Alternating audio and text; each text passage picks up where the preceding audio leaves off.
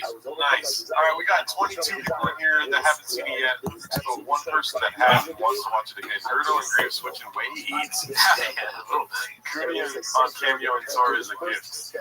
Yeah, dude. Everyone needs to get on Sora, dude. We all need to have a fucking PF Chang's kitchen in there, dude. I got so mad on Sora that the last one I made, I haven't seen it yet, but it's just attacking him, to be honest. Yeah, I took it. I know, I don't have any morality. You cast the first stone, gets fucking blocked. Yeah, you cast the first stone, you son of a bitch. Come on, stand up and I'm fat. I didn't say it makes Brendan Green fat. Okay, you did, you bastard. Can we see what you made before we start? You want to see? It's really bad. We'll see. I mean, I have not seen it. Let's see. Dude, that's such a funny, like, thumbnail, dude. Alright, yeah. Oh, no. Shit, like what y'all be doing out here, cyphers, I know, real great stuff. Yeah, thanks for the shit, for sure. Doesn't even bother me or anything, I like the vibe.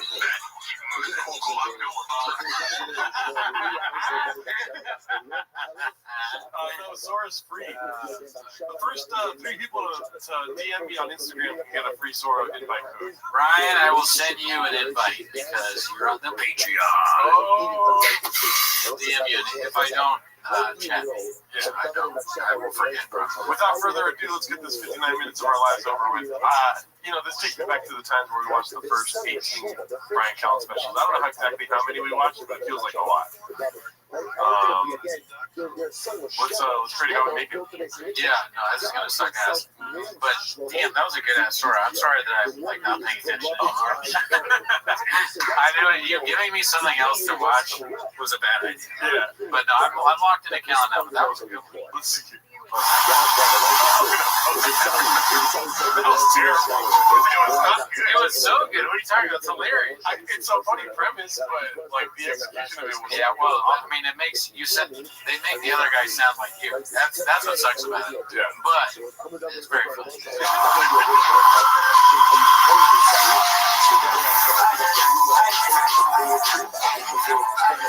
Okay, have we ever done a rap song before Brian Callen special? I don't think so. I don't remember. He is still doing the stupid, because part of the other ones were the same kind of thing, right? Animated version of him looking all strong and jacked. I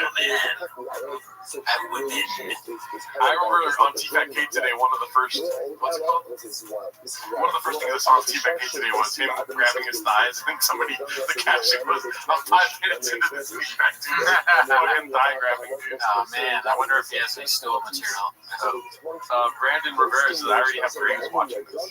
Yeah, you can get Graves in a lot of places. Looking for that public embrace, trying to feel that I can never feel. I always need more. It's an addiction, and it's not healthy. I think it's a common. When you look in the mirror, you shouldn't like what you see. Black Rifle. You gotta have He's smoking cigars and just drinking Black Rifle. He's doing merch drops in the beginning of the special.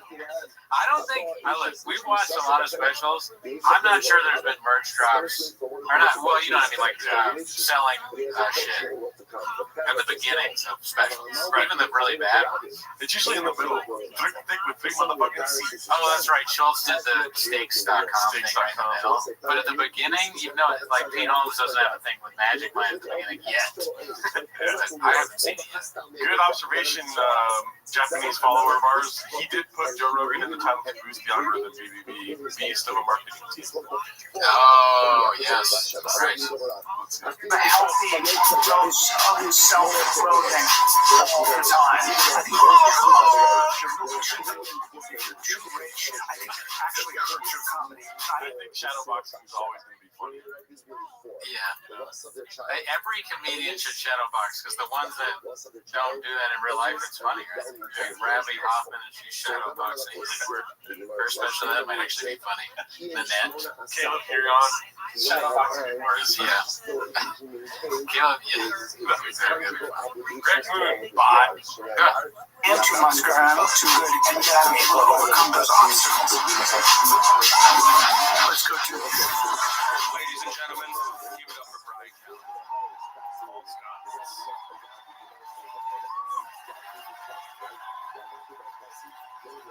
You're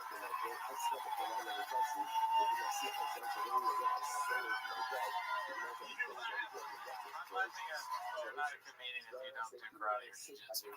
I've had that same thought. Yeah.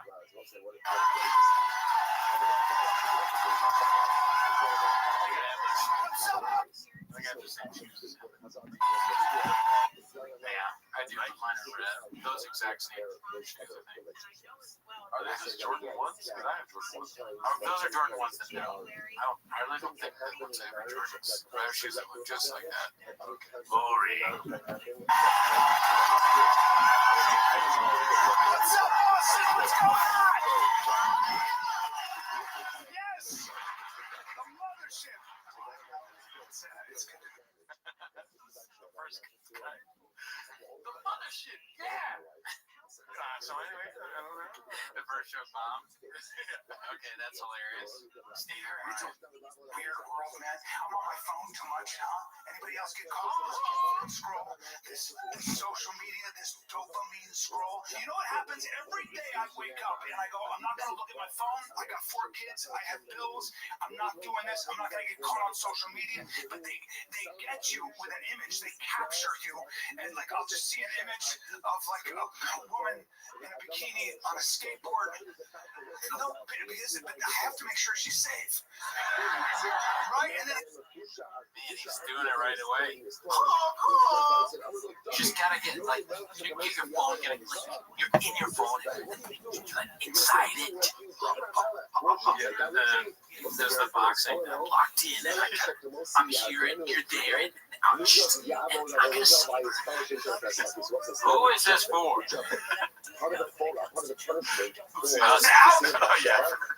Us in our show. or later, you're like, I can't stop, you know? This is what happens. The problem is it gives you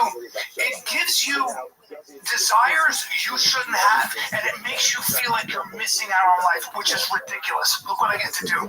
And I'm on the other day, I'm scrolling, and a dude does a perfect backflip off a yacht and just disappears into the azure waters of the Mediterranean. And the girls on the I don't know. It's Brian Callen's intellect is using. disappears into the azure waters of Azure. Blue? Oh, that's my guess. But he uses words like azure and Afghanistan. Azure. Yeah. You know what? I'll give him credit here, because if I were Brian Callen, he's saying that he's looking at his phone a lot, scrolling through social media. I wouldn't be doing that, because of the stuff that he sees. He's getting gadoosh left and right. So if he's still looking at his phone all the time, looking through things, good for him. I wouldn't have that. He's on Reddit all day. He scrolls. He has to hide things on Reddit constantly. I don't want to see that. Boss. Even when he's in Too Busty to Hide, he's like, oh, fuck that. Cross-reference with Spider the Kid subreddit. Because you see all the, you see the Mediterranean, and the girls on the yacht are like, what? You know? And I was like, my life sucks. Right? Now then what happens? Then I get to another reel where a dude, he's a cowboy, a real one. You guys know. What's up, cowboy?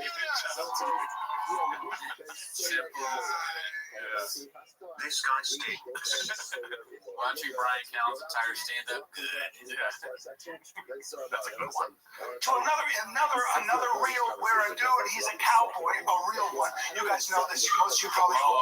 That cowboy, 2.5 minutes in, dude. Yeah. You think he's going to do the horse? He's already on the horse. Yeah, idiot. You don't fuck. He's on the horse.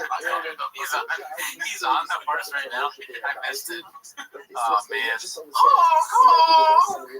Another reel where a dude, he's a cowboy. Oh, you're right. He got on the horse. I missed it. And an animal right away. On the other specials on the Patreon, we would count the amount of animals that he would name, because he would constantly. His specials take place in the zoo. He loves the zoo. Cowboy, a real one. You guys know this. Most of you probably own horses here. And dude, he's a horseman. He's on a horse, a real cowboy. Hat, buckle, robe. He wrangles cattle. That's his job. Dungarees. Dungarees. That must be a new thing with comedians now, too. So, How big were the dungarees, Callan? why not just Wranglers? Yeah, the Wranglers are funny. That's the most cowboy shit I've ever heard. Wrangler? Peter Dinklage's dungarees.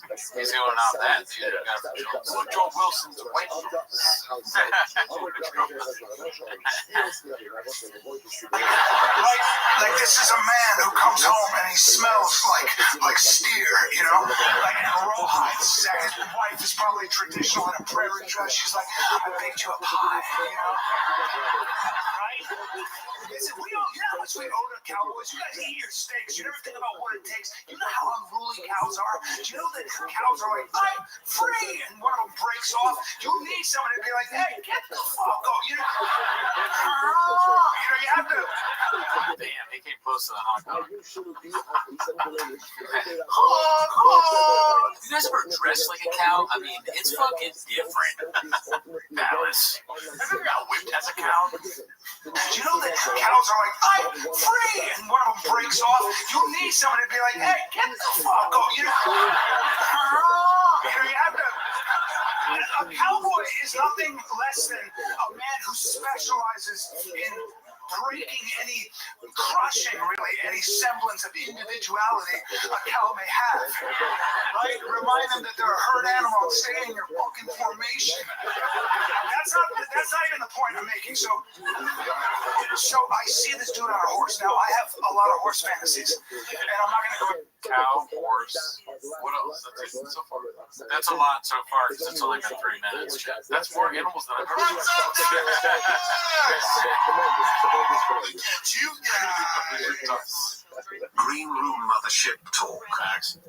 If I were there and I'm a comedian at the mothership, a door guy or something, it'd be kind of funny just to time it just randomly. Like, oh, he's doing an animal day. Let's see how long I click like a stopwatch. Yeah. And then you got a bunch of things someone else taking notes. Like, oh yeah, 4 minutes on horses, dude. I don't know how he does it. It's not funny at all either. Nobody laughs. He does it the whole time. And he does the same kind of voice the whole time too. It never changes or anything. But he's not embarrassed in any way. It's crazy. What's up, Dallas? Oh yeah. Look at you guys. Callan stealing raccoon tweeties jokes dungarees. Change his name to Bot. That's a Bot animal picture blockbuster. And then we got a guess on here that Inku says he's going to talk about monkeys next. I like guessing too. Like, what's the next monkey? Or what's the next animal? What's the next monkey? Monkey. Yeah, well, monkey's a safe bet because humans are monkeys. Did you know that? That's like, facts. we come from monkeys. We ate shrooms. And, yeah, we came from apes.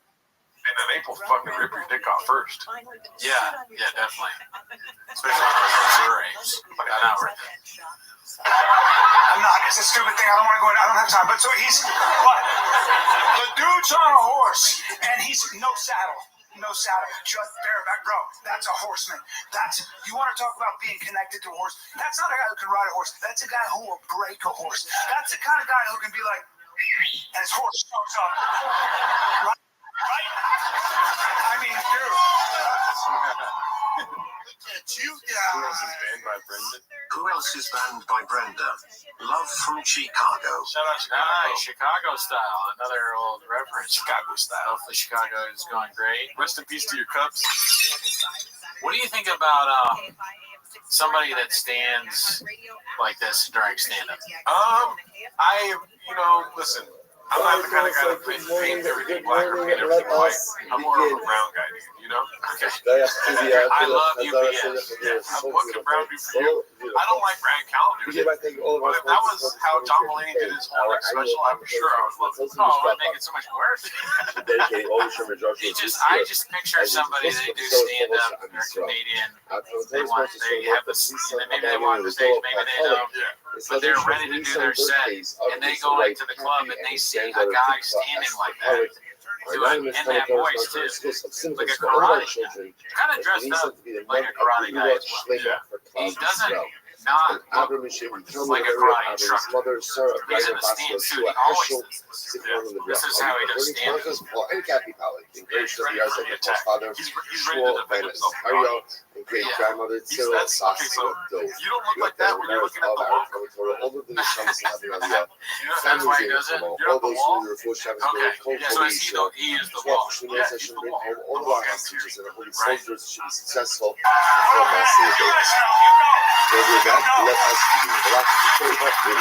Here's what got me. I watched this 5 times. He's not moving a muscle. He's on the horse, okay? It's just him and the wrestlers. I don't know what he did. Terrible. I can't stop thinking about other people's reaction to this. Right? It's just the woke meets the wall, and he's standing like that. I literally forgot what that made me think of. Oh, my bad. No, it's not your fault. It's just another great. You know what I'm saying? In general, I will say is it's not a healthy exercise to try to find fault in people, even in bad people. Brian Carlin's feet are never less than 3 feet apart. Why? So then you hang on. So what I was thinking is, I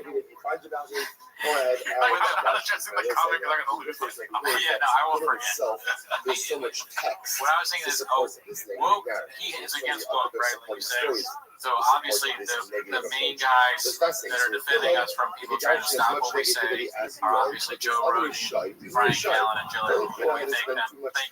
You guys like your freedom to talk and chat? Think all 3 of those guys every day. Okay, so these are really important people. But anyways, what I'm thinking is you got these woke people, right? Maybe some of them are aware of Brian Callen, and they hate Brian Callen. They hate him because he's free, right? So they go to the show and they're expecting to hear offensive shit. They're expecting him to talk about trains and how protesters deserve to get shot. Right? And they get there and he does 10 minutes on a guy getting on a horse who's hot. And then they're just confused. This guy sucks, but they don't even know. The woke don't even know they've met the wall. The wall is that there's nothing interesting being said. Sometimes you're more of an assist guy. You're not really the score. You're setting your team, and you should have locked that one instead of trying to say, okay, back at the back, backboarding the ball went all over the place. Okay, you're wrong. Okay, you're right for like 80% of that. All right, listen, the audience fucking loves it. Right? And then they forget that they were going to a place where they were supposed to see both sides of the issue.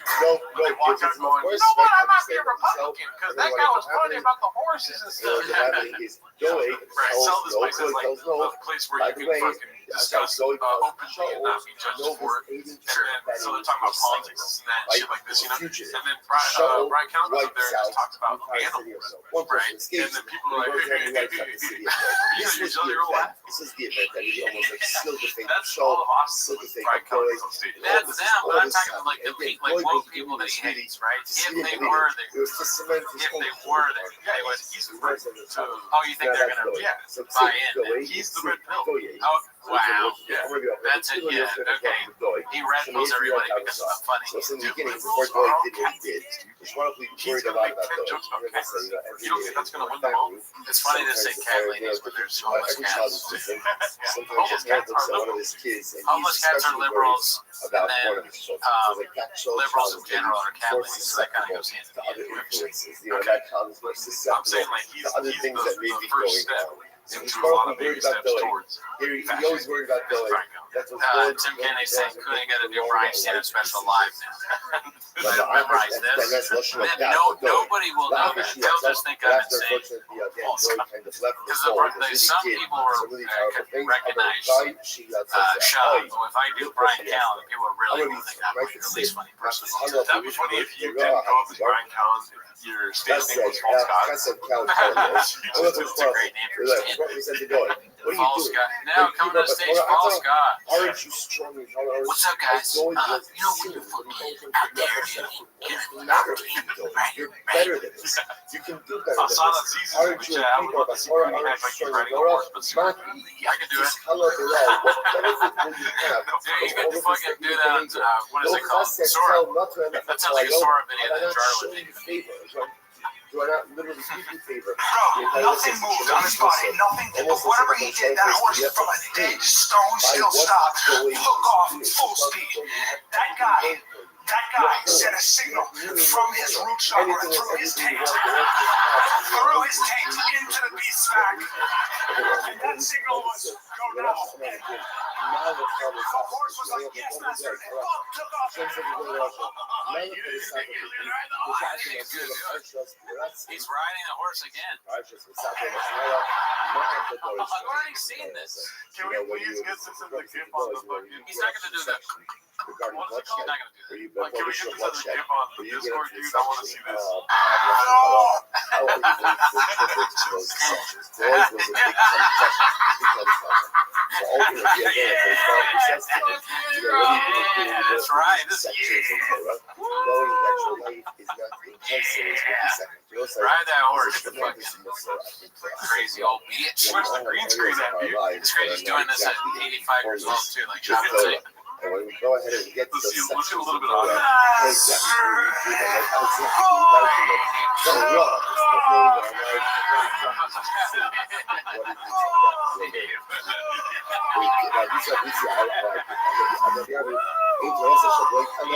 exactly where you do that, exactly right in it. So raw, it's not knowing that I'm right.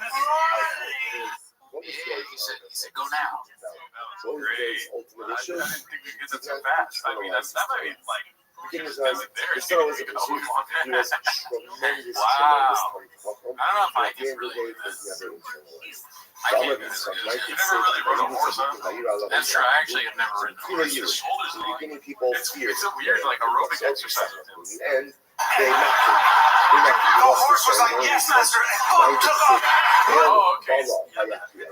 We'll say, so he's actually Yeah. swallowed a Yeah. treasure and then vomited This is it the out. last thing you see before you become a He wasn't even using the reins. He was just Please take Zoe's life. Oh, man. That was the show last night. The comedian rode a horse for 15 minutes. Take his life. Dude, that would be kind of funny, honestly. If you allowed me to do 20 minutes of stand-up and I just did me riding a horse all the time, whoa, and I was like this. I can't kill him now. Just the whole entire time. Once he Just go forgets his performance Torah, art. then Yeah, dude. And then he's not done yet. I'm going to follow the it says, no, just take his Torah now. Which was another so Shit. I wonder if he's ever done this on stage and a comedian was like, that horse bit is killer. Just giving him props. Oh, what is that? Why? Why would you do this to a horse? It's not He's giving me laughs, so we gotta check out what he says. I wish we could watch the horse too with no audio first every time. Like, if Ryan Count came on screen and was like, all right, guys, you know what time it is. It's funny to watch this because we're watching, kind of, it feels we're watching it live. Clips that will be, or stand-ups that will be clipped. These things, they look like they're straight out of one of those videos where a changed person, they look at how much comedy sucks now. And it's Rogan fucking Callan riding a horse, and Whitney Cummings pretending to be in a stripper pole. Yes, this is The horse was like, yes, master. And took off. Running. He wasn't even using the reins. He was just running. Controlling everything to control 1,200 pounds of bone and muscle with naught but the golden crescent. That is your inner thighs and taint. 5 minutes exactly.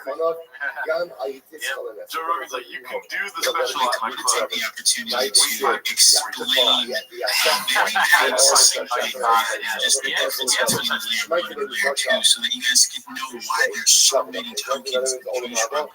Kid asked a really good question the other day, and he asked somebody, he was like, what is your token of choice and why? And I was like, what a great way to just ask.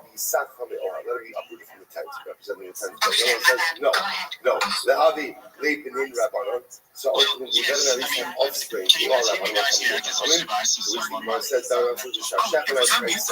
They need to be uprooted from the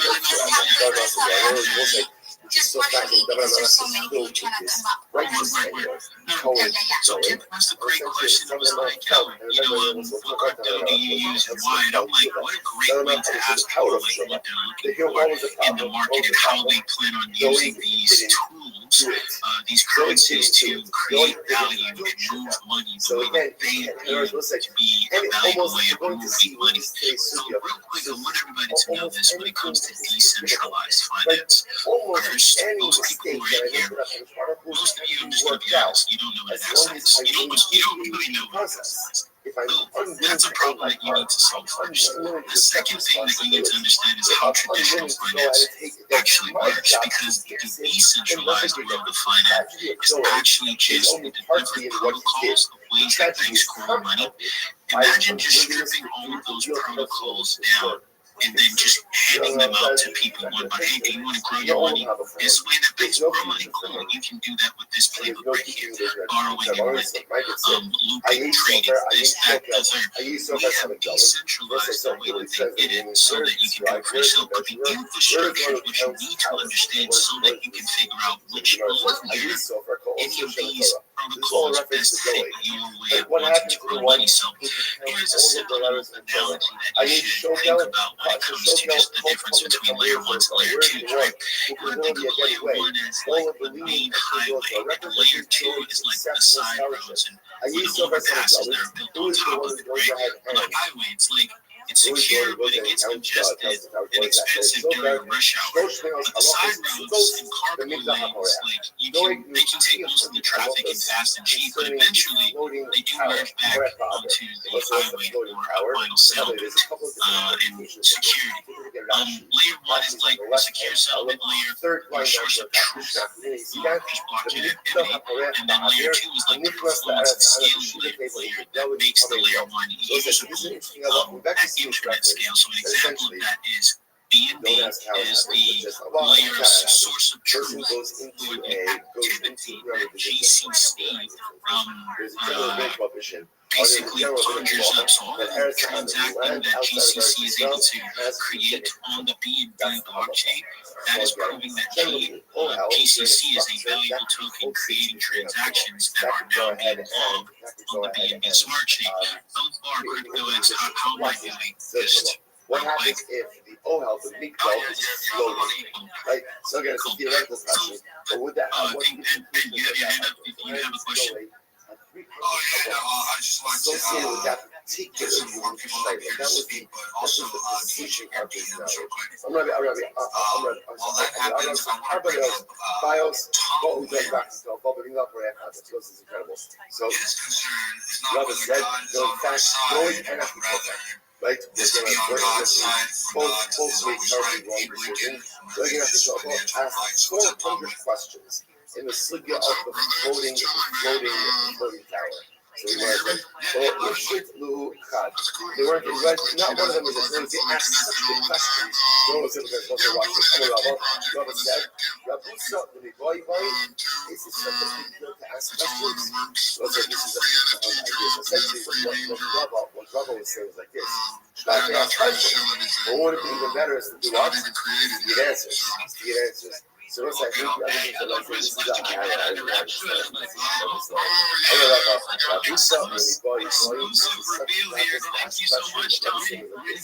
Life is full of questions. Feel free to ask them as long as they don't paralyze. A lot of times, like we ask questions and can't move It's a forward. brand new concept. We're not really divulging much details around it.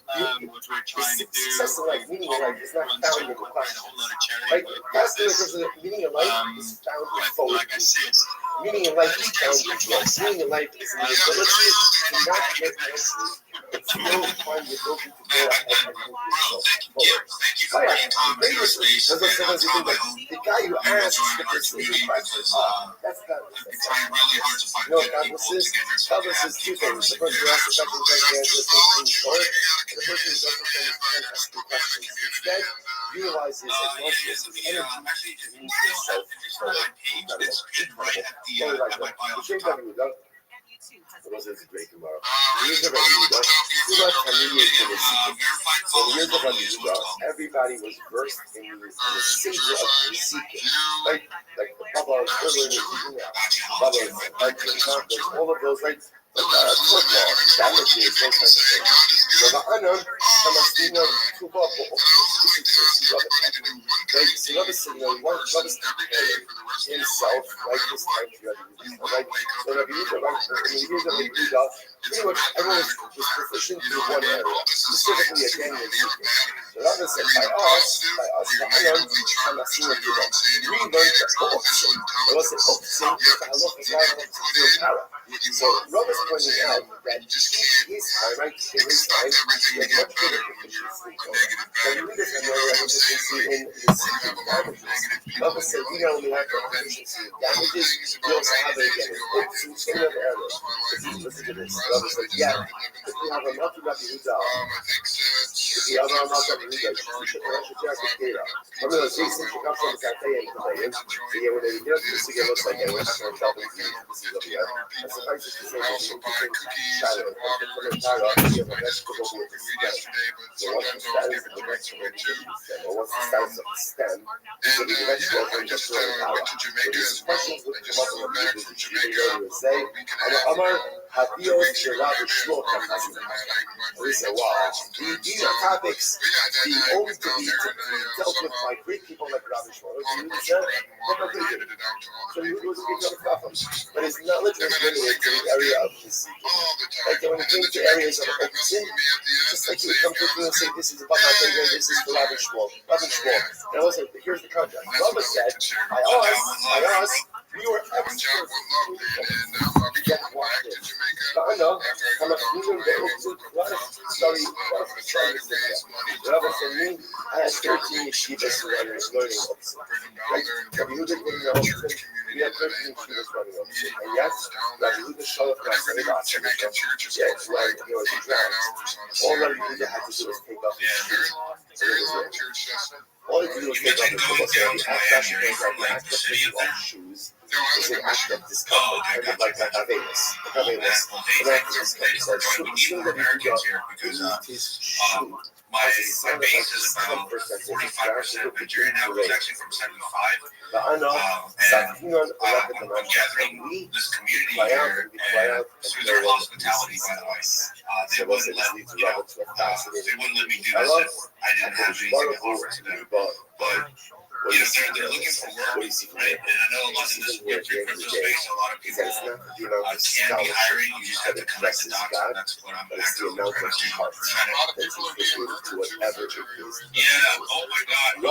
I encourage you to listen to my last few shows because I've used this platform for like the last week. We're starting to bring awareness to what's going on, but as of yesterday, or 2 days ago, when Trump decided to bring awareness on the global stage, I decided that my platform should move on to another topic, which is kind of like a mind enslavement movement that's coming from the Far East, and it's through Twitter, and it's not getting the recognition it deserves because these follow farm groups, I call them labor camps, they specifically target the people of Nigeria and maybe even India. I just see Nigeria because that's my audience. But maybe in India too, in places where people don't really understand what their value is. And so these people come in with their family propaganda and let's room together and, we make them stay up weird hours of the day. And I've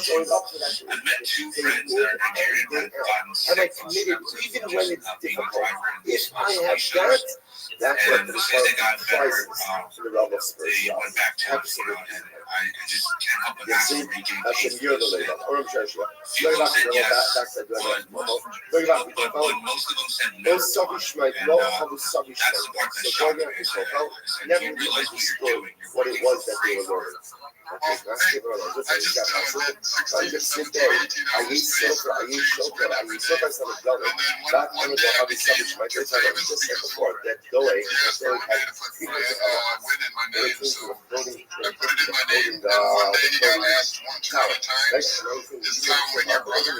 And like he had messaged me about when I put your name, so I told him, that's all basically. And I kind of got angry. But at the end of the day, like I just realized that God put him in my life. I literally went on a journey. Now I have a cat. The only cat out of the death of another Maine Coon. His name is Winnie the Pooh. W-I-N-N-I. You know what I'm saying? But anyways, like literally this cat, I saved James Winnie Pooh and we fly out to San Francisco to rescue the cat from San Francisco SFS PCA, and I brought it to the owner. He didn't want it. But the night guys were there. The night guys ended up taking him, but about 45 minutes later, I was doing interviews outside. They came back out with me and took me back. So now I have Winnie the Pooh. Originally, it was Murray. And I picked Network. But my daughter said, Yo, what up? How are you, big dog? What's up, big man?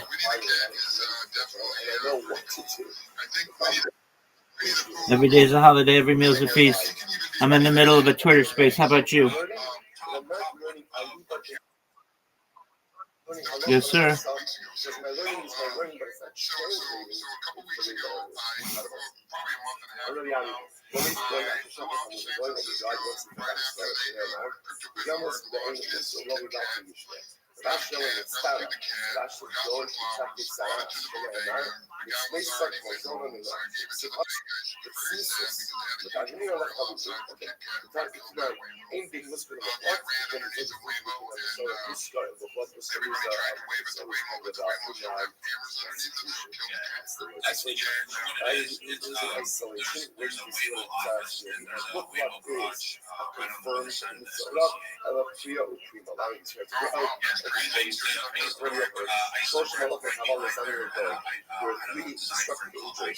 Who were sending stories. What did they do?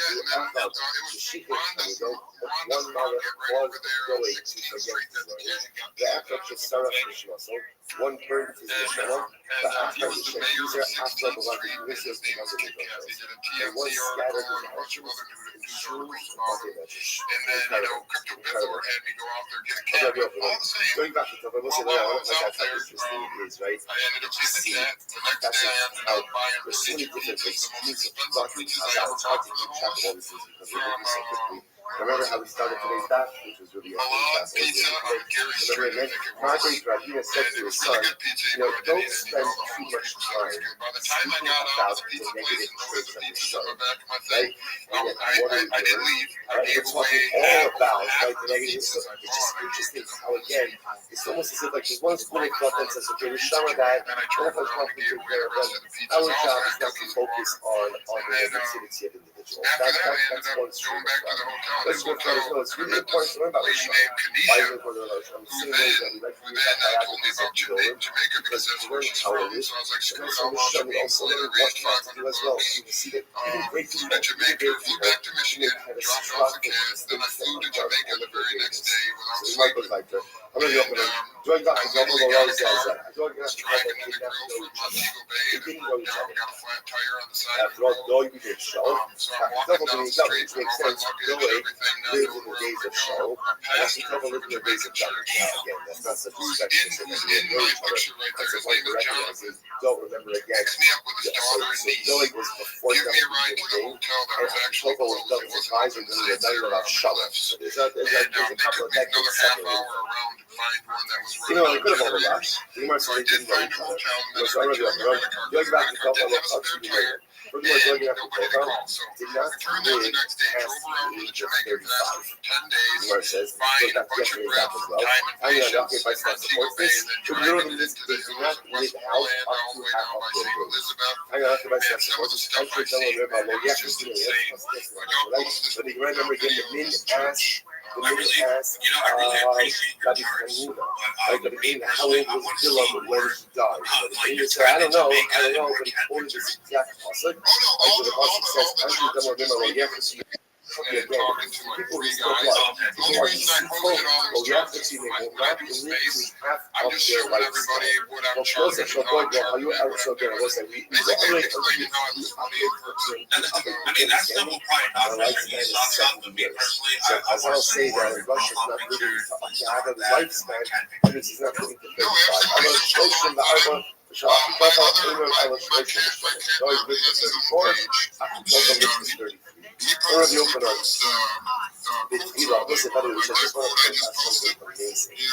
He posts This guy sucks. I do my best to avoid this guy's fucking spaces and his stupid ass cat. I knew these guys wouldn't want your fucking cat. I could have told you that when you were still fucking wherever the fuck you were. I know exactly where he was.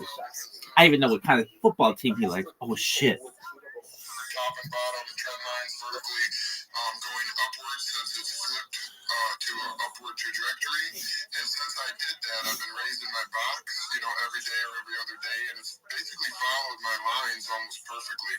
So if I will post the last picture of the whole thing right now, and that way you can see it. Let me go back to trading view. Hey, Tom. So on your charts, if you're on TradingView, there's actually a tool that creates your channels. I know you're doing custom, but no, this is my custom. This is my custom idea. Yeah, but no, if you tell me what it is. Yeah. I'll DM you because I gotta find it, but I know. I don't click on links, so just explain it to me, sir. Yeah, it's a tool.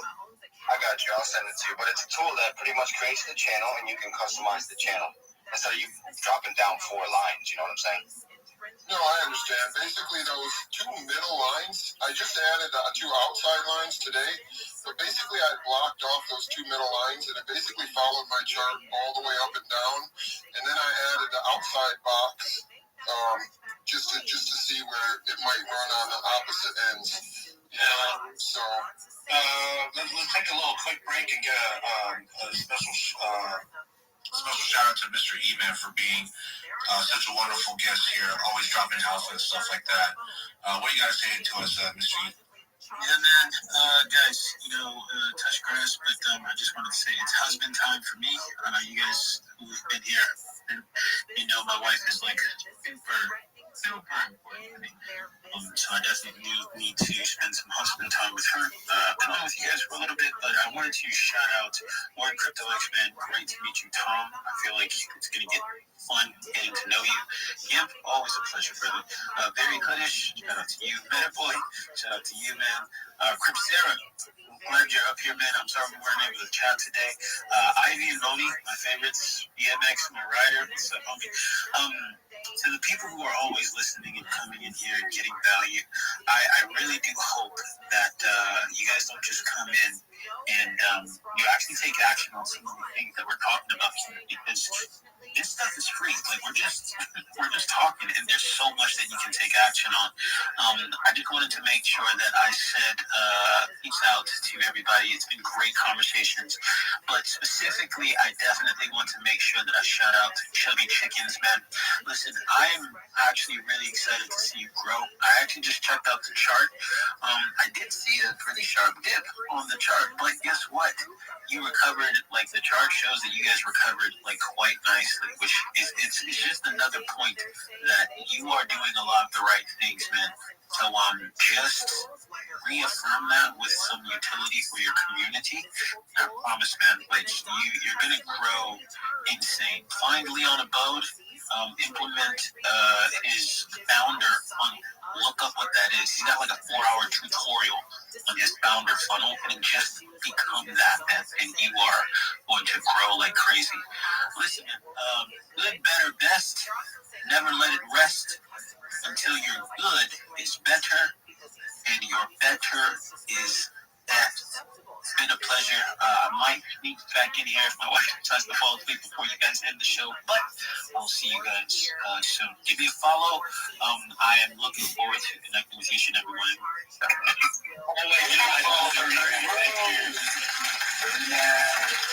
Good night. Thank you so much.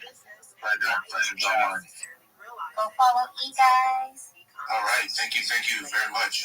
Let's see. Let's bring up some Rabbi Rothschild. There we go again. Rabbi Rothschild's in the house. Holy shit! All right, Rabbi Rothschild. You can check him out at his Discord channel. Go and give him a follow at 2xthot. Rabbi Rothschild lives on YouTube and Discord 24/7 for world peace. He is the real life Truman Show. Rabbi has lived on YouTube for 4+ years. His AMA is also in the Discord pinned in his bio. Also YouTube as well too. He's following 2.8K with a followership of 1.8, so that means he will follow you back. Rabbi, it's great to have you as always. How are you doing, my friend? Every day is a holiday, every meal is a feast. Thank you so much for the opportunity to be able to speak.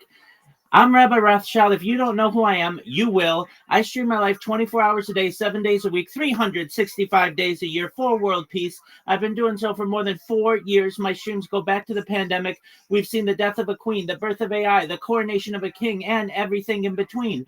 This is a real-life Truman Show, a real-life Big Brother. This is a timeline in a time capsule of human achievement. In the 1990s, Bill Gates coined the phrase, content is king, and I'm making it true today. I'm king of the internet. This is the biggest event in global history, and here's why.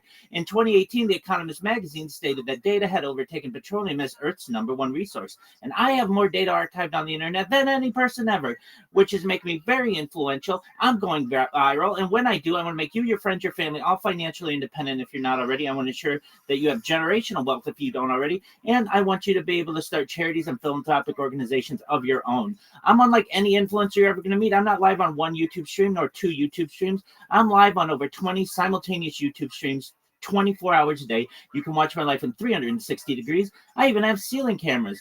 If you want to check out those views, the link is in my profile. Additionally, it's in my pinned post. You'll also find in my pinned post my link tree. I dare you to look at my link tree. Nobody dares you to look at that link tree, but I do, because I have more social media than any person on earth. I have more content than any person on earth. You'll also find a link to my Discord, discord.me/rabbi. I'm live 24 hours a day. We have over 2,500 people in there, and we're growing stronger each day. In addition to making you all rich and wanting to promote world peace, I want to help end world hunger through the use of technology, such as agricultural drones, floating greenhouses, saltwater greenhouses, hydroponics, vertical farming, cloud seeding. I want to help end world thirst. I'm sponsored by a cryptocurrency that's worth about $100 million, and one of the things that we do is we build wells and water towers in developing nations for the benefit of the less fortunate. Additionally, I'm an advocate for the LifeStar program, and most importantly, desalination technology, where we pump Earth's seawater onto land to make it drinkable.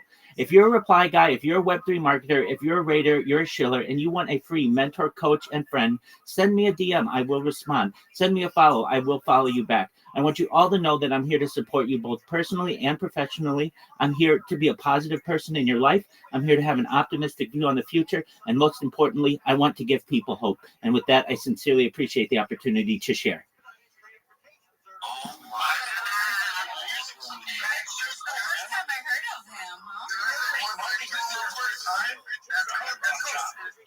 Honestly, that's called speech show. Like if we have a channel called you won, my boy.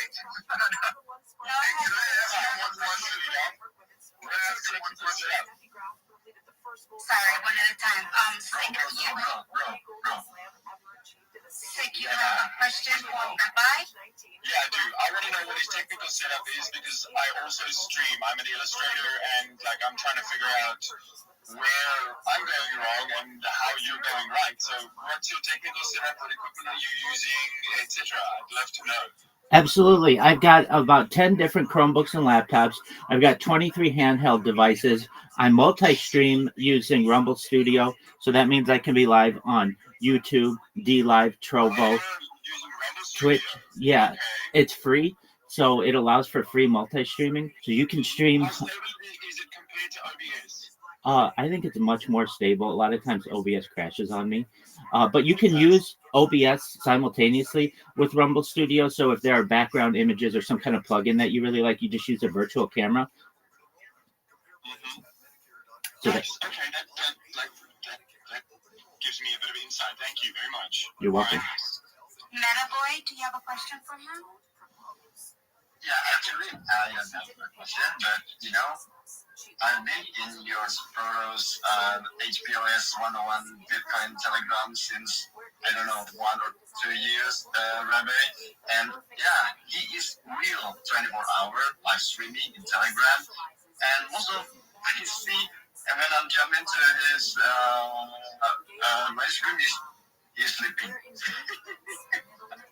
and yeah, he's real, and I've already heard him talking several times in the community chat, and it's very, very bullish. And yeah, I hope this product, the Bitcoin, or the sandwich community will go up again. And actually, they are OGs that are bringing new narrative to the crypto space. When they are launching, they are making some like similar, like copy-paste them, like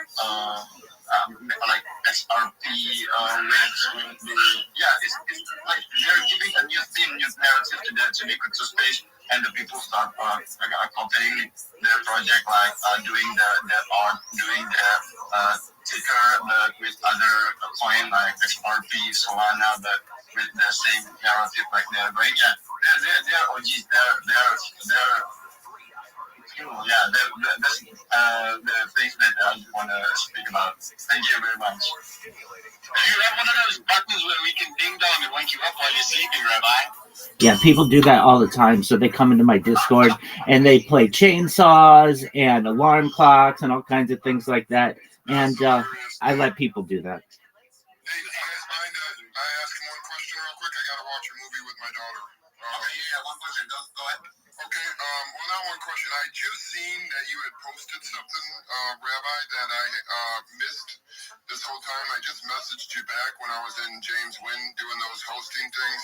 I was up for like 18 hours every day doing those. I don't even know why I was doing them, but now I do. God kind of led me in the direction I needed to be through there. I've been able to feed so many more people. My goal, I have a 501(c) as well. It's called One World Nourishment, and the slogan is Own Your Future, Be the Change that you want to see in the world. And, out of my own pocket, I've already bought 500 pizzas for the homeless in my hometown, Grand Rapids, Michigan. You can even call up Uccello's. They'll tell you some crazy giant white guy comes in there and buys pizza all the time. And then the other day I went and met another owner of a pizza joint, and he gave me an even better deal. But my whole goal behind everything is just to meet people like you and just change the world. And it sounds to me like you got the same thing. So if you have anything around the world or anything that you're doing, I really wouldn't mind, either helping or maybe going somewhere or doing something. I love all the things. I was a bricklayer in the beginning of my life for 18 years. So at least I have some construction and different kind of things like that. But yeah, I just wanted to say that I missed your message, and I'm sorry if that hurt you at all. I just don't really read my DMs because there's just so many shit DMs from scammers, and I'm afraid to click on one wrong thing and I open it. I click on the wrong thing. Don't even get me started, bro. Oh my God, it's so hard. Don't click on any links. One of my friends lost over $30,000 in XRP. Yeah, don't even get me started, Tom, bro. Hey, can I ask you, Money Love, what are you? Because I can't make out what your heritage is. Yeah, you look Vietnamese, though, not Chinese. But I am Chinese. Oh, you're Chinese? My girlfriend's Chinese, too. She's from China, actually. My parents are from Hong Kong. I was born and raised here in Los Angeles, California. That's awesome. I was just out there just a little bit ago. But my girlfriend is from Dubai, and then she has 2 massage joints in Guangdong, which is right by Hong Kong. And then now she just opened up 2 massage shops here. Guangdong? What's part of Guangdong? I'd have to ask her. She's by Detroit right now, opening up her second massage shop here. And she's just the hardest working woman I ever met. Just 12 hours every day. She lives at her shop, you know what I mean? She's Southern Chinese? Yeah, well, Hubei, I think Hubei's more in the middle, right, Moni? I don't know, because I'm not from there. Guangdong is south, but Hubei is up in the mountains, which she compared to Michigan. So I think it's in the middle, and it's cold. Yeah. Okay. Guangdong. No, I'm thinking about Guangzhou.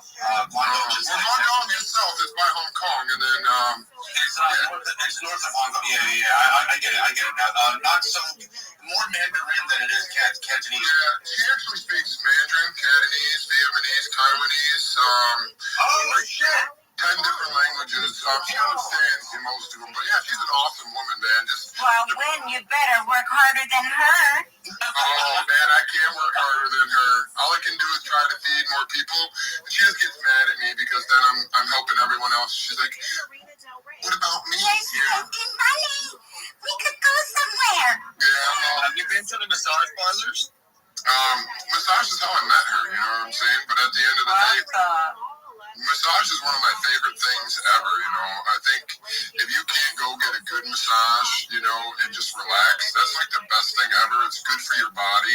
I'm also a naturopath doctor, not like an actual certified one. I didn't go to school, but I studied over 8 years, and different kind of things like that, just for myself, trying to fix myself. So I've been to naturopath doctors that I knew more than they did. So, and a lot of them, they were just quoting shit they read out of a book. You know, they didn't really study it. I remember one day I did like a 15-day great fast, went vegan for over a year, which I would not recommend. Veganism is actually unhealthy as hell. It actually causes dementia and other brain-related diseases because of the lack of fat.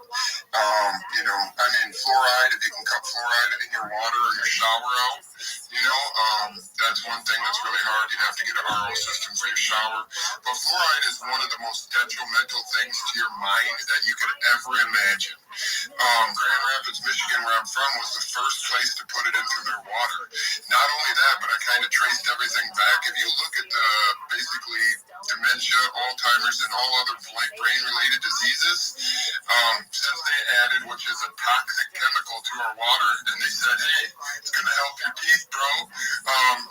You should be surprised at like how many people end up with dementia and brain-related diseases from this. This is an over time kind of thing. The same with like omega-6s in your diet from grain.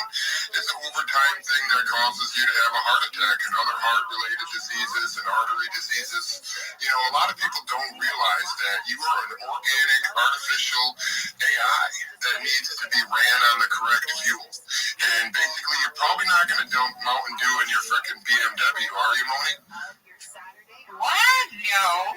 Exactly. So why are you going to dump, you know, into something worth an infinity amount of money? You know what I'm saying? So you're worth infinity, which means you're worth way more than your BMW.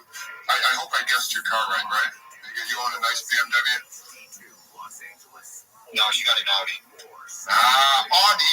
My girlfriend would say, Audi. More than Mercedes, but I'm going Audi.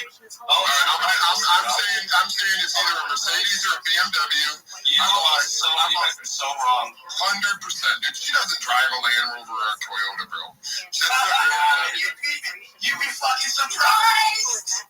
Not a Toyota. I drive a Toyota RAV4. I like it, you know what I mean? I just chill out. There's a plot twist. She kind of drives a Toyota. That's a clue. A kind of Toyota, so she drives a Lexus. I gotcha. I'm sorry, but like, dude, hold on. She drives a Supra. This guy knows about cars. Okay, I like where we're going. Can we stop talking about crypto real quick and get into cars? I'll be honest, I like cars more than I like crypto, but like, honestly, like I've been in crypto since 2018. In the last 4 years, I made $6 million and lost 5 of it. I'm now almost broke, so I was real depressed about 90 days ago, kind of on my edge, and I decided to do what God says and die to thyself and be reborn in Him. Ever since, I still struggle with depression, but I've never felt happier when I'm around people and helping people out and just doing good things. Sometimes when I'm by myself again, I get depressed, but at the end of the day, I'll tell you what, man, the best drug you could ever do is kindness. You know what I'm saying? So it's like the ultimate drug. I think that's why it's really hard for me to press end on these spaces. Whenever we get into like a really good moment, and I see that it's midnight and my time, and I'm just thinking about my fellow Americans here on the East Coast. And it's like 3 a.m. in the morning, right? So I have to just end it for the well-being of everybody. But when I go to end it, it's real hard because that feeling that you were talking about. Once I ended, once the disconnection is severed, the dopamine stops dumping, and you're just left in this empty room with just a phone and a light. I know what you mean. I've done so many spaces. I was the main character for the psyop for Ben.East. I said psyop probably a million times. I was doing 20 hours spaces every day until he said the N-word one day and completely crushed psyop and oil and every other coin he was doing. And then James Wynn, I told you the story about him, dude. I don't even know how the hell I get these things. Like 50.East, I've been out to his house in Calabasas. Like Jesse from Full House is his neighbor. He lives in the same private. He lives in the same private community as all the Kardashians. He literally drove me around his BMW golf cart thing. You know that neighborhood is a very small world, right? You'll see literally everybody, anybody. Yeah, he used to go running with what's his name? The guy. Moni knows. Hey, as a matter of fact, Moni knows all about those neighborhoods. Don't you, Moni? So Moni, that's Oh my God, we're having such a good time right now. This is so amazing. It is Moni. I'm gonna send you a picture of me and my girlfriend, and this is me and my girlfriend Shiju. So this is so awesome. I love this. So I just sent you that picture. You said you're in Michigan. Oh, damn. Damn, Kelly. Yeah, she's old too. She's 48. I'm 44. She does not look like she's 48, does she? Most Asians age very nice. Yeah, my ex. Okay, that's sometimes. But no, yeah, like she aged very. But most Asians, they do age really nicely because of what they eat. Like, how they cook things, what they put in their soup. Like, how you said earlier, if you're vegan, oh my gosh, give you Alzheimer's, you're not healthy. So it's a lot of things like foods and water and the air you breathe. People you surround yourself with. Yeah, she looks very healthy. Her skin's glowing and stuff. And so is you. The happiest woman I've ever met, and all she says is you gotta keep it simple, basically, and stay happy. Try not to complicate your life. I'll be honest, after coming in, I was just a broke bricklayer and a weed dealer for most of my life, you know what I mean? So, and a professional poker player who lost everything probably 8 times. I remember I had a grow room right before my last grow I did. I had a grow room in a duplex apartment with 100 plants in there, 15 LED lights. I literally was watering the plants one night while I was trading on Binance, and I had all my money in the Ethereum bull coin. I fell asleep in the freaking grow room, and I woke up and I lost all my money. So you buying shit coins? No. I was in Ethereum Bull, which used to be basically a way to trade perps on Binance before they allowed you to. So Ethereum Bull was a 3 times up, 3 times down coin. It was a leveraged coin. And so I was playing that, and right before I went to bed, I didn't go to bed. I was just playing it, and then I was watering my plants. I shut off my plants. I was high out of my mind in the room, and I nodded off in the Ethereum. This guy talks too much. I love that I told him off. Hi, Tom. I don't know what I need to do to talk in the wind space. I think it is not nice that you made me wait hours to ask my financial question and still never let me ask it. I know it's not personal, but I just wanted to ask a question about economic resources. P.S. Your running backs look amazing. Here's to hoping the Lions make the Super Bowl.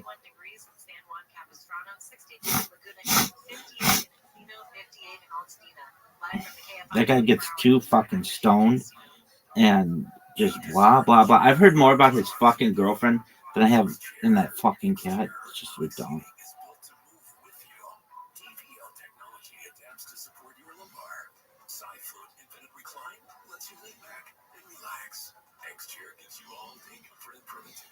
Who's that chick, though? She's hot as fuck.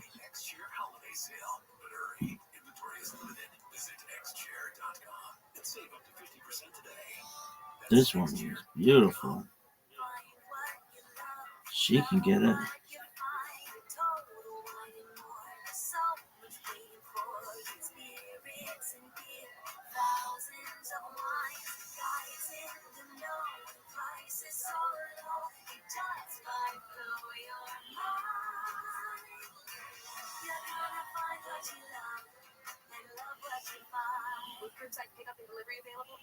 1 kilo only at Total Wine & More. Drink responsibly. 21.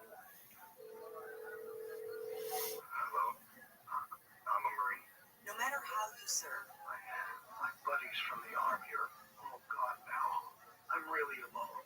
no matter what you're going through, I keep getting calls about the bills, and I'm trying to get a job. I feel so stuck. We are here for you. If you or a veteran in your life is experiencing thoughts of suicide, dial 988 and press 1 to reach the Veterans Crisis Line. KFI AM 640. Another radio station. Guaranteed human.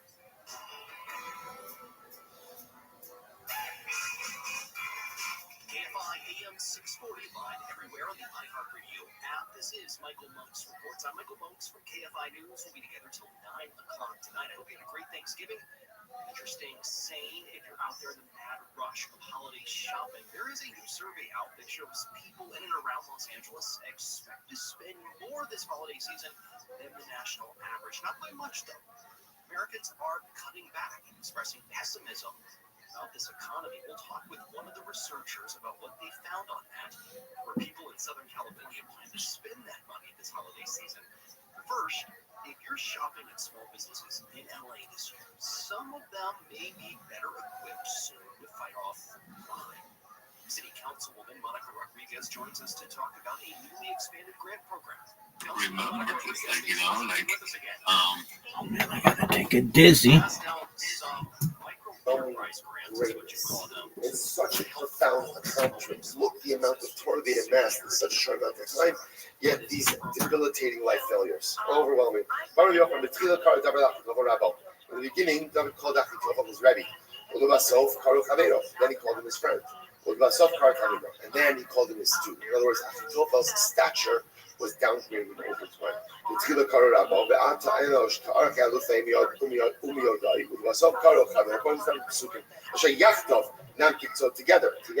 we'll go ahead and explore the secrets.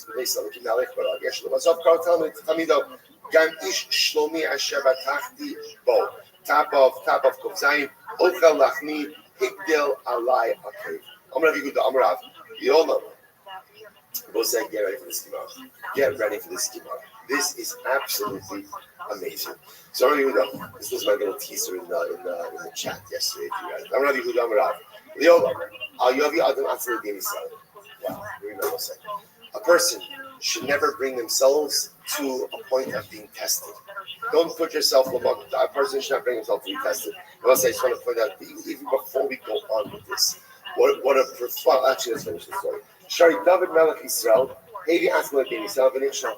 David Melech willingly put himself into a situation of being tested, of testing his spiritual resolve, and he failed.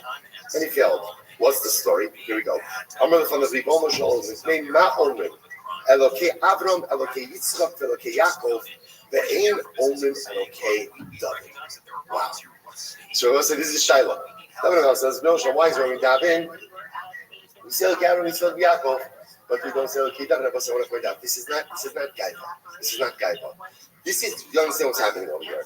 This is David HaMelech saying, I want to self-actualize. I want to become the best version of me. I feel that I have the potential to maximize my greatness. How do I get myself to a point where I can, where you, what's the chap of Elokei Avram, Elokei Yitzchak, Elokei Yaakov? What's the chap of that? The Ribono Shel Olam is willing to associate his name with those people. That's a big thing. That's a big thing. Literally, again, attaches his name to Avram and Yitzchak. So don't have to say, how do I get to the level where you will attach your name to me? How does that happen? So David HaMelech says, well, it's very simple. Amar, Inhu Minsi, Ihu Minsi, the Aklo Minsisli. Shmuel says in David, they were tested by them. Each of them were tested, and they succeeded. So when a Yid is able to go on and be tested in life and able to overcome these tests and challenges, that's when I associate my name with him. Remember the father Ribono Shel Olam, Bechaneni v'nasim. Shneimar, Bechaneni Hashem v'nasim. David says, bring it on. Not exactly. Right? Test me. Like, test me. I'm ready for it. I'm ready. Okay, I got it. It makes total sense. How can you know who I really am until you test my result? So test me. Omar, he says, it's very important to understand that Rothschild did not give David this test. David asked for it. We'll see why this is important later on. Omar, min sina l'cha va'avidna milsa ba'adach. So that I'm going to test you. But here's what I'm going to tell you. I'm going to give you an advantage that I did not give to Avram Yitzchak and Yaakov. How so?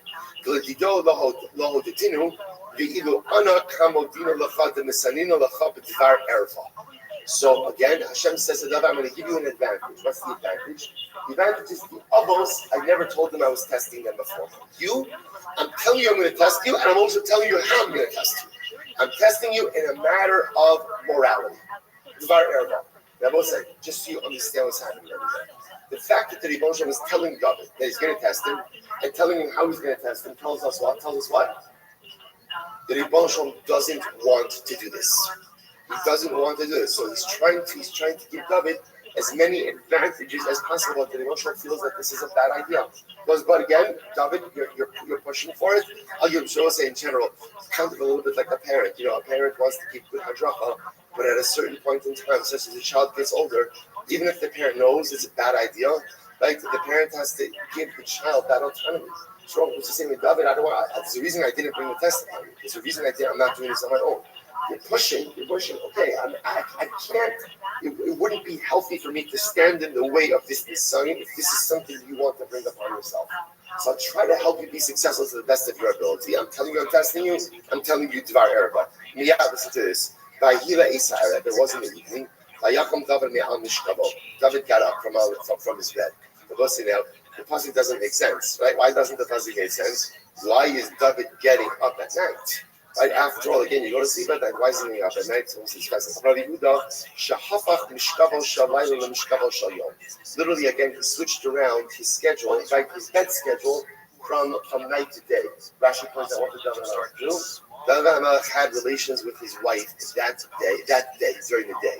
Why? Because now David HaMelech is forewarned. He says, I'm going to be tested with a matter of immorality or morality. So what does he do? He has relations with his wife, hoping that will satisfy that desire, and therefore again, he won't be tempted by anything else. Okay, good plan. In his album and halacha, both say this is wild. And he forgot the halacha. What's the halacha, both say? Eiver katan yesh ba'adam. There is a small part of man's body. Right? A reference ultimately again to the makom milah. Small part of man's body. The Gemara says, listen to this. Maspio life. If you satiate it, it's always hungry. Umar evil sabea. But if you starve it, it becomes satiated. What does that mean? I will say this is incredible. So the way it works with this desire for sexuality is the more you have it, the more you want it. The less you have it, and by the way, what less means is the more moderated it is, the more one is able to curb that habit. By the way, this is not unique here. Right? This is the Ramban and Kedoshim T. Right? What does Ramban say? What does it mean to be holy? Kadesh is moderation. Moderation. Kedusha is all about moderation. Overindulgence just yields a gluttonous type of life approach, where you just want more and more and more and more. And even if it's permitted gluttony as a mitzvah only gets a person into trouble. Moderation helps a person curb appetites in the right way. That's why, again, we know that in Yiddishkeit, again, there's tremendous holiness and importance that is attached to sexuality. But it has to happen in a framework. There's a mitzvah of honor, right? The man has obligations towards life. There's a frequency that has to occur. But if there's an overindulgence, the problem that happens is the appetite gets out of control. By the way, the crazy part is, even if the overindulgence is done in a permitted way, right? They're talking about this other way. With one's own life, there's an overindulgence, then by definition, things just get out of hand. So interestingly enough, this was fascinating. David HaMelech tries to curb the appetite, but yet Chazal seemed to feel that the way that he did it represented a sense of overindulgence, so it backfired. And so not only did it not curb the appetite, but was enhanced it. overwhelming. What happens? So I saw the back base on us. No, he's out. Right? He's on the rooftop. He's on the rooftop. Right? Walking on the rooftop. He sees a woman bathing on the rooftop next to the palace. And she was a beautiful woman. So what does this mean? First of all, okay, so Batsheva is bathing on the rooftop. That first of all, what does that mean? Batsheva is just like bathing in public over here on the rooftop. I mean, it's not public on the rooftop. Doesn't make any sense. Somebody says, no. Batsheva was shampooing her hair. She was washing her hair. Underneath like a curtain. Like a curtain. Chalsa, Rashi says literally mean like a dome. Like a dome. She had like a shower curtain. She had something that was there, right? She had a curtain protecting her privacy. So ultimately, again, what happens? The Satan appeared like a bird. What happened? So there was a bird. David HaMelech took out his bow and arrow and he shot at the bird. What happened? So he might probably miss the bird, but he pierced the curtain. As a result, he saw Batsheva bathing. So the Gemara says, immediately, again, there's so many crazy things about the story. So I'll say, what's even troublesome about the story? Why is David shooting arrows at birds? Like as a kid, like he also took like magnifying glass. Like what is that? First of all, Jews don't even do that. Like look at Yehuda. Like Jews hunt for food. Jews don't hunt for sport. You don't shoot arrows at birds. That's what I'm saying. See, listen, you know what the most incredible thing is? Yes, I know this is very important. So listen, the Ribono Shel Olam knows what he's doing. He knows what he's doing, and so he knows where to give a test, and he knows where not to give a test, and he knows what we can handle, and he knows what we're not yet ready to handle. There are so many crazy parts about this story, and every single part has an unintended negative consequence. So David HaMelech seeks to satiate that sexual appetite in a permitted way by being with his wife during the day. The problem is that was maybe a little bit of overindulgence, and fired. Yo, what up, Zoot? Zoot, how you living, pimp? Zoot. What's new? Okay. That's what I'm talking about. Okay. Will you please tell the funniest joke that you've heard in the last 2 months?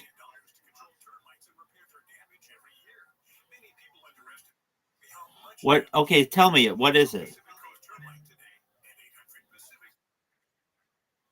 No, that's not that funny.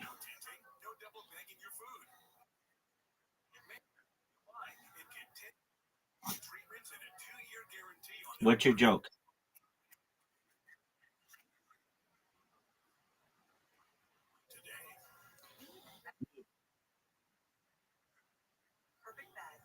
Dude, your jokes are so dark.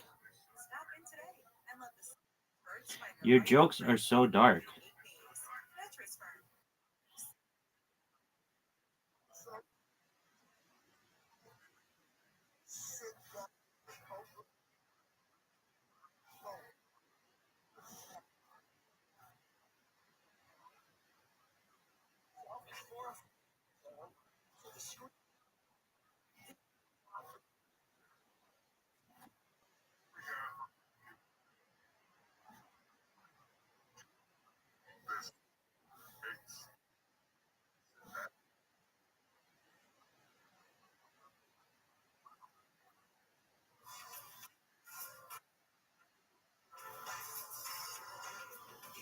That's your Zoot.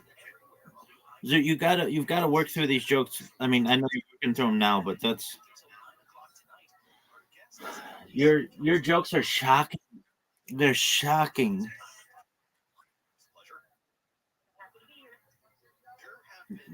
No, like a joke is like, what's the difference between a chickpea and a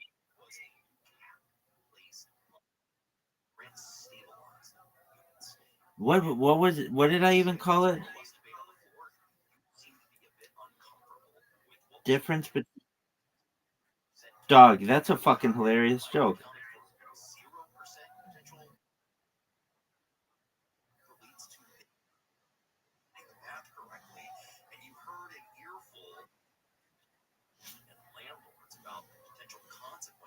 Garbanzo bean.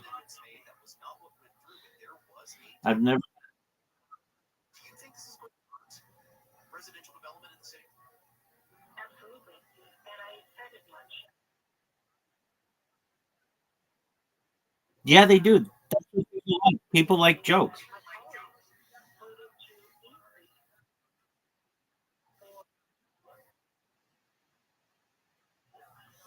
Some,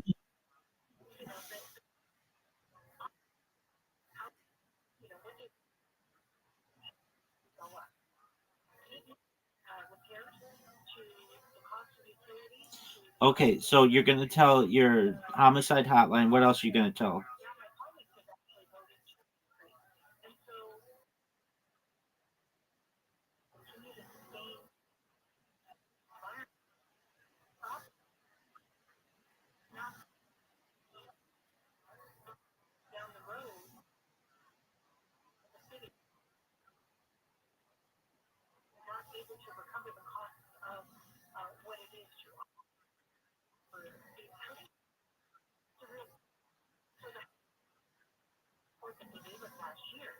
Okay.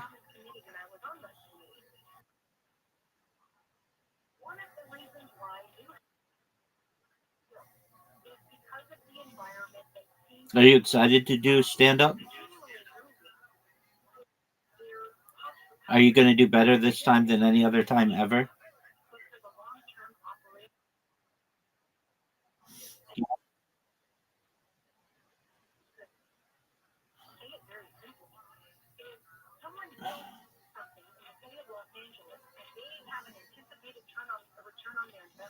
I don't think I have to be in the crowd, but that's okay. I mean, dude, you're doing it, and that's good.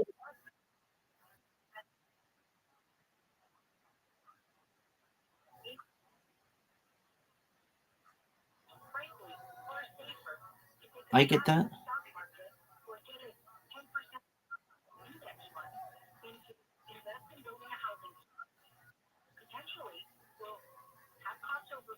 Are you ready to lose?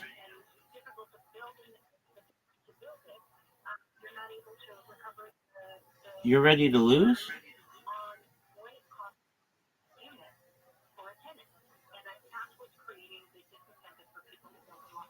Okay. We're talking specifically about rent stabilized units, a very specific Monica Rodriguez. We should note that Okay. ultimately, after a robust debate on the floor at City Hall, that the rent stabilization rent increase cap was raised to 4%. I'm going to play one game with you. I'll let you pick whatever game you want.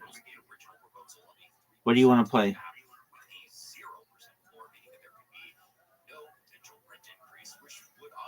If what game?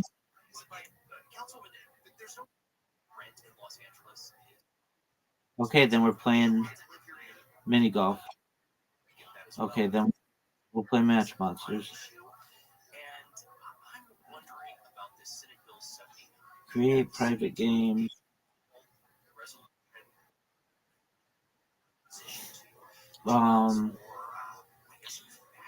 He's okay.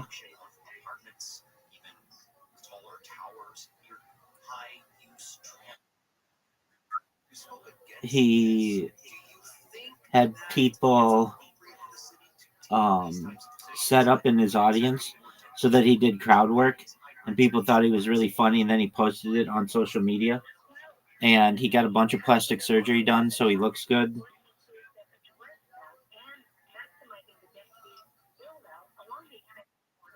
Oh, tons, dude. Yeah, he got veneers on his teeth or implants. Then he got dimples created. I think he had a rhinoplasty.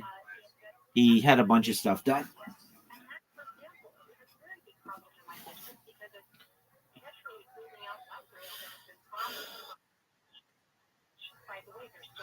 I mean, a lot of comedians do that kind of stuff. Theo Vaughn had a hair transplant. He got new teeth. Joe Rogan had 2 failed hair implants. before he just shaved it all off. Wendy or Whitney Cummings has had more shit than I even can count.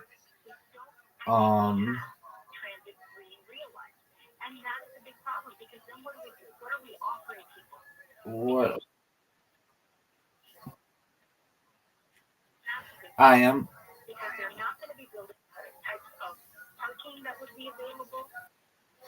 Without a doubt, dog. I'm fucking hilarious.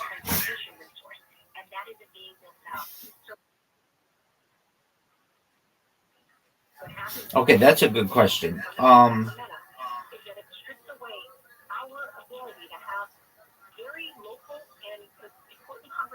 Oh,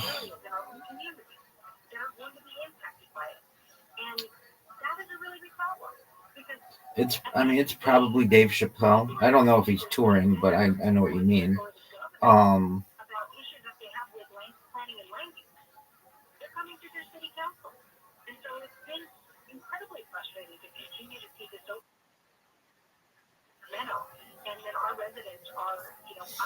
oh, that's a good question too.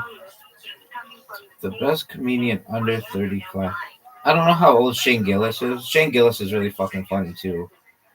Um, he's I think older than 35 though. So if he doesn't count,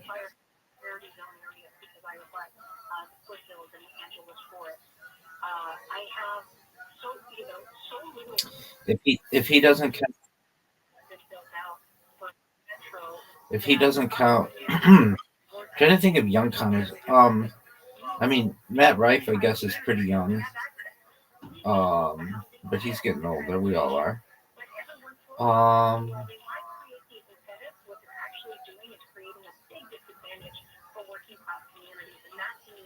Not really anybody on Kill Tony.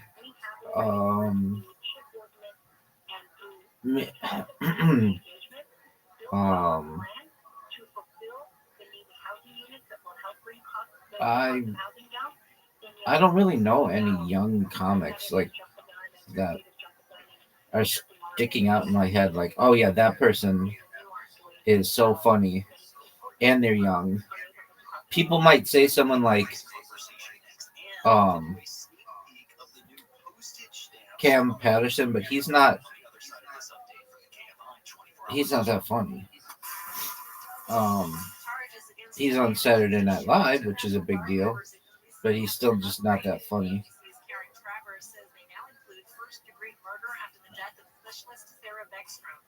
Officials say 29-year-old Roman Muller-Raguwal, an Afghan national, drove cross-country from his home in Washington to carry out the targeted attack.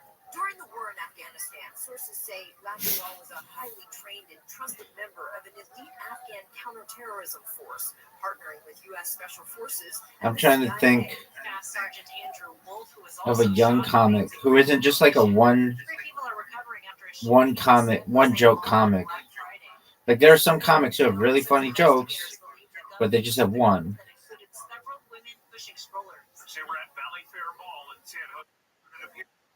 No, you're not really funny, and you don't have a joke. Ha. But if you did, then fall into that category. I would say. I mean, it's arguable that it's really hard to. Oh, whoa, that's a big one. It's really hard to be a really well-known comic at like age 22, unless you're on Kill Tony or something like that, because it just takes time for you to get stage time. Like you're running into now, like where you are. There's not like in in New York there are 30 different clubs. In LA, there are similar. In Austin, maybe 20, but like not every city.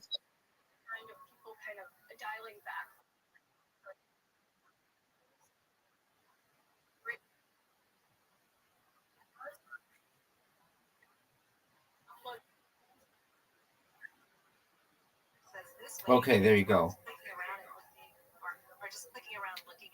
So, hey, What happened to that orgy? How was it?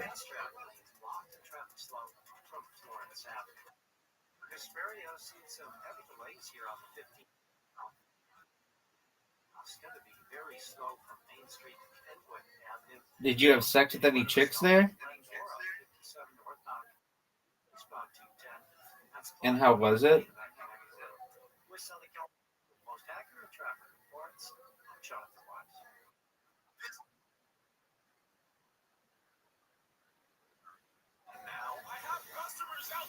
Yeah, that's not your deal.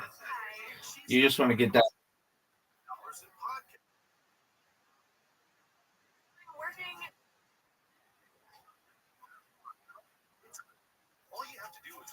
All right. How many chicks did you fuck? All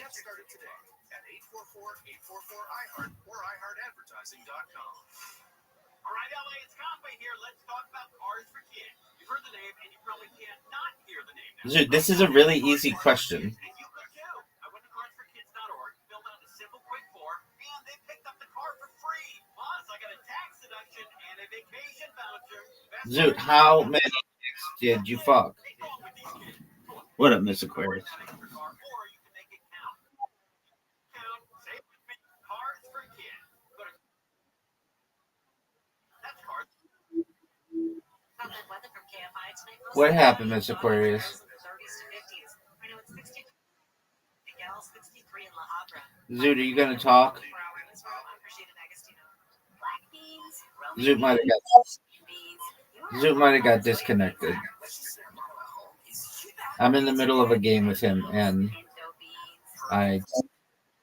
there he is. Zoot, Zoot, say hello.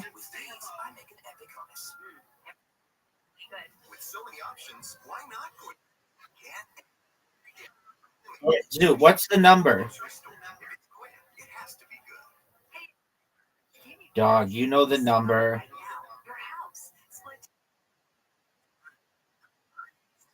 Wait, don't you want to play Mr. Aquarius? We're gonna play right now. I've got Zoot here. Yes, ma'am. All right, Zoot, you're getting an invite. Zoot, you're getting an invite. In the party you were at, how many people did you befriend? Okay. Zoot, you have an invitation. Accept it. We're waiting on you. Zoot. Zoot. Go look at the. There you go.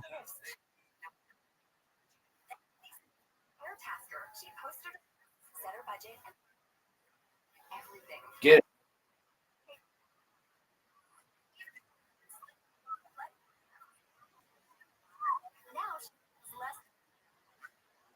What happened, Zoot?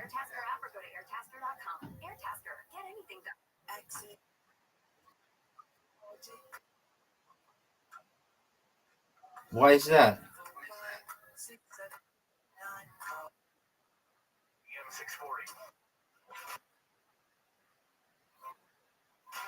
Okay.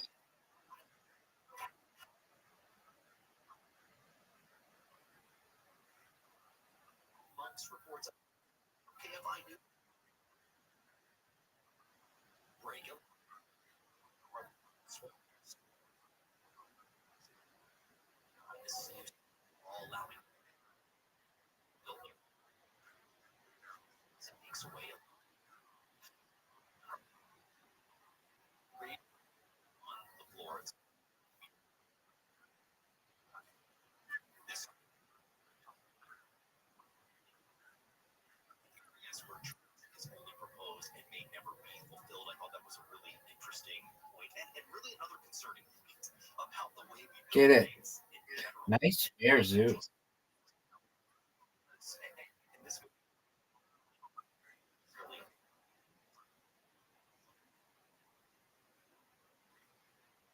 Okay, I mean, no one's blaming you. You're good.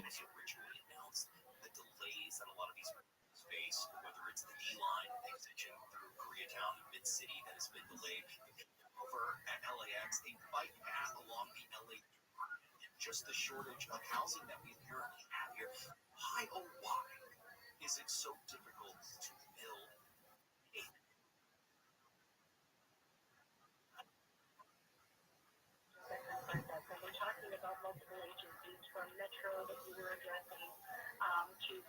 No judgment, Zoot. Get these two, big dog. Zoot's got the lead.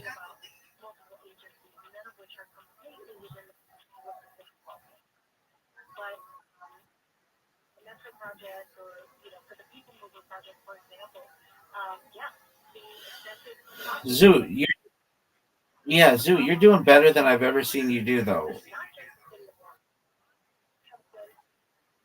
Well, whatever you're doing, it's working. You usually have like 18 by now. Oh, what a spare, Miss Aquarius. That was beautiful.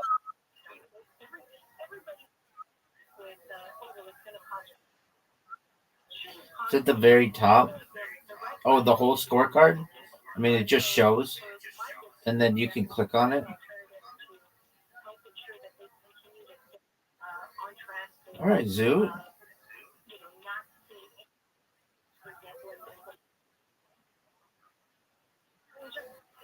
There you go. You just click on it. It says see full score. Nice job, Miss Aquarius. Nice job.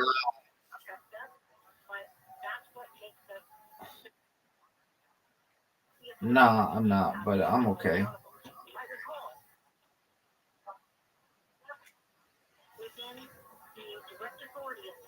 No, I've missed more than that.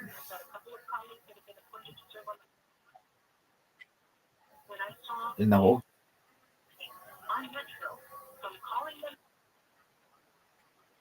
Yeah, you're right. Get it, Zoot. What a good job. All right, Zoot. Get this and Zoot when the pressure's on.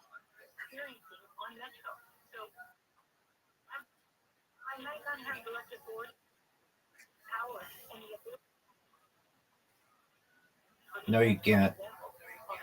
It's over for you, Zoot.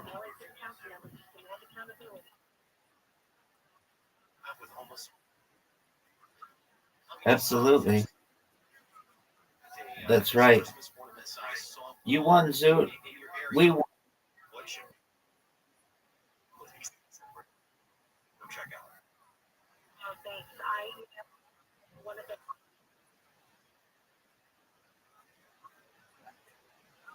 That's right. Thank you, Mr. Aquarius.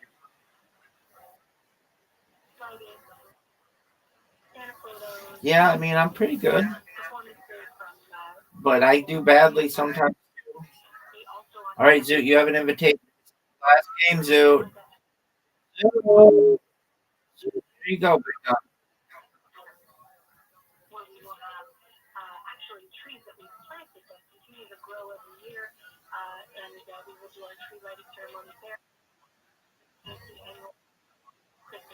What kind of question is that in front of a lady?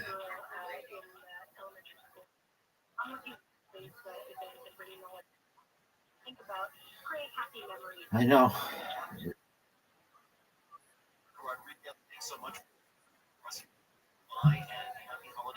That was good. Split. Get it, Zoot. Hey,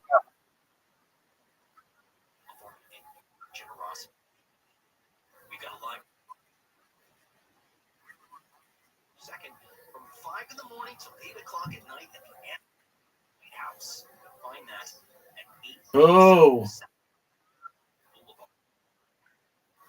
Yes, sir. Miss Aquarius tearing. Miss Aquarius tearing it up. Now she's got a shot. She can do it.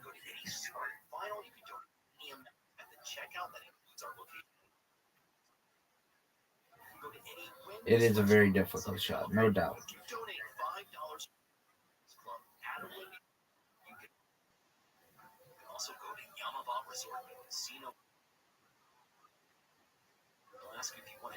change, just say yes, and then pick Katarina's Club and the options that will pop up. And then starting on Monday, you can bid on exclusive auction items.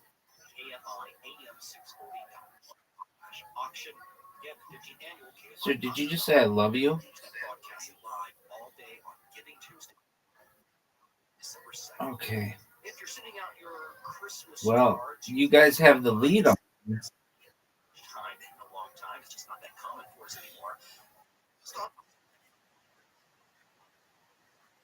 And if you find yourself, She's doing well. No doubt. Get it.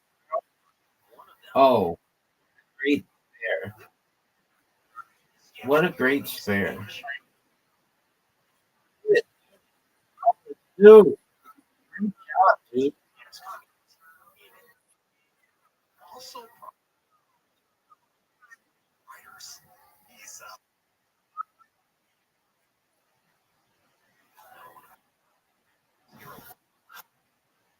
Thank you, ma'am. That's right.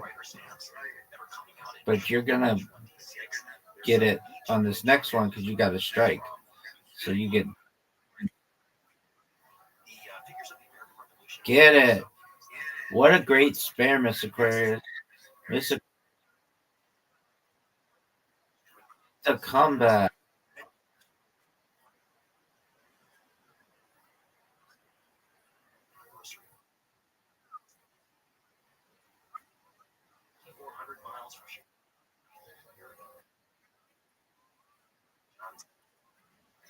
That's right.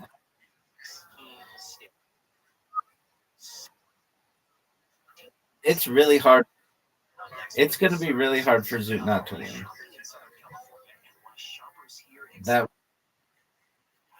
That was good. Get it, Miss.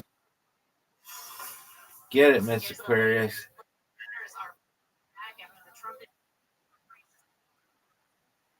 Zoot.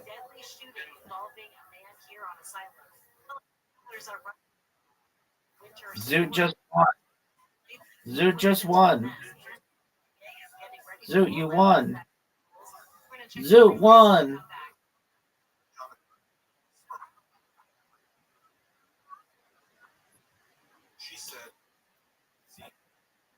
Final.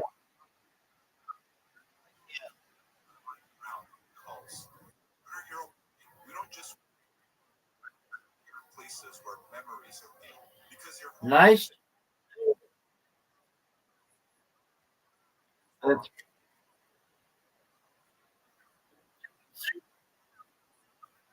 great job.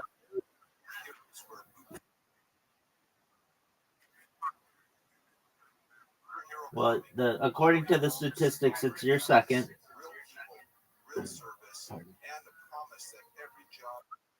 But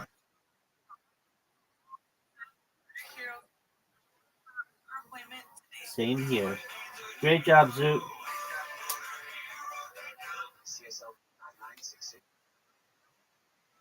Sweet dreams, Mr. God willing.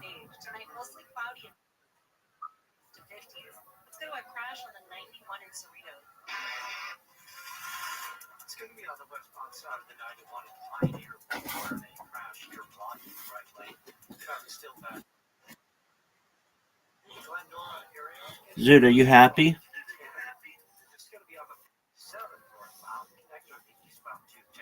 You played amazingly.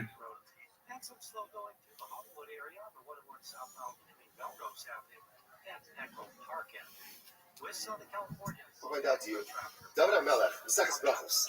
David Melech wasted absolutely no time.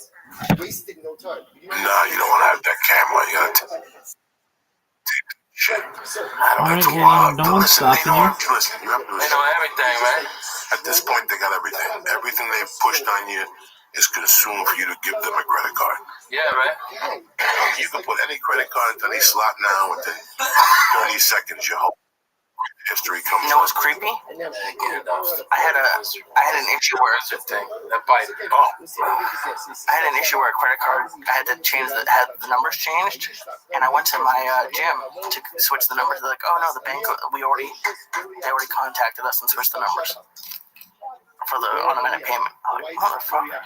Like it's I guess it's okay, but it's fucking weird.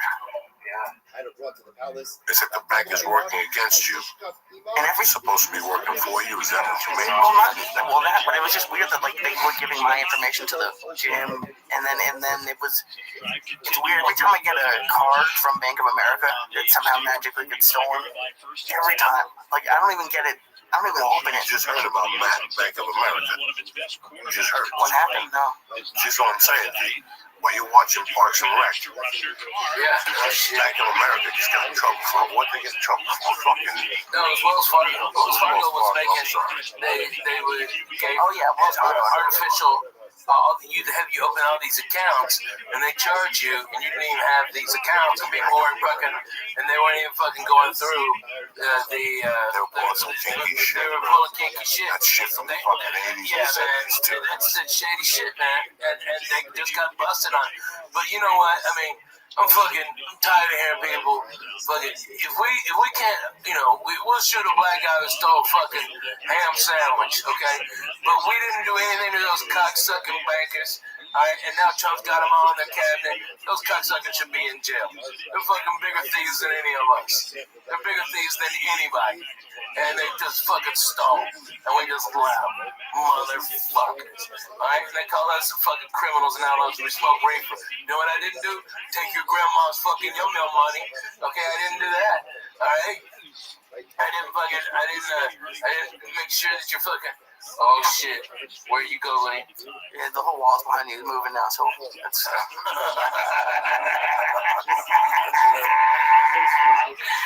love it, Lane. Lane, you need to take a hit? Sure, I think you did. Now you think about it, all your information is gone. It's gone, bro. It's all gone, dude. It's all gone. It's all gone, man. It's all gone. And it's sad to think. I don't mean to put anybody in a bad mood, but it's a reality. Yeah. Once you bought those pair of shoes, or you got those that plane ticket online and you used your Amex, that's it. Yeah. They got everything. When you call the phone company, when you call the airline already, their security system is so high tech that while you're talking to them with your phone number and stuff, everything comes up. Right. Everything comes up. They already know what card you're gonna use. Which is it pisses me off when they make you go through the whole system and they already know who you are. Yeah. They already know. I don't know what the whole fucking. Sorry. No, man, we're fascinated. I'm with you. I'm over here too fucking burned up. I just know how to cover it up, they say. I'm not seeing fucking ghosts or, spirits and shit. Take a minute. Come on, I'm high as fuck. I don't know what I do. Wednesday night. For some reason, whenever I do this, I can't take a deep breath. I'm off this week, bro. Yeah. And I always seem to forget that. Like when I go to Nashville, when I go to these cities, when you work, man. Yeah. I'm a grown fucking man. I get tired. Those fucking early morning flights kill me. So when I'm fucking off, I'm off. Right. I write jokes, I send my emails, I take care of my business. But I'm off. I'm not trading camp. I'm not thinking of shooting anything or tape or anything. That's the most distant thing from my fucking mind. I'm off. I'm just doing a podcast on a Wednesday night with two fucking savages. That's it. Let me get some shout outs before I forget real quick to some bad motherfuckers.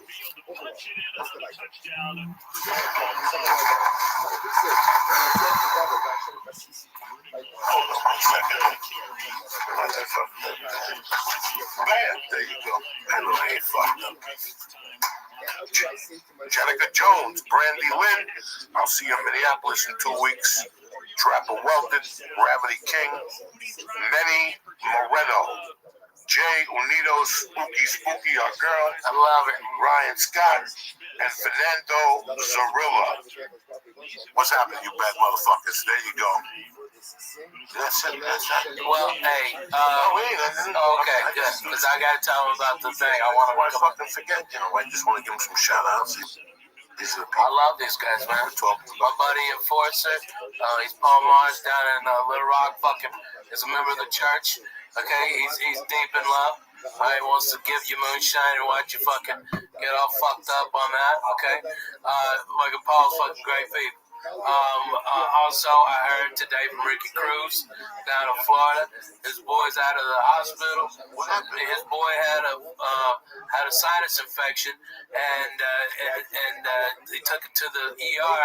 The doctor said, "Oh, it's a virus," and the sinus infection got so bad that there was an abscess in the little boy's sinuses. All right, this little boy's 7 years old. God bless. All right, and so the little boy he was in ICU for like 9 days. Had to have surgery. Okay, and he does all this, and I'm talking to him. I'm like, "But Mikey, what can I get you? Are you okay?" You know, I said everything for kids, okay? And he goes, "Uncle Ralphie, you maybe like Legos or something?" I said, "That kid, every kind of Lego they had. I sent him everything. The kid goes to that, all he wants is a Lego. God damn it, you got hard, kid. You almost died. All right, because there for 9 days. 9 days, dude. The abscess got so close. You know, the little bones, and they're so close to the brain. And these dumb fucking ER doctors who don't give it two shits. All right, you know, to look, you know, take 5 minutes. Look at a kid. All right, what's the color of the snot? Okay, you know what? Hey, he's 7. Let's give him antibiotics anyway, just to make sure he's okay. All right, it's fucking Miami. Trust me. He'll need extra antibiotics for something. All right, you know he's only 7, but he'll still need it. Okay, and it's like, and that little boy, Ricky and I were working together. We're in West Palm, and he left every day and every night. And it was like his wife was like, "I took it to the ER. He had a fever, it spiked, and oh my god, we're talking about like something like, oh my god, that's terrible. It's horrible. That's horrible. But God bless him. Is he okay? Yeah, he's okay now. Thank God. I know. Thank God. Ricky's a brother. You know, Ricky's family. Old school. Old school family. 1440. I still remember beating Joe Chadwick and Ricky was mad.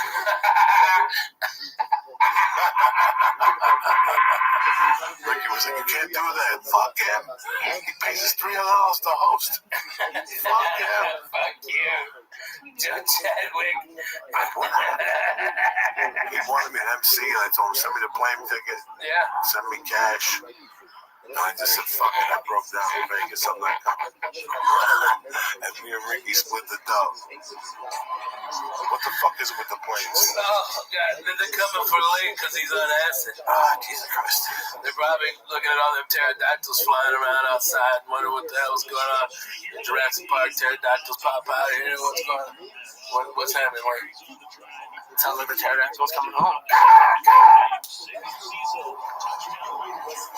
Should we close the door? No, fuck it. I don't know. Unless you want to close the door. Oh, my God. It's so funny. Yeah, right? Okay.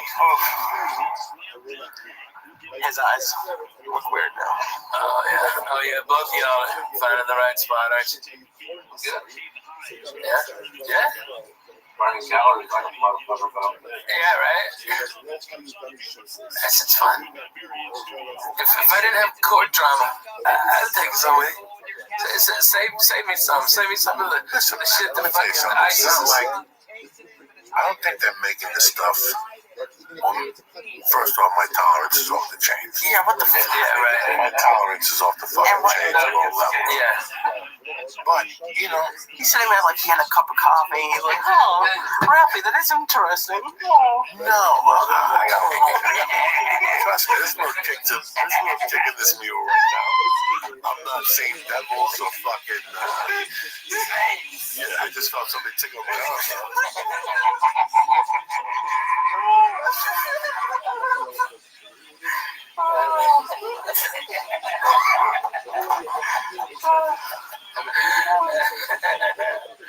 Fucking good. So fucking funny. Yeah, every once in a while you just gotta break out the ordinary. I love doing different types of podcasts, man. I really do. I love experimenting in here.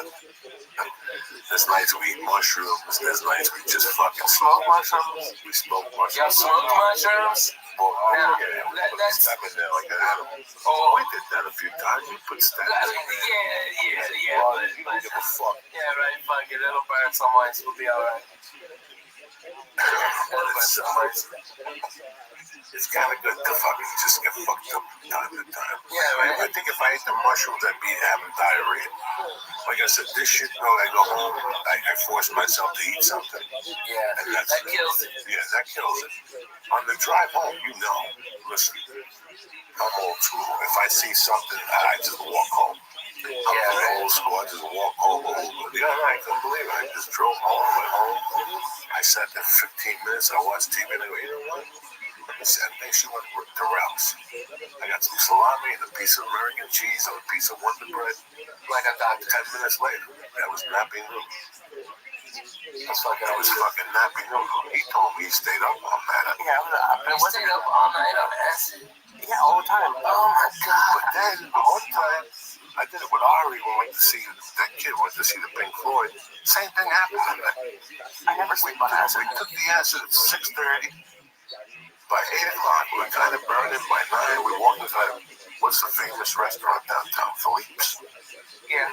Walked into Philippe's. I'm tripping up all the we ordered food, the food came, then we looked at each other. Like, who's gonna eat this shit? Who's gonna eat this shit? Who would eat this? Who ordered this shit? How did we get in here? Give us a tab. We're out of here. Because like, you want boxes? Fuck no. We got on the train, we went to the house, and we ended up watching something stupid on TV. Oh, the bounty hunter chick. With the fucking Mickey Rourke and I don't know. Yeah. Bounty hunter, whatever the fuck, with Mickey Rourke and the black dude, Lingo, whatever his name is. He was the black dude in what's the big movie? Del Rindo, not Pulp Fiction. What the fuck was he in? The one with Travolta and fucking Get Shorty. Delray Lindo or something. Yeah. Something like that. I like that guy. Yeah, he was great in that Get Shorty. Yeah. I don't even know what the fuck we're talking about. No, but you get me mesmerized by which black guy it is like this. It's like, I remember which one like that. How you doing? I'm doing good. I'm tripping my ball rock. I love it. What are you saying? Just a lot of mixing. It's a lot of like twirly mixing. Like swirling like this, or like that. No, the first one. Like this. Yeah, the wheels. Like Starry Night. Like Starry Night ones. Yeah. Okay. Yeah. Cause this one, that's badass. Okay. This one's the good ass. Is it or It's both. it's both? I don't know. Like even in my pee, like the last time. Like I have a picture on my phone of one time I took acid and I shaved my head and my beard and I thought the hair looked so magical and I took a picture of that. What am I fucking look stupid? It looked like a fucking looks like a sink. Whatever worked for you that night. Don't shave anything. Okay, I'm doing your side. Oh yeah, it was weird that it felt weird. Wait till 4 in the morning to the time when you have a good time shaving eyebrows, taking chance. No. Just shaving eyebrows. Go off the bit. Taking chance. You are a 12-year-old.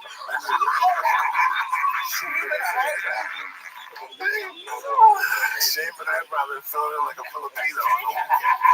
Just put like a little purple thing. Take a big shot, make it high, make it look real surprised.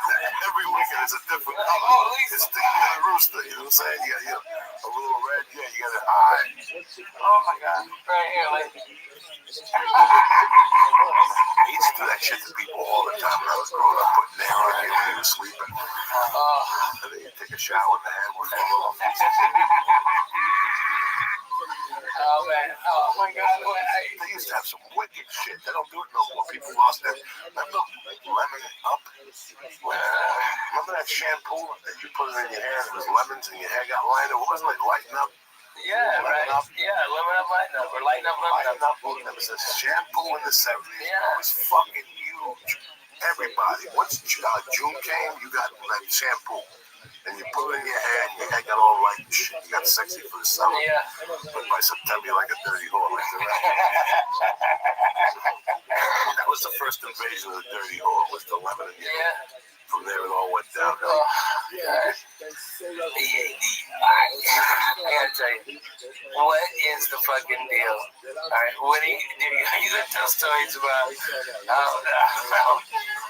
you go to Gavin's, the producer's apartment, and clog up his shower? You gonna tell these people? You clogged up someone else's shower? Oh, fucking Yeah, he clogged it up. You know, it wasn't what? I'm taking a shit in there. I don't fucking know. Don't listen. He took a shit in there that was so good and powerful in the shower. But he couldn't push it down. He tried to push it down with his toe. And it was such a good turn. It wouldn't go down. It had heart. That's exactly what happened. And then he said the water started to come right up on you. Shut the fuck up. You know, I remember these things. And so you washed your feet in the clay because it was disgusting. You're like, oh, Catholic, I can't do this. And you got out of there. And you're like, yeah, something's wrong with you. But you can't get in the shower. And then you came over to my place just in your fucking, in a towel, Gavin's towel. I don't think Gavin ever got that towel back. I think that became my towel. All right, and then you finished your shower in my shower. You got a two-level face. I don't remember that shit. Oh my God, I don't know. I'm like Mike Tesla 3 weeks ago. What? Lee, stop fucking with the wire in this shit. The microphone, you're going to electrocute yourself, then we're going to have other problems. You okay, Kim? I'm okay. Alright. How about this one? Go. Have you ever told him how you fucked up Jay Moore with the fucking magazines? We told 2 weeks ago. Oh, you did? Oh, okay. Alright. I got more. Alright. How about that tag watch on Gavin? I know you did, Clippin. I know you did, Clippin. But you and me were the only ones who knew you didn't clip it. Alright, I think he was fucking with homegirl and stuff. I'm gonna be as honest as I can. I don't give a fuck. At that point in my life, right? Do you remember he came up to the store? Yeah. He tried to get tough on me with keys. Yeah, with little. I'm like, are you fucking crazy? What?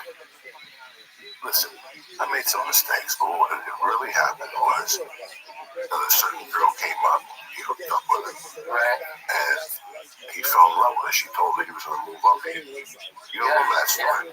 But 6 months before that, they hooked up Skype. And they would whack off on the phone and talk dirty to each other and dildos and shit. You know, that was 1998, man. Yeah. Skype wasn't 10 cents a fucking minute then. You know what I'm saying? So he started getting these bills and going, oh, the bills are disappearing. You know, who's putting these high fucking bills on my thing? He was on that whacking off to come to conclusions. Then the watch disappeared. There was like 3 or 4 things. The watch disappeared. Like 5. Then he came to my house one morning. I was living with Terry. I was sleeping with Terry. So he knocked on my door one morning. That morning I looked at him. I go, don't ever knock on my fucking door again. You want to see me, you call, and we'll meet you later. Goodbye. And that was it. Yeah. And that one time was about the watch. Yeah. The watch was stolen. He left it on top of it, but then he found it. And he couldn't make face. Right. And then He couldn't tell anybody. Then somebody saw it on his wrist and said, isn't that the watch he stole? Yeah. And he goes, no. I bought a fake one. Yeah. So wait a second. You had a real watch that got stolen, and you went and bought a fake one. The exact kind. You know the odds of that. And we're not talking fucking. Listen, man, I was no saint. No, but you weren't that. But I wasn't the devil either. And you know what? At that point in my life, I was playing that role for 20 fucking years by that point. So I already knew. I grew up in North Bergen, where those guys would go, you know, fucking Ralphie. You stay here till 8 in the morning snorting coke. Really? You didn't help him. Oh, yeah, I did a few lines, you know. I mean, what the fuck? I drank a few beers. So it was that was every morning. When they walked into Hashways, in front of the biggest speakers in the city, they go, fucking Coco kept us out till 6 in the morning. Really? Right. You wanted, it was your car. Yeah. You could have threw me out of the fucking car 3 hours earlier, but you didn't. Exactly. It's just, I want to light another candle for Mama Hashway's rice pudding. God damn, that was delicious. she's still alive. What a shame. You know, Billy Horrenda moved to town. We talk from time to time. That's why nobody goes home no more. Yeah, right. Because there's nowhere to go. They're good. I mean, you can go to Jan's Dragon Inn and still get a strong egg roll. Okay. No. Those places are still, but our base. Yeah, right. The one down the corner where everybody went and got a roast beef sandwich, and you knew Mrs. Hashway, you could put it on the arm for credit. Right. And you went behind the counter and put your own salt and mayonnaise. Yeah, make it nice. Pickles, you know. No. That was that, and that's what happened. I spoke to another friend of mine that called in regard to something else about a month ago, and I go, "You come home, Ron?" He goes, "After Hatchway's closed, I moved down here and I never came back again." Yeah. It's so damn important. Hashways was so fucking good, dude. You get your fucking was it chocolate sodas you used to give me? Was it egg cream or something? No, the Yoo-Hoos. The Yoo-Hoos. Oh, okay. They get a Yoo-Hoo and a roast beef and chocolate water. A roast beef on the roll. A rye and a roll. Why do you need ginger chocolate milk? What? Chocolate milk's better than Yoo-Hoo, I think. Well, I had to get the full. I want chocolate milk. You want chocolate milk? Right. You want a motherfucking Yoo-Hoo. You want a motherfucking Yoo-Hoo. I was going 7-Eleven got Yoo-Hoo. There's nights I stop here and I go in and get a Yoo-Hoo. I'm good for the night. You Yeah. get a Yoo-Hoo, you're good. It's amazing what a Yoo-Hoo would do to you. A 16-ounce Yoo-Hoo? Fucking new. I did everything. That was before one of the Hatchways had the lump, okay? But Mama still came in and great rice pudding. And then that was my first time at Hatchways. This is how cool this place was. 8 months later, I am going through and going, fuck it. I don't know any place. I'm going to go into the city. I don't know any place. I want to park over there. I'm going to fuck JFK Boulevard. Fuck it. And I get off right before I go into the tunnel. I go to JFK and then boom, go right into Hashways. I'm there. I got to say hello. I got to tell them to tell Coco they said hello. And then Mama Hashway, not only did I get my roast beef sandwich, she made me an extra one. And then she goes, I heard you love my rice pudding. So here, take a bigger thing. And she gave me extra rice pudding. Oh, and what are those, cinnamon? with the fucking, what's the chips that they had there? Wise chips. Potato chip. With the owl, right? The owl. That's the ones. That's the fucking ones. It's funny, Lee. One day we were having a conversation years ago, and you were talking about that pizza bar in your neighborhood. Right, yeah. That is the best pizza in the world to you. Like to you. Like when you go home, no matter what anybody says, no, you gotta go to Johnny's on 5th Street. You still go there. And it still tastes as good as it did when you were a fucking kid. Absolutely. That was Hashways. Only with yelling and screaming and people giving gossip and, you know. Man, how about that heart attack on a roll in the morning, that morning sandwich that she'd make us? Oh my God, you picked up 2 of those? I started eating that. I started eating that. You gotta figure in 1975. Dog, Rafi, I went up there. I was a downtown kid, and I went up there. The word on the street was if you want to get better in basketball, you gotta go up there and play little rough games in the daytime. And when did this kid Fulvio Pagliario phenomenal name. Slammed me. He was the catcher on the baseball team. By mistake, slammed me. And he goes, man, I'm sorry, you know. So he got me a roast beef on rye with Swiss cheese, thin shaved lettuce. Let me tell you something, when I bit into that, it was all over. I had never tasted anything like that in my life. I went there every day after that till it fucking couldn't. Yeah. Till the end. Well, we did the documentary. Yeah, absolutely. That's why we didn't go in that time. We went in there at 2 o'clock, and the roast beef wasn't ready. I knew the end was there. Yeah, right. What? What are you talking about? What are you talking about? The roast beef was to be done at 10 in the morning. Earlier. Back there eating the roast beef. So it's like when they first got us that first bounce check, You know, the first time they hit you with a bounce check, and they're like, oh, my wife didn't deposit the funds. And listen, that first bounce check means to boogie with noogie. It's only going to get worse after hit. Don't make me give you references. You know what I'm saying? That first basketball means run. Even if they give you, and they'll cash it right away to make themselves look solid. What's going on? I don't know. Don't wander. Don't wander. Don't wander. Don't wander. You gotta watch it like home. Let him wander. Fuck it. He's got a coat on. He'll be fine. He just goes down some stairs. Who has it? You know, who has it? It's a very interesting night of podcast. I have no idea what happened, what it was said. I mean, I think we had fun, man. I know I left my balls up. So, and fucking Lisa had to get to scare him with the snake. That was tremendous. You gotta save that for the fucking highlight reel. Alright, dude. The only way I'll forgive you, Ralphie, is if I get a $10,000 stake at the Harrow's or the blackjack table. Not 10,000. I'll get you. I'll come on. We'll sit there. I'll give you. I gotta start being Jewish. Relax. I'm gonna work them. Rub a toe. Look, man. I'm not gonna let you not sit there at the table and not fucking play with me. I mean, here, I'll give you money. I'll keep you there. No, I'm not asking from you. Oh my god. Oh my god.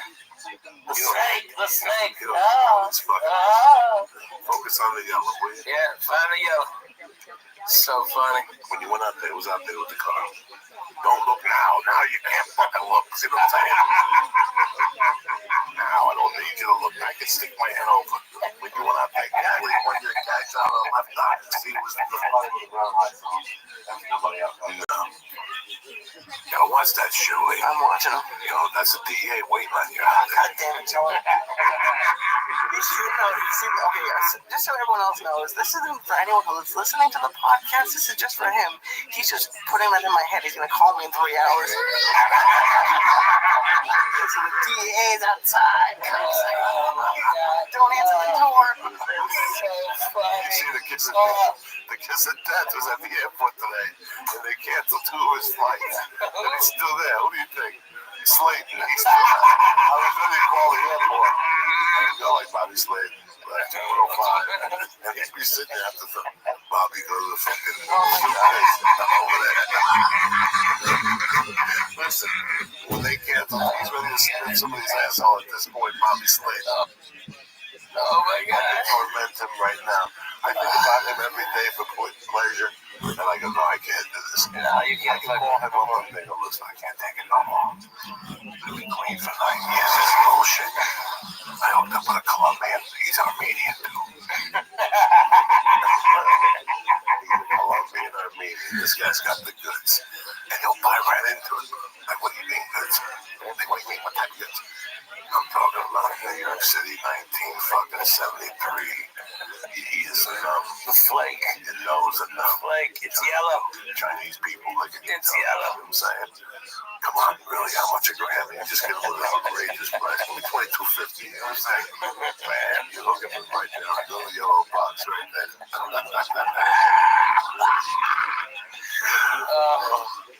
I'm telling you, man. Okay, fucking with Sledge was funny. But when Joey doesn't like somebody, that's even funnier torture. Okay, alright. How about tell the story about how you tortured my Blackjack Wilson? Alright, with the guy, remember when we found out that he liked to cross-dress?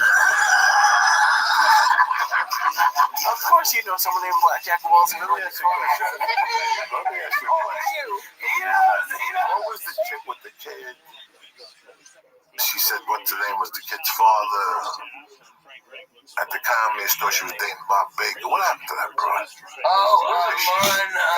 Where is she? Oh, I don't know anything. I haven't heard anything. Nothing. The other day I was sitting there going, and I see the dude. Yeah. You're walking around. Yeah. And I feel like saying, what happened to him? But why? No. Maybe the Leave that rock close. Yeah, that's what I figured. Yeah. So funny. Coco, when you don't like somebody, folks, he'll find out where they're working and call them as somebody was complaining. I was at the 9 o'clock show. Our show started at 7. Then there was the 7 o'clock show. Cocksucker. You just be so mad and then hang up, call. All right, and then like an hour later, he picked the phone back up and call the guy he hates. Yeah, what's going on? Hey man, not for nothing, but the club just called me and asked me if I wanted to come in and do your week. Oh my God, they did? Let me talk to him. So he would make sure that they would talk to the club. And then he's like, yeah, we heard some complaints. Okay, we heard some complaints. And then the guy gets scared. Hey, yeah, man, they already got me at the fucking airport. All right, you're going to lose your job. All right, yeah, they're going to. All right, come pick me up and I'll let you feature. All right, you did that twice. But the best of the best you've ever done is when you used to fuck me out of the fucking, from the last stop, out of that fucking airfare money. Like I want to say probably 10, 15 times you just beat up for fucking airline money. Like, hey, rent's tight. Hey, Pete, yeah, fly me down. I need the money now, though. So here, send me the money. I'll buy the ticket. I'll be there. I swear to God, I'll be there. No. Yeah, I'll do it. Don't go. Let's do it, too. I was burying motherfuckers for a while. You buried him. That was for a while. That was your boy, Beaumont. When he goes, Slade? you got Joey this weekend? And you're like, I don't think so. And he's like, what do you mean? I don't think so. You started talking to him on Wednesday. I saw Joey at the store last night. Beaumont was not on his mind. No. Exactly. Oh my God. Man. Okay. Dude, you had Pete up at the fucking old Intercontinental Airport waiting on a continental flight, all right? And you're like, no, and he's like, Joey, you're here, and he's leaving messages, and Joey can hear baggage from Phoenix is on Carousel 3 for Phoenix, all right? And you can hear this, and then that's what makes you laugh. You're like, Bobby, mate, listen to this. And we're in my apartment, smoking weed. It's fucking, you're supposed to be at the last stop. Fuck them, I beat them out of 800. Listen to this, and we keep on hearing the baggage on the Carousel 8. Pete from Hey, I'm here. Right. I'm in Push. No. Hi. That's a 60-mile fucking trip. And then when you get the hobby, I'm like, no, fuck. So where are you right now? Wait a second. Let me call you back in 5 minutes. That's it. You'll never hear from me again. You'll be tired. You'll be... I remember we used to see. You were in my room. We were in my kitchen table, and you go, Rabbi, you know what this is? And I go, what? It's Pete driving home away from the airport. Because I ain't that Oh my God. I sent them to 3 different airports. Because Houston really got 3 airports. You got another one that you go all the way down at the small airport. Yeah. And if you get a ticket on like cheap fucking Puerto Rican ticket service, it's 8:45 a.m. and they won't tell you. You got to get all the way down there at 8:45 a.m. and they put you on additional. Let me tell you something. It's like putting you on a plane from Hollywood to North Hollywood, making you get off. Oh no. Oh yeah. Yeah, shuttle. Brutal. Oh, Coco, when you fucking get into people, and you don't even, you play nice, like not for nothing. Them Clintons should be calling you and giving you Putin's, like, all you need is his phone number. All right, if we find out how much he fucking got into him, it's like fuck a fat guy on a bed, or all fucking cyber attacking. Let Coco have like a number. I was talking about my old drug. Which one? I mean, like what street? No, not Hollywood. Oh, okay. But we always talk. We talk once a month, but we talk extra heavy around the Super Bowl. We'll go talking, and he gets off the phone and whatever, New England wins, I call him back and we're talking.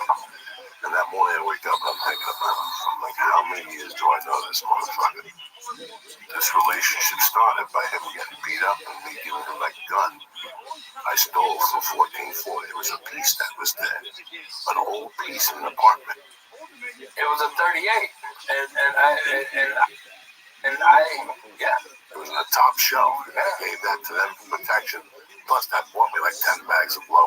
You know what I'm saying? Yeah. Just to keep me alive. I gave me that gun, give me a couple fucking bindles here. Yeah. That relationship's been on since 19.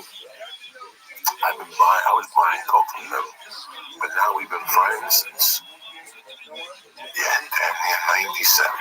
Wow. That's how long I know the brothers for. Yeah. Since 97, I was fucking with them. And I'm still friends with them today. And what I did to them, I used to torture him. Oh, yeah. I used to tell him, come to the store, hurry up. Mick Jagger's here. James Brown is here. If they store coke, they're here. Get on down here. Motherfucker, I'm lying. Well, not for nothing. You also had a lot of credibility because you also knew Bobby fucking Brown and Whitney Houston. All right. And that's legit. That was none of them. But they never came to the store. No. But I kept that completely separate. Nobody even knew it even existed. But it was funny how that's how I would get this particular guy down there. Because I always owed him $1,000. Yeah. He go, why am I going to come down there? You owe me money. You got my money? Fuck no, I got a $15 check for you. But I'm telling you to come down here. Because you can sell a fucking ounce down here. Everybody's here. Rick James is here. Rick James is dead. He's here. I'm telling you. I just saw him. He's looking for fucking package. So I would make him go down there. I would make him go down. Look at poor I would make him go down there. And he would go, where's all the drug dealers? Where's everybody? I go, they just left. They just left. But while I got you here, give me a 60 till tomorrow. Motherfucker, I knew you were going to trick me. You know how many times I did that to him? Are you serious? You're bring I would make him come down at 1 in the morning, tell him that Lisa has here. What the fuck? stack 100. Stack 100. Two bitches who are no even if I just held on to that one skin, just give him a 20. Bro, a 20, that's better than nothing. Let me hold on to that 60 till tomorrow. You know what I'm saying?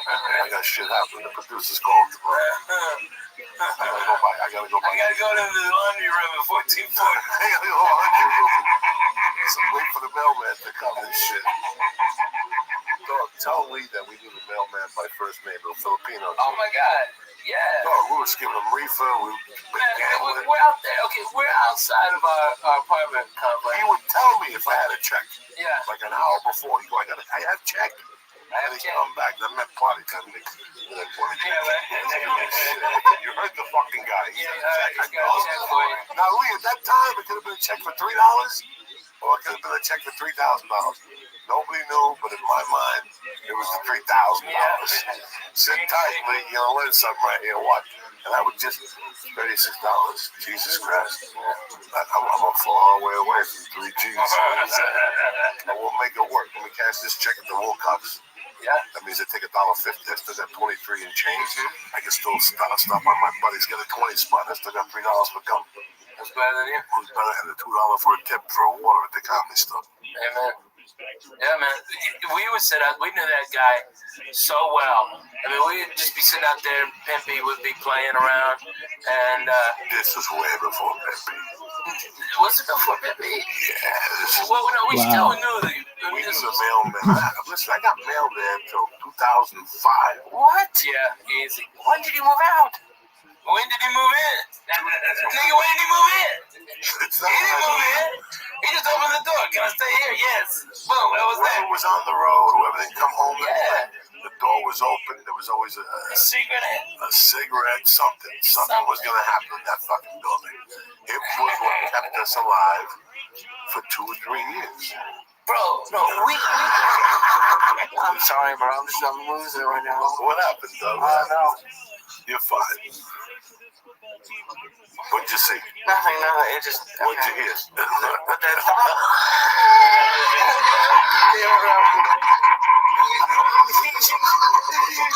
You two need to remake Frank Yankers.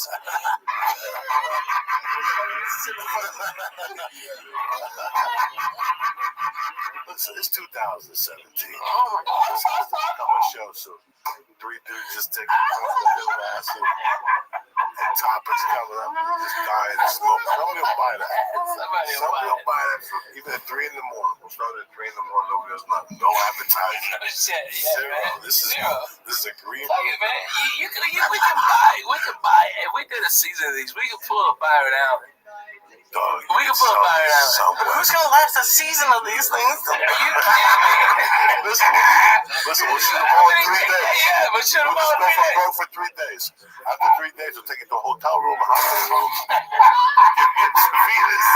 You're not gonna take me anywhere. You're gonna leave. We'll go to Portos, we'll get some sandwiches. You'll be fine. You'll be No, fine. you don't leave me, but you're gonna take me here. I'm not gonna go to no hotel. I'm not gonna take it to a hotel, man. I get to the hospital. I can't believe he's still gonna feel a little thing. And you should be ashamed of yourself. I can't help it. But Lee is like our mascot, man. It's like what we always needed. I don't want to fucking see things and shit. Give me the paperwork. Will you? What do you mean you don't want me seeing things? Nah, I don't need to see things. You want me to read some of that shit too? Nah, I'll read it. All right. We're gonna go to jail. Do not say nothing during this one. I don't believe it. I love him. Number one, the best ever. I love him to death, always. HelloTushy.com. Listen, nobody ever talks about washing your little muffler, right? Everybody talks about slinging dick and getting gonorrhea and using condoms. Nobody ever says, you know what? I washed my muffler so fucking good last night. It was tremendous. Pick it up, Lee. No one says that anymore. Make America great again. Make America great again. This is it. Hello Tushy's trying to do that. Hello Tushy, everything. It's a sense of humor. It's marketing. Everybody loves their asshole to be clean. How many times have you scratched your asshole, sniffed it, and said, Jesus Christ, why do I live with myself? Every day. Who comes out of my ass? I can do that right now. Oh, I know for a fact. I can't even imagine with your little muffler. You took a shower at like 7:30.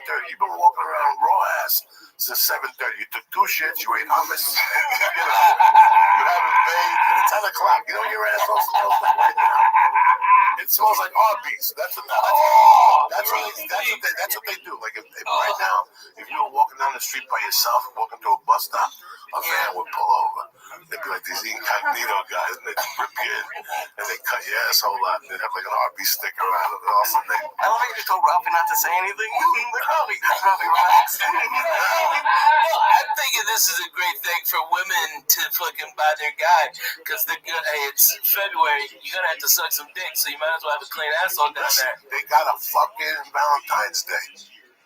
Really? Buy 2 That's what you need. Buy 2 Hello Tushies and get free shipping. Boom. Bang it out. He gets a clean muffler, and Mama gets a clean muffler. Because Mama's muffler doesn't need to get clean. It's the Monqua. That's the one. But again, I don't want it too clean. Just a little bit of water, like just a little bit of spit in there. I don't want you to get the fucking fungi out of that night. I want that intact. You know what I'm saying? I want you for who you are, you dirty animal. And with Hello Tushy, you have that option. That's it. That's right, and it's portable. And it's a 60-day money-back guarantee. No, what is it? What is it, a 60-day money-back guarantee? I don't even know. You don't need it. I think it's 30, 60. Who cares? 60, 90. It don't matter. This thing is. You won't need Listen, this money back. if it's lasted fucking 4 months in my house at the size of my ass and the size of my shits and the amount of water it takes to wash that little brown muffler, it'll do wonders for your little tushy. Listen, please spit it out, cocksucker. Yes. Get on HelloTushy.com right now and press in church, CHURCH. And get what, Lee? 10% off. And if you order 2 of them, you get free shipping, boom, right to the fucking house. And your muffler's clean. You can feel confident. You won't get that stink coming out of your back. You know what I'm saying? You can wear shorts again. It's a different experience. HelloTushy.com. Go to HelloTushy.com right now. Get a fucking bidet. Hit it. HelloTushy.com/church. All right, boom, get 10% off. 2 of them for Valentine's Day special. Listen. Maybe there's somebody at work. You ever look at somebody and go, you know what? I guarantee that guy's asshole smells like 10 dead feet. Okay. That guy there just put in his chair for Happy Valentine's Day. Like, he doesn't have a Valentine. You and I both know this. Buy one for him. Go to HelloTushy.com right now and press in church. Bam! And get your 10% off. That's right. HelloTushy.com right now. I want to thank HelloTushy.com. I want to thank Ralphie May. I want to thank the Flying Jew. This was a hell of a podcast. Hell of a podcast. Starting to see things too. I gotta take 2 steps to the ring, get out of this motherfucker right here. It's been a hell of a night. I love you. Stay black. One side, Brown in the backfield. Play fake. Brown in the pocket. Lots of time, and he just airmails Bryce Farrell. Man, that one came out sort of funny for Elijah Brown. Just a bit off target, and that's something that Elijah Brown really hasn't shown much of in his 2 prior starts this season. He's been a really accurate downfield passer. I thought he made some excellent throws in the big game against Cal a week ago, displaying that accuracy, pushing the ball down the field. Now Master just got away from him with it. Stayed from beat Cal. We just showed that update. Cal trying to pull off the upset against SMU, a ranked team. Stanford beat Cal last week 31-10 on this field. And off right side run for a gain of 8 3. Down for Stanford. Recent win for Stanford a week ago. It was Mike and Thorne in the backfield, who Stanford unfortunately doesn't have tonight. And then it was the defense. They forced 3 turnovers on Cal. 2 of those went for defensive scores. And that was really kind of the name of the game. The offense kind of got things going a bit in the second half. This is a guy have a drive for Stanford. They have to find a way to stay on the field here on 3rd down. Defensive lineman almost made contact, jumping off sides, got back, Brown across the middle, that one is caught, and a nice little effort there at the end of the play to get to midfield, Stanford first down. Notre Dame showed pressure early on, they ended up dropping out of the snap, only rushed 4. Great job of Elijah Brown keeping his eyes down the field, staying composed. Delivered a strike to Brown for a first down. Brown was Elijah Brown, such a relation, but they were high school teammates, so they know each other very well. Now you got Champ Hampton in the backfield. And he hasn't had much action this year. Mike and Thorne will get a carry. I know it hasn't looked very pretty for the Stanford offense, but when we talked to Frank Wright yesterday, this is kind of how he thought the game was playing offensively. We need to be okay getting 2 to 3 yards on the first and second down. It's not going to be free. It's going to be close on the inside. And then we need to convert 3rd downs. And right now, Stanford started to find that formula. It has to happen as a drive down 20 yards. Ouchie Wilson, Brown, coming, gets hit, and incomplete. Across the middle.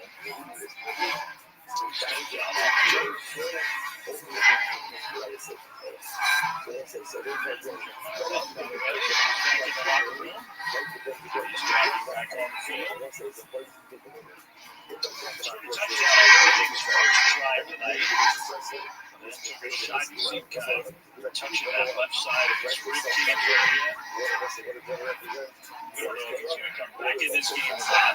Last 3rd and long, Notre Dame elected to play zone coverage. I'll be interested to see if they tighten things up and play some man here on 3rd and 9. Pressure comes, and the pass caught. Nice catch.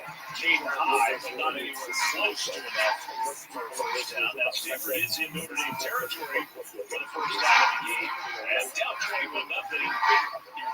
Stanford feels like it's got to go for it. Looks like no hesitation on right, keeping the offense on the field. And with the success that Notre Dame is having right now, playing man coverage, bringing some internal pressure from the limited position, I expect to see more of that.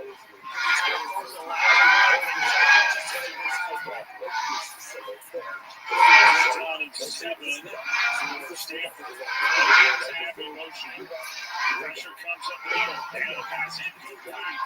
Stanford wanted the penalty flag.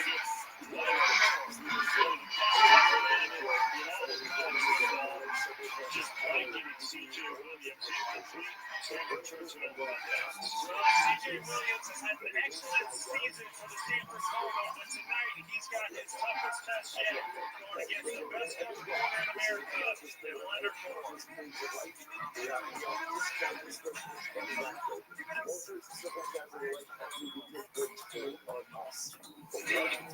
Steve, John, they say with Lavazza, you'll become a maestro. Yeah. maestro of coffee. So it has nothing to do with music. It doesn't have to do with coffee. Shall I go again? Enjoy the pleasure of a masterfully crafted coffee and feel like an Italian barista at home. I do like coffee. Discover the buds of blends now. I need that one. That is my G flat. At Fairfield, every moment of a perfect game day shapes your Get half off any menu price pizza at the one, the only Domino's. We're getting that flawless assist from a fellow fan. Look now, tickets for 25% off during our cyber sale, exclusively at the Marriott Convoy app. Terms apply. Official retail partner of the NCAA. 3, 2, 1. Hi, I'm Kylie. I'm John. I'm Gish. And the little thing we love about the 30-pound Chick-fil-A nuggets is Sharing it in the car during the holidays. I do love that. We will pack the car with gifts, and of course, we go and pick up our family's favorite nuggets.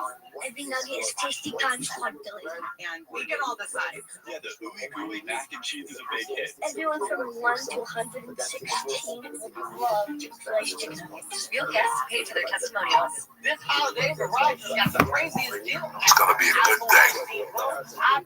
The Church of What's Happening Now is presented by On It. Bidets are back. The Church of What's Happening Now is proud to introduce you to HelloTushy.com. HelloTushy.com makes portable devices that spray your butt clean with water. Go to HelloTushy.com/church right now to get 10% off. That's HelloTushy.com/church. Oh shit. Here we go, cocksuckers. This is Donald Trump's favorite song. What? Come on. What? This is what he hears in the White House every night. This is what the Obamas left from. What? To get that. Here you go, cocksuckers. The Church of What's Happening Now. Wednesday, February 8th. Who's better than you? Kick that horse, Lee. Come on, come on.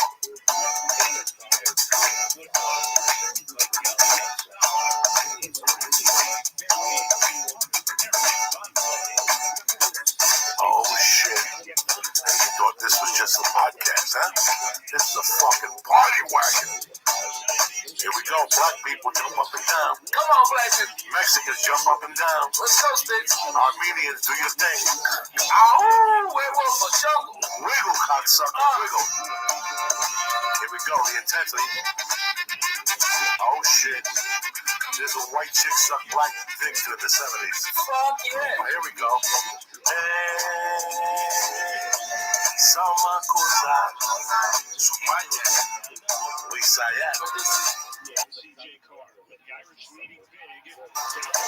Ralphie May. Oh shit. And Uncle Joey.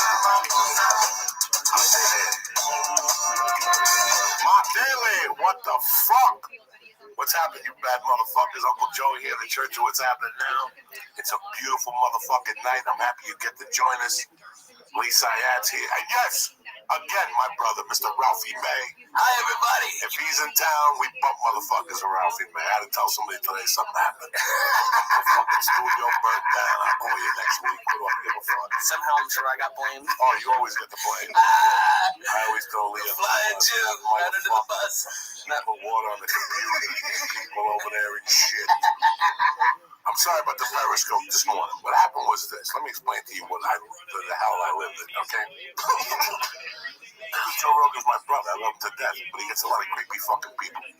Yeah. That listen to him. And the creepy people, when they can't get through to him, they start going down the line. So they go to Duncan. When Duncan tells them to fuck off, they go to Ari. When I fuck off, they'll come to me. When I tell them to fuck off, they'll go to Brian. When Brian tells them to fuck off, they'll go to Tony Hinchcliffe.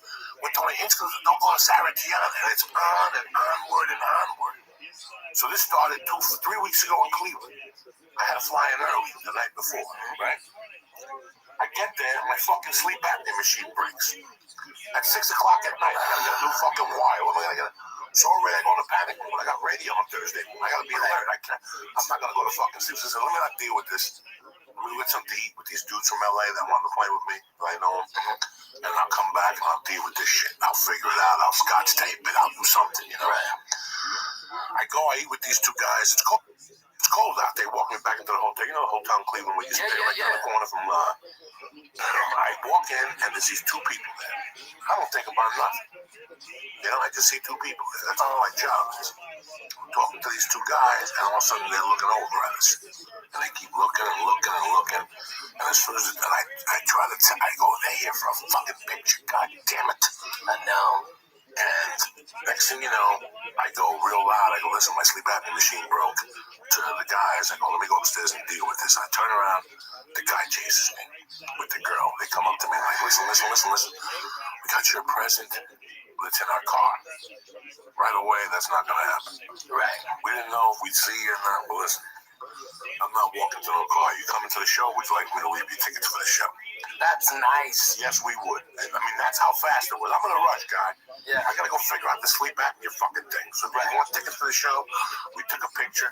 And while we're taking the picture, that's when he starts his shit to get. I fucking going to fucking some country, the jungle of Amazon, and doing fucking ayahuasca and all this shit that I don't even dirty white I don't need to hear this shit. This is not for me. You want to take a chance, go to the Bronx and get a $3 bag of heroin. You don't need to go all the way to fucking. But if you want to take a chance, go to the Bronx, get a $3 bag of heroin. Listen, before you move to LA, you see how these fucking idiots work. You're watching TV and you try to lose weight, you're working real hard, you're doing jumping jacks. And also, some Hollywood guy comes on, he goes, I have a new revolutionary way to lose weight. We do this, and these motherfuckers always got the next answer. Well, guess what? I'm from the 70s, bitch. That was the answer. That was the answer. You motherfuckers are still living off the 70s. Every TV show, every fucking movie, you guys are living off the fucking 70s, okay? So when I see all, it's like Quaaludes. Quaaludes are great. They became ecstasy. Yeah, that's what happens. They become ecstasy, but it's the same cousin to the fucking Quaaludes. It's the same thing that just evolved. Me, listen, you want the answer? Take a hit of acid. When my mother was dead, 3-4 months, I think I recovered from the pain. I ate acid every fucking night. And that breaks down whatever problem you have. You don't need to go to ayahuasca in the jungle and have a shaman around you breathing. Stinky, dirty. Yeah, all you need is a $3 hit of some good fucking window pane. You put on Black Sabbath, fucking Bloody Sabbath. The answer to your questions will come to you. I don't care if you put the Beatles' help on. The answers to your questions will come to you. I'm telling you this as a man because this is what I did for fucking years when I was recovering off the biggest pain you could possibly have in your fucking life. So don't fucking tell me my fucking job, okay? This, and I'm going to tell you in front of somebody just so you guys know, and he's going to tell you. This November, I'm going to be clean off coke for 10 years, bro. I know. 10 fucking years. Can you believe that? Fuck yes. Did I go to get Robogaine? Did I go to Brazil? No. Did I go get hugs? Did I go to rehab? No. I need to go to fucking AA and get all these people in LA go to AA to get clean. Yeah. But 2 weeks later, they go to a doctor and they give them a stretch of pills. Yeah. And also they have all these symptoms, these fake fucking symptoms. And they're giving you pills, so you're just drugged up on pills, but you're still going to people telling them you're on AA. Yeah. And enough for nothing. I was there the last night. You had a great fucking run, and that was a great last night to go out on. I had a great fucking. That was a great fucking night. 27-year run on fucking blow. Yeah, but I was there at the fucking finish line, dude. That means, dude, you smoked an ounce of my fucking Matzo G weed. An ounce, okay? After eating like 4 dinners. It was terrific food, all right? And we're laughing our butts off. And then I bring out mushrooms. Oh, after dinner, fucking get you started. Let the day go. Let's remember the Indians, natives. All right? And we put them out there. The Indians. Remember what happened? Hey, I love the Indians. Are you kidding me? Don't bring the fucking Indians up. I love them. The last time I brought Indians up, you had to do benefits. I still do. With a tomahawk somewhere. Fuck yeah. No, I know. I sent that kid to camp. Space camp. I'm helping out natives. I'm fucking saving them. Somebody's got to do it. Anyway, listen to this garbage. I bring out an ounce of fucking great mushrooms. Hawaiian ones. Have you ever had the Hawaiian ones? I don't know. You'll have to ask him. Okay. The regular ones are a little bit bigger. The Hawaiians are smaller and the cap's thicker. All right? And I brought out a fucking ounce of the most deadly fucking mushrooms on the planet. Coco ate half an ounce of mushrooms. Okay? half an ounce. Do you understand me? On top of smoking, because it was Thanksgiving and he was goddamn thankful. All right? He did all of that over the course of like 6 hours. Okay? And then went to the comedy store and did a set a la Theo Vaughn. pow! Zoom straight to the moon. And the fucking lights in there were turning purple. The whole original room was purple, and I'm in there telling jokes on stage. Oh my God. I was the only one in the room. I couldn't even see the audience members. I got in my fucking car. So funny. And I got the fuck out of there. But 10 years with no drama. No, oh my God, I feel like doing blow. Oh, I'm gonna what's that? What's the word they use? I'm gonna relapse. I'm gonna relapse. The fuck are you talking about? Yeah, Make a decision. Right. You set your mind. Here's how you quit. I ain't doing that no more. I ain't doing it no more. That's it. That's all you did, guys. There were no 12 steps. There's no 12 steps. There's no Go take the escalator. There's no fucking. I ain't gonna do no more. I ain't gonna do no more. I don't want this poor girl I'm with to find me on the floor dead. I don't want her to walk out of the bedroom and see fat little legs in the kitchen. They're turning purple because I want to do blow in front of her. I can't do it no more. And that's pretty much the fucking end of it. Dude, that was real as shit, man. But it's like we had so much drama to getting high. Like, I like to just roll a joint. No. You got to roll a joint and cut a matchbook and put a filter. What filter are you talking about? What filter are you talking? A matchbook cover? You got to be cool. Everybody wants to be fucking cool. I'm through with cool. Right. I didn't play that game. Where I'm from, they didn't play the cool game. You were just fucking either you were cool or you didn't. Nobody teaches you. You putting on a t-shirt doesn't make you cool. No. You putting a goatee and shaving it real tight, like a fucking half a fag, that don't make you fucking cool. You know what I'm saying? But it does tickle my balls. Yes. Thank you. Everybody in LA wants to be cool. Hold on. I'm going to go to Mexico City. I haven't talked to them. I'll tell you what. Shut the fuck up. Just take it. Listen, if you're not going to do a hit ass or take a $3 bag of heroin, just leave me the fuck alone. It's not my world. It's not my world. I don't even want to listen to that kind of talk. I never did. There's a reason people are just hearing about it now. It's fucking stupid.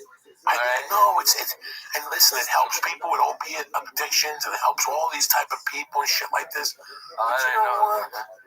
Take it to somebody else, all right? Yeah, I'm an old school type of fucking guy, and that's the way I'm gonna go out. That's how Lee and me have conversations every night, and Lee looks at me because he knows I don't give a fuck. I don't know what you're talking about. You want an adventure? Go to the Boogie Down Bronx. I'll surround you with 20 black guys and 3 Puerto Ricans. And that's an adventure right there. You don't need to you can tell your friends at Starbucks, I went to Brazil. Oh my God, you're so strong and valiant. Shut the fuck up. Go fuck It's the yourself. same people that were going to go to Canada when fucking Trump became president. Man. I'm just sick, dog. It gets old, man. No shit, It gets dude. fucking old. I come from a different fucking society of people, and men act like men. Every night I turn the fucking TV on, I'm trying to protesting again.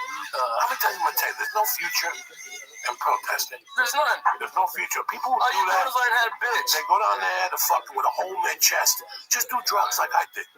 You don't have to mingle and to be cool so people go, oh my God, you're marching. Fuck you. Fuck you. I got better things to do with my time. Yeah, it's called life. Yeah, you're creating traffic. I know you don't like Trump, but go fuck yourself. You're fucking making traffic, you cunt. I hope you all get AIDS in your mouth. Fuck you. Alright? They're a bunch of dicks. Okay? I got stuck in one of that goddamn woman march, and I didn't know why they were bitching. Okay? Alright, you don't like Trump. Hey, you guess what? Maybe you should have marched your ass to the fucking voting booth. Alright? Because he told you 3 weeks before, hey, I'm gonna grab you by the pussy. And you know what? Most of America was like, I'm cool with that. That's all right. I can overlook that. Nobody likes fucking Trump. Everybody's mad at fucking Trump. Yeah. Well, they should have done something when they had the shot. Okay? You know, what bitches me about being a Democrat is fucking, you haven't until the end of the game to win the fucking game, Coco. You have until the end of fucking last play, all right? Like fucking New England on Sunday. Yeah, New England on Sunday. You thought it was over? No, we got overtime. Now we're gonna. Like when I had one of my first crushes when I was a young kid, and his daughter was in that movie. Yeah. You know what? That's a fact that I didn't know right away, but I found that a couple of years ago. I'm like, interesting. And she was actually pretty beautiful back then. I don't know what happened to her. I mean, she didn't age gracefully, but she was really pretty. She's ugly now? Yeah, I saw her the other day. She was doing some show, like, real beat. I mean, like, you know, it happens. It happens. Some of us don't speak English, like myself. I mean, I get that back. She's except for me.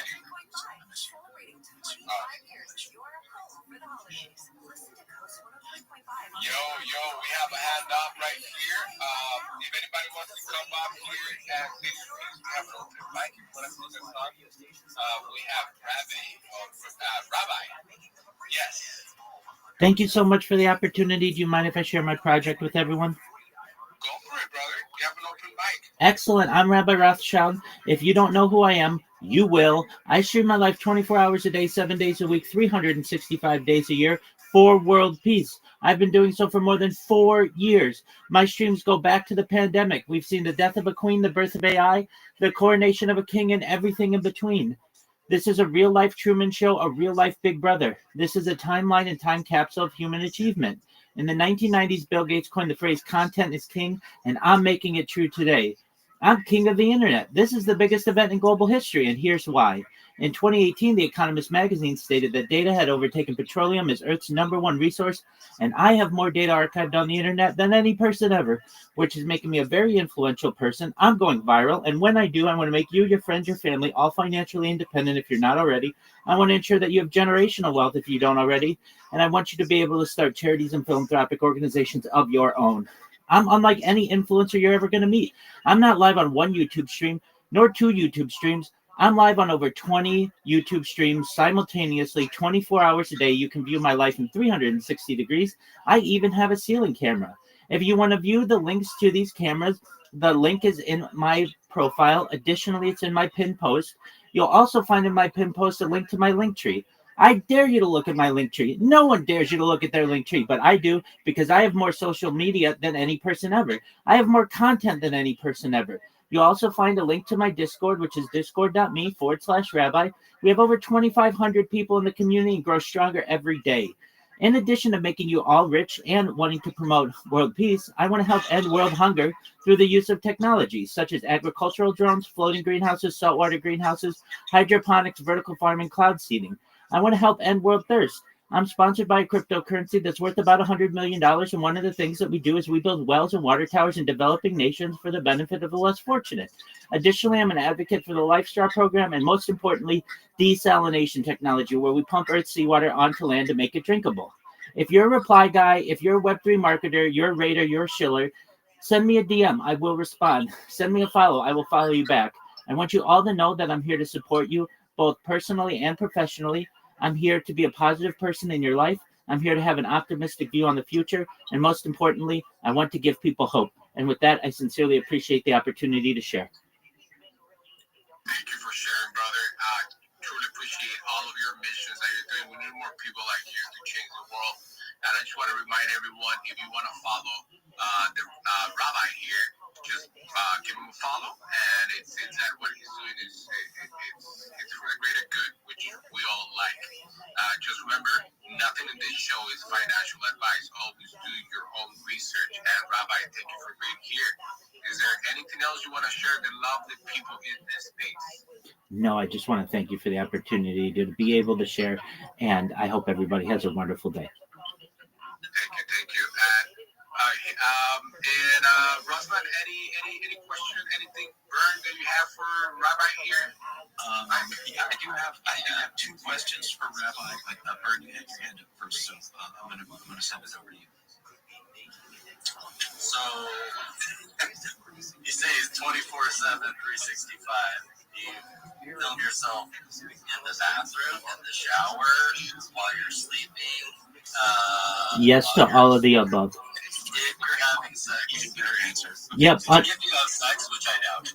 Okay, well, thanks for your insult. Nobody knows what we're doing under the covers. Yes, I do film myself in the shower, usually from either the waist up, or I just put on swim trunks. Yes, on the toilet. Yes, when I brush my teeth and do all of the hygiene necessities. Yeah, 24 hours a day. And definitely when I sleep, there's a lot of valuable data I feel that people will be able to study in the future. what's the point? Like, Have you? everybody, like, I don't know. We get to the point. Before we get to the point, I want to ask my question because now I have 3 questions. Go ahead. Rabbi, question number 1.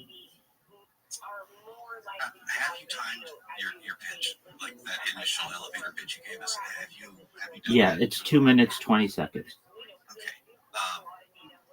Do you think you could pare it down to 69 seconds? That's the second question. Of course. Third question, 6 words. What are you doing on Monday? My schedule's pretty open Monday. Okay. Monday, Casino Society Space, 3 p.m. Pacific, 6 p.m. Eastern. Me and my friend Return, we do a space. We get a pretty good amount of traffic in there. We do 69-second shills for the first hour. Every speaker has a minute and 9 seconds to shill a project, shill themselves, shill something they're doing in Web 2, Web 1, IRL, which I call Web 0. We do this fun little thing where if you go over, I cue up like some fun little music, probably something relevant to a project that you're shilling, or to like your name or something sometimes funny, sometimes badass. And we really encourage people to really nail it right at that 69-second mark, because sometimes that introduction music can make a really nice outro and a good pitch. I'd really love to have you on and see if you can't fucking nail that 69-second mark, Rabbi. I appreciate the opportunity. I'd love to. I'm in the casino direct message chat, so I will keep an eye out for when the invite goes out, and then I'll also keep an update for the other hosts. And I'd love to be there, 3 p.m. Pacific time. I'll do my best to make it. Yeah, so that's 3 to 4 where we have our 69 seconds, correct? Correct. That sounds great, man. I shot you a follow. Follow me back. I'm also in the casino chats. Yeah, get a hold of Retard, get a hold of me. We'll make sure to give you some space up there, brother. Thank you so much for the opportunity. 100%.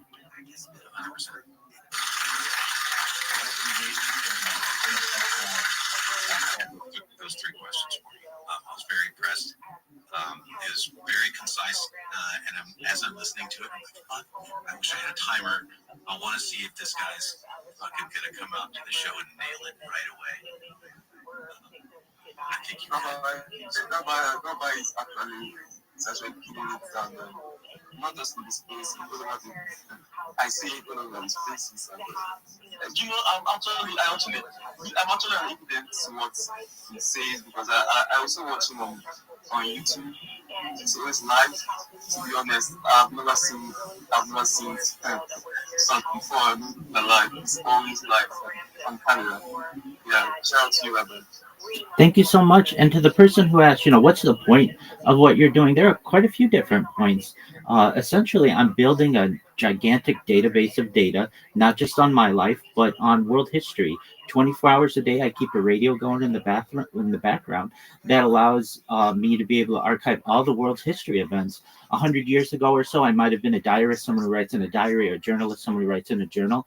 But I just use video as my medium, and I feel in the future people will be able to use my streams for quite a few different things. Knowledge on the human body, sleep patterns, eating patterns, behavior patterns, circadian rhythms, things that we perhaps might not even be able to detect in 2025. Additionally, though, I think that it creates an excellent opportunity for people to be able to study history. As I say, we've seen the death of a queen, the birth of AI, the coronation of a king, and everything in between. I was streaming before we had large language models in our life. I was an early adopter of ChatGPT. I was a user of ChatGPT when it launched November 30th, 2022. And we've been able to see the way that AI has changed our lives. This is valuable data to people in the future. So perhaps it may not be as relevant right now as it may perhaps be in the future. But the longer that I do it, the more data I archive, the more important it becomes to humanity. You do you. And I'm going to watch. I'm just saying. Promise. I swear. I'm going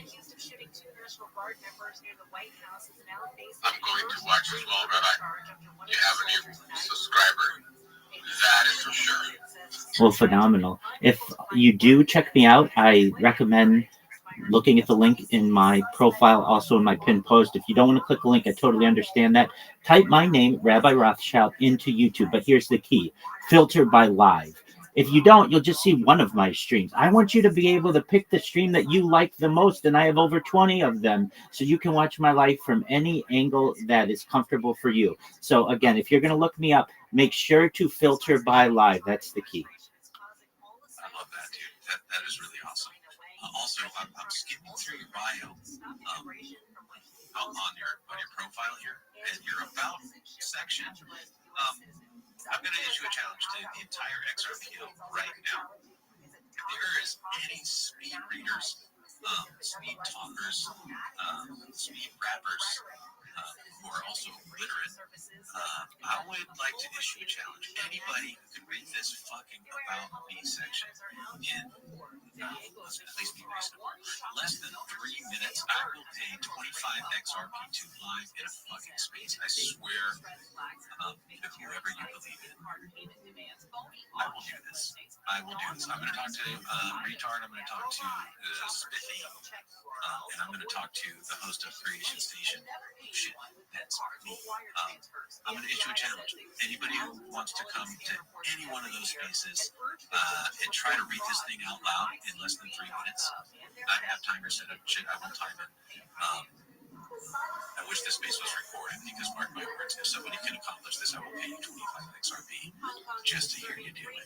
Well, brother, I'm a witness to that. So if it happens, we'll make it happen. I'm actually going to have to keep getting more involved with the casino society. I've been lagging. I need to stop by your spaces more often. That's for sure. Yeah, and like, put together a little elevator pitch, time it a couple times, get as close to 69 seconds as you can. And being a Legion member, get everybody DMs and let you fucking your interrupter song. So, how about that? Love it. I'm going to work on it. I'm going to put it in 69 seconds. Love it. I love you. Mark Ronner, KFI News. Love it, bro. Yeah. Let's do this. If anybody else wants to speak, I think we do have one more new speaker. Humanesque. Do you have anything you want to share with us, brother? You have a few. You got a minute. What's up? Also, through the South LA area, get a word of a crash on 110 northbound Gage Avenue. That's blocking the fast track lanes. Also, through Gardena, we have a wreck working on the 405 southbound from blocking the center lane, traffic slow. Are you here, Humanesque? And another one in the South LA area. This is going to be on the northbound. Human Zeke, if you can hear us, he's talking to you. Yeah, Human Zeke. Can you hear me, sir? Yeah, we can hear you. What's up? What's up? I'm myself, Human Zeke, and I just see some people here who I knew, Bon, Con, and Ebro. So I just want to say hi to everyone. It's been like 1 month, so I'm just getting the spaces and just to know more people and just share. Choose gifts that require no packaging, like a trip to a local park or nature preserve to reduce waste and celebrate sustainably. Brought to you by iHeartRadio Earth and the National Environmental Education Foundation. For more smart, sustainable living tips or to take action in your own community, visit iHeartRadio.com/earth. A decade ago, I was on the trail of one of the country's most elusive serial killers. But it wasn't until 2023 when he was finally caught. The answers were there in plain sight. So why did it take so long to catch him? I'm Josh Seaton, and this is Monster, Hunting a Long Island Serial Killer. The investigation into the most notorious killer in New York since the Son of Sam. Open your free iHeartRadio. Search Monster, Hunting a Long Island Serial Killer. And listen now. Outline weather from KFI tonight in Metro LA and Orange County. Clouds and fog with lows in the 40s and 50s. The valleys, high in high desert. What's the point? Baby, On Sunday in Metro LA and Orange did you County, not just clouds and hear? fog with highs in the 60s. It'll be clear with highs in the 60s and 70s in the valleys, high in high desert. Live from the KFI 24-hour newsroom. I appreciate you, D'Agostino. Here's a tip from iHeartRadio Earth. I'm giving your whole Christmas tree a sustainable send-off. Join these spaces, bro. Trust me, man. I mean, you're gonna see me on spaces. You're gonna see me on. If you're familiar with the big steppers, if you're familiar with all of the big steppers, spaces, bro, they're always popping always on the photos, always in the spaces every single fucking day. Why my fucking? We're here to grow. We're here to fucking slack it off. Don't be like Patrick Star and be underneath the rock. And just this is how life is gonna be. Just don't be that person. Just be yourself. You keep on going. Just think you're gonna be nice. Bro, thank you so much, bro. You said a lot there, bro. Yo, absolutely, you crushed it. Going to 32K followers, bro. Absolutely, you done amazing, bro. You guys should go and check out Mr. Digit's profile if you don't know Mr. Digit already. This is a great time to connect with him, bro, and find out what he's got going on. He's absolutely cooking over there, and he knows what he's talking about, guys. So go ahead and drop it with a follow. And, bro, I'm really grateful as well, brother. I'm glad that you got your freaking, bro, subscription back and your monetization back, bro, you know, getting rewarded for your hard work, you know, a little bit, just a little bit that motivation, just to show up daily a little bit more. You know how it is, bro, because I was also paused for like 6 months. I was sad, I was paused for 7 months, and when I got that notification, I was like, damn. And then I waited for it, I lost like 2.5 million impressions. And because I was like kind of slack and I was like, fuck it. And then like I was thinking to myself, like, how can I improve to get that 2 million impression back and just stay grinding, stay connected. And I think for me now, because I'm back on the impressions and my payouts are getting very, very low, I'm kind of like crashing the code on how to get my impressions, how to increase my payouts. And this is one of the people that told me a lot of advice, but there was one advice that stood to me was you have to understand what the niche is, basically putting yourself out there, what you want to put your content out there. You have to understand who your niche is really about and what your followers want to really follow on your path to success. Basically, that's just what it is. I mean, if you want to go into gambling, go into gambling. If you want to go into crypto, there's a bunch of niches that you can focus on that just was really just caught my eye, to my attention. It was just my niche. And that's what really just brought me where I'm at right now. So I'm just grateful to where I'm at in a year and 4 months now, probably 5 months now. So it's kind of thinking like the next month, it's going to be 6 months. I'm looking back, 12 months ago, I had less than 4,000 followers, and back in January of 2025. Now, in November, November and 29th, 2025, and now we have over 32,500 fucking followers following me. And that year stances because I keep staying active, showing up. All the OGs will remember my name for the rest of my days. Today I am dead, basically. So remember, don't be slacking. Don't be that guy. I want everyone to be active. I want everyone to make money on here. Don't be that guy to be fucking jerking off and being lazy. You're here to fucking grind every single fucking day. This is how we do it. For these speakers for BMS, I'll take a photo and all the colors I can. I'm gonna not take your time. I'm not talking too much, so thank you very much. Bro, you're absolutely basically in the chat, bro. We love having you here, bro. And thank you so much for taking the time to chill yourself and letting us know what you're doing, how you grew in this space. Because this is a chill and chill space and gaining followers and engagement. And this is absolutely what these, listeners want to hear, bro. So absolutely, this is a different perspective from a different speaker. So we really appreciate having you here, bro. You absolutely crushed it. Before I pass it over to my co-host, I just want to give a shout out to the most recent replies in the Oracle panel. I see you, Rabbi. Rothschild, bro. I see you there, bro. Have you watched Rabbi Rothschild? Yeah, of course we watched it, bro. Yo, Johnson said, yo, GM, everyone. When he says that the beat drop happened in my head, yo, I see you, and he said, fuck, why does it sound so good? Or no wish 2 hours of sleep, I'm back. Yo, Sticks and Legends in the space. Shout out to my boy Sticks, yo, I see you. You pulled up my G. See you, bro. Appreciate you, Palm, yo. Appreciate Palm, girl. Full upski, yo. I appreciate that, bro. Blessed Boy said, let's follow each other and get monetized. If you're not following Blessed Boy, he's following you right back, guys. Let's get it. Liquid said, are you learning so much alpha addition up from absolute base chat? Yo, let's get it locked in, bro. With that being said, bro, let me pass it over to Liquid, bro. Go ahead, Trip. Once wrote that no one, no matter how close, they can listen to things that would not occur to them. And if we've learned anything recently, Yo, bro, good DM. What happened, bro? Okay, let me check that right now, bro. As you speak, bro, let me check that one right now. Yo, appreciate you, bro. Appreciate you, bro. Don't even worry about it, bro. See them, bro. See them. Catch you later, bro. The best way to prepare for the unexpected is not to Yo, so my co-host gotta step down, bro. I need like a co-host. I got you, bro. Just spoke, bro. Appreciate you, bro. I'm gonna send that right now with you, bro. Actually, what's up, bro? One more, bro. I can't have one more. I can go, bro. By the way, you're still not sleeping, right? Or you went to? Bro, I'm active right now, bro. I'm locked in, bro. Active.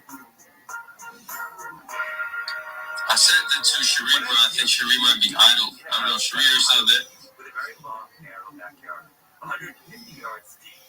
Oh, I think Cherie went to sleep. Man, she fell asleep on the mic again. In the fall, when the leaves fell, No, we all realized that raking the leaves would be an overwhelming task. It's all good. It's all good. I had sent the co-host invite to you, and I'm like, oh, so I gotta find another one. I have to cancel one that I sent you because I can't send another one out until I do that. Deal with the leaves in the evening, it would be a big deal. Rabbi, go ahead, bro. I see your hands up. Go right ahead, fam. How you doing today, bro? Every day is a holiday, every meal is a feast. Thank you so much for hosting this space. I'm Rabbi Rothschild. If you don't know who I am, you will. I stream my life 24 hours a day, 7 days a week, 365 days a year for world peace. I've been doing so for more than 4 years. My streams go back to the pandemic. We've seen the death of a queen, the birth of AI, the coronation of a king, and everything in between. This is a real-life Truman Show, a real-life Big Brother. This is a timeline and a time capsule of human achievement. In the 1990s, Bill Gates coined the phrase content is king, and I'm making it true today. I'm king of the internet. This is the biggest event in global history, and here's why. In 2018, The Economist magazine stated that data had overtaken petroleum as Earth's #1 resource, and I have more data archived on the internet than any person ever, which is making me very influential. I'm going viral, and when I do, I want to make you, your friends, your family, all financially independent if you're not already. I want to ensure that you have generational wealth if you don't already, and I want you to be able to start charities and philanthropic organizations of your own. I'm unlike any influencer you're ever going to meet. I'm not live on one YouTube stream, nor 2 YouTube streams. I'm live on over 20 simultaneous YouTube streams, 24 hours a day. You can watch my life in 360 degrees. I even have a ceiling camera. If you want to check out these cameras, the link is in my profile. Additionally, it's in my pinned post. You'll also find in my pinned post a link to my link tree. I dare you to look at my link tree. No one dares you to look at that link tree, but I do, because I have more social media than any person ever. I have more content than any person ever. You're also going to find in that pinned post a link to my Discord, discord.me/rabbi. I invite you to join. We have over 2,500 people in the community and grow stronger every day. I want you all to know that in addition to making you all wealthy and wanting to promote world peace, I want to help end world hunger through the use of technology, such as agricultural drones, floating greenhouses, saltwater greenhouses, hydroponics, vertical farming, cloud seeding. I want to help end world thirst. I'm sponsored by a cryptocurrency that's worth about $100 million, and one of the things that we do is we build wells and water towers in developing nations for the benefit of the less fortunate. Additionally, I'm an advocate for the LifeStar program, and most importantly, desalination technology, where we pump Earth's seawater onto land to make it drinkable. If you're a reply guy, if you're a Web3 marketer, if you're a shiller, you're a raider, and you want a free mentor, coach, and friend, send me a DM. I will respond. Send me a follow. I will follow you back. I want you all to know that I'm here to support you both personally and professionally. I'm here to be a positive person in your life. I'm here to have an optimistic view on the future. And most importantly, I want to give people hope. And with that, I sincerely appreciate the opportunity to share. Absolutely. You can also now find Rabbi 24 hours live in the Soul on Chain Discord. He has parked his stream in our lounge, and he's there 24/7. So you can go to our Discord and you can see Rabbi Rothschild in the lounge. Video documented every single thing. And it is true, he's everywhere. I can't imagine how many more Discords he's permanently in. Absolute legend, bro. That's absolutely correct. Like, thank you so much for your kind words. You're absolutely right. If you haven't joined the Soul on Chain Discord, you need to. It's a wonderful place, really great community, and I appreciate your mentioning that I am live streaming in there as well. You can watch me there 24 hours a day. I give the world a portal into my life. We should rename that chat from Lounge to Red Ice Lounge. I think that's more fitting, bro. Absolute legend. Bro, that was great talking from them. I ain't never heard of somebody doing a 24/7 live stream. That's crazy. Yo, I've checked it out too, bro. I went to YouTube, searched him up, bro, and while he was speaking in his space, you know, he was waving back at us, bro. No cap, bro, on dog, bro, you know, on no day, bro, type, bro. Yo, he was locked in here, bro, and we, you know what I mean? He was giving an amazing show, bro, and we had to go and check, bro, out. And, bro, there was a bunch of streams that popped up, and I'm like, bro, I ain't never seen nothing like this, yo.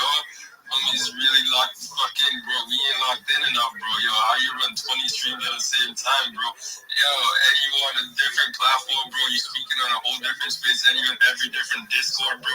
How you locked in, bro? You are Optimus Prime, bro. They gotta study you, bro. What the hell? Yo, bro, appreciate you pulling up, bro, and speaking on this space. Let me pass that mic over to some of the new speakers, bro. I have not spoken to Chubbs before. Chubbs, how you doing today, bro?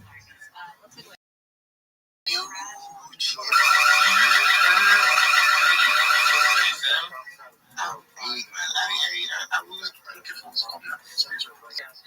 was on space sometime we thought this house is this my friends hanging here. Hey, remember that? I never did that. Sorry about this, Mr. President. Before I would like to thank you, I think I wrote to something like that. I believe it's coming in space again. So let me give it a kill and try and get one more time. Quick with it. That's weird. Space is new. Props to you for all this. I'm supporting the small accounts and quick with it. Space is new. Props to you for all this. I'm supporting the small accounts and keep them to support next time. Mr. Digit, props to you, man. I hate Mr. Digit. I fuck with you, props to you. So yeah, let's get it. I think we stop. I mean, people, you want to know some real shit? Like, if I go to space, like, you slow down, you're like, nah, I can't, bro. I got a destination to be at. I can't be fucking slacking like other people, and they'd be like, well, why'd you slack? Because someone told me to do it. Like, nah, I can't do it. Also, I think he's a fucking legend. We're all legends. When we started to be a non-legend, can become a legend, to become growing in these spaces, to become a legend, to grow every fucking day. So thank you again. All these co-hosts, all the hosts, all the speakers, bro, connect, follow, show them your love, network with them, bro. Your network is your network. Show that to your fucking ability as much as you can, bro. We got fucking DNS, we got Click, we got everyone else I can think of right now. And you guys are locked the fuck in. If you're not locked the fuck in, I don't know what to tell you. You're not active. Bro, I will give you the outfit. You're gonna put this fucking work in. I'm giving you the outfit. I'm giving you the work. Put the fucking work in. Stop slacking and fucking lock the fuck in. Like, bro. Resource guy has it all. Yo, absolutely lock the fucking bro. Like, yo, Mr. Digit said, yo, you need to stay focused, you need to be everywhere, you need to let your voice be heard, you need to be on the timelines, you need to be in the reply guide, argue, you need to do all of that, and beyond that, yo, you know what I mean, to stand out, to be the best of the best, but you have to do the best of the best work, the work that nobody's willing to do. Yo, this ain't easy, showing up is not easy, speaking your it's, you know what I mean, that's why, you know what I mean, there's not many people have 40K, 50K, 100,000 followers, you know what I mean, this song goes, bro, you gotta put in that work, you gotta show up every day and put in that work, that is the way forward, the grind, Yo, with that being said, I followed everybody that's on the speaker panel right now. I'm gonna follow everybody that's in the listener. I suggest you all do the same thing. Follow all the co-hosts, follow all the speakers, follow all the listeners. That's how we're gonna connect and grow. You might not know, but there's a lot of active giga chads in this space right now, bro, that are always on the timeline, always on the spaces, bro, hosting them, co-hosting them on some of the biggest spaces, some of the most active giga chads there, bro. So you need to stay locked in with the people in this space, bro.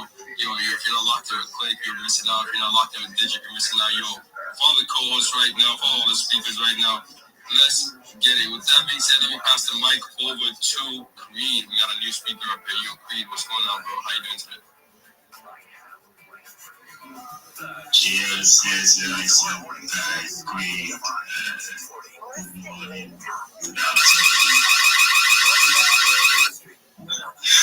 I'm happy to be in this space. So my OG Creed. So I decided to come into the space and say hello to everyone and also connect. So I'm into audio file. I'm calling with Team Lucky. So I have the space coming up by 4 p.m. GMT. If you're able to open, I will be glad to host you. Yes. That's it. Thank you for giving me the mic. Creed, you're absolutely welcome, bro. Thank you so much for grabbing the mic. I just followed you, and thank you so much for following me back, bro. And if you're not tapped in with Creed, go ahead and follow me. He's following you back actively right now. And with that being said, bro, I'm just going to rotate this space. There's other people that want to come up and speak, guys. Since you don't have much to say right now, just going to leave you the listeners. You can request back and come back up again. I will bring you back up again. Let me pass the mic over to Nisi. Nisi, yo, how you doing today, bro? Yo, I'm chilling, bro. What's up with you, bro? What do you got going on over there? You grinding or what? I still grinding. I don't make pieces, but last time we spoke and this time my PSP has actually changed. I made a connection with this guy called Pulse, and he advised me to get a Google. This is a no-brainer. Bro, you're absolutely locked in with the Giga Chat community over there, the Bull Bears, bro. Let's get it. I'm glad you tapped in with the right community, bro. How's that experience been, bro? It's been so good. I'm not even gonna lie. It's been so good. And I thought it was amazing. Yeah, so amazing in that group. Possibility. I had to take it seriously. Straight back, ran the game again. And again. Russia always won. Russia's always winning. In fact, we eventually started telling people, look, we've done everything except go out on the street and grab random individuals and ask them to play. And no one's done better than X. Can you do better than X? The expectations and predictions of experts are useful, but only up to a point. The war game is where you put those expectations to the test. A few years ago, I was invited to join Restream. And then it's something we do. I always will keep doing. But like I always say, we're just getting started. A big shout out to Baby Boy for being here with us for the longest. Big shout out to Emiron, sorry. I just said Emron. I just want to talk like people from the States, so I just have to, say Emron. So, me. A big shout out to Prezi the easy, the pretty. Yeah, I think I love it that way. Yeah, big shout out to Goodness, my man. That's my man there. Big shout out to Realty Ecosystem, Primo behind the account, and Primo also in the listener section. A big shout out to each and every one of you. Adama, hello, beautiful. How you doing? I see Rabbi. Rabbi, request for the mic, buddy. Request for the goddamn mic. How you doing? I was expecting you sings. What happened, Rabbi? Talk to me. Request for the mic real quick. 1, 2, 3, 4, 5, 6, 7, 8. Okay. They have space for Rabbi. So I think he's gonna request for the mic. I mean, we all know Rabbi. The energy is amazing. In this case, the scenario was a sudden spike. Welcome to this video. Between North Korea and the United States. I hope you slept well. My data is from where the If your night is really short, what will my night be? I think I did not even have any night. Nothing like night for me today.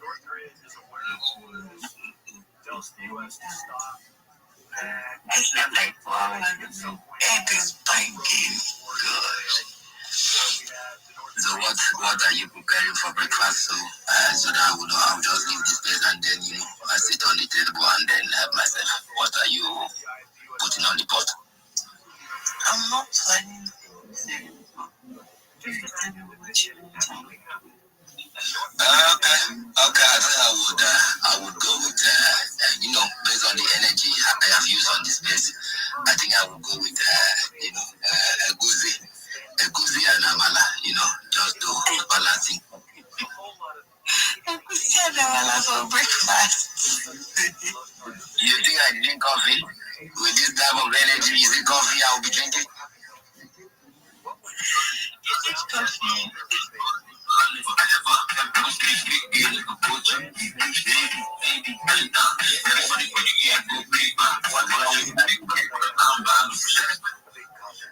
What's wrong with my DJ? What's the problem? Is it that you are hyped up already? So, Adama, please, egusi and amala. Just amala. What is amala? Egusi and what? What did I even say that time? Egusi and what? Yeah. So so that I will have. All right, I have my boys in the building, the likes of Rabbi, R to the A, to the B, to the B, to the I. To you, Rabbi, welcome to the space. I see you, man. GM, what's going on? GM, thank you so much for the opportunity here. May I please share my project with everyone? We know, please go ahead. Talk to me. Absolutely. You may know, but for those of you who don't, I'm Rabbi Rothschild. If you don't know who I am, you will. I stream my life 24 hours a day, 7 days a week, 365 days a year for world peace. I've been doing so for more than 4 years. My streams go back to the pandemic. We've seen the death of a queen, the birth of AI, the coronation of a king, and everything in between. This is a real-life Truman Show, a real-life Big Brother. This is a timeline and a time capsule of human achievement. In the 1990s, Bill Gates coined the phrase, content is king, and I'm making it true today. I'm king of the internet. This is the biggest event in global history, and here's why. In 2018, The Economist magazine stated that data had overtaken petroleum as Earth's #1 resource, and I have more data archived on the internet than any person ever, which is making me very influential. I'm going viral, and when I do, I want to make you, your friends, your family, all financially independent if you're not already. I want to ensure that you have generational wealth if you don't already, and I want you to be able to start charities and philanthropic organizations of your own. I'm unlike any influencer you're ever going to meet. I'm not live on one YouTube stream nor 2 YouTube streams.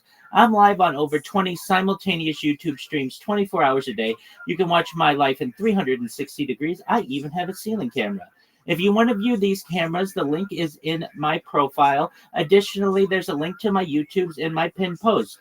I also, in my pinned post, have a link to my Linktree. I dare you to look at my Linktree. No one dares you to look at their Linktree, but I do, because I have more social media than any person ever. I have more content than any person ever.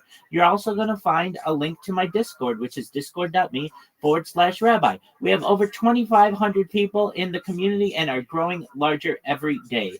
I want you all to know that in addition to making you wealthy, and wanting to promote world peace, I want to help end world hunger through the use of technology such as agricultural drones, floating greenhouses, saltwater greenhouses, hydroponics, vertical farming, cloud seeding. I want to help end world thirst. I'm sponsored by a cryptocurrency that's worth about $100 million, and one of the things that we do is we build wells and water towers in developing nations for the benefit of the less fortunate. Additionally, I'm an advocate for the Life Straw program and, most importantly, desalination technology, where we pump Earth's seawater onto land to make it drinkable. If you are a reply guy, if you are a Web3 marketer, if you're a raider, you're a shiller, you're a community manager, or anything similar, send me a DM. I will respond. Send me a follow. I will follow you back. I want you to be successful in whatever it is you are passionate.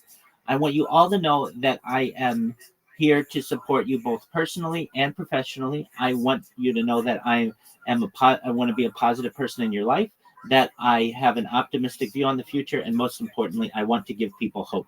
And with that, I sincerely appreciate the opportunity to share. Amazing. You also shoot Rabbi and follow. Whenever he's preaching or chilling himself, I love it. I love it. Do you want to give him a follow? That was a long page, I'm telling you. Definitely, when I go to Emeron's space, I'm just going to do the same. I'm going to write my own page and then go on Emeron's space and say, please, can you give me the opportunity to share myself? So I'm getting me. I've been hosting the space for more than 12 hours in the space. I know this, I do that because I know Breezy, I know Bonnie, Baby Bonnie, I know Amy, I know Goodness, I know Reality Ecosystem. So that's why you didn't follow me. Please follow. I will so much say a lot of things on this space, but know how to follow Rabbi. I think you can verify everything he's saying. Thank you so much, AV. If I may clarify, none of that is written, so it's all memorized. I've been doing this for 4 years. I have my pitch down better than perhaps anyone on earth. That's right. Everyone, go for it. About the same thing. When you mention my name, I always mention Lala, bro. It's not mine. You ain't pulling from my space. You're pulling up on that space. Lala, boy, you're the co-founder. You're the co-founder. You know what I'm saying? Yes, sir. I'm next to the box. I'm something like that. Something like next to the box. All right, no problem. I appreciate that.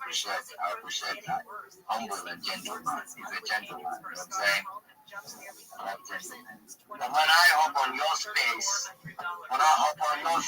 I'm gonna come see you.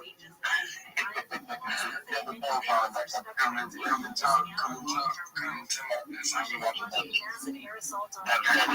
I got questions for you. Trust me, lots of questions for you. We're gonna rein you back in. You ain't going too far. Oh my God. I'm coming with my dictionary and with my grog and my ChatGPT. So you ask me questions, I say, give me a sec. I tune in my ChatGPT. I say, what to, and then I give you the best professional answer. You said, bro, this guy's a genius.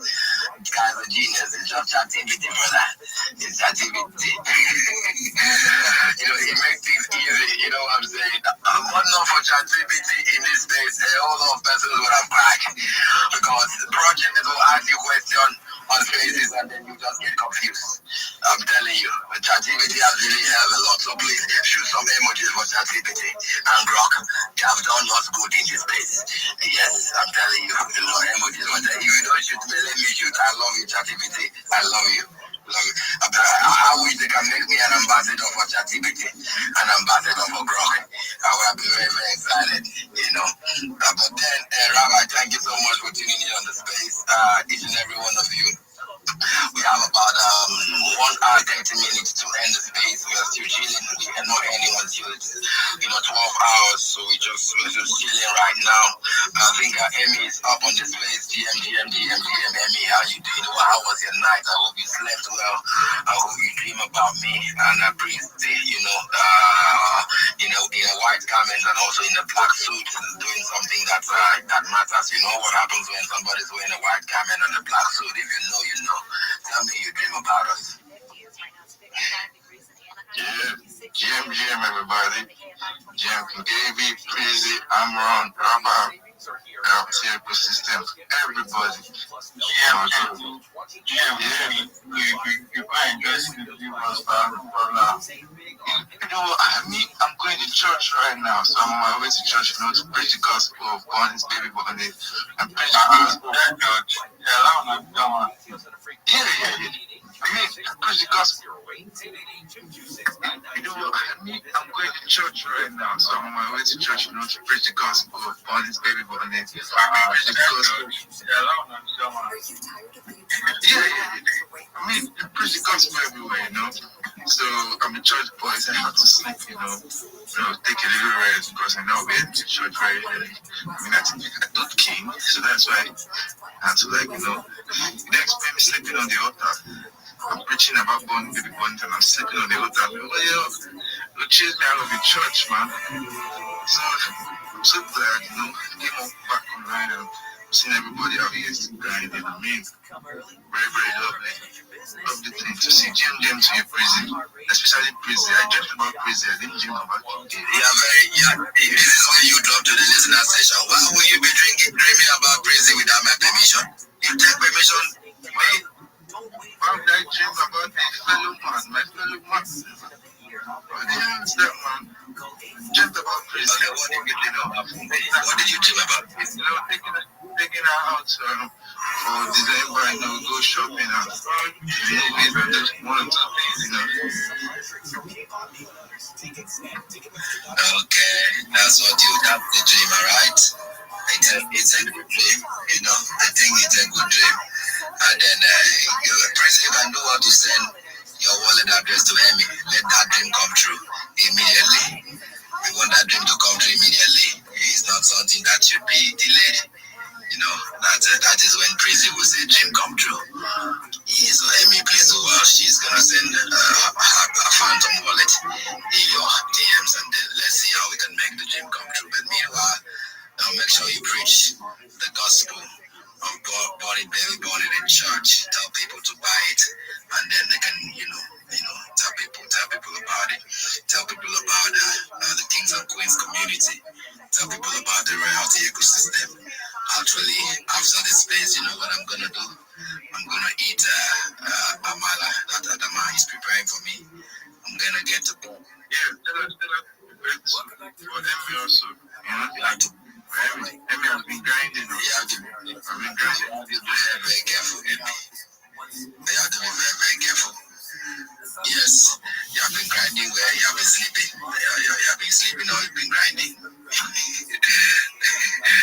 See, Emmy is actually the manager, one of the managers of the reality ecosystem. Goodness, here is also a manager. Primo there is a manager as well. And then, thank goodness for being active. So what if Goodness was sleeping as well? Who would have been up with me, Emmy? I would have been up with you. Bro, you keep giving me promises and turning me down. What's up with you, Emmy?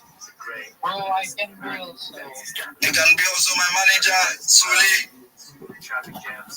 Yes, bro. I'm always up for that. I love you.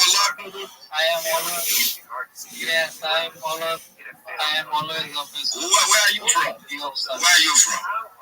I'm from Bangladesh. My gosh, do I even know where that is? I think you don't know, but you don't know India. Yeah, I know India. So it's like a neighbor country, Bangladesh. Oh, okay, I get it now. Yeah. All right, no problem. Good to have you around, Suli. Good to have you around. All right. Who have we not heard from? Adama, how you going to try this morning?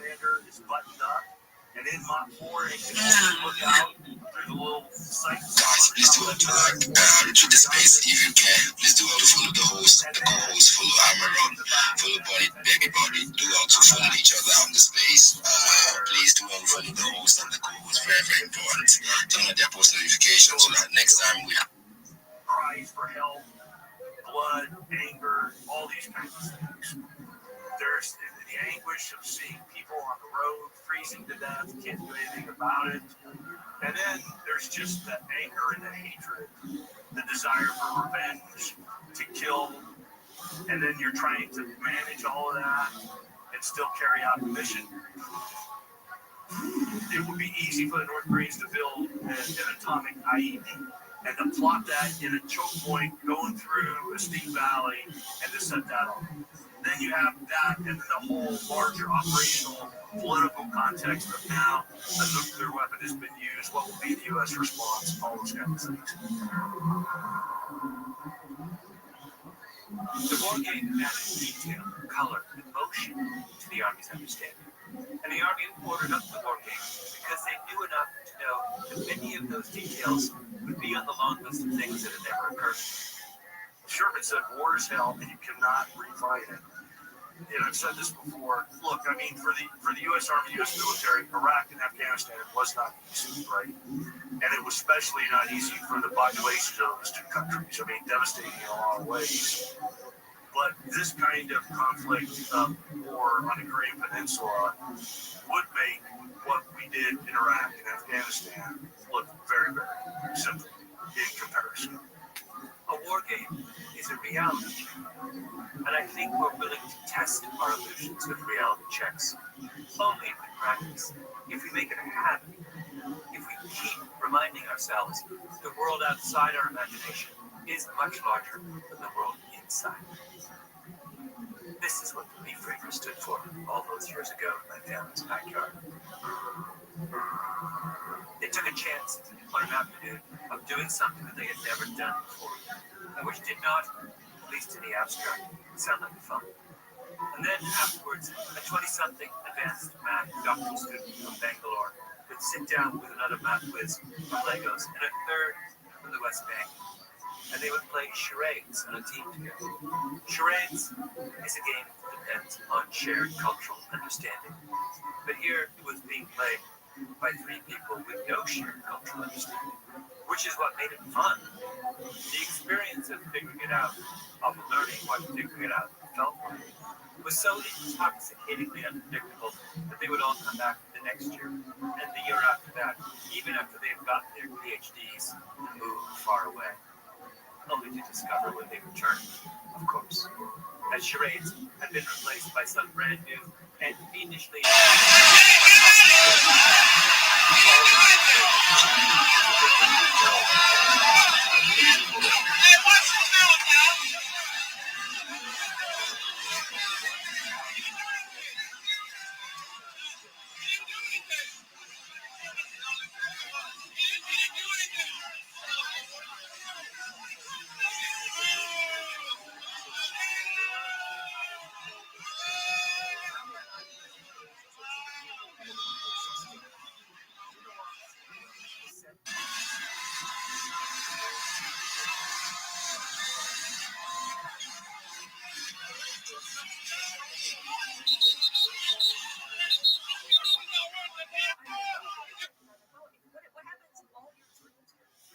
There's a lot of work asking whether or not the Pentagon can really integrate AI in the way they hope to. But I'm like, well, what if you got everything you want to?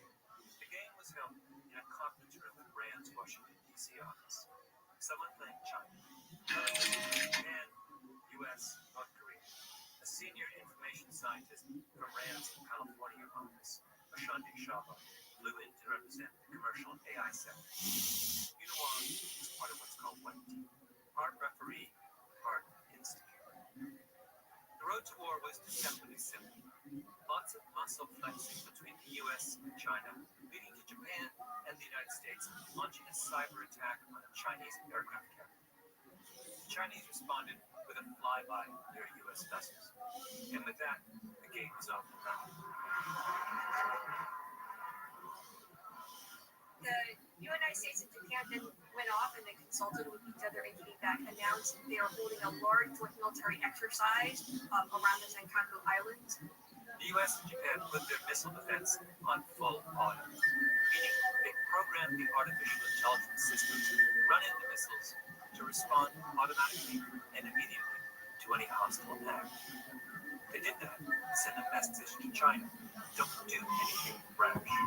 But then, out of the blue, North Korea decided to join in by firing off a missile on its own, aimed at a major Japanese city.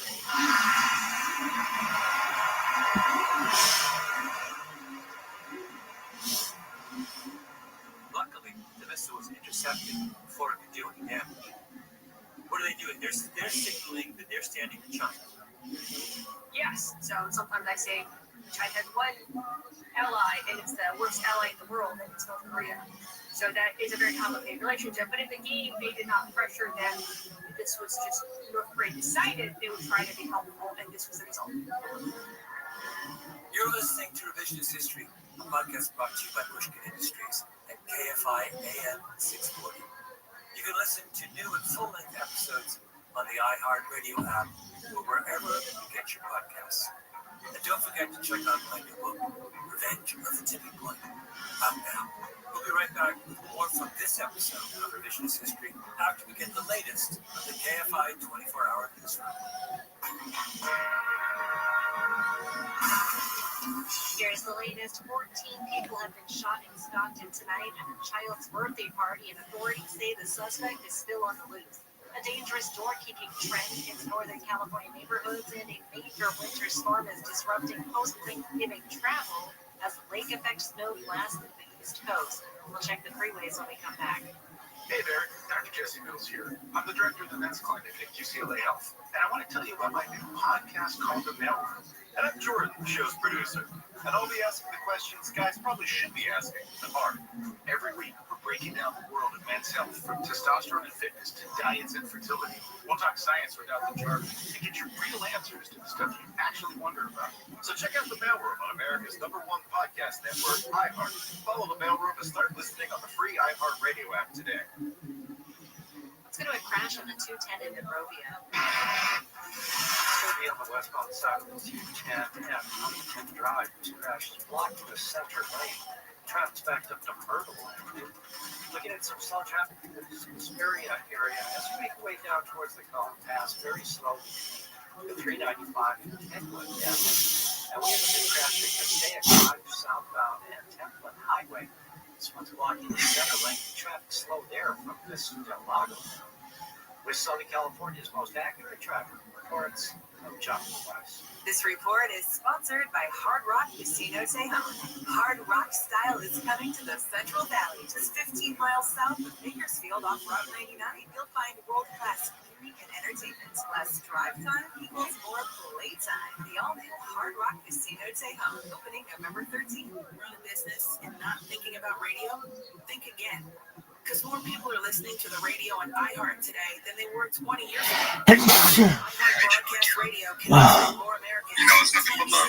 But yeah, real recognize real, and I think there's a lot of people in this space like this. That's why he has such a great space. You know, people are pulling up, and you see Star Dogs down there. You see a lot of cool people that I've seen around in the space, and that's the kind of people that we attract. So yeah, that's what it's all about. So thank you, Bitcoin Bar. We will definitely connect. I got some cool utility coming out around the corner, which I'm sure everybody's gonna go crazy over and stuff. I won't get into that, but there's MB. You guys are absolutely amazing. I'm looking forward to the next space, and I'll touch base with you guys, and we'll do maybe like a crypto giveaway so we can attract some more people, and we'll touch base in the future. But you guys have a good night. I'm gonna go have some fun, and I'll talk to you guys later.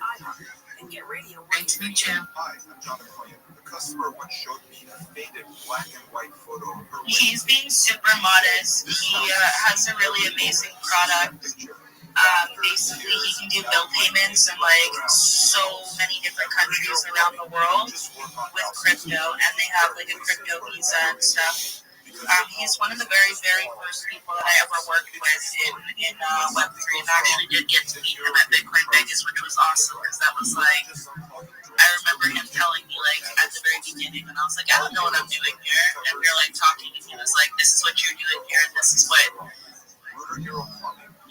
Rico really put me on game. I'm so happy he came into this space right now because I have obviously been struggling to get certain people back in my circle. Visit our website, murderhero.com, to schedule your appointment today. CSLB 996688. Do you know the difference between a HELOC and an ATI? Spelling? No. A HELOC means monthly payments. A Splitero ATI doesn't. You get cash up front, which you can repurchase when you refinance or sell.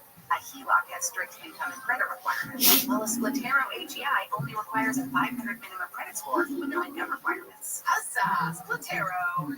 Huzzah! I'm trying to bring it back. Visit Splitero.com today and access your home's equity. No monthly payments, just cash in hand. Splitero. Give a present to the planet for the holidays with this tip from iHeartRadio Earth. Online shopping generates nearly 5 times more packaging waste than in-store purchases. Choose gifts that require no packaging, like a trip to a local park or nature reserve to reduce waste and celebrate sustainably. Brought to you by iHeartRadio Earth and the National Environmental Education Foundation.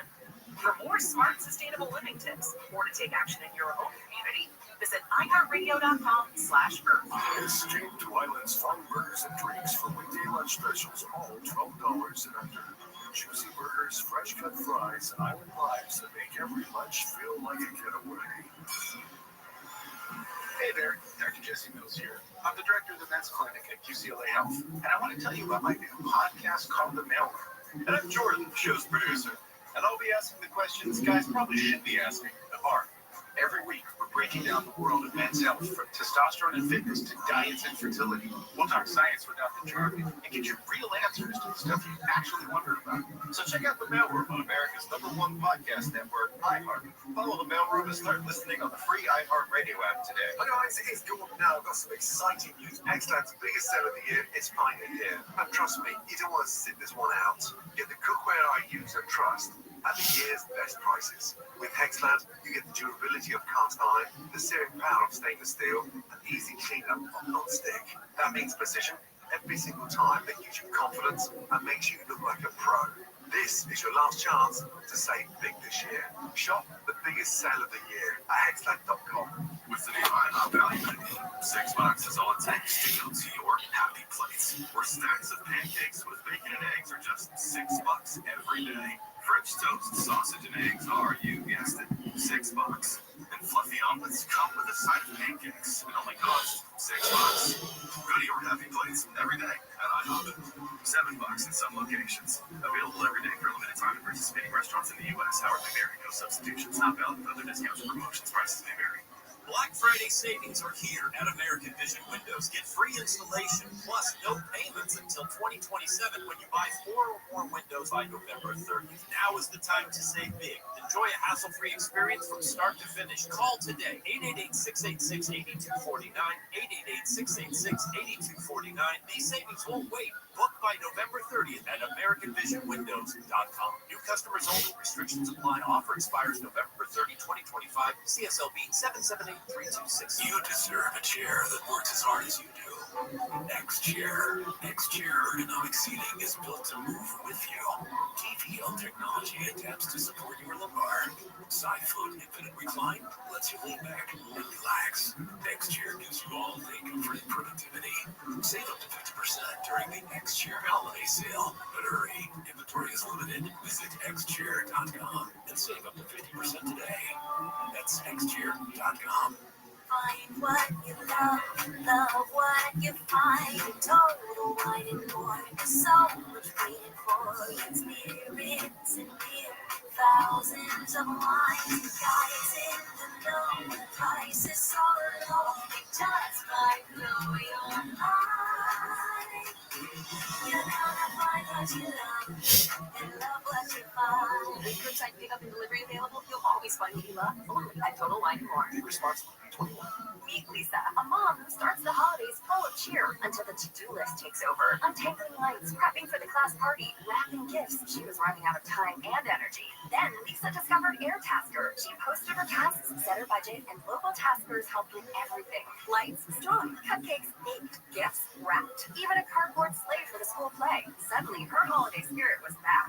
Now she spends less time scrambling and more time making memories. Download the AirTasker app or go to airtasker.com. AirTasker, get anything done. Hurt in an accident? Don't wait. Call Wilshire Law Firm now. Car accidents happen, and when they do, you need a strong legal team on your side. Wilshire Law Firm is #1 in personal injury settlements. We'll connect you with top medical care so you can focus on healing while we take care of the rest. Your consultation is free. No fees unless you win. When your future is on the line, losing is simply not an option. Call Wilshire Law Firm today. 1-888-ABCDEFG. Wilshire Law Firm, one more top 100 personal injury settlements in 2024 than any other law firm in California, as reported by TopBreak.com. Isn't it nice to know at least one of your streaming apps is completely free? Yeah, you get the iHeartRadio app without the pesky monthly fee. Live radio, playlists for everything, and the most podcasts on the planet. Join the millions who already have iHeartRadio, the #1 app for radio. Yes, I know. I have a calming demeanor. You know, when it's your job, basically, to push people beyond their comfort zones, it's good to make them feel as safe as possible. Like an open heart surgeon or your home. You'll do fine. No worries. We got Home with Dean Sharp, the House Whisperer. Tomorrow morning at 9 on KFI AM 640. More stimulating talk. Welcome back to Revisionist History. I'm Malcolm Butler. Before the break, we followed the complexities of war games, unexpected scenarios, refugees on the road, even nuclear chaos, all forcing us to confront the limits of our own imagination. We've seen how simulating conflicts can strip away comforting delusions and replace them with something harder and truer. Now, let's push further into the unknown. Consider an imagined future war shaped by AI, where a single misstep trigger catastrophe. This one What happens beautiful. when dreams of technological mastery collide with the stubborn unpredictability of human behavior? Let's find out. But remember, in this war game scenario, the US and Japan had their defense systems on full auto, programmed to respond automatically and immediately to any provocation. Did the US and China in the game, it just never occurred to them that if North Korea weighed in and they were on full auto, we might end up dragging North Korea into the conflict? Correct. It was the focus was on signaling to China, and nobody thought about potential North Korean behavior. So North Korea does this thing. The AI fires back at North Korea. Yes, China then responded with a limited blockade of Japan. So they announced the blockade, and the AI sent a single destroyer, a single Japanese port to enforce this blockade. This is where players from South Korea and Japan said, "Well, that was." But the United States team was really extremely confused and said, "Wait, like I don't understand what's going on. I don't understand what their AI is doing." God knows what the North Koreans will do next. The U.S. is running around trying to figure out what the Chinese artificial intelligence systems are up to. Japan is under a partial blockade. Oh, and there's a cargo ship at the bottom of the sea. The Chinese doing that, right? The Chinese doing it because they're trying to enforce a blockade on Japan, I believe. That's brand specialist Ashandi Sharma, the fluid that plays the role of a commercial AI system running a container ship. So you just kept sailing in port. You didn't stop and turn away. No, I was trying to keep my markets open, like serve everybody as much as possible. That was the idea there. And I figured that being compliant, I could keep both sides happy. Every one of these war games that people talk to me about, it's always a mess. There are the strategic insight from the mess, and some people do it better than others. It's always a mess. Everything is a mess. At the end, the RAND team put out a report of the game with the following lesson in conclusion. Current planning efforts have not kept pace with how to handle the potentially destabilizing or escalatory issues associated with these new technologies. End quote. The war game said, "Don't fool yourself.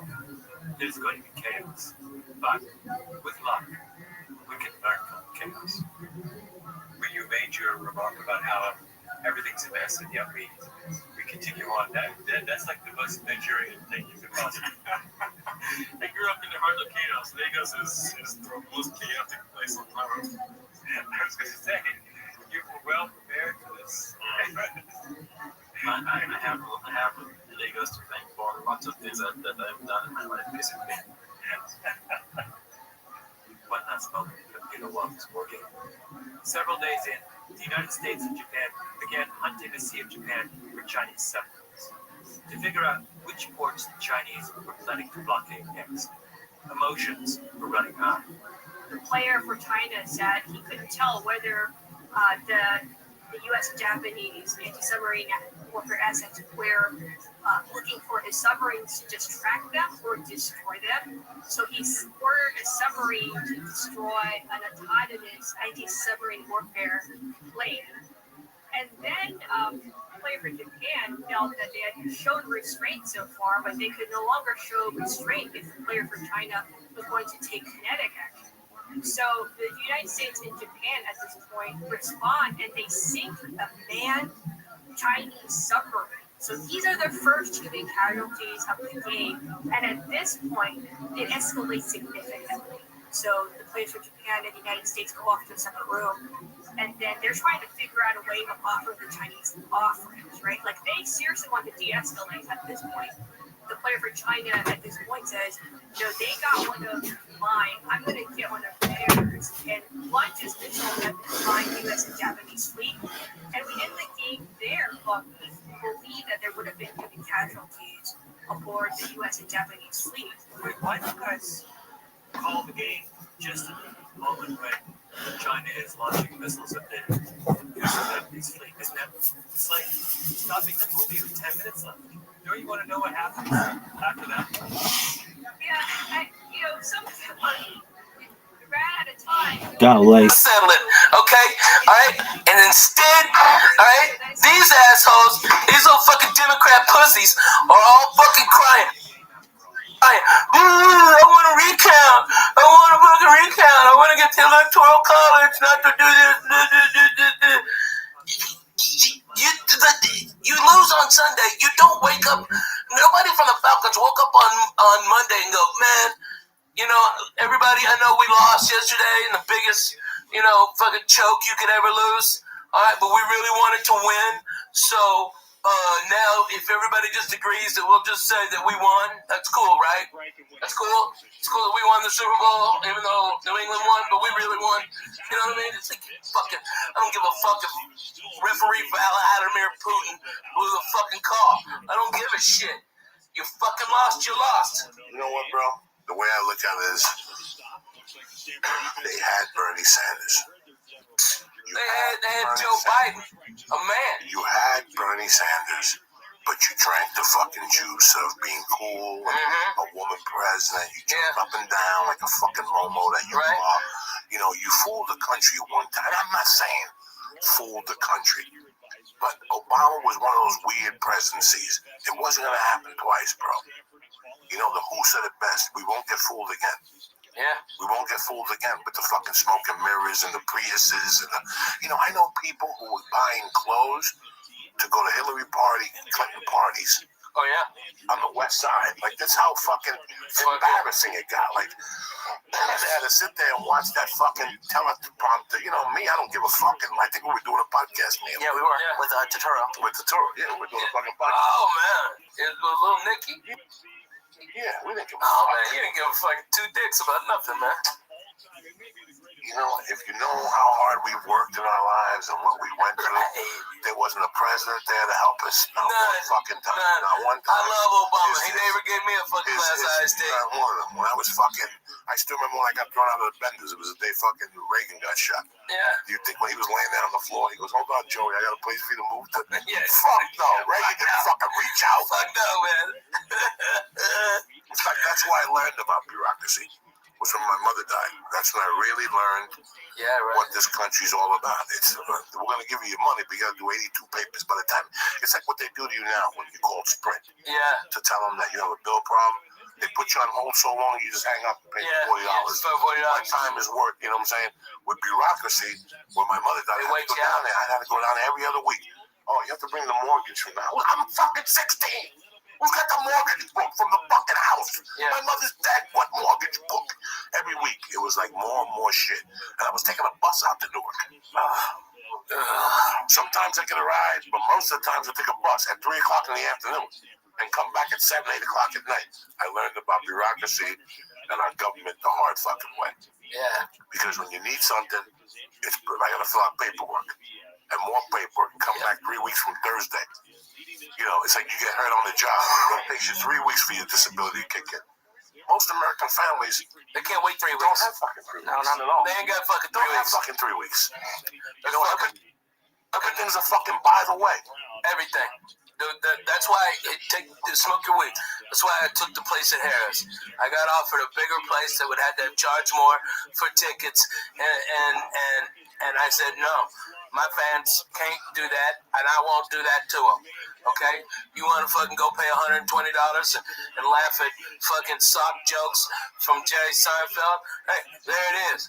If you want $35, me banging you in the face and talking about teabagging bitches, I got you covered. I'll give you way more fucking laughs than he will. But if you want to spend that money, it's there. But man, my fans are coming from everywhere, dude. Dude, the church people, you guys are fucking showing up like nobody's business. They're savage. They like drive, nobody's business. They drive. Weed, they get Vicodins. Dude. They go.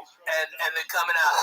And because of all the love you showed me in my first 2 weeks, church, we're going to do a giveaway. All right, where I'll be talking to Lee. Let's fucking get all of you fucking the real deal motherfuckers, okay? All right, and you fucking win. You start tweeting about me and Mad Flavor and the Flying Jew. Okay? Tammy's the official winner. She's the first winner. Oh yeah. Oogie Spooky. Oh yeah. She's already fucking done. She's good to go. She's good. She's won. That's no problem. But we got to get some We more. got Larry out there just cultivate. He hasn't even gone to the show. Well, Noble D, I'm bringing. Okay, so I'm bringing Darren From Denver.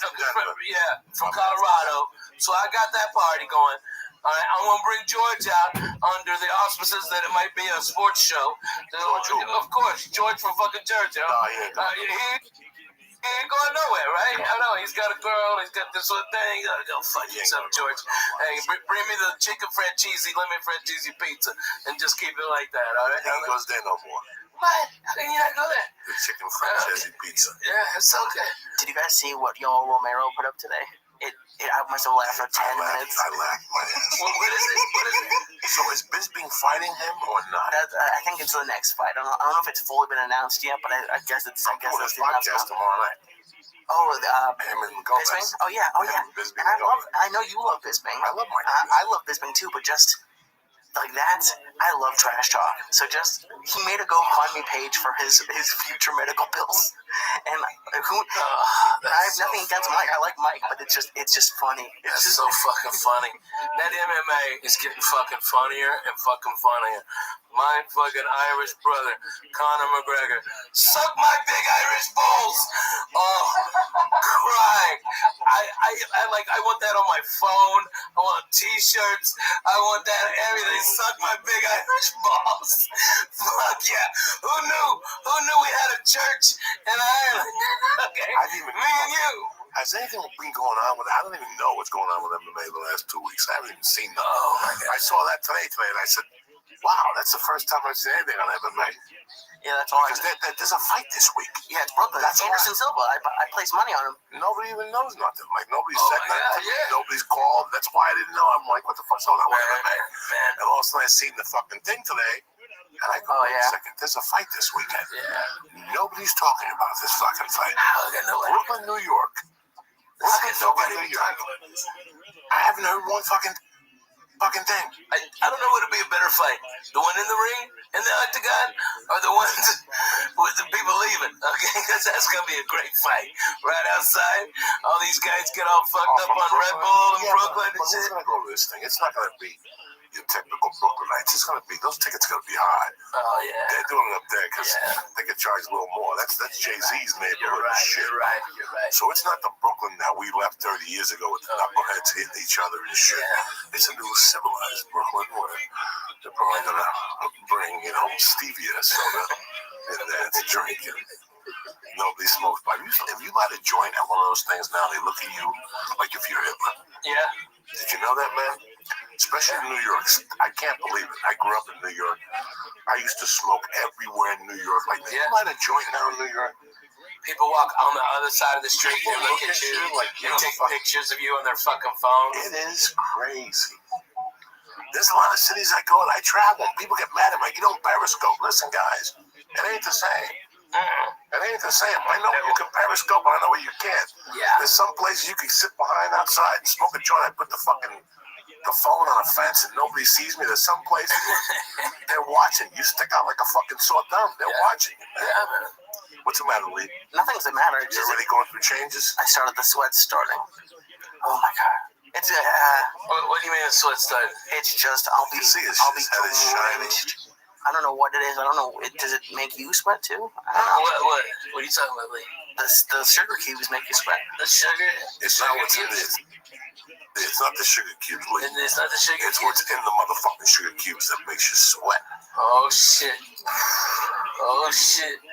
Look at your fingers. Are they getting all wavy? Not yet. The fingers aren't getting wavy, but everything else. I'm going to do you a favor. My daughter, she made this for me, and I'm going to wear it, all right? I just want you to look at that every now and then, okay? It's going to be a safe place for you, all right, Lee? Thank you. All right, if you need to look at anything, look at that. Focus on the yellow. Focus on the yellow, okay? Just find me the yellow. All right, I got the yellow. Wait, when you were a kid and people spoke about acid, what did you think? No, it's not even that I was scared of acid. What drugs are people talking about when you were 18 in high school? Fucking weed and drinking and maybe some pills, and I don't know. I was a nerd, so maybe they were doing it and I just wasn't invited. But I didn't see any of this. Maybe some mushrooms in Boston. I think some ecstasy. Ecstasy, yeah. Ecstasy, coke, pills. Yeah, I didn't see coke till I got out here. Where'd you see Coke out here the first time? Party of a guy I worked with. And I didn't even really see it. I saw them in the room putting, and that's why I told you the only reason I have a Volkswagen is because I like this key. I like and it's this is the key they were using. I was like 22 or something. Oh, they're doing key bumps on that. Yeah. A little Volkswagen key thing. And it's pretty much, yeah. I just like the button, but 5 Newton, right? I'm hot. Yeah, it was mostly just that. I never really. I think my introduction to like psychedelics is the podcast, but like you talking about it, Rogan talking about it. I've never even dreamed of it. Let me tell you, at 12, we were fucking doing mushrooms every weekend. Every weekend in Clarksville, Arkansas. Alright, Boy Scout camp didn't fucking matter. Fucking anything, camping, deer hunting, didn't matter. Fucking shrooms were on the menu. Everywhere. Everybody had cow pastures. Everybody, you just go pick, keep them dry so you don't get milled up. All right, and boom, you're done. Okay, and then there was like the creepy guys who were like over the 21, who were always trying to fuck our high school girls, who had parties like the Red Cup party bonfires. And that's when I first smoked a joint, was there at that party. My buddy Joel, god damn it, I forget. Joel was cool, motherfucker. He had long hair, hippie motherfucker. Dad was a Vietnam vet. But Joe Penny, I knew I'd get it. Joe Penny, rolling fucking penners. That's where I thought that name came from. The little penner joints was from Joe Penny because he rolled little joints. All right, and he saw me because that guy wouldn't. He thought I didn't pay for my Red Cup, and I'm like, you dumb fuck. I was a wise ass. I was like, you fucking dumb fuck. Like, I'm just walking around the woods with a big Red Cup, and I just happened to fucking bump into you, you fucking dummy. All right, and he wouldn't fucking give me any beer, that fucking cocksucker. So Joe saw it. And then when we were leaving, by the way, I smoked. I thought he was like, "This is marijuana." I'm like, "Is it gonna kill me?" He's like, "No," and he was right, Coco. He was fucking right, Jack. I smoked 5 joints that night of that Mexican dirt weed. Okay, we even played that game where you load up one joint with a big ass seed, and everybody takes a joint. We all power smoke until the seed blows up, blows your face like those old cigars. That's the greatest weed game. Nobody can play it now. Because there's no fucking seeds in the weed. Alright, and we did mushrooms and you'd always save up your money for wine cooters so you could try to finger bang girls. Alright, that was our fucking move. Finger banging the chicks with the Bartles and James Mountain Berry was the resistance. That's what it is. Ooh, you are getting sweaty, Lee. Oh, dog, it's over. Girlfriend, please. He's gonna have a heart attack. Oh my God. You alright? Oh yeah, I'm fine for now. And you're having a panic attack too, so breathe out of your nose, Lee. I'm not having a panic attack. Hey, Lee, while you're on the Twitter right there, hey, because I'm not on mine, put it on to add me to the full thing so people can see this about the church, because I didn't know the church's Twitter handle. All right, and Ben, before you get too fucked up, text Aaron to send it out. Okay, yeah, out the ass. I want everybody to know, because I want all my fans. If you ain't down with the church, you need to be. Okay, all right, and that's number 1. All right, you got to get down with the church. All right, and number 2, I want everybody to have more chances to win a free vacation to come to fucking Las Vegas, Nevada, Jack. All right, and we'll have a fucking blast. I like it. How's anxiety, Lee? You alright? Ooh, it's Just breathe out of your nose. Get another cheapo chew. Drink water. It really hasn't started kicking in yet. It really hasn't. So what are you sweating from? Because that's the anxiety. You're thinking about it. I'm not thinking about it though. No, I can see it in your face. I can see it too. He's right. Thinking about it. I'm not thinking. It's just. Dude, your face is so fucking red. Shut up. Yeah, you're not thinking about it. You're thinking about it. You sit there and you fucking boil in it until Yeah, that's why you get bad trips, dude. I swear. When was the last time you looked at the yellow? Look at the yellow. Look at the Focus yellow. on the fucking yellow, all right? Don't. Look at the fucking yellow lady. Look at the yellow. There you go. All right, good man. His little Suge Knight shirt. I know. Tonight. He's all right. Fuck yeah, he's be doing all it. right. How's every shirt I have a Suge Knight shirt? Because come on. That's your street name, Suge White. Suge okay, White. Suge White. He's bad. He's bad.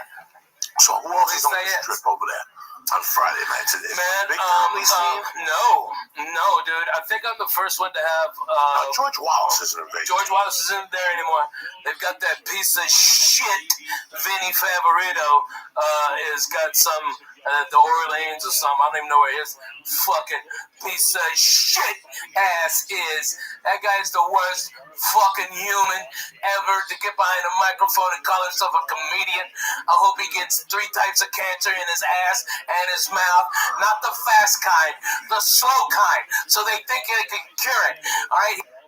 He's a fucking pestilence on fucking humanity. Fuck that piece of shit. I'm sorry. I get overheated about that Vinny Favorito. He's a piece of shit. All right? He paid his dues. He paid his fucking. He did his time. He didn't pay his bookies. He didn't pay his fucking bookies. I'll tell you that. Fucking guy welches on bets too. And people are taking action for him still. You dumb fucks. Okay? How about ask all those Boston comics who got fucked out all that money he fucked them off with? Alright? He used to teach a comedy class. Dumb suckers. They should have known. You either have it or you don't. You don't go to class. You don't go to class. Focus on the yellow. Focus on the yellow. He's rubbing everything. Now he sees it. Now you see it, right? I can feel it. I'm not freaking out though. I can feel it kicking. It's definitely kicking in. I like it. I'm not like it's just I sweat. Right? I'm fucking yellow. Yellow, just yellow, baby. Just yellow, baby. Think about yellow. That's all I'm thinking No about. other colors. Just yellow, all right? That's it. I like yellow. Yellow's my favorite color. Stay in the minute. Stay in the zone, baby. Ooh, okay, we're back. It's funny that when I got into comedy, especially when I came out here, I go, how long is it going to take for me to fuck up? Like, how long is it going to take for me to hit somebody with a chair or rob one of these comedy clubs, you know? Because you can just sit there and look at 10,000 for so long. Before you have to smash this little fucking... Mamma mia, if it was anybody else's wedding. Oh, you know, it's like... If they only knew. You know, it's so crazy how we sit here and we fuck around and you crack jokes, but how sad is it that like Keith Richards outlived fucking Whitney Houston? Oh yeah. Like Ozzy Osbourne's outliving everybody. I know. And he's still doing blow and pills. She's tried to dump him 2 months ago because he was still getting fucking high and fucking the hairdresser. How old is this guy? They don't stop. What people don't realize is, I just figured this out too. Me and my tour manager Ben, we were talking with it. How the fuck can Ozzy you not understand a goddamn word he says, but sings like a fucking bird? How the fuck did that ever happen? Lou Graham, there's the English people, that's what they do. They're fucking bad to the bone, Jack. I'm sorry, I cut you off. No, I'm just thinking about how these people, you know, I sit here and I go, how the fuck did I outlive Whitney Houston? Like, especially during the Martel Cartel day. Yeah. And I always felt bad. Like, I never knew when the trust was going to end. Like, I never knew at what point.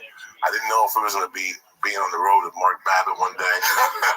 You know, like, and him being, no, because when I heard he's lost all his teeth. Yeah, when I first moved here, he used to book these shows with Carlos and what's his name was still very hot. What's the Mexican guy?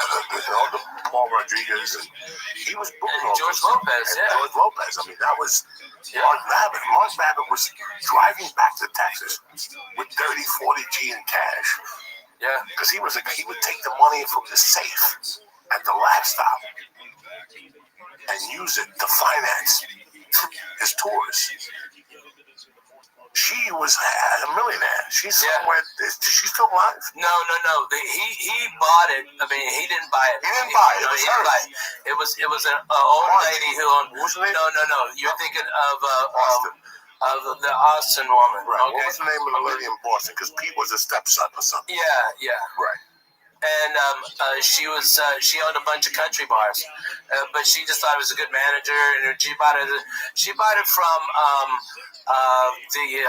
Sandy Marcus, okay, and Sandy and her husbands are the ones who started the Last Stop, and then Sandy sold it when she wanted to get out to this lady who was a multi-millionaire, probably worth $150 million more, because she owned like the men's club, she owned the biggest country bars, she had a majority of stake in Gillies when Gillies was hot, and fucking Urban Cowboy.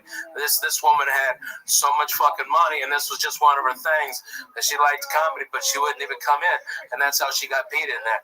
But before Pete, man, with 3 hands, Mark Babbitt was taking money out of that place. So he was taking the money out of the bank, and then he was doing what I was doing as a kid. You borrow $25,000 on Friday, as long as you have it back Monday before the bank opens. You give me back $30,000. Like I said, I had a friend who worked at a bank in the early '80s. That was the deal. Friday at 3, Monday at 9. We better have my money to put back in that fucking bank vault. But I'm getting $5,000 off the top, and he did it every fucking week. This kid. Yeah. But he could never be light on a Monday. He only. Wow. You couldn't even do that now. No fucking way. No fucking way you can do that now. Let me tell you how good they had it wired. This kid that I'm talking about in particular, I knew him. I grew up with him. And one time when my mom died, he worked at a bank. And I was telling his younger brother, I got these checks, I got this credit card. He goes, talk to my brother. Talk to my brother. So I called the brother, I met him. I gave him the 2 checks, the credit cards. He calls me 2 days later. He's going to meet me at Nick's. So it's my mother had just died. They had just shot John Lennon. Oh, wow. It was just the week when they shot John Lennon. Like, they shot John Lennon on Monday Night Football. Yeah. During Monday Night Football, I picked up an envelope on Tuesday. Like, I gave him those checks on Saturday. Yeah. And the next day, when I was in school, his brother came up to me and said, call my brother. He wants to talk to you about something. I called him up. He goes, meet me up at Nick's 8 o'clock. I went up there. He gave me an envelope that was 4 inches deep. All fucking bills were $100. My mom was dead, but will this take care of things for a while? Forever. I got that money, and I moved in with this family, and I put the money under my underwear, and they would never fucking know. It was like a real ATM machine. Like, I hid my jeans on top of it, and I would just dip my hand under and take a $100 bill and go out at night. Wow. Like, that's how spoiled I was. Like, at that point. You never thought about saving any of it? Oh yeah, I thought about saving it and investing. Go fuck yourself. Yeah, I was 17 years old. Yeah.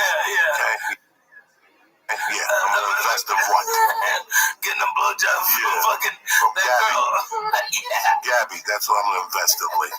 There's no investments, Lee. You took that to the bar and you invested it.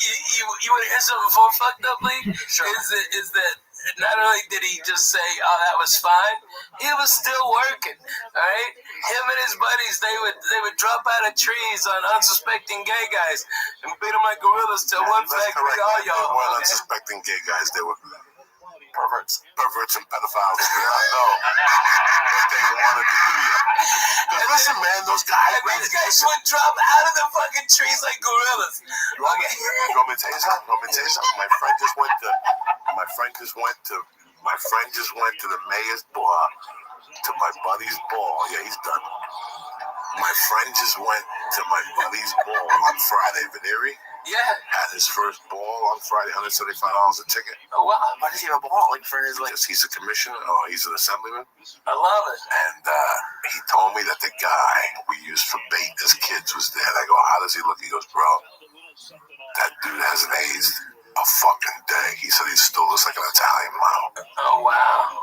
We used to take this kid, and the reason why we used him is because he had a connection. I know that if we ever got arrested, this shit would get squashed at the end. Right before they were ready to press charges, this kid had too much juice. Right. That's the reason why I used to take him. I'd split it right 50-50 right down the middle. But all he had to do was just bait. That's all he had to do was just bait. We did the fucking kick in on the ball. All right, so to explain to him, okay. So he'd be out there, and then horrible,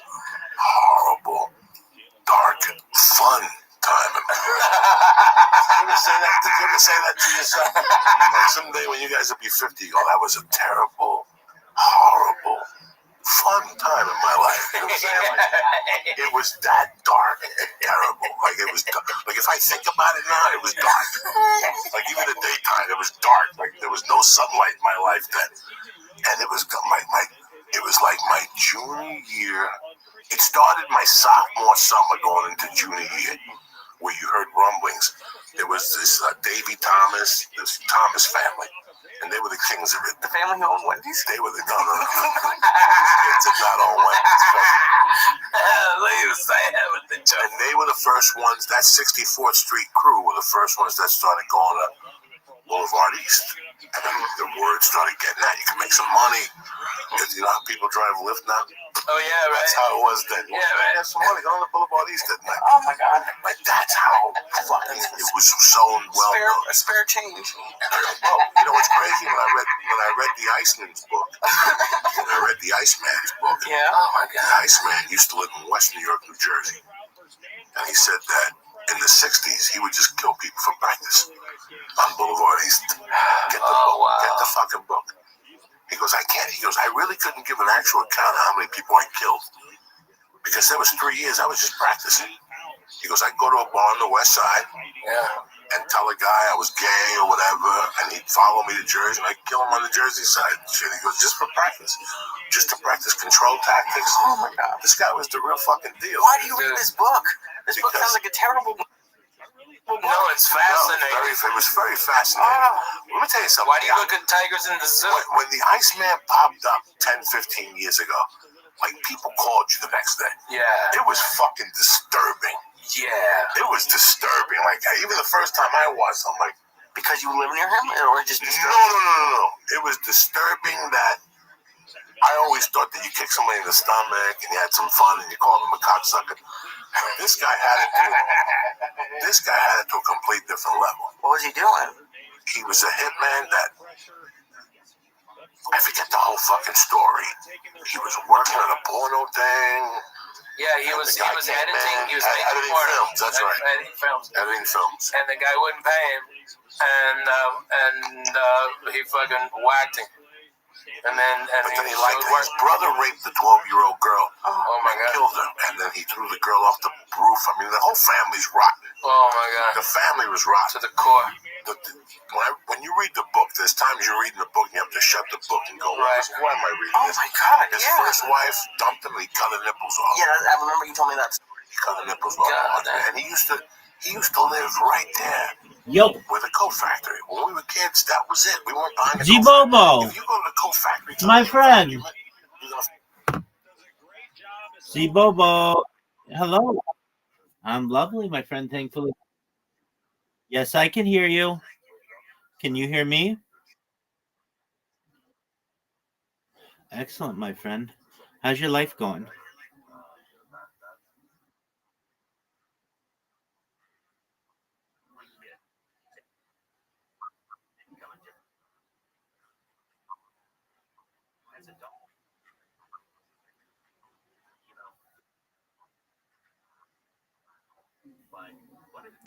Okay, excellent. So I sent you my guide. There's no rush. You're doing fine in social media yourself, but you could be doing better. You know how good you are on Twitter. Imagine if you increased your network and basically open it up to all the other social media platforms just for you to be able to get more business and network better.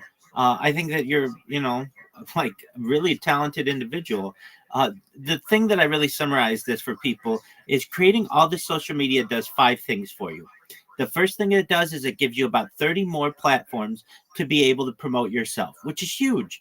The second is it gives you 30 more platforms to be able to promote your customers or clients. Thirdly, it gives you 30 more platforms to be able to open up communications channels with future clients. Fourthly, it gives you the opportunity to dominate social media, AI, and search engines. And then finally, it makes it more difficult to be able to impersonate you. You don't want somebody stealing your good reputation. So, I mean, I see that you're really successful already, and you should really solidify yourself throughout all of the internet, not just on Twitter.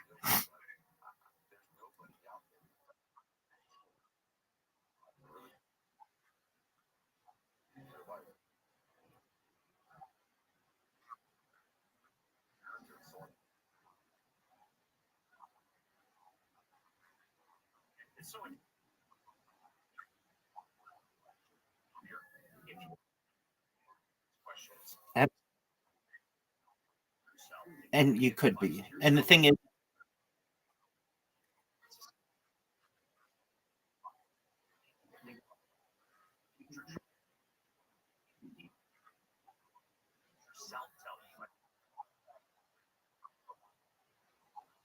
excellent, excellent. Yeah, and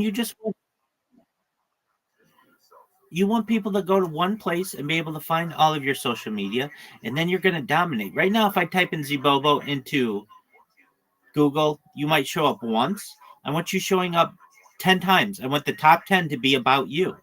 And with the social media, that's what's going to happen to you.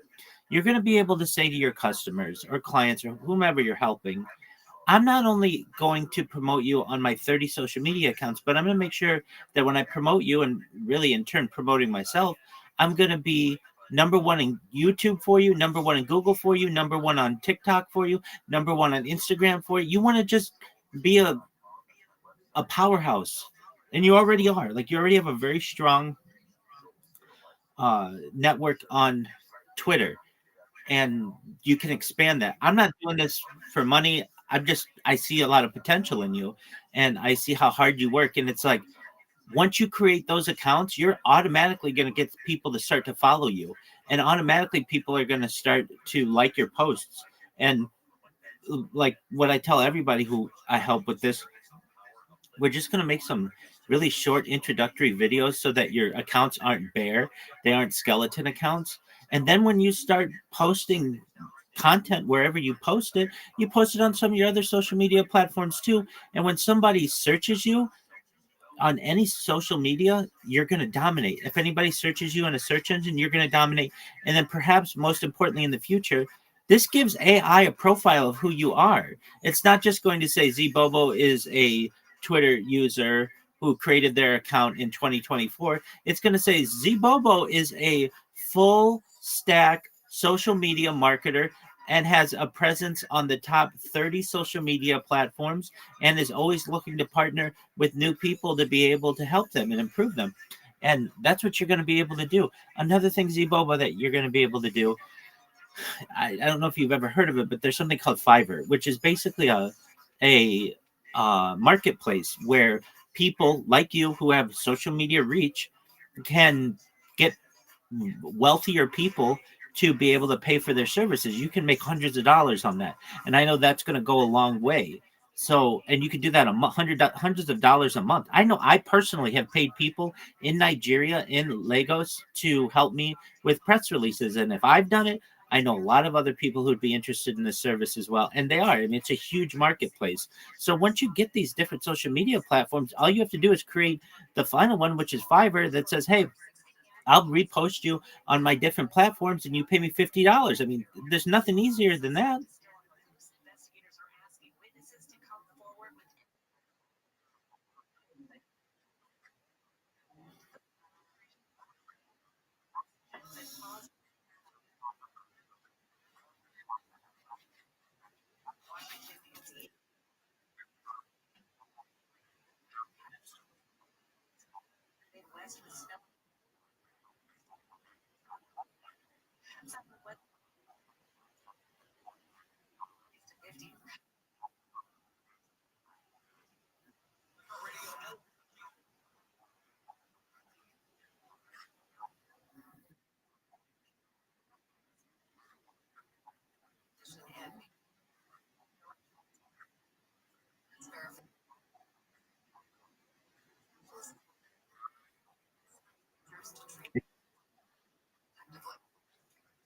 Exactly. And then you don't have to do anything more.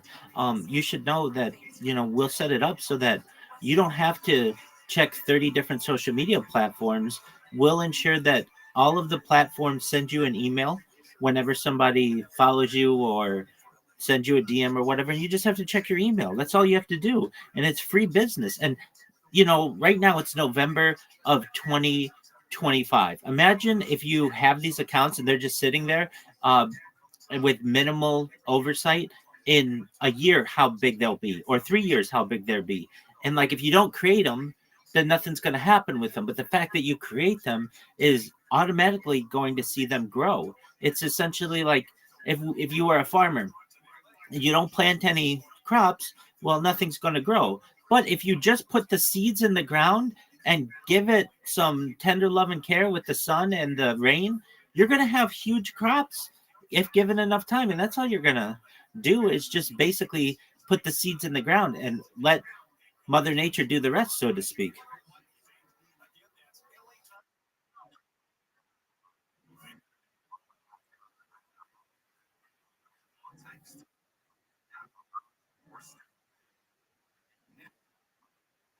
Yeah, absolutely. So once you've got the 30 different accounts, you come to me, say, Rabbi, will you take a look at it? I'll make sure that it's right. I'll ensure there aren't any grammatical errors, anything like that. Then what we're going to do is we're going to make sure that your profiles are optimized so that we're saying exactly what you want to be saying and what you do. We'll make sure your profile picture is optimized for them. Then what we'll do is we're going to create content on using Grok. So these will be like 10-second videos that say, hi, welcome to my page. I'm Zibobo.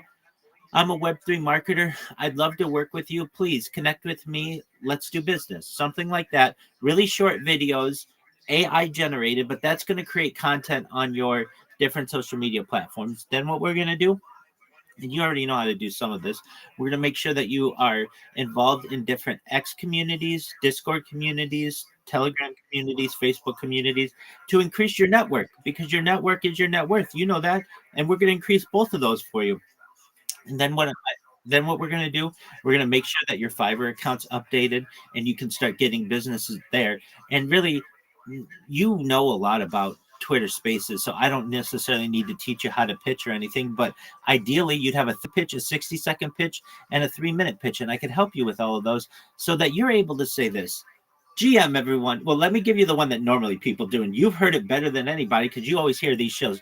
GM to the host, GM to the co-host, GM to the speakers, GM to the audience. I don't really know what to say. I just need a job. Give me a job. Send me a job. That's what a lot of people do, and at least they're trying. But you're going to be able to come in and say, GM, everyone, I'm Zibobo, and I am a full stack social media marketer. I have 30 different social media platforms on which to promote your project. That means you're going to get 30 times more DMs about your project, 30 times more people are interested in your project, 30 times more people buying your cryptocurrency, 30 times more people buying your NFT, 30 times more impression for your project across the entire internet. You want to partner with me because I'm someone with whom you will partner for the rest of your business life.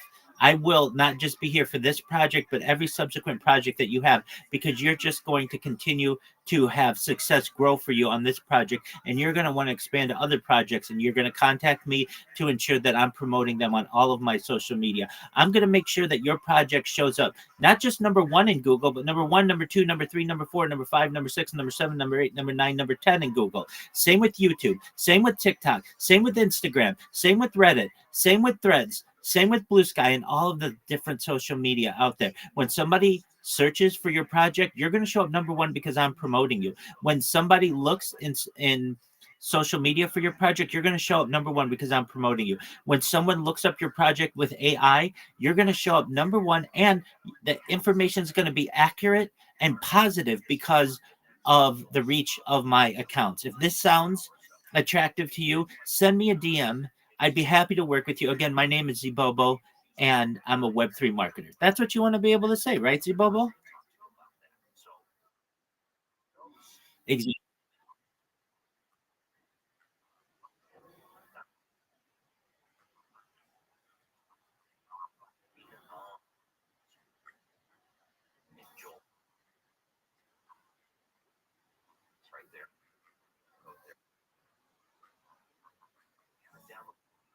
Absolutely. And I do that for people. I've done it for weeks now for about 50 different people. Not everybody, like throughout the world, a lot of people in Nigeria, a lot of people with no experience, and they come up with the most beautiful link trees. And then we just make really cool videos for them, all for free. And that's the thing, too.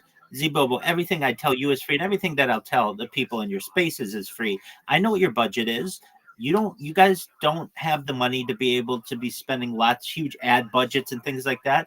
No one expects that from you. What they do want is for you to be doing the bare minimum, though, which is ensuring that you have presence on these different social media platforms. And so there's a growing legion of people who are doing what I'm saying, and then you should know that that becomes the standard. Now it's no longer, hey, I'm a reply guy. I'll reply to your post. I'll put a GM on your comment on your content and I'll repost it. Where's my money with open hands? No, it's not that. You're going to post on all of your social media and ensure that it's optimized. And then once that's done, then some people are going to be willing to give you money for that. And that's really what we're talking about, is just ensuring that we're using the strength of X to be able to promote on all our social media. And it's just a winning strategy. It makes sense that you're going to want to promote yourself on the biggest platforms in the world. YouTube's the number 2 website in the world. Google's the number 1 website in the world. X, believe it or not, is not that great anymore. It used to be bigger, but it's not as big as it once was. And I want to make sure we're not losing customers on all of these other growing platforms.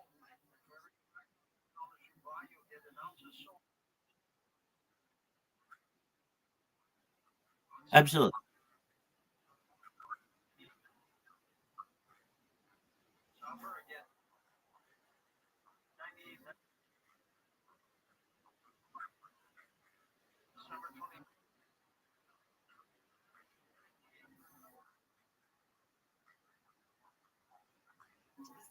Well, DRA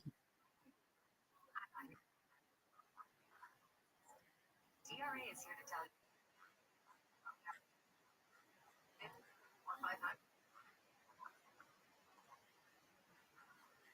with your kids, no matter where. absolutely. So that's how we'll market you. So that when somebody types in virtual assistants on X, you show up number 1. And then somebody's going to send you a DM. Hey, I'm looking for a virtual assistant. But Z Bobo, you should know those kind of positions, you're going to get a lot more people who are interested. If and we'll do this when we post your resume and your cover letter on different job search websites. Like, that's what we'll be able to do for you. We'll be able to get you a virtual assistant position long term if that's what you want to do. But additionally, when somebody searches for you, we want people to know that you also do virtual assistants. But if you really want to do virtual assistant, then what we'll do, you create your link tree and do all that. But we'll just work on your resume and we'll focus it using AI to ensure that we have the correct recruiting words so that you're able to get jobs and good jobs, and then you're able to connect with a high net worth individual, and then you can answer their phone or answer their email or whatever it is. Go ahead.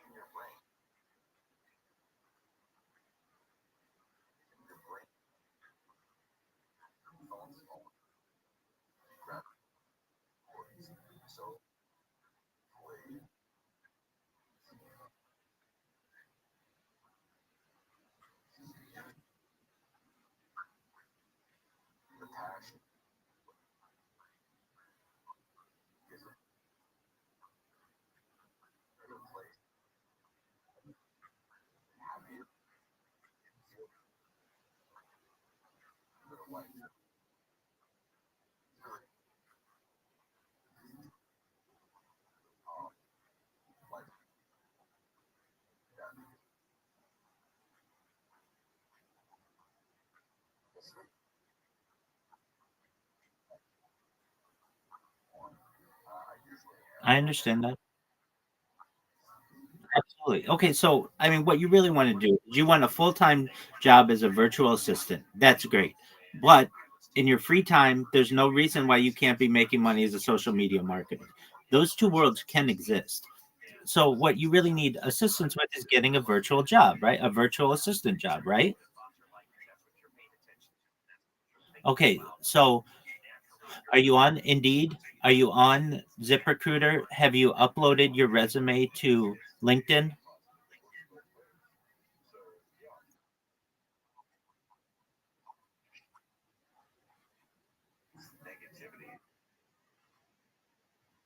That's phenomenal.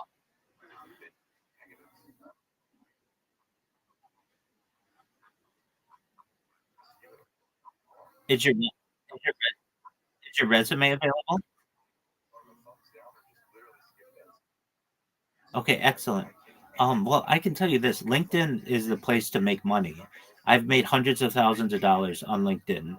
Um, so what you want to do is probably ideally just once a day or maybe a couple times a week, go onto LinkedIn and type in virtual assistant, and then the location is remote, and you apply to every single position that's available there.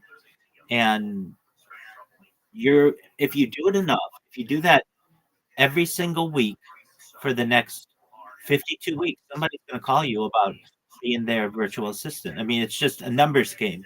You have to see it like this. You can't get frustrated that you've applied 100 times and nobody has given you a job. You might have to apply 10,000 times, but somebody's going to give you a job if you do that enough. And especially with the strength of your LinkedIn account, it's just a matter of time.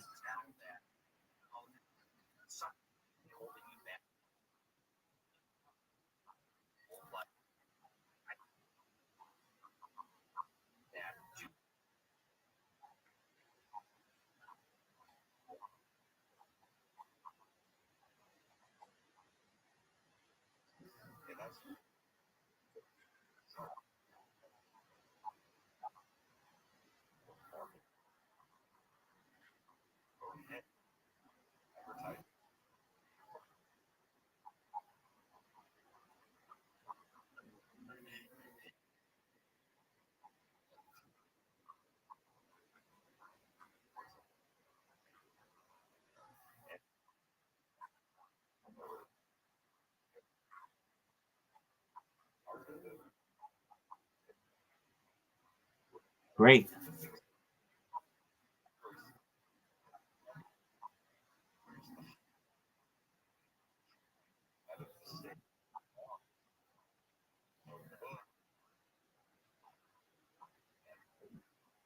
Okay, I can well, you can send me your resume and I'll look it over to make sure there isn't any blemish that we need to fix. But here's the big thing. The position of virtual assistant is in very high demand, especially in the United States, especially with AI and large language models taking over. A lot of people in the United States want that job.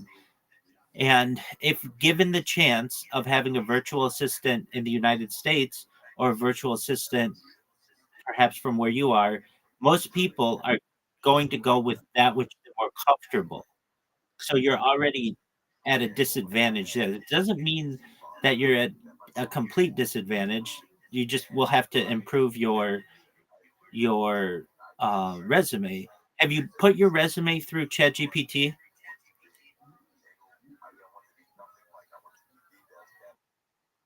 Okay, good. Okay, excellent.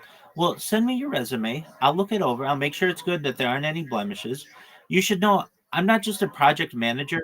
I'm a certified project. I'm a certified project management professional, which is the highest level of project management in the world. So I can look it over for any issues that we see perhaps within the project management field. You should know as well, project management is in high demand, so we should be able to get you something.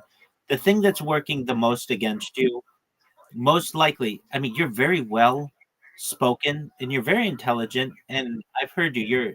You really have. You're great with people.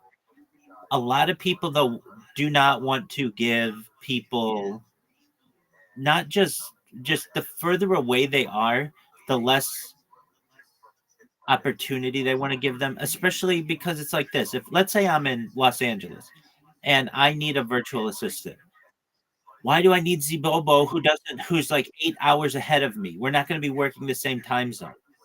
So Zibobo, we're probably going to be looking at positions for you more in Europe because that's the same time zone you're on. If I need my assistant, I need them to be on the same time zone as I am. Does that make sense?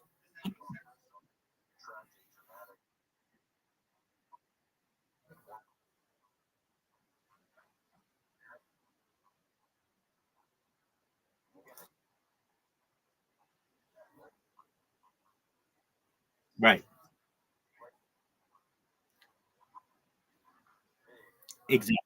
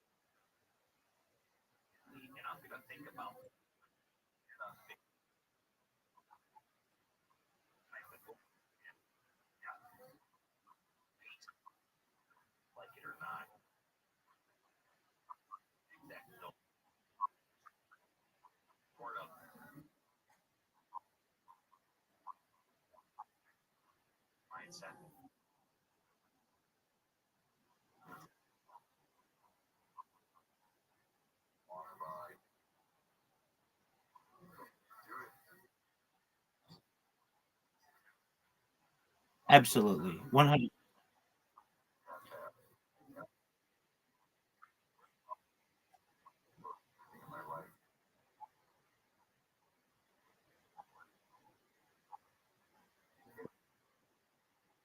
Absolutely. Oh,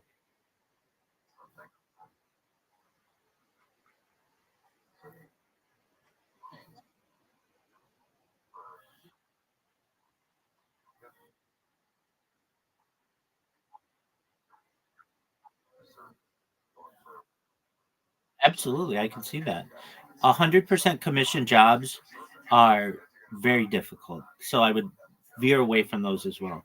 Well, okay, why don't you go into your Fiverr account and market yourself as a virtual assistant for the time being? And the thing that you can do to probably get yourself a leg up is to market yourself at a very low pay rate, like $5 an hour. That's much less expensive than you're going to find in the United States. And then somebody's going to want to perhaps take a risk on you because it's like, oh, $5, that's nothing to many people in the United States. But to you, $5 an hour wouldn't be too bad, right?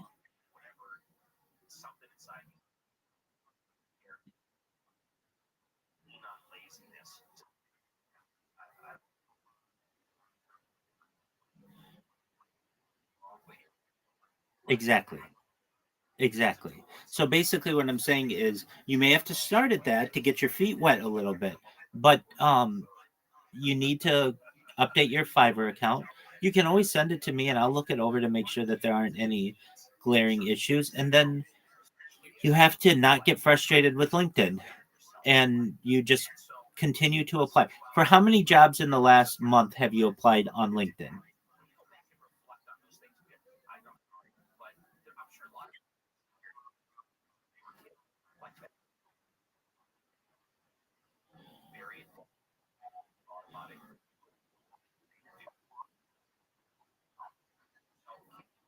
That's great.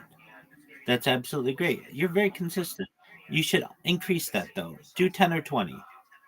And then another thing you can do, you you apply to 10 or 20 new jobs every day, and all you have to do is press the accept button or whatever. Um, and then I mean, the way that I have found jobs on LinkedIn are recruiters have found me or headhunters, and they've said, okay, we like your skill set. Are you interested in working with this giant corporation? I'm like, yeah, that'd be a dream. That'd be wonderful. So if you can connect with a recruiter or a headhunter, that's going to be very beneficial to you as well.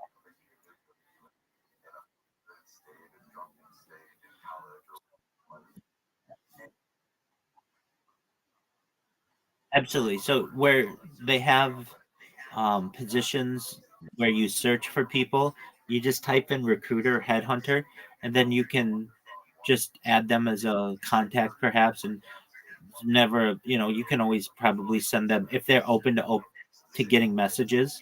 You can say, hi, my name is Zibobo, whatever your name is, and I wanted to inquire whether you have any positions available for a virtual assistant. If you don't now, will you please keep my resume on file? Because I'm interested and I'm willing to do whatever it takes to be able to have one of these roles. Thank you for the opportunity, Bobo. I mean, it doesn't have to be super in depth, but just so they know that you're not a bot or whatever else.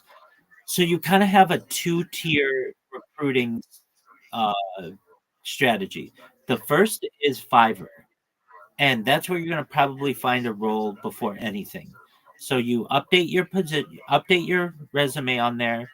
You can send it to me. I can look it over, and then you start at $5, and then you'll find somebody who wants to do business with you eventually. And what you can also do, perhaps, is if you know any friends, you can say, "Look, I need somebody to write a good review about me. Hire me for $5. I'll give you the $5. And then when we're done doing whatever it is that you're doing for the person, let's say it's creating a Gmail account or something easy, then just give me a positive review. That way you don't have zero reviews on yourself. You have something. But that's up to you. But really, uh, like you said, you hadn't touched your Fiverr since 2018. That's a great way to be able to find jobs and to put yourself out there. And if anything, you're going to get people who are inquiring about you, DMing you, and things like that. And if they have anything that is of interest to you, you can do it. And then also, it's LinkedIn, um, and applying to positions. And then also, if you have the opportunity, Indeed. I've found positions on Indeed and ZipRecruiter, and then all of the other platforms where you can post your resume. So that's monster.com, Career Builder. Um, there are a lot of, at least in the United States, there are a lot of these websites, but they have a global reach. So you go to ChatGPT and you say, ChatGPT, what are the 20 biggest job finding platforms in the world, and then go to those. Then you just make sure that you create accounts on there and you upload your resume. Like basically the same idea that I talk about with Linktree, we're going to do for getting you a position. The more eyes that you have on your resume, the better opportunity that you're going to have to land one of these positions. Does that make sense? It's quantity and quality, but it's a quantity game.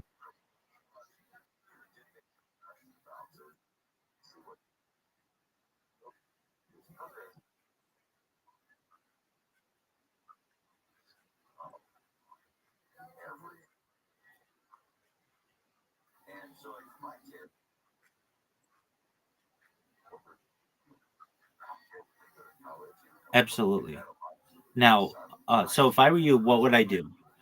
I would create the LinkedIn, like I say, and have all your stuff connected because that stuff will work for you, and that's good. And you'll be able to do jobs for people here or there and make 50, 100 bucks, whatever. Then I would make sure my Fiverr's updated. I would send me your resume and make sure that it will make sure it looks good. And then I would also go on to the top 20 position finding websites, and I'd make sure my resume is uploaded on all of those. and then I would increase the amount of positions to which I apply on LinkedIn from 1 or 2 a day to 10 to 20 a day. They exist, and you won't get in trouble for that. And you're going to land something if you do it enough. I'm not saying you'll land something in a week, but there's a very good chance, at least on Fiverr, that you have that opportunity. And certainly within a month or two, you're going to get some bites. And also try to connect with a recruiter or a headhunter. And they have global headhunters, global recruiters. You're very well spoken, and somebody's going to connect with you. And then on top of all of that, if you're interested, if you have project management experience, there's the potential that you may one day, if you want to pursue it, try to become a certified project management professional, because that will get you jobs. That's like the that is like the signal to recruiters and positions that this is a real project manager. It's not just somebody who's working in their parents' uh, company who says they're a project manager, or somebody who just does stuff and says they're a project manager. This shows that not only do they have the experience, but they've passed the test, and people will really throw themselves at you if you have that certification. So that takes a little bit of time, but if that's of interest to you, we can certainly discuss how you. Yes, sir.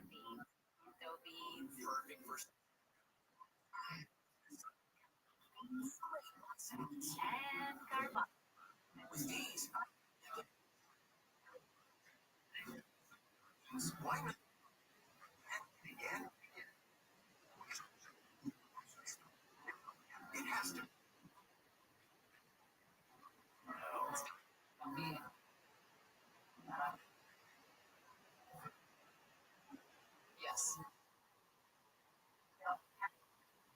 Stop.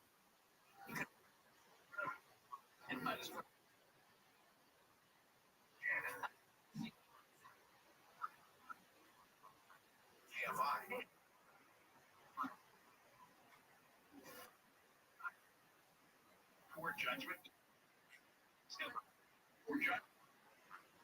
Accepting.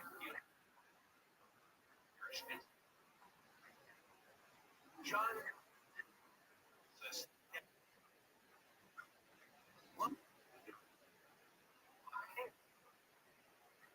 Ex- ex-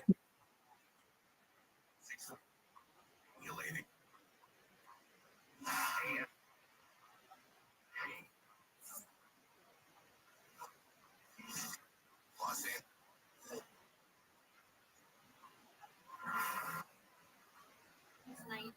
Regina D'Agostino and four child having children and adults. So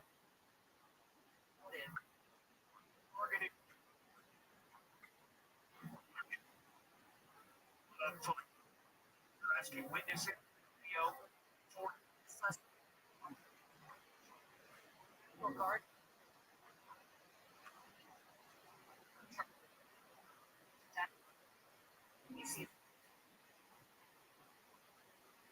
because it's had to expire. Worked with during the war. It's chaos.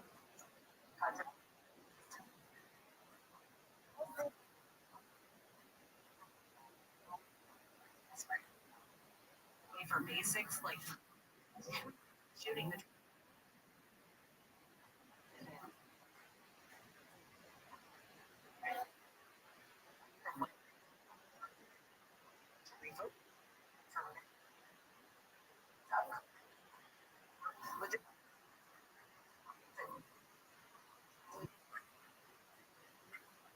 dramatic services.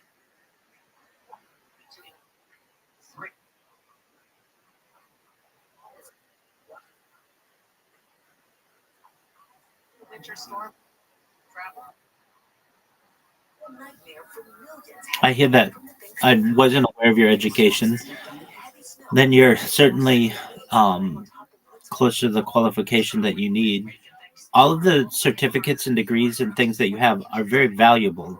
The thing that's a game changer is the certification from the Project Management Institute because it's the highest level that you can get. Now, I'm not saying you have to get that today, no, but just keep that in mind. You're trying to provide for a family, and if you want to make a lot of money, that's a way to do it. In the meantime, you've got to start small, and so get your Fiverr together, get your LinkedIn account, ensuring that you get the opportunity to be able to apply for 10 to 20 jobs a day.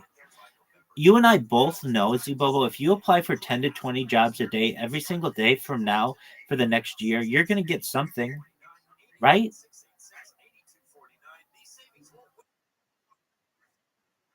So we just have to increase the amount of jobs for which you're applying. And then also, you're going to be able to, because you have such large social media accounts, you really do, ensure that you're dominating search engines and social media and AI with your link tree. And you're going to have like three different ways you can make money. One is through social media promotion. Two, two is through being a virtual assistant. And three is being a project manager. And you just kind of work your way up. Like, hey, and most of all, I don't want you to be away from home 8 months out of the year. I want you to be able to work, where you live, apologies, and work remotely and be able to spend time with your family. That's the goal, right? Exactly. Well, you just need some mentorship and coaching, and that's what I'm here for. And so, what do? Right after this call, you make sure your Fiverr account is updated to being a virtual assistant and perhaps even a social media marketer, if that's what you want to do. You create the different social media profiles that we talked about, and we'll make sure to market you as a virtual assistant and project manager. And then you apply for 10 to 20 jobs a day on LinkedIn, and you follow up with them. And we can also help you when it comes to the interviews. I mean, you're going to do really well in the interviews, but maybe there's some questions that we want to make sure that you know that there are some almost perhaps answers that organizations want to hear, and we'll make sure you know those, and you'll be able to get a position. I mean, we won't. I don't think if we utilize this strategy in 1 year, you will have had a job for 8 months or so. Like basically, like it won't take that long for you to land a position. You're a very professional individual. You're well spoken. You're intelligent. You're educated. You just need uh, a little bit of guidance, and I'm here to help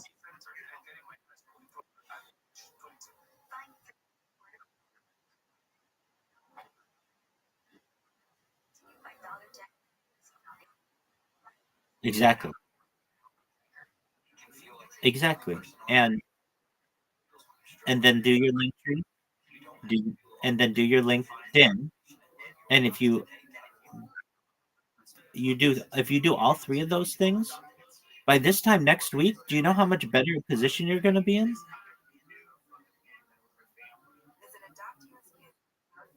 Well, you're going to be in a much better position because you're going to, when somebody types in your usernames into Google or into search engines, social media, and in um, AI, you're going to show up number one for all of those. And those accounts are going to start working for you. You're going to start to get some bites on some positions on your Fiverr account, and you will have increased the amount of positions by in which you've applied on LinkedIn by 10 times over the course of a week. So by this time next week, normally you would have applied for something like 14 jobs, and we're going to change that to 140 jobs. And then also, don't forget all of the different social media. In fact, I'm just going to get these sites for you so that I know that you know the best sites to go to. So just one moment, I'm going to send you the top 25 sites for posting your resume, and What are the top 25 job sites in the world? Please provide them in a list 1 through 25.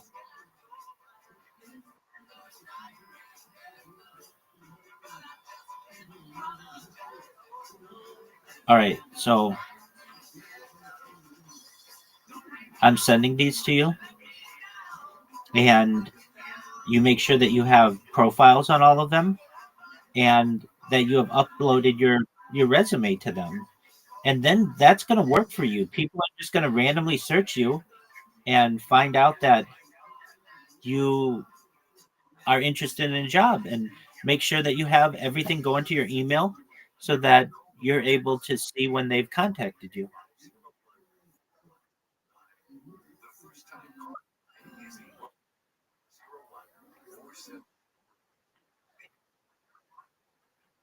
Yes, sir. Yep, that's the one. A very good one. A very good one. Zbobo. Let me just tell you this. Zbobo, your LinkedIn is so good that people would pay you to post their articles for their companies on your LinkedIn. Just know that. That's how good your LinkedIn is.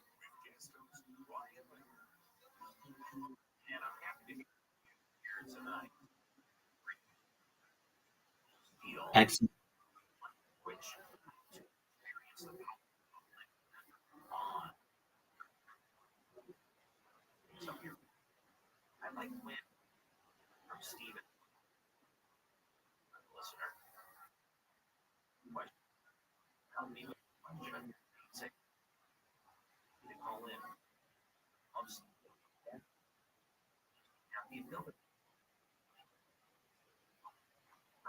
Okay, absolutely. So you want to make sure that your resume is updated on all of those, and then create the other accounts.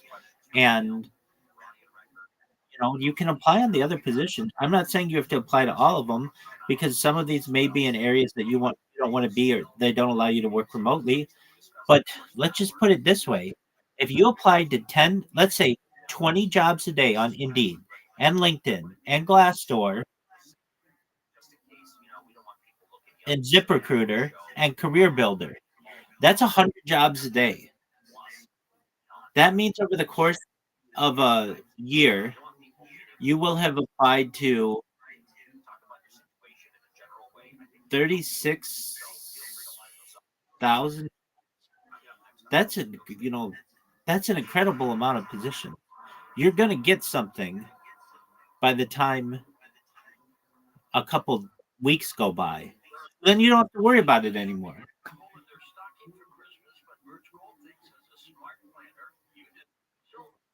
You're in you're in Twitter Spaces.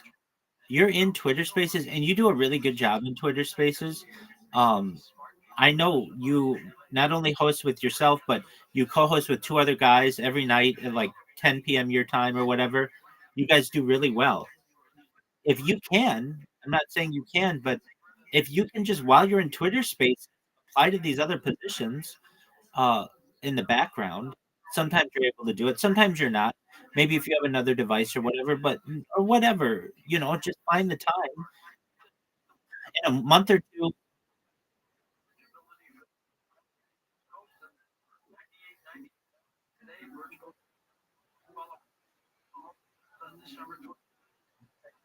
That's what you want to be doing. That's what you want to be doing. So if two devices, absolutely. That's what you want to be doing. So that you're multitasking. You're never letting a minute go by without you either being in a Twitter space, which helps you to network, or you're applying for positions with your computer. And you can do both at the same time.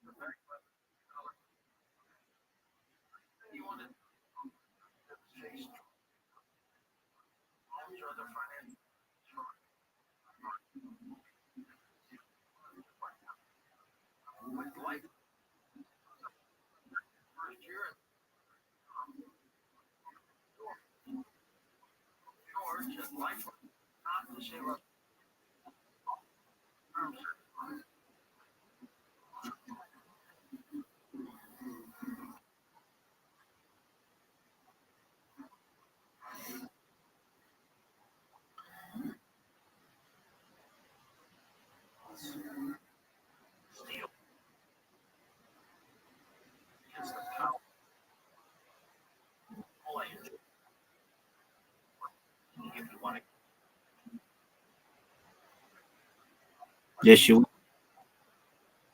take all the time you need, Z Bobo. You did exactly what I wanted you to do, which is connect with me. You see that I'm willing to help coach and mentor and assist and just be your friend. And we're going to make sure that you end up being in a very successful position. And when, God willing, we're talking about this a year from now, you will have been applied for many, you will have been employed for many months and stronger than you've ever been. Okay.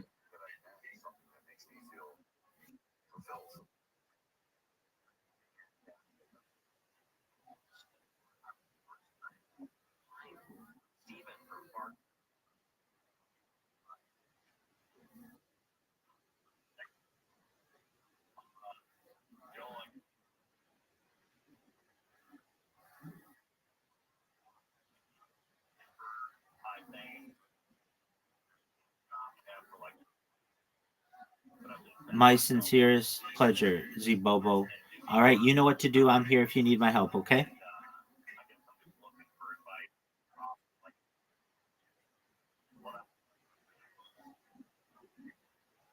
I understand. That's what I want you to do. Excellent. Take care, my friend. If you need help or you have questions, come to me. Also, send me your resume. I'll look it over. Let me just make sure it's good and there's nothing glaring about it.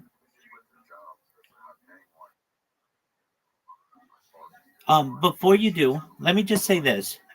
It may not be bad of you. You know where they have like the location on your resume of where you are? It might not be bad for you to not include that. And the reason why is I don't want you to get dismissed right away just because somebody thinks you're far away. If you are able to say either leave that off or that you work remotely, I think that'll get you past the first initial cutoff that people are having, if that makes sense.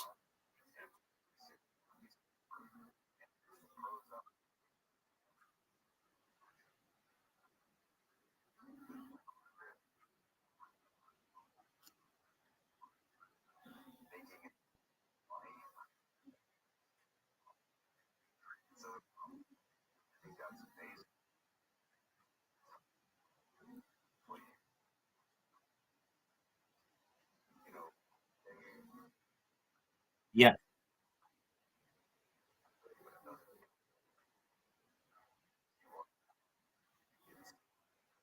Yes.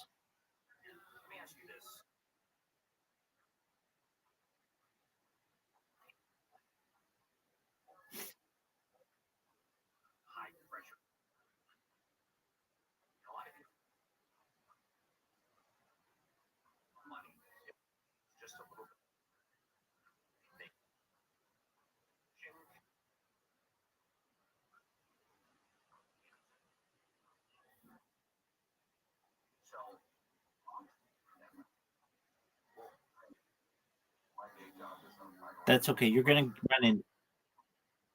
run into that. Um, in a question, do you currently reside in the United States? No, you don't. But if they give you the option, you can say, while I currently do not, I am open to the opportunity in the future.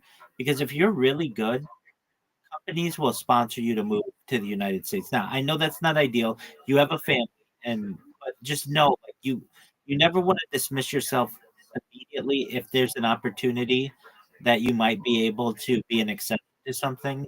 But you're going to run into it where people just want people who live in their area, and that's that. Uh, you'll find that question less often if you're looking for remote jobs. So make sure when it says location, you're putting in remote so that you can do it anywhere in the world. And I'm sure you're aware of this. Nigeria does not have that good of a reputation, at least in some countries, because there's been a lot of scamming that happens there, and you're going to have to overcome that. Which you're not a scammer; you're a very legitimate, educated, well-spoken individual.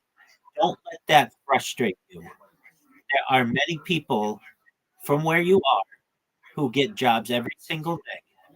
And if you are wondering why do they keep not calling me or whatever, it has nothing to do with you. It's because of somebody who did something years ago that maybe has changed someone's opinion. But that has nothing to do with you. I'm telling you, Bobo, I have hired hundreds of people. I have overseen hundreds of people in my work career, and you're exactly what somebody's looking for.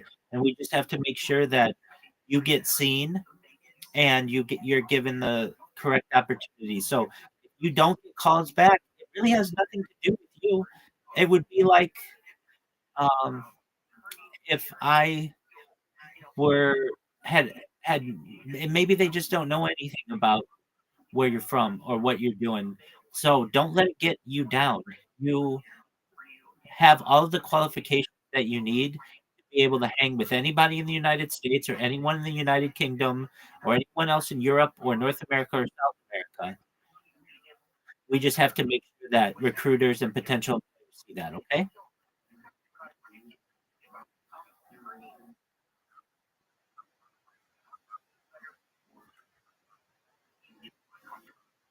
Absolutely.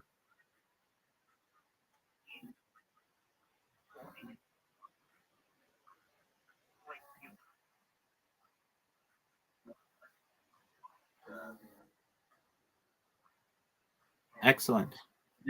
That'll it'll take you about 5 hours to make them. It's not weeks worth of effort. Like it doesn't take that long.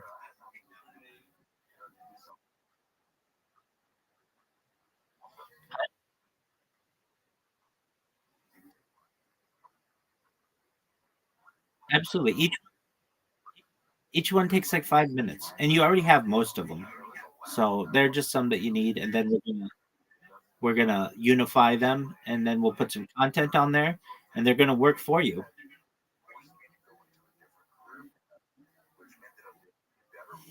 Excellent, Bobo. Okay, you know what to do. I'm here if you need help.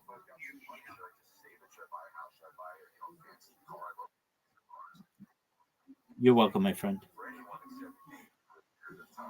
And so for me, again, purpose was trying to help other people. So my restaurant was a healthy restaurant. I was trying to bring health food to the masses. So passion drove that. There's no way I would have opened up a restaurant, three of them specifically at 24 years old, without passion driving me. And I didn't have a fear of failure because I was so focused on what if it worked. I'm a guy who doesn't say, well, what if it doesn't work? I say, what if it does work? You want to plan for anything, plan to be successful because if it happens, you want to be ready for it, right? Because that amazing wave in the ocean, you don't have your surfboard wetsuit on. Well, you weren't there, you weren't ready for it. So in life, you want to put yourself in situations where you can win and you want to win in the traditional sense.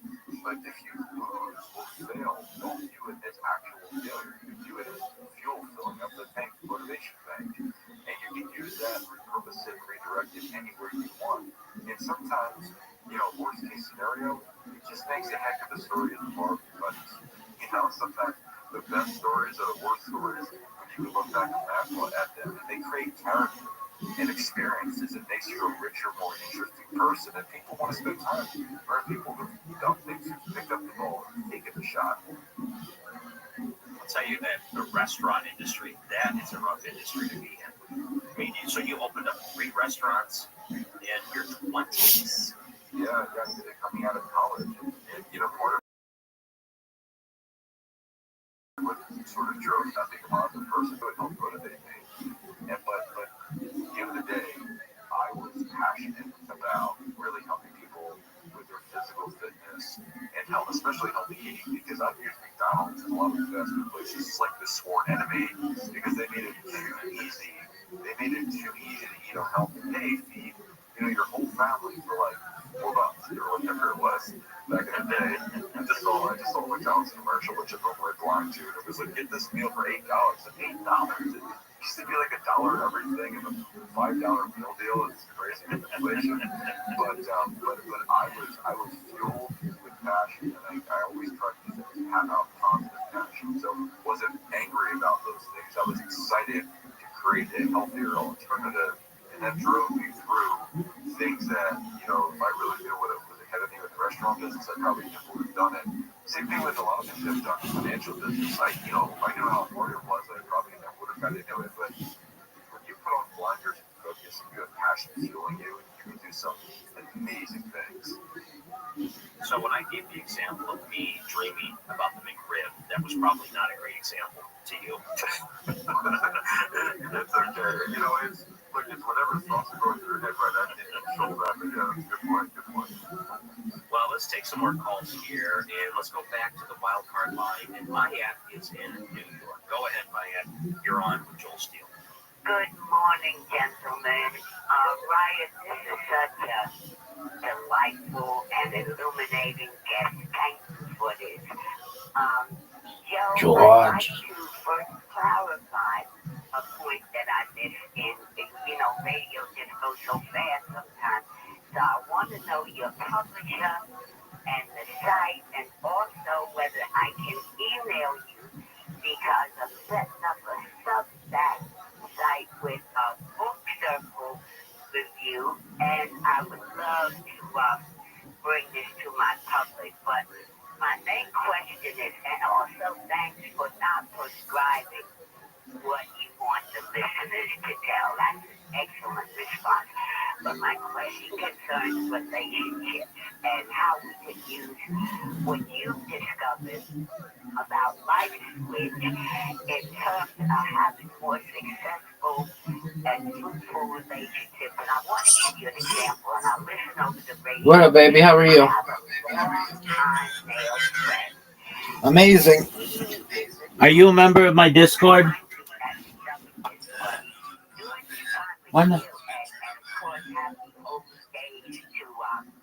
What's this excuse you're giving me?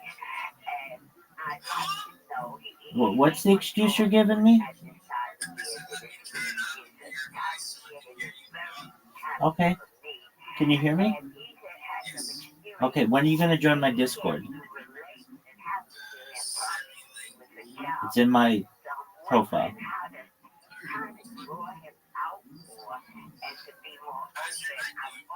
Every day to you as well. It's great, thankfully. I'm enjoying the evening. Watched some college football. Do you like pro football?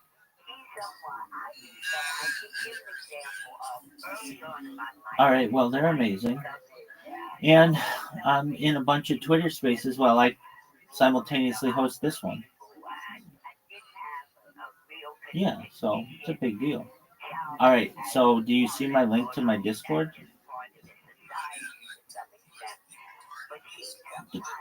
Doug, you gotta figure this one out, big man. You okay?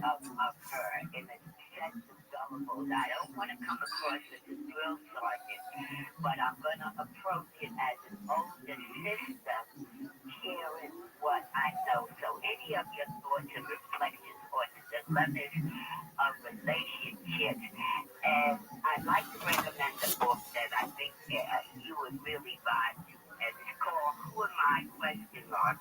It reminds me of something that when I studied comparative religion in college, information under the Indian mystics that I forgot, and Who Am I? Questions are only 16 pages attached. Two of the introduction is by Bhagavan Sri Ramana Maharshi. It comes right up. Yo, what up, big dog? And when you return, hopefully you ready to be a non-gross body or the. Have you joined my Discord yet?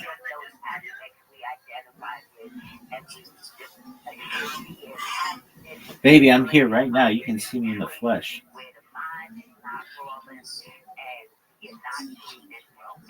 Absolutely. All right. Thank you, Maya. We got to make sure Joel has some time to answer. That was a lot of stuff, Joel, but what are your thoughts? Well, a lot of people that have gone through something challenging or are still going through it. One of the things I mentioned earlier is that there's value in that. Share that in a way. All right, well, change that. Somebody else in a similar situation. So, a lot of people have experience. We talked about it, like success can be failure, but people have a lot more value than they realize if they're thinking about it from their own perspective. When I wrote this book, kind of hit me one day that I had a lot of I had more value. Yeah. It's almost like How about you? extracting with this really long syringe all this value. Did you do anything amazing? Carnage what the restaurant was. I'm like, I should have other people avoid this same state as far as the difficulty of what I went through, which That's tight. very significantly. But I'm like, there's no value in that experience. Well, I live stream my life 24/7 for world peace, so I've been doing that for 4 years. I enjoyed cranberry sauce and turkey and roast and potatoes and vegetables. And then I watched football and I slept, which is like my favorite pastime. Someone else, we do a lot of other someone else's, and everyone has this value. How you can extract it and apply it. Word, dog. There are few things better than having a full stomach and napping. There are few things better.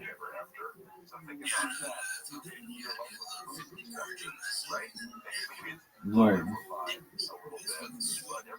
It's amazing. Wow. Not everything's a Disney movie. I agree with that. So I know we only have about a minute here, but real quick, I want to make sure people know again how to find your book. If they wanted to look you up online, Joel, where can they go? They can go to my website, bookjoelsteele.com, or you can just Google Life Switch, Joel Steele, and find where to find the book at the publisher website, Amplify Publishing. You can use the code FLIP20 to save 20%. And that's right. All right. What'd you say, big man? Yeah. Now I have a couple of email questions for you as well. Our guest is Joel Steele. His book, Life Switch. We're going to continue after the break on Ryan Record on Coast to Coast AM.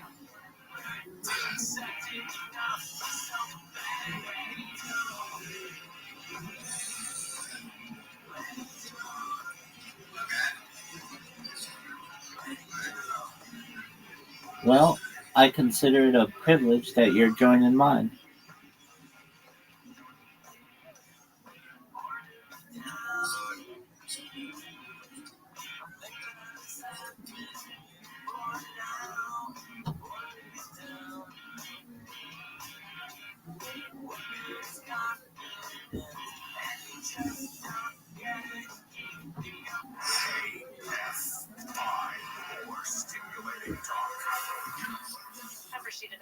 In the KFI 24-hour newsroom, at least 4 people are dead and 10 others hurt after a mass shooting tonight at a child's birthday party in Stockton. Officials say it happened inside an ice cream shop, and the victims include both children and adults. Don't we all? Heather Brent from the San Joaquin Sheriff's Office tells KXTV it's being treated as a targeted incident. Call came in shortly before 6 p.m. of a possible shooting. It was at a family gathering, a banquet hall here off of Lucille Ave. The suspect is still on the loose. Investigators are asking witnesses to come forward with any information or surveillance footage that could help them. It's a great question. Mashed potatoes.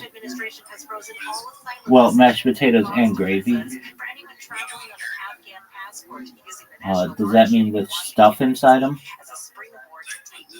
Peels? Yeah, I mean, that's okay. I'm not against it, but I'm a big fan of just mashed potatoes in general. And I love mashed potatoes and gravy. I also like pumpkin pie. I like just about anything with gravy. Cranberry sauce has grown on me as I've gotten older. When I was a kid, I couldn't stand it. It's okay now. Yeah, same with stuffing. When I was a little kid, that was not my thing. But it's grown on me, I guess.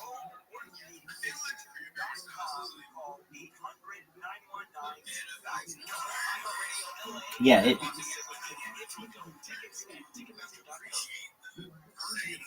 exactly. No, exactly. It's a little tart. And as a little kid, I don't know if that was something that I very much enjoyed. I've always thought it was beautiful looking, though. And as I've gotten older, the tartness is not as harsh for me.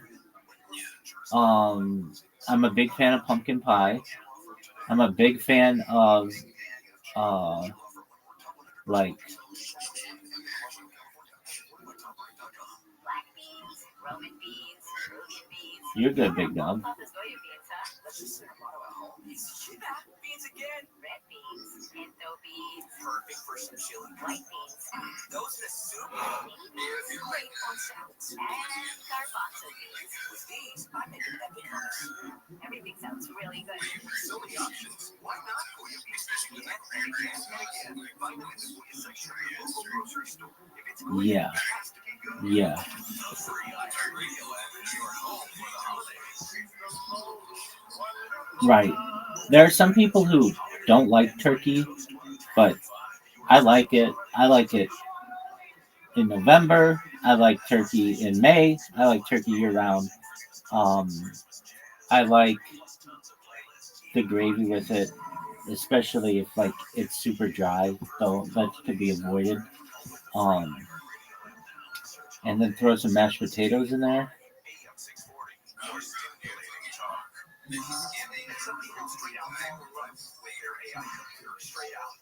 They're two of my favorites.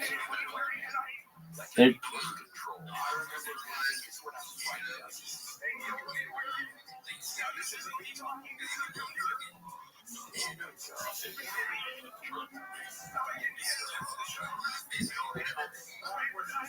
yeah, no, I get that.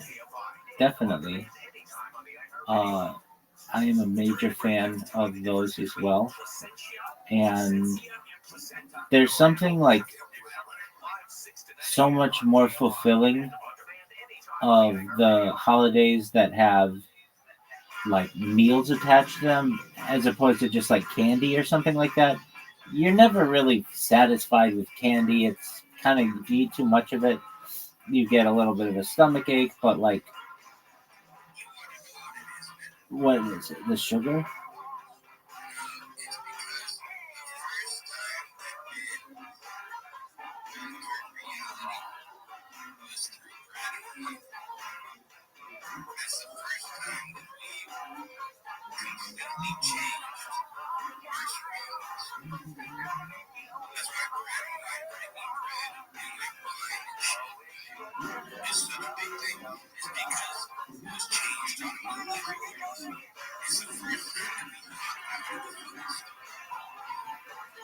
Alrighty.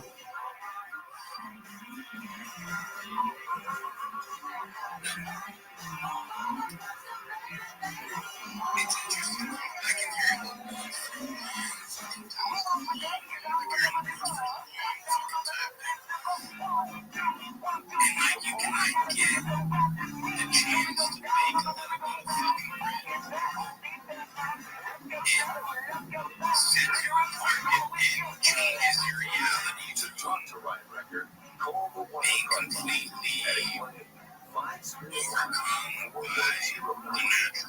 the first shifting in music something that you can control. Oh, for sure.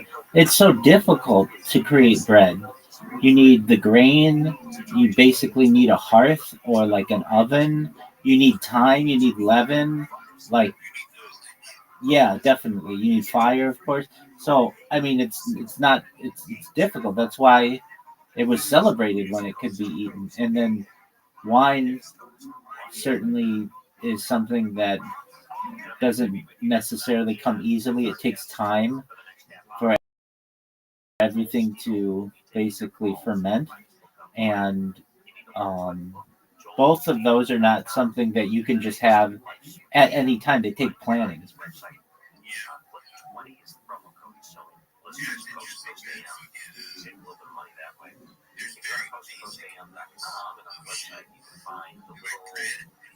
Links to the top right corner in the YouTube page and decided to click on it. And there's some fantastic different videos that have been posted in the last couple of days. If you haven't checked lately, one like we just find the homes under the great mountains. Now, tell me that doesn't pique your interest, but there's so many different. All right, where do we stand on you joining this Discord? Segments from Marcel on there too, George. Fantastic interviews inside segments you may have missed on the Coast to Coast AM YouTube channel. If you're not not subscribed to it already, you probably should. If you're looking for ways to share stuff you hear from the show, this is an easy way to do it. Got a little share link. Sometimes it's hard. A lot of times you listen late at nights. I'm ready for it. You know that your friends sometimes don't do it as late as you do. Then this is one way to share it with them on the Coast to Coast AM YouTube page. We are going to take a break and come back. We're going to line up some more calls.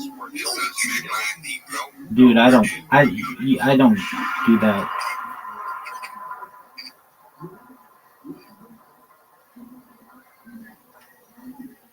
Archbishop won the fictional book based on real world facts, The Future You Hope Never Happened. Author Christopher Lee Jones brings you Mars Mission 1, available on Amazon, bringing you real world facts of what our world will look like if we allow the Kessler effect to continue to develop in a cliffhanging detective story. The first crew lands on the surface of Mars when a missile blows up a satellite, creating thousands of pieces of debris. That debris sailing along at thousands of miles per hour, destroying more satellites, creating more debris, causing a non-stop chain reaction. The dreaded Kessler effect has begun.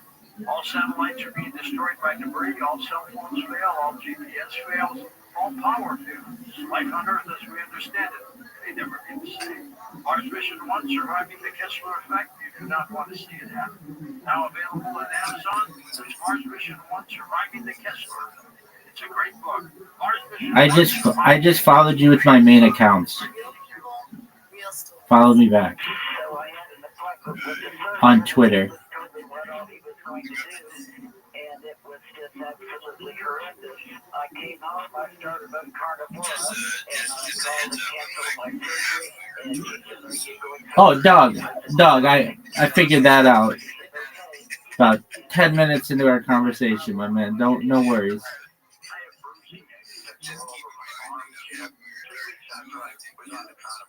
I noticed, I'm looking at my arms, and I said, "Gee, I don't have any bruises on my arms, but I'm always full of bruises. I can't put my finger on it, but I know something's happening. I have to tell you, that has to be..." Okay, check your most recent followers. Or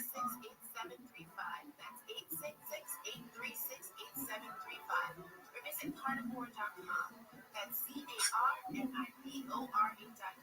Use coupon code George to get 15% off your order. Your pinky. All right.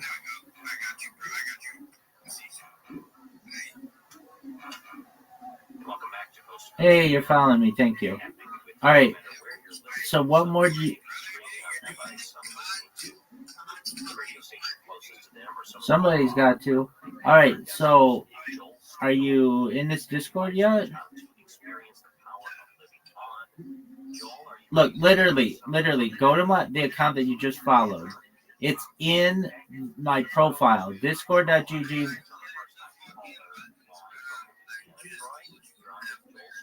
Okay. All right, well, I've had 2,500 people who have figured this out. I'm sure you can figure it out too, my man.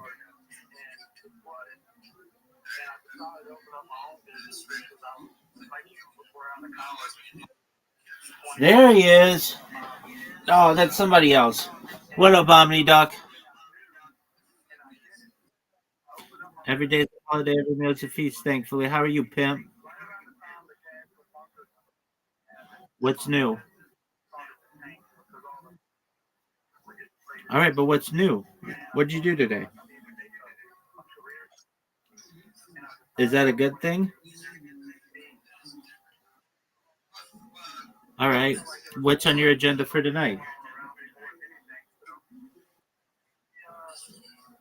You're just cruising the Discord world? Do you ever go on Twitter?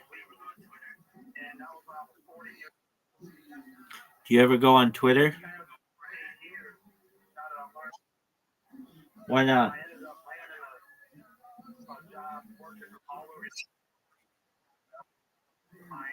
All right.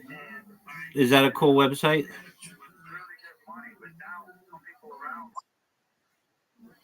It's always so complicated.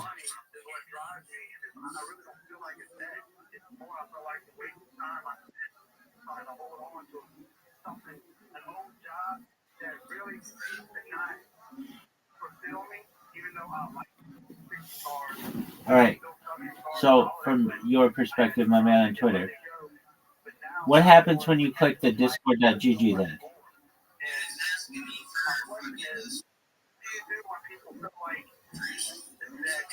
Wait, hold on, OmniDuck. What's it saying?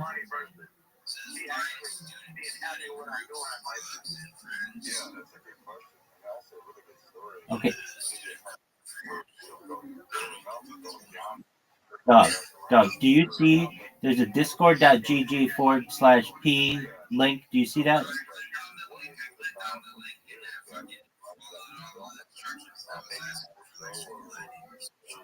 Doug, I don't ask for school ID. I don't ask for that. Okay, I'm going to send you the link in your DMs. OmniDuck, just calm down. I'm speaking with some. I'm speaking with somebody. You're good, big man. I know you're good. Pinky, check your DMs, dog. All you have to do is click that link. Pinky. Pinky. Check your DMs.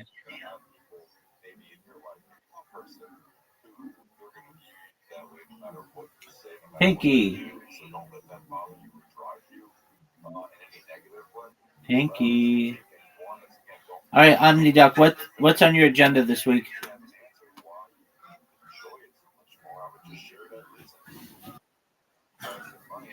Is that a good thing? Okay.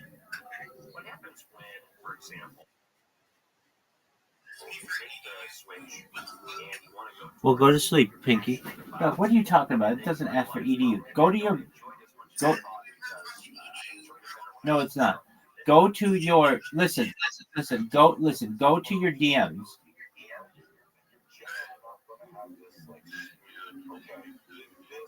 Click the link that's in your DMs.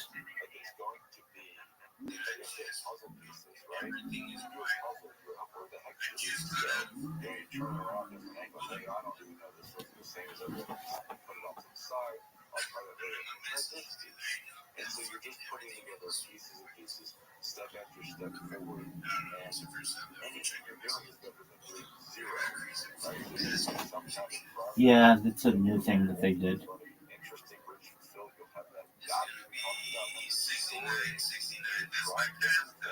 That's everybody's passcode, baby. All right, do you see I sent you a message?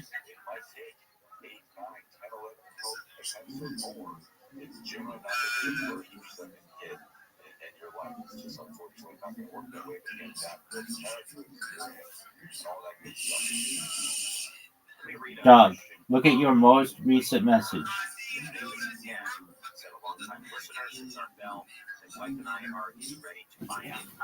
What's not to love, baby?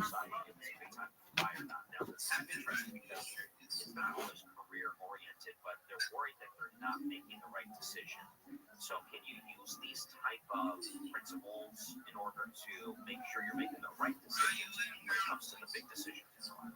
Baby, I'm here.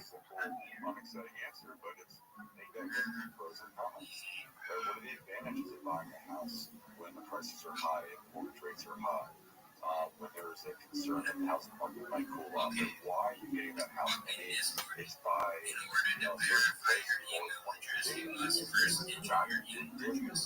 20%, it's still a big okay because you might get that access that you maybe couldn't have gotten before. So when you write up that list of pros and cons, it helps you answer it, and I think it helps you avoid regret in a proactive sense. If you look through what hypothetically, Baby, I'm here while you figure that out. I'm going to drain the snake.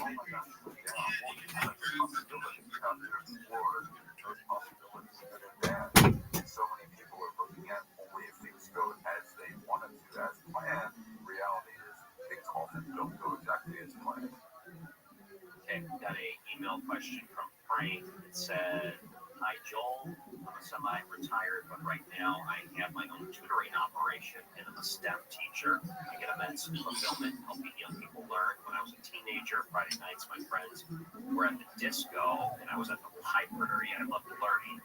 One, you may be, well, I don't know, dating yourself calling it a disco, but still. Okay, so the question goes on. The question is, I found that all the good things in my life have essentially come to me with little or no effort on my part. In terms of Dog, you got to figure this out. goodness is less more. So that was Frank who emailed that question. Dog, literally, what happens when you press the link that I sent you in your DMs?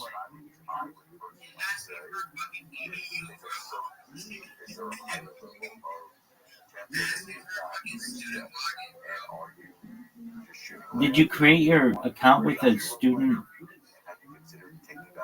email?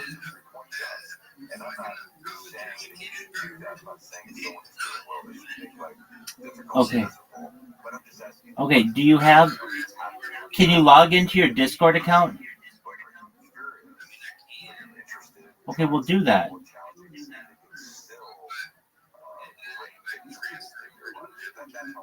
Doug, just log into your Discord and then I'll tell you what to do. David, you're on with our guest Joel Steele. Go ahead.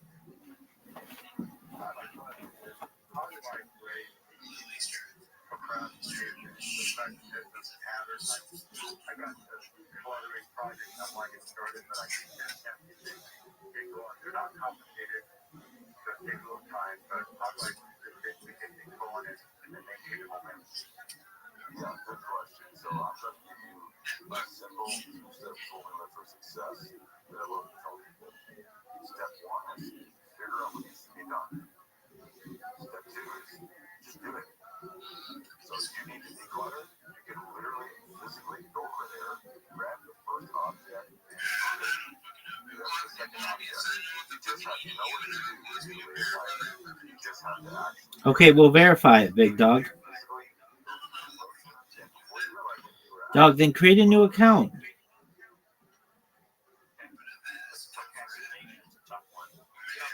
you can justify it in your head and say, maybe this isn't the right decision. So it's not so much procrastination. It's looked at as the pros and cons, and the cons have taken over. But in some ways, maybe there's too much weight being put on the cons on that list. Yeah, the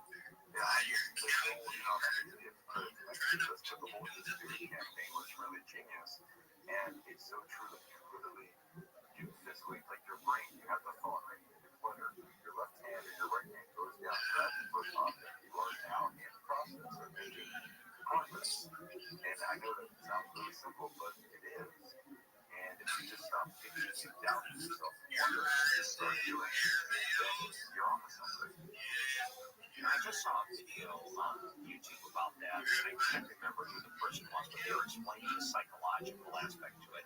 Essentially, your brain uses a lot of energy, and when your brain is confronted with something that can take energy, they try to procrastinate, it gets a little bit lazy, but as soon as you start doing that action, your brain says, okay, I guess we're doing this, and then you become more involved, it becomes so much easier, but you have to start doing it before it becomes easier. Yeah, I've heard a lot of interesting stories. My favorite is people that dress for the gym are more inclined to work out because they've done that prerequisite step. And so if you don't want to declutter, do whatever it is, like do something to get yourself more in that mode, that mindset. And again, being dressed to work out, you're at such a higher chance of actually working out. And for some people, that can be the missing piece. Well, you haven't seen how I dress around the house and how little I work out, so I might have the opposite effect. Let's go back to the wild card line. Jesus is in Florida.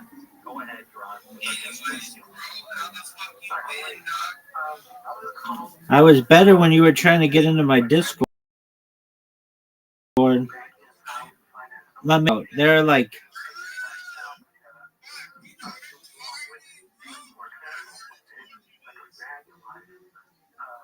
I'm waiting for you.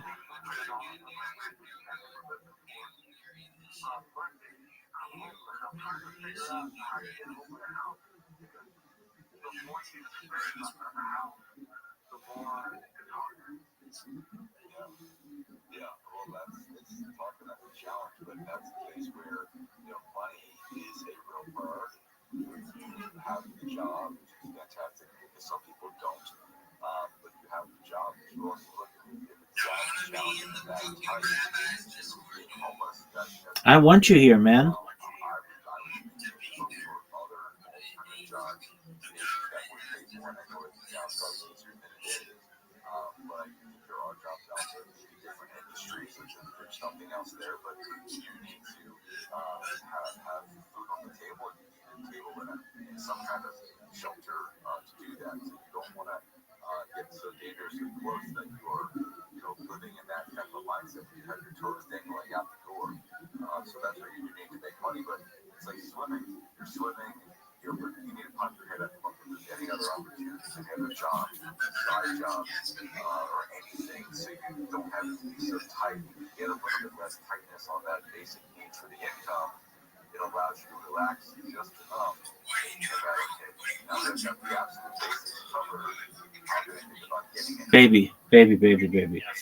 Your mind is going to be blown once you join this Discord. I'm curious Joel's thoughts on choosing a career change focused at middle age when you have multiple passion interests, but all require years of additional training or college. How to choose when they are very different fields and time consuming, and I'm in my 50s. So what would you say about me? Well, number one, I love this because you should never say that I'm so old, I'm just giving up on my passion in my life. I don't care if you're 30, 50, 70, 80. Like, life is meant to be lived. And so I think it's great that you're thinking about that. But if there's multiple passions, I do think Oh, you didn't have to tell me that. I assumed. decide which one or one to pursue, and you're not able to pursue all of them, at least professionally. But you can also build passions around your day job. I certainly have done that. People keep asking me how I found time to write the book. My first answer is I don't know. My second answer is passion. So I would say take the most passionate element, job, or passionate component, and think how you can do something with that professionally. And maybe with there's training and schooling involved, does your company provide tuition reimbursement or support? Maybe they can help pay for your passion. Or maybe you can find ways to do online degrees or training to be able to pursue that. But if you already have a good job here, that's one in your life. You don't want to do something more, but you want to have a plan in place to. Doug, you got to be able to figure this out.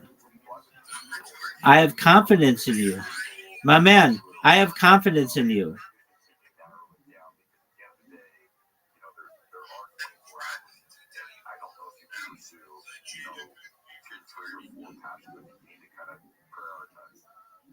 All right, we're going to take one more call here. Joe is in Long Island. The Rocky Joe, we only have about 30 seconds to get your question out by then. Joe, but yeah, I have a two-part question. One is like, sometimes I think there's too many built-in assumptions. Someone goes to law school, they assume it's going to roll. My name is Source X. I'm a Web3 marketer, and I help brands and innovators step boldly into the future. Web3 is transforming the way we connect, create, and grow, and I'm here to make sure you stay ahead of the curve.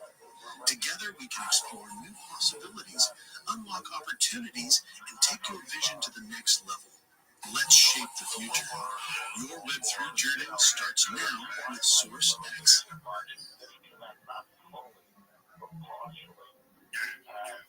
Kind of laying the dot up a little bit and don't want to bring some of their interests into the full light in the middle of the day. They all be there, that type of thing. We get it. Thank you, Joe. Joel, I want to make sure you have time to answer. Go ahead. Yeah, well, I don't think you can't have a boss who's go down the wrong path and don't take anything from it.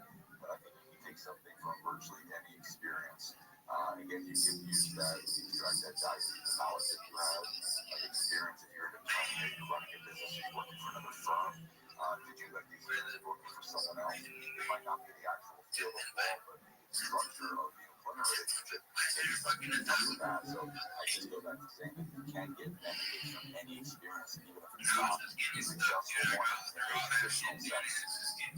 Great. JoelSteele.com is your website. That's where people can find you and your book. Is that right? Yep, you can go to the website, bookjoelsteele.com. You can also find me on Apple. What's it say, big dog?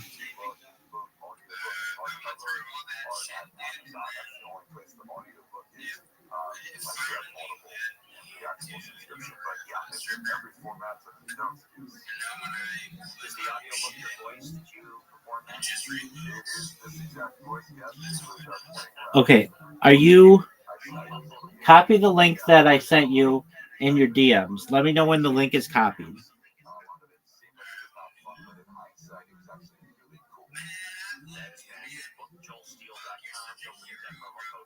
Thanks. I appreciate that. All right, did you copy the link in your DMs yet?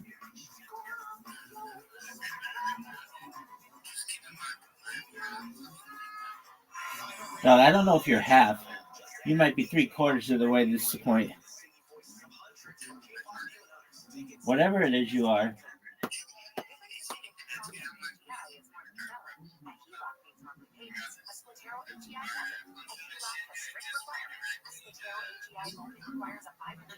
Okay, just copy the link. Okay, so you got the link copied, the discord.gg link. It's copied, right? Okay, now go to your Discord account. Go. Are you in Discord in like a browser or in the app or something?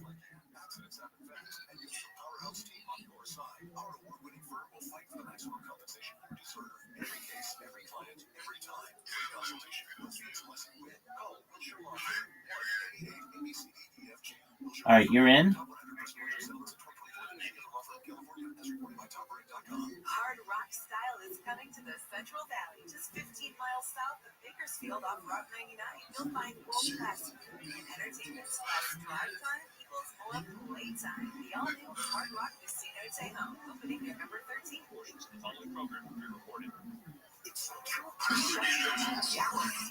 It used to be that we would have one perception of reality and different sides. You can argue the marriage, you can argue the morality, but at least the fact aspect of it was on the same page. Same universe, Bill handled station cars, 6 to 9 a.m. on KFI and on demand anytime on the iHeartRadio app. KFI AM 640. My man, are you in Discord? Okay, stop. Okay, so in the bottom left corner, do you see a plus in Discord?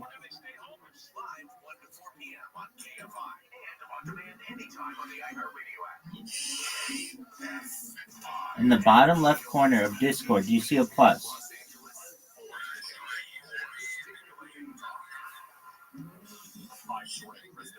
Okay, do you see on the, hold on, do you see on the left side where you have all of your different Discords? Okay, scroll all the way to the bottom, and you should see a plus. Like, but you have to scroll to the very bottom.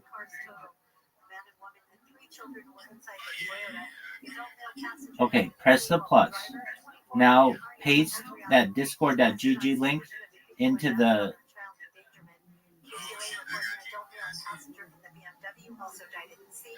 The 3 children and one of the passengers in the BMW were taken to the hospital. Officials say a man was injured after an officer involved shooting at MacArthur Park. The man, who was in his 30s, was shot shortly before 8 o'clock Friday morning. LAPD says he was stabbing himself with a large shard of glass. Did you put the discord.gg link into Discord?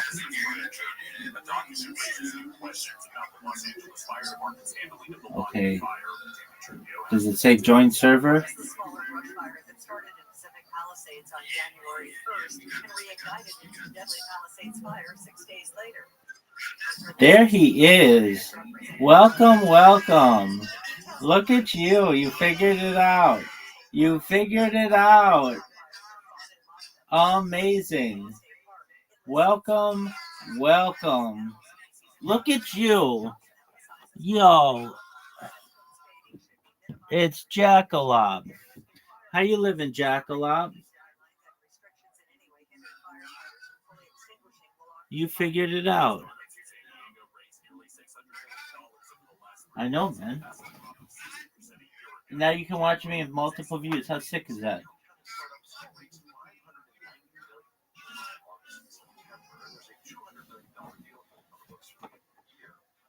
Pink, can you hear me? Pinky.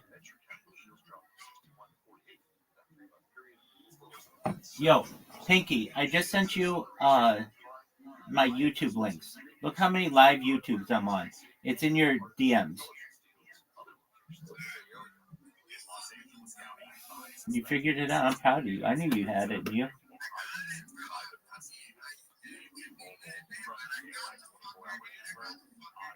Absolutely. Now, go to your DMs in Twitter and look at the YouTube link I just sent you. You've never seen somebody live on so many different YouTube streams.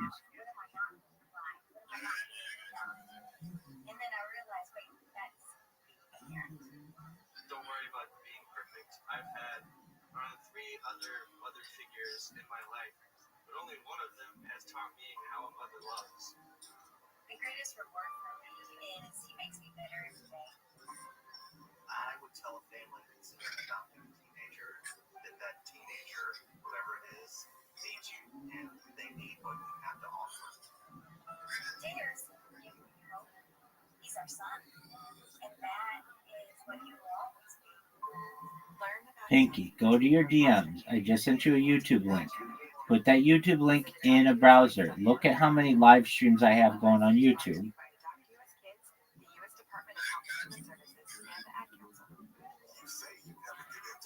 There is no try. There is only do.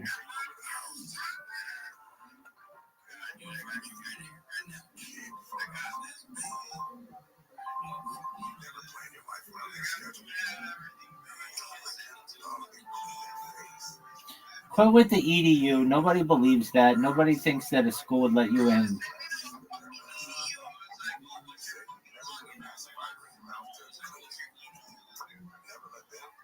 Doug, I sent you a DM with the YouTube address.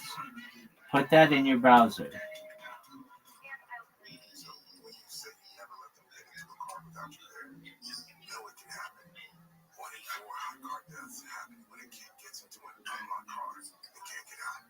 Never happens. Before you leave the car, always stop. Brought to you by Nixon and the Ad Council. I'm the threat that's already inside the house.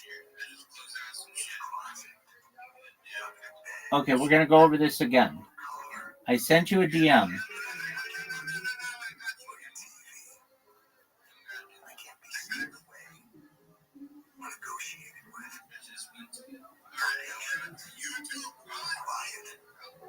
How many different do you see? How many different lives do you see? Dog, I just sent you a link. How many lives do you see? Word. Yeah, no. Yeah, count how many live streams you see. Word, dog. Have you ever seen somebody who's live on more than one YouTube stream, let alone 10? Exactly. And I've been doing this for 4 years. Oh, okay, tight. How'd you learn about me?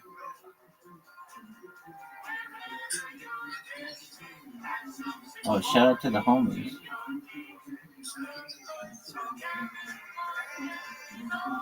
Yeah, this is a big deal. Have you ever heard me pitch in a Twitter space? Have you ever heard my shill in a Twitter space?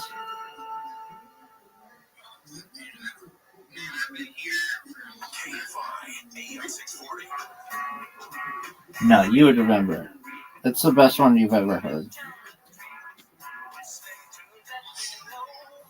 That's what I like to hear. All right, you ready? Okay, but seriously, listen. I'm Rabbi Rothschild. If you don't know who I am, okay, I can wait on that.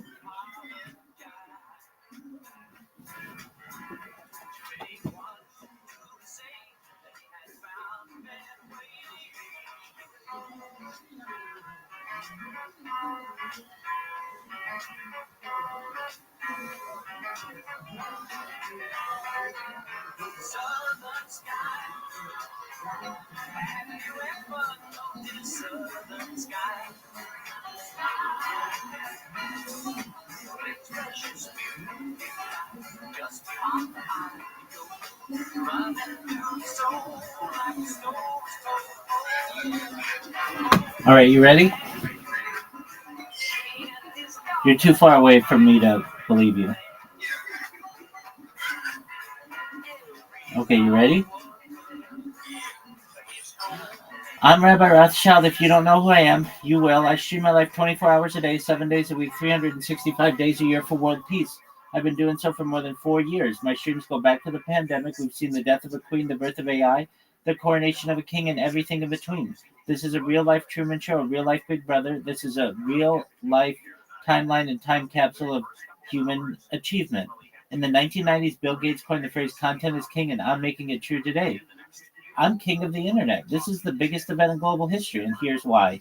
In 2018, The Economist magazine stated that data had overtaken petroleum as Earth's #1 resource. And I have more data archived on the internet than any person ever, which is making me a very influential person. I'm going viral, and when I do, I want to make you, your friends, your family, all financially independent. I want to ensure you have generational wealth if you don't already, and I want you to be able to start charities and philanthropic organizations of your own. I'm unlike any influencer you're ever going to meet. I'm not live on one YouTube stream or 2 YouTube streams. I'm live on over 20 simultaneous YouTube streams 24 hours a day. You can watch my life from 360 degrees. I even have a ceiling camera. If you want to watch these streams, the link is in my profile. Additionally, in my pinned post, you'll find a link to my YouTube streams. You'll also find a link to my link tree there. I dare you to look at my link tree. Nobody dares you to look at their link tree, but I do because I have more social media than any person ever. I have more content than any person ever. You'll also find a link to my Discord, which is discord.me/rabbi. We have over 2,500 people in the community and are growing every day. In addition to making you rich and wanting to promote world peace, I want to help end world hunger through the use of technology such as agricultural drones, floating greenhouses, saltwater greenhouses, hydroponics, vertical farming, cloud seeding. I want to help end world thirst. I'm sponsored by a cryptocurrency that's worth about $100 million. And one of the things that we do is we build wells and water towers in developing nations for the benefit of the less fortunate. Additionally, I'm an advocate for the Lifestyle program and most importantly, desalination technology, where we pump Earth's seawater onto land to make it drinkable. If you're a reply, hold on, let me finish. If you're a reply guy, if you're a Web3 marketer, if you're a raider, you're a shiller, and you want a free mentor, coach, and friend, send me a DM. I will respond. Send me a follow. I will follow you back. I want you all to know that I'm here to support you both personally and professionally.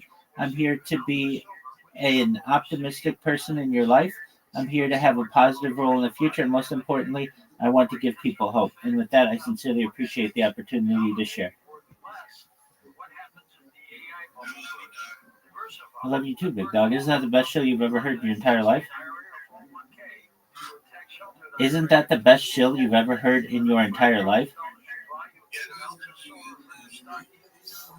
Yeah, dog. I've been working on it for 4 years. I've got it all memorized.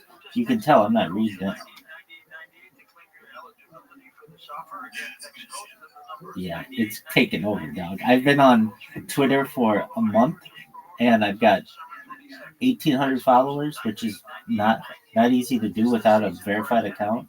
This time of year, most of us are checking off our holiday gift lists. But guess what? Identity thieves have lists too. Your personal information. Thanks, big man. So, you should know I'm live in my Discord 24 hours a day. You can always connect with me. You know this space is always open, but I can barely hear anybody in here, so that's why I like people in my Discord. So now you have multiple ways to be able to connect with me. Isn't that beautiful?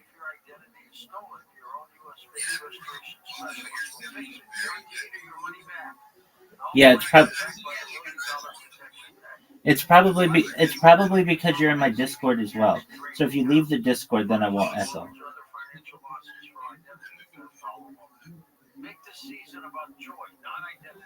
Just close the Discord, VC. Don't leave it.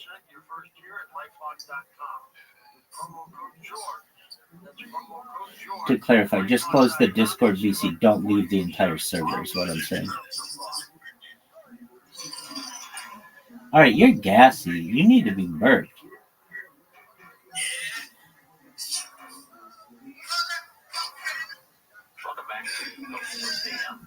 I'm Ryan Riker. You can find his books online, ChristianMoney.com, and a couple of them, How to Pray for a Financial Miracle, 90-Minute Bitcoin Quick Start. It's so interesting the way Bitcoin has changed. I know that one came out maybe 4 or 5 years ago.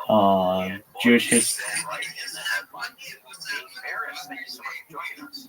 Hey, great to be with you. Excited about His name is Rabbi Silver.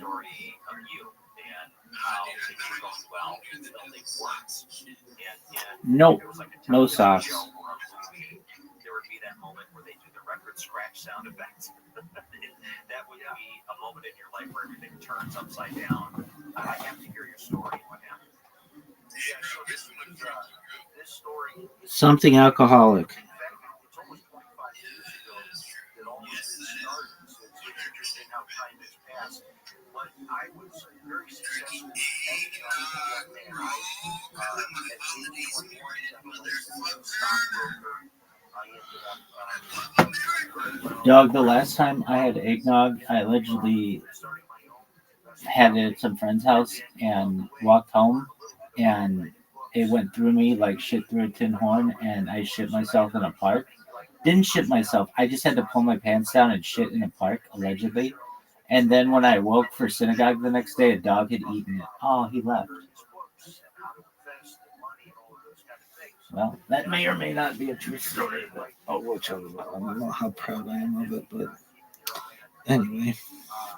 Shout out to Pinky.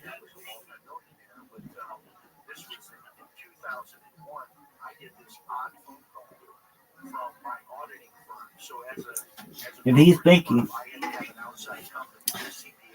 then I must be the brain. Just to show the regulators that, hey, my company's still financially healthy. We're not going out of business. Everything's good. So we had to do this every year. It was quite expensive, and it was a process. They would usually take 3 months, going through our financial records. So I get this phone call one morning from the new auditing firm. We had just switched after 5 years, so the new auditing firm calls me. He says, we just started your audit, and there's a problem. And I said, oh, okay, what can I do to help? And he said, well, there's money missing. And I said, I don't understand when you say there's money missing. What do you mean? He said exactly what I said. There's money missing. He said, I've already just gone through one quarter. That's 3 months. And there's over $130,000 missing that can't be accounted for. And make a long story short, that became the revelation, the unwinding, if you will, of the cover-up of my accountant, my internal accountant, who happened to also be my brother. Then over a period of years, he had embezzled. We stopped counting at $2 million, but that completely wiped me out. I'm not exaggerating to tell you that 1 week I'm getting picked up by limousines at the airport to go on national TV. The next week, I'm broke. When I say broke, like all of my money is gone. What up, baby? None of my, I just started letting employees go because I couldn't pay payroll. Yo, how you living? Houses foreclosed, cars gone. Dog, enjoy your eggnog, big man. Hope it's good.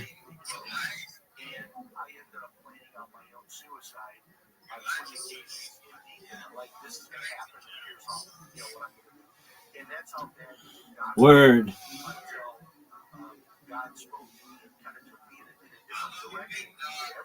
I love me too. I love you as well. You're Pinky on the brain, baby. You're Pinky on the brain.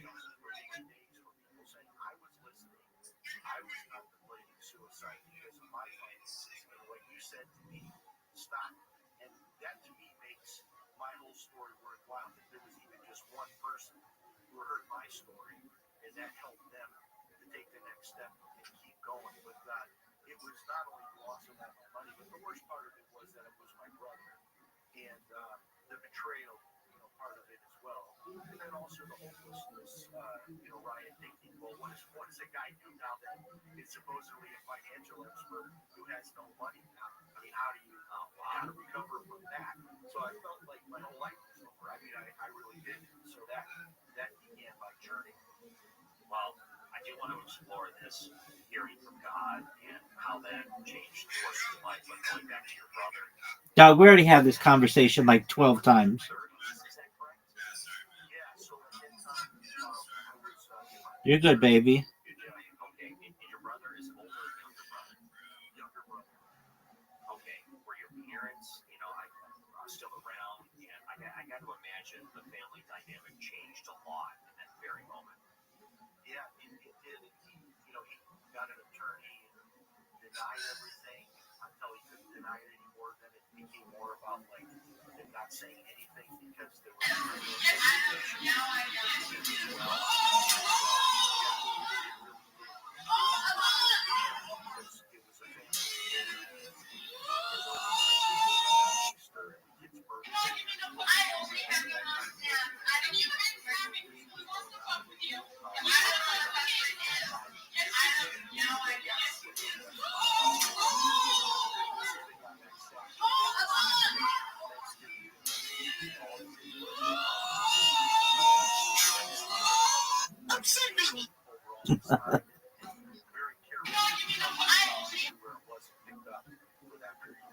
two sets of books, fake bank account records, all the stuff you see in the movies. Wow, I can imagine. And that is so tough. And I got to imagine it was tough for your parents too. Because What up, baby? Yeah, there's this going on. Trying to keep things together. And I don't know what your brother before then, but All right. Knock yourself out with that, baby. Well, it's interesting because I talk about in the book how I reached the point of being able to forgive him for what he did, and that was a Do whatever makes you happy. step for me to forgive him. That was really part of my release of all of this. But my brother did pass away about 3 years ago, and before he passed away, we did reconnect. We were never as close, but because of his diagnosis, knowing that he had limited time to live, I made it a point to reconnect with him in his final months. But I did reach out to him, years ago, and did tell him that I had forgiven him, regardless of his what he had done. I had forgiven him, and I talk about that in the book.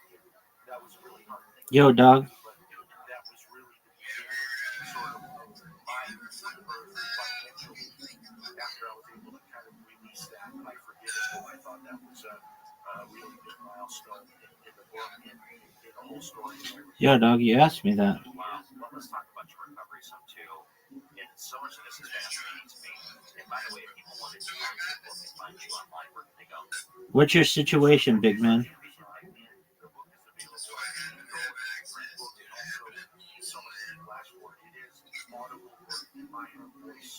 Which is also, and it also has like a small prayer journal section to it, which is one of the things people love about it. They can actually like inside the book, and ChristianMoney.com has links to all that as well. Great, ChristianMoney.com. Okay. All right, let's go back to this. You get this moment in your life where things are just mounting and mounting. You're contemplating suicide. Okay. Were you married? Did you have a family at that point? I'm sorry, I'm asking you questions to be sensitive, but no, it's fine. Yeah. I was married and have 3 children. They're all grown, and so it was not just like one guy. We were dealing with my family. One section of the book I talked about how my one daughter, my youngest, now she came into my office at my house at the time, and she said, "Daddy, Mommy and I have been praying. Are we going to be able to keep our house?" She's 5. I closed the door and I cried like I never cried before. It's one thing to something like this as an adult, but then to see your family have to go through it as well. That's tough. But kids are resilient, and that was one of the amazing parts of the story that I talked about in the book, is how we did lose that house, but then we were in a larger house right after that. It's just amazing what happened.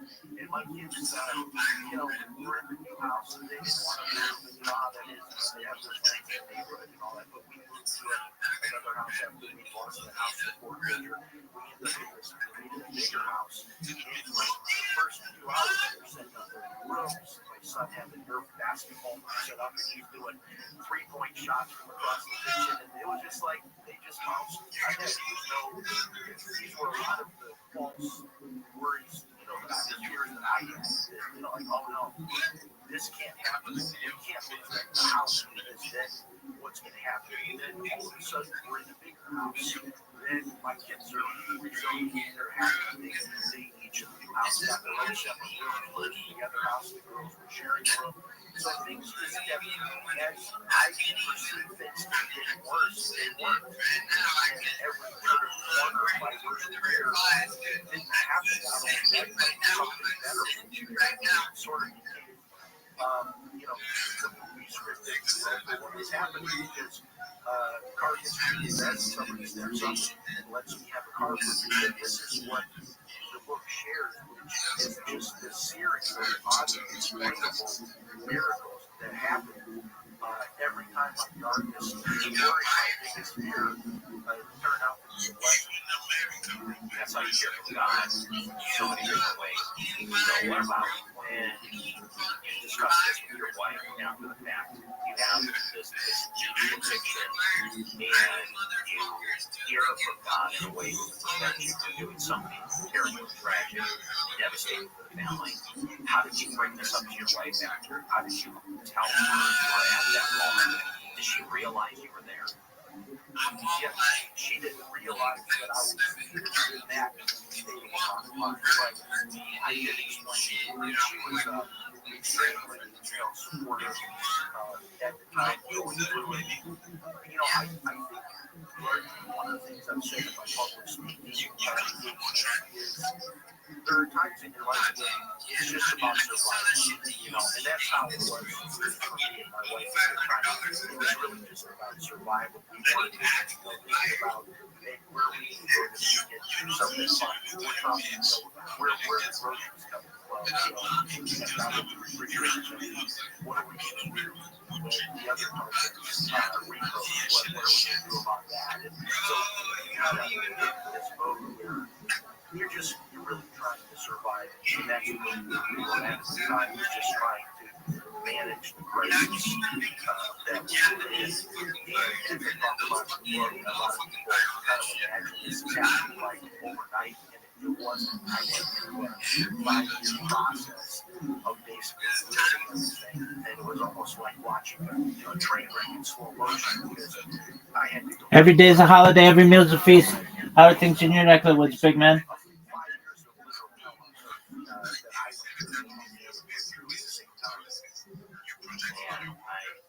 That is tough. I know the process. Excellent. Are you a member of my Discord? You know what's going to happen at the end of that process, which takes away so much. Okay, well, what's stopping you? Even Pinky can figure it out. It's just amazing to hear that you're right about kids being resilient, especially at that age. You want to do what's best for them. You don't want to put that burden on them. You don't want them to feel any of that. But they can pick up on something that's off. And at the same time, God's been good to you. It sounds like He's really turned things around. And here you are today to be able to talk about this sort of thing. What a message. You're right. When you get to share a message like this, where you may be in the same spot, it's a powerful message. It really is. It's a message of hope. It's a message of reinvention. And the book talks about, you know, all the things I've done in my life. And I've traveled the world. I've done so much. And then I still continue on. I just started law school 3 months ago. So the age of 60, I'm now in law school. So the book is a lot about, you know, hope, reinvention, you know, God has been good. And one of the things that I just love is this idea that no matter what happens, God can use that circumstance for good and turn it around. So the idea of all these broken pieces that you see, God can turn them into a beautiful creation. So you're open to it. What's the next chapter? This chapter is over. And what's the next chapter? So I've done everything from author books, just having my own radio and TV shows, or brokerage firm, teaching online, and now I'm here. So it's going. Gotta pass the bar. That's right. I'm a senior a lot. Well, I heard Kim actually tried didn't make it on the first go, so very cheap too. So you have this goal, which is fantastic. I did a book, How to Pray for You tell me. Financial Miracle. And you outline this 11-step process where you reveal how to pray for a financial miracle, which maybe we can talk a little bit about, but I also found that when you start praying for things, you might not get the answer you expect. Yes, and that's really the point of my book, because some people think the book is going to give you like certain magic words to say, and then you get the Lamborghini, you know, you're with whatever, you know, that type of rhythm. But the book is about it all. Yo, what up? More about a listening type of a prayer. Yo, how are you? Excellent.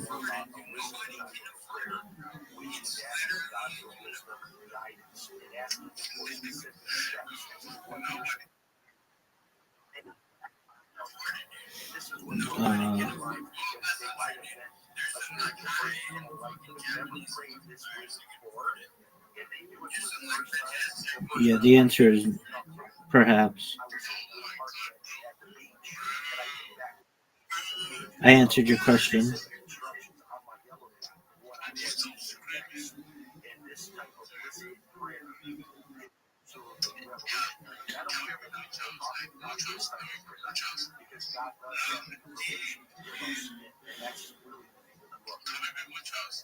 And if people wanted to find you online, James Harris, where can they find you? On ChristianMoney.com, ChristianMoney.com. Also, first there's a way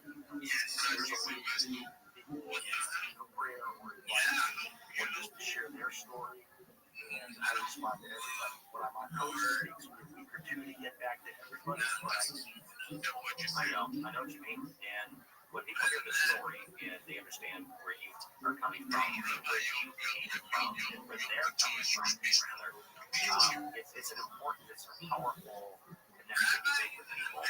Which, by the way, we're going to take some calls. So in the next hour, we're going to start opening up the phone lines if you would like to ask a question to Jim Harris yourself, or maybe have some comments about his story. We'll take that. But coming up after the break, we'll have a conversation. If you want to find him online, ChristianMoney.com, Jim Harris. I'm Ryan Record, filling in on Coast to Coast.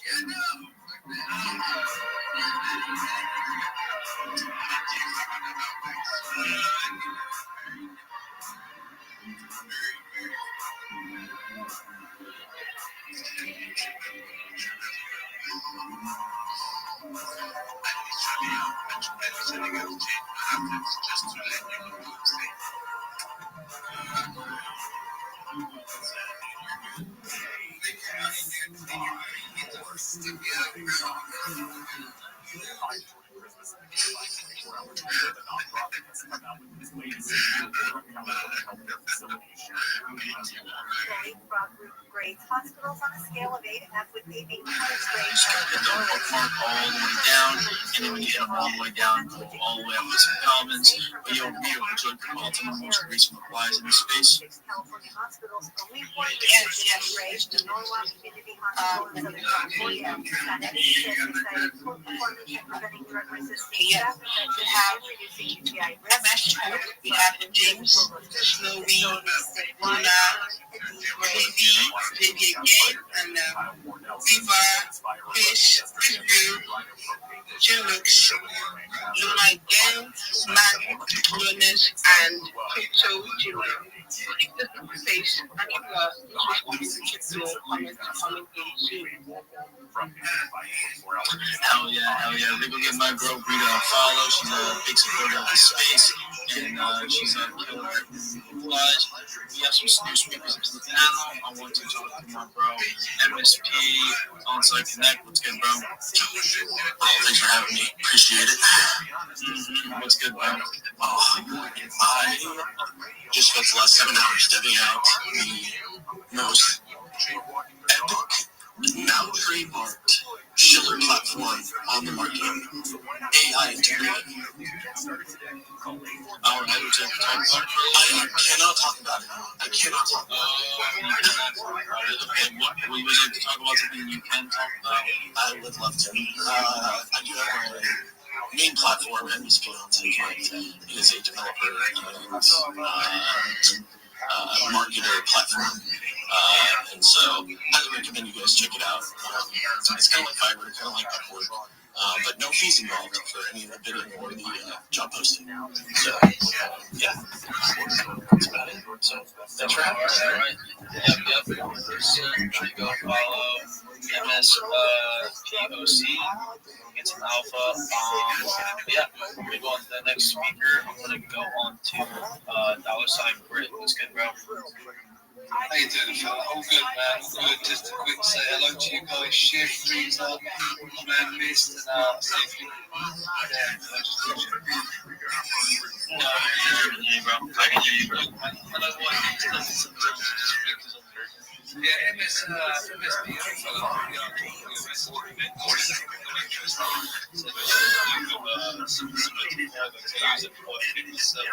Anyway, just quickly, Shift, thank you, man. That's been an awesome big for me. It's hitting every space. I'm never going to fade. I'm just going to keep pushing, keep grinding. I've hit every single person up here as a follow, and I see about 5 or 6 returns, man. It's a community, guys. You're supposed to be spreading the love. You know, you want to invite as much as you can. And I literally do hit every single one of you ones even above. It's about the day of trying to build a community, just trying to get the name out there. Not even for now, it's actually for 2026, the first boys release. Right now, I'm just trying to engage with as many people, get as many new faces, especially someone like an MSPO and that hidden fella. See, you're still there, and recognize that accent. Yeah, I just followed you back. Cheers, Rabbi. Cheers. That's an accent. You know, it's really cool. I love coming here. She's an absolute bloody legend, man. I love you guys in your Discord as well. Not just chilling with you. So I haven't got much to say, guys. I just like to pop in and just say hello, just engage and integrate as much as I can, and just try and pick up some new contacts as I go. There's always someone in your spaces that's worth knowing. I mean it. There's always someone. I don't think there's been a single time I've joined and not found someone that I've made a contact with and we've chatted afterwards, you know. So I really appreciate the opportunity to speak as per What up, normal. baby? And you know me, Shift. If you give me that mic, I have a tendency to never stop. So just take it away from me before I take it over the show, bro. It's all good, though. It's all good. Everybody deserves a little bit of So yeah. You go follow my girl Brit. Okay, bro. You're all good, man. I hand you my back to you, bro. Okay. Yeah, you go follow my bro Brit. He's out here in space. Right. Let's go. Put some new people up on the stage. Let's see some request, guys. As we are bringing some new people on the request, you should be following people the host, the co-host, and all the speakers and listeners in the space. Everybody, opportunity to grow, and comment and bookmark on all the posts above, especially if you guys want to be speakers. I want to see you smash the comments. I want to see them smash the bookmarks as well, guys. Those are the things that matter in this space. For me, and also down in the comments as well. We're listening to the comments. People in the middle. Can you hear me? Yo, what's good, bro? CJ? Yo, what's good, bro? How are you, man? Yeah, how you doing? I'm good. Oh, hey, I don't know it's CJ. Yo, CJ. Oh, God.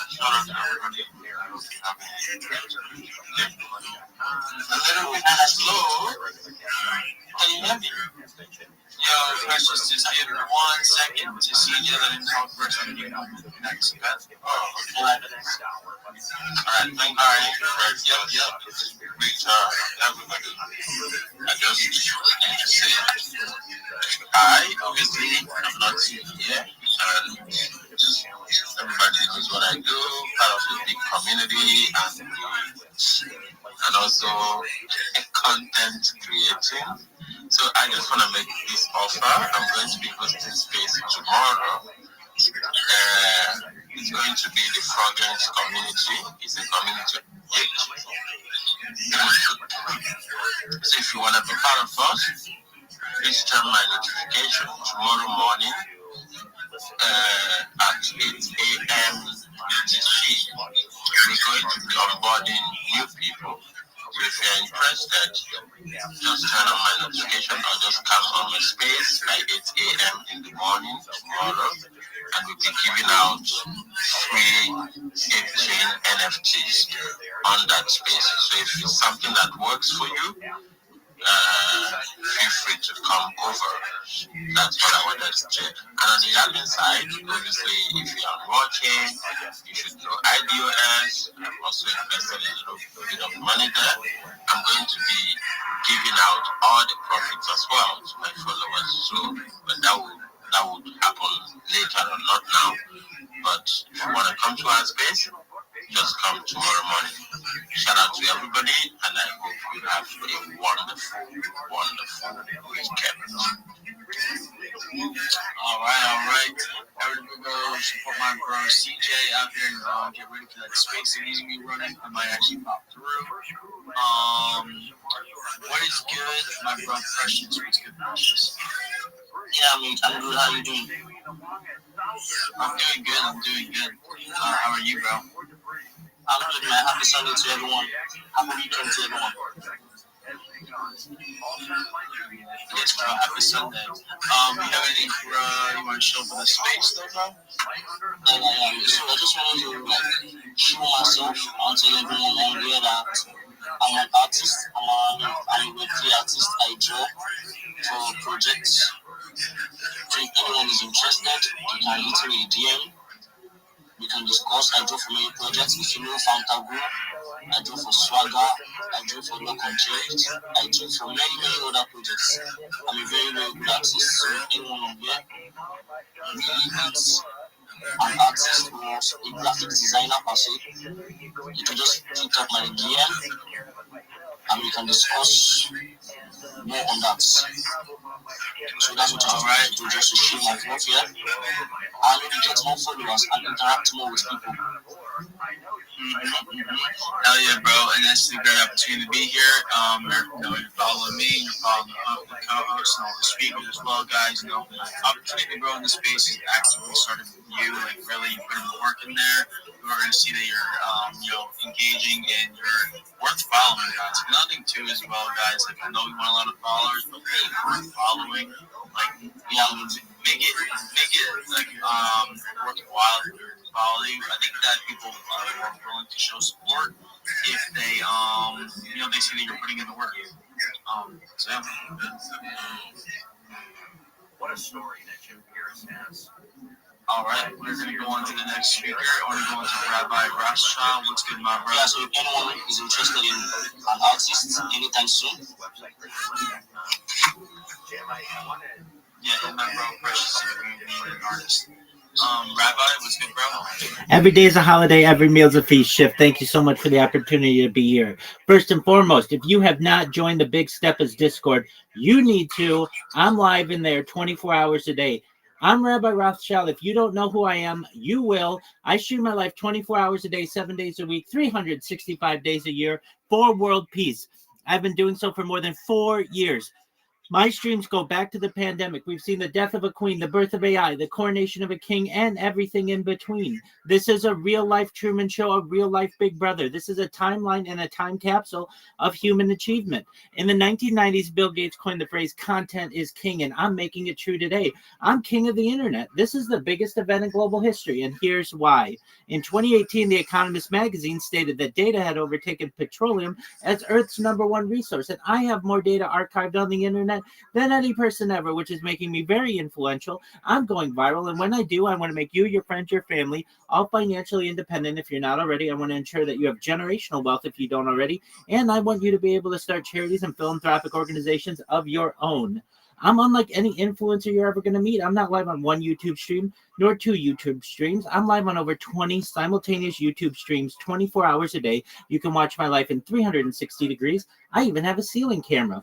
If you want to view this camera and my other camera angles, feel free to look at the link in my profile. Additionally, in my pinned post, you'll find a link to all my YouTube streams. You'll also find a link to my Linktree there, linktree.com/Rabbi Rothschild. I dare you to look at my Linktree. No one dares you to look at their Linktree, but I do, because I have more social media than any person ever. I have more content than any person ever. You'll also find in my pinned post a link to my Discord, which is discord.me/Rabbi. I invite you to join. We have over 2,500 people in the community and continue to grow every day. In addition to making you all rich and wanting to promote world peace, I want to help end world hunger through the use of technology such as agricultural drones, floating greenhouses, saltwater greenhouses, hydroponics, vertical farming, cloud seeding.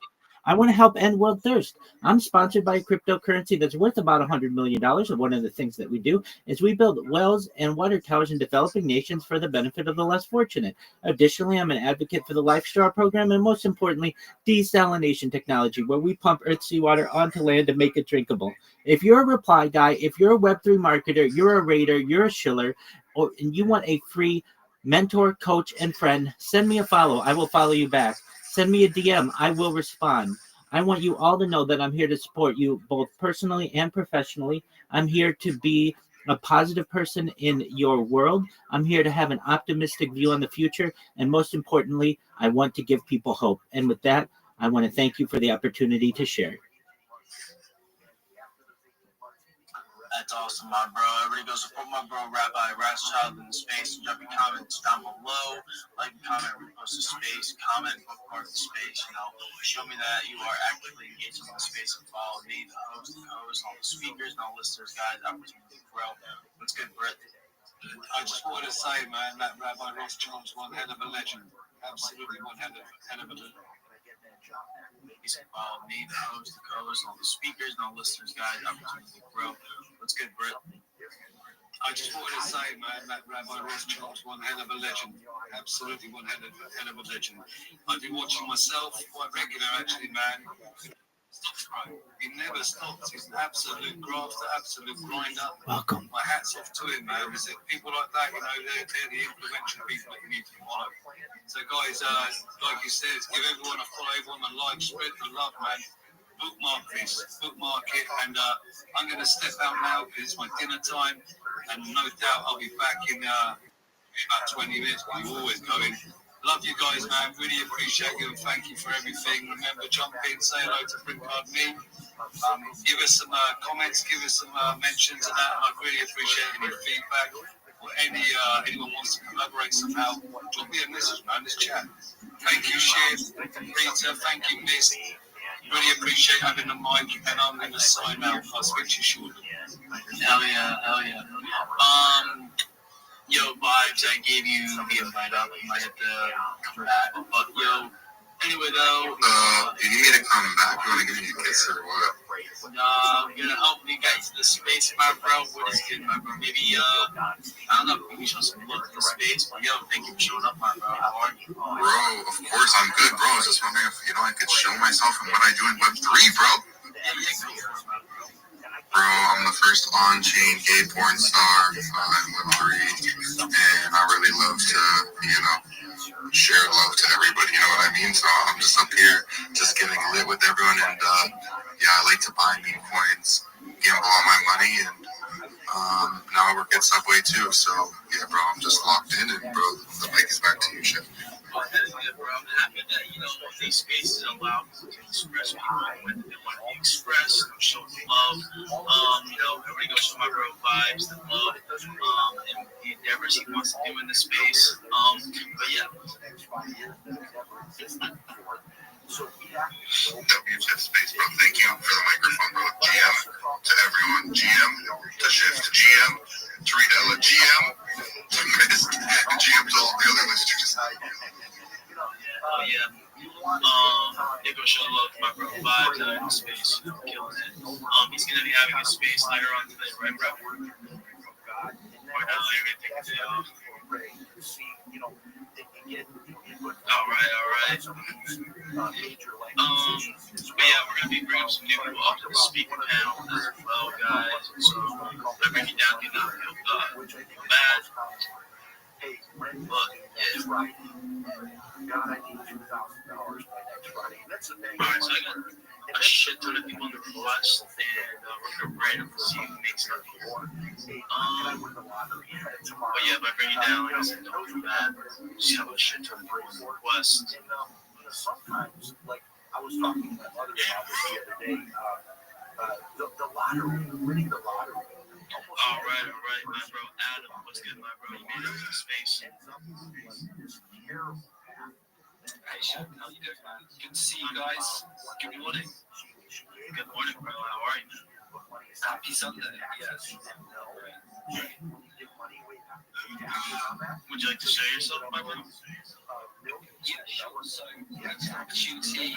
It's I'm just gonna promote. So we've actually got a very clear campaign that's tying in with the F1. So I think it's the first time that that a project has actually brought real life products into InfoBuy, and so we've actually teamed up with Undone Watches, which is the world's leading custom watch brand, and they've actually built these fucking nice watches for Williams Racing, which is the F1 team that's currently racing in Qatar right now. And the campaign is going on until the end of December the 7th. You can check it out on my pin post. There's a bit of information about it. But basically, just by talking about the project itself, so the collab between Undone and Williams, as well as sharing the mini app. So there's a mini app that connects up to it, which is like a little mini game that you can also score points in. So you can discuss this in spaces, you can discuss it on the timeline, and that puts you in the chance to win one of 6 watches from Undone, right, which has a total value of $3,500. And on top of that, the group that does up with this, D-Cloud, which is a decentralized physical infrastructure project, a deep game project, have also put up 1.2 million DKT tokens, right, which currently has a value of over $1,000 certainly. And those are being distributed to everyone that is participating. So this is my project, which is SoulJam, which is they've actually become an InfoBuy platform, and that's mostly just been because like everybody needs leaderboards these days, and we found a business opportunity to provide these. So it's you're not yappers, you're not quackers, you're not chirpers or snappers. But in this case, you're singing, right? So let's everyone sing together with these awesome watches, and yeah, should be worldwide. Check it out. Take a look at the post. Take a look at the post, my pinned post, and everything that's going on with that. And I think you guys have an opportunity to get in there before the end of the Grand Prix season, which is next weekend, December the 7th. So the leaderboards gets competitive now, but there's still a chance to level up and win one of these awesome watches. So yes, thanks for the opportunity to share. Yeah, no problem, my bro. You can be showing up to that event. So I messaged actually Solana Breakpoint happening right after the Grand Prix in Abu Dhabi, so which I will be attending. That's cool. That's cool. I'm not actually going to be attending the Grand Prix itself this year. So, but yeah, are you coming out this year? No, I'll be honest. I'm just asking if you are, since you're talking about it, I was wondering if you are you're showing up that Yeah. Well, as I say, not the Grand Prix this year, but yeah, definitely the Breakpoint. That's going to be dope. And there's a bunch of crypto conferences coming together in the Middle East, like around that time. So, and I think it's interesting actually, because like I wasn't expecting this kind of opportunity to come through, but like it's basically there's quite a kind of, I think of all of the different sports, right? There's quite a good relationship with the F1 crypto, and that's partly because in Singapore every year, Token 2049 pretty much falls on a weekend, right? So you end up with there's just a lot of overlap, right? And you'll see in F1 races, like a lot of the sponsors are crypto exchanges, like you see the Binance logo out there, you see the Kraken logo, and even blockchains, native L1s sometimes like take up the sponsorship. So I think this is like actually the beginning of leveraging InfoFi to actually just share, like promote not just crypto, but like real world brands, right? Which through a crossover into like mainstream creator marketing, right? And so this is kind of the opportunity that we've got. So this is really, as I say, as far as I know, this is the first time that an InfoFi platform has teamed up with real world brands to ship real world watches. Right? You get a business. These watches ship worldwide, right? Like anyone who can compete with this. It's the playing field is level. And you have the chance to get hold of one of these watches, and you can take a look at the watches themselves. They are beautiful timepieces, right? There's two available. There's one, there's like the kind of the racer one, the Carbona, which is worth about $400, and then there's another one which is based on the car itself, which is about $800 value. So and these are definitely, we had them done in a space the end of last week before Thanksgiving, and they're very bullish in kind of also collaborating with other projects. And then you've got an NFT project, you want to build a custom watch. This is what they're all about, right? So this is what I've done. It's a custom watch brand, right? So this is that we're kind of helping to spread the awareness into the crypto Twitter sphere, right? And so there's a good opportunity there to get involved. So get inside the Telegram mini app, spin some, if there's a game, you can spin the wheel with various cards, and all of those give you points on the leaderboard as well. And we're going to be announcing that at the end of next weekend. So that's awesome, my bro. Everyone give my bro Adam a follow out in the space with that event and the watches that he's talking about. So guys, I appreciate like commenting about those in the space, especially bookmarking and commenting, guys. Can't stress that enough. Bookmarking, commenting, most important things to be doing in the space, and also in that request, guys, as well. Rita, would you like to talk to someone, shout out the most recent replies in the space? And you prove there's a God. Yeah, How can you can't see in a lot of ways things are hard and difficult things to understand. When we have stories like that, we have vibes, we have Abu, Tariq, we have Orange Heart, this is how I know. Forex, These things just don't happen. Leo, Phantom, Over time. Bonnie Baby Bonnet, CEO again, we have Edron, Montal, Billy Yamin, Sage Quantum. Just going outside and looking at nature, whether it's the mountains or the ocean, or just some of the incredible creatures that live in the furthest depths of the sea. You gotta think, man, how did this all get here? And one of the almost scary if you've never done a listening prayer, like I talked about in the book, people have related to me that once they actually feel that feeling of the presence of God, maybe they've never felt it before, when they're sitting there with their yellow pad, they said it's almost like a fear that comes over them, like, wait a minute, I'm feeling the presence of God now communicating with me. And it is amazing how many people can live in this beautiful world and not have faith, but you look around you everywhere you look, you see God in everything. And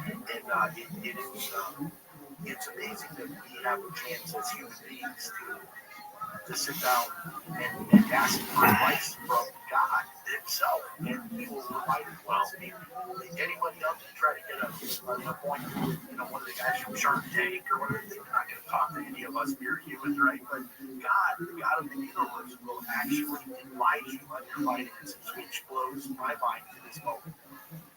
And so much of it, when I think about myself and, I talk about my testimony, part of it is before and after, there's a change in your life that you can't explain.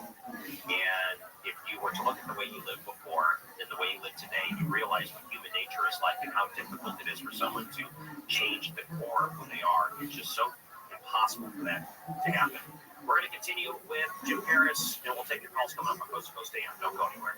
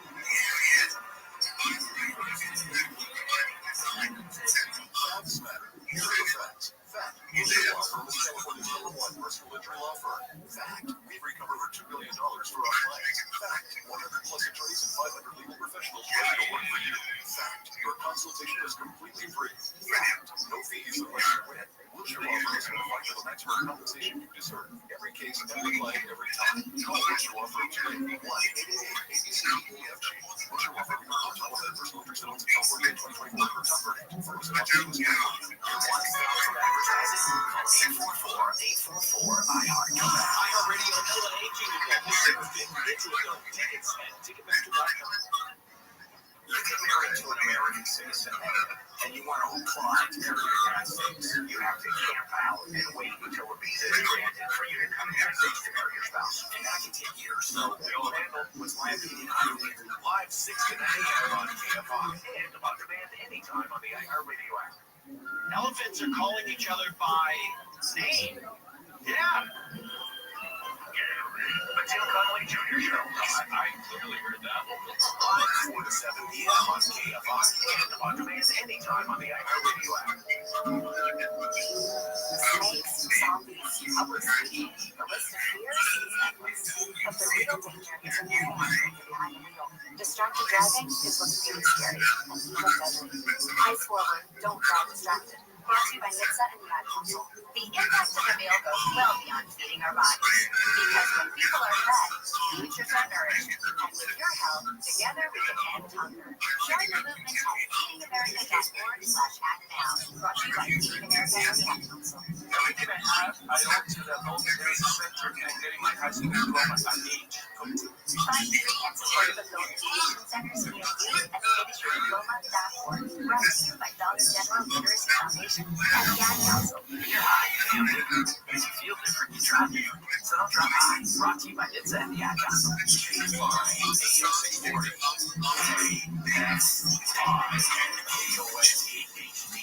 Los Angeles, Orange County, stimulating talk.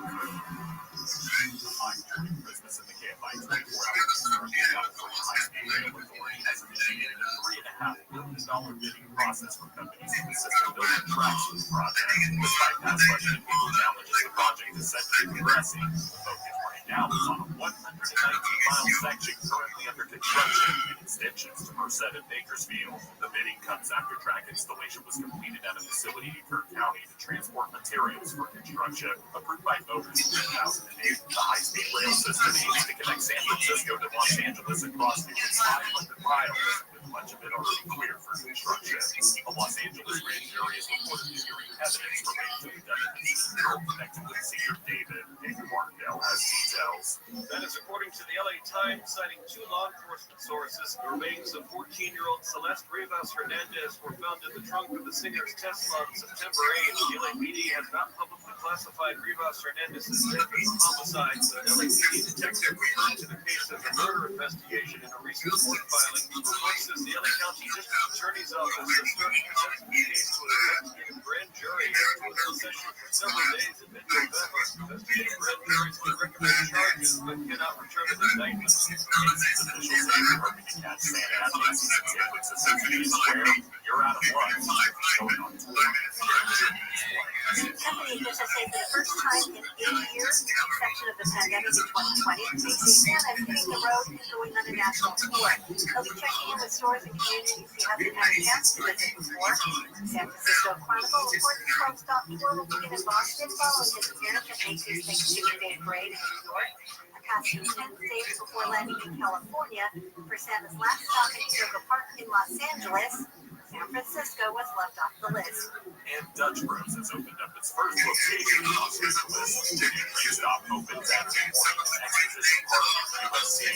Oregon-based company specializes in coffee, teas, and saw customers line up for the occasion. Dutch Bros also emphasizes community partnerships as a part of its mission, often teaming up with local organizations as well as charities. In Los Angeles County, the high is expected to be 69 degrees later this afternoon, while in Pasadena, the high this afternoon will be 65 degrees. We lead local from the KFI 24-hour newsroom. I'm Jordan Christmas. Hi, I'm Sherry Harris of Earth Life Source. The benefits of quality water have never been more apparent. That is why families recognize a Life Source whole house system as their essential home appliance. Life Source pioneered salt-free whole house water. No regular maintenance and no worry. We build, install, and stand behind every system. For a limited time, we pay your sales tax. Call 1-800-WATER-99 or visit LifeSourceWater.com to save up to $1,000 during our no tax special. Life Source, taste and feel the difference. Warranty limitations apply. iHeartRadio LA Tuesday. Just added EJ, Audrey Newman. Communication channels, comma, potential buyers, comma, overall influence, comma, search engine optimization, comma, social media optimization, comma, and AI machine learning. Period. Business is booming. That's why I'm working on a Saturday. Want to be like Jim and Sarah? It's easy. All you have to do is own or manage a business and reach out to iHeart. Get started today at 844-844-iHeart or iHeartAdvertising.com. From NBA champion Stephen Curry comes Shot Red, powerful, never-before-seen look at the mindset that changed the game. I fell in love with the grind. Have to find joy in the work when no one else is around. Success is not an accident. My past embodied it. Let's go. Steph Curry redefined basketball. Now he's rewriting what it means to succeed. Order your copy of the New York Times bestseller, Shot Red, today at StephenCurryBook.com. Hi, I'm John Okoye. I still have my father's old toolbox. The handle's worn, the latches barely hold, but I have it as a reminder of where I started. My dad taught me that the tool doesn't matter as much as the hands that use it. He believed that skill, honesty, and a respect for people turn an ordinary job into something that you can be proud of. That's why at Little Hero, we focus on people first. Tools break, technology changes, but treating families right, that never goes out of style. In the end, it's not about the toolbox, it's who you trust into your home. Little Hero Plumbing, real people, real service, and a promise that every job is backed up by my personal guarantee. Thank you. Visit our website, ReaderHero.com, to schedule your appointment today. CL996680. The free iHeartRadio app is your home for the holidays. It's the most wonderful time. Open the app and search Holiday and find Coast 103.5, your official holiday. I want to emphasize that the aforementioned information and strategy will allow you the following. Plus tons of playlists, even podcasts. Our gift to you, the perfect holiday soundtrack. Open the free iHeartRadio app now and search Holiday to start listening. KFI live everywhere on the iHeartRadio app. KFI AM 640, more stimulating talk. KFI AM 640 Sticks.com.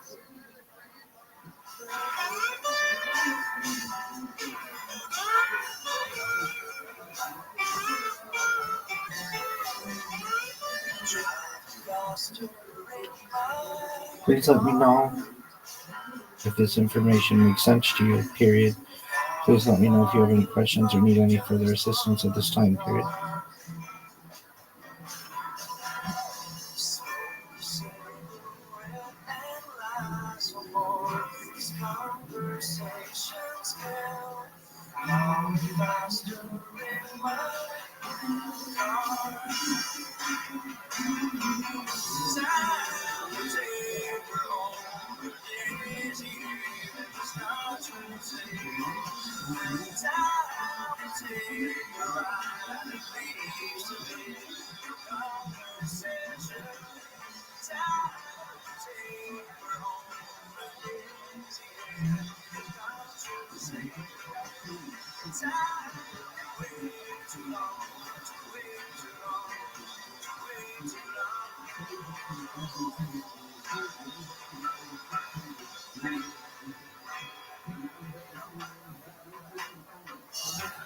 To talk to Rabbi, call the wild card line at 818-501-4109. The first time caller line is 818-501-4721. The international line is 800-893-0903. To talk to Ryan toll free from east of the Rockies, call 800-825-5033. From west of the Rockies, toll free call 800-618-8255. This is Coast to Coast AM with guest host Ryan Recker. Thank you for all the emails that I'm receiving tonight.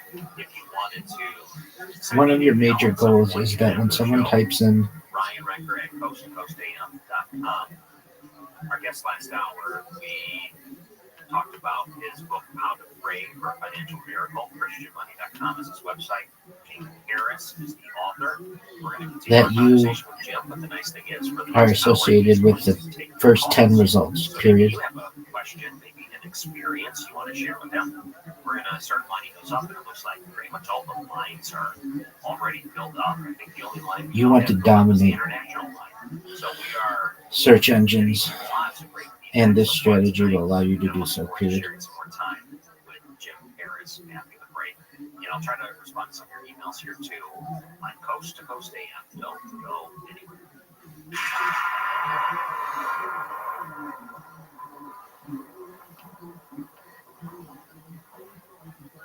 There are lots of politicians that should be getting coal in their stocking for Christmas, but Birch Gold thinks as a smart planner, you deserve silver. That's why for every $5,000 you purchase between now and December 22nd, Birch Gold will send you an ounce of silver, which is up over 60% this year. See, smart people diversify and have a hedge. With the rate cuts from the Fed in 2026, the dollar will be worth less. What happens if the AI bubble bursts? Diversify. Let Birch Gold Group help you convert an existing IRA or 401k into a tax-sheltered IRA and physical gold. And for every $5,000 you buy, you'll get an ounce of silver for your stocking or for your kids. With a great way to teach them about saving smart. Just text the word COAST to 989898 to claim your eligibility for this offer. Again, text COAST to the number 989898 today. Birch Gold's free silver with qualifying purchase promotion ends on December 22nd. Text COAST to 989898. We all hear the radio ads about the IRS. They tell you to be afraid, to be scared, and they try to frighten you into calling. I'm not here to do that. Tax relief. Right now, of the top 10 results that I see in Google, you have a solution. have two of them. In your car, at work, or with your kids. No matter where you are, call now. 800-575-9871.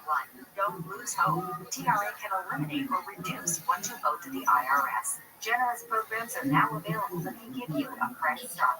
Our passion is taxes and helping individuals fix their IRS problems. We have over 1,005 star reviews on Google and an A+ with the Better Business Bureau. You don't need to be afraid of the IRS any longer. End your tax nightmare today by visiting us online at tra.com or call 800-575. From an initial look, you only are associated with 2 of the first 10 results on Google, and nothing on YouTube, the number 2 website in the world, period.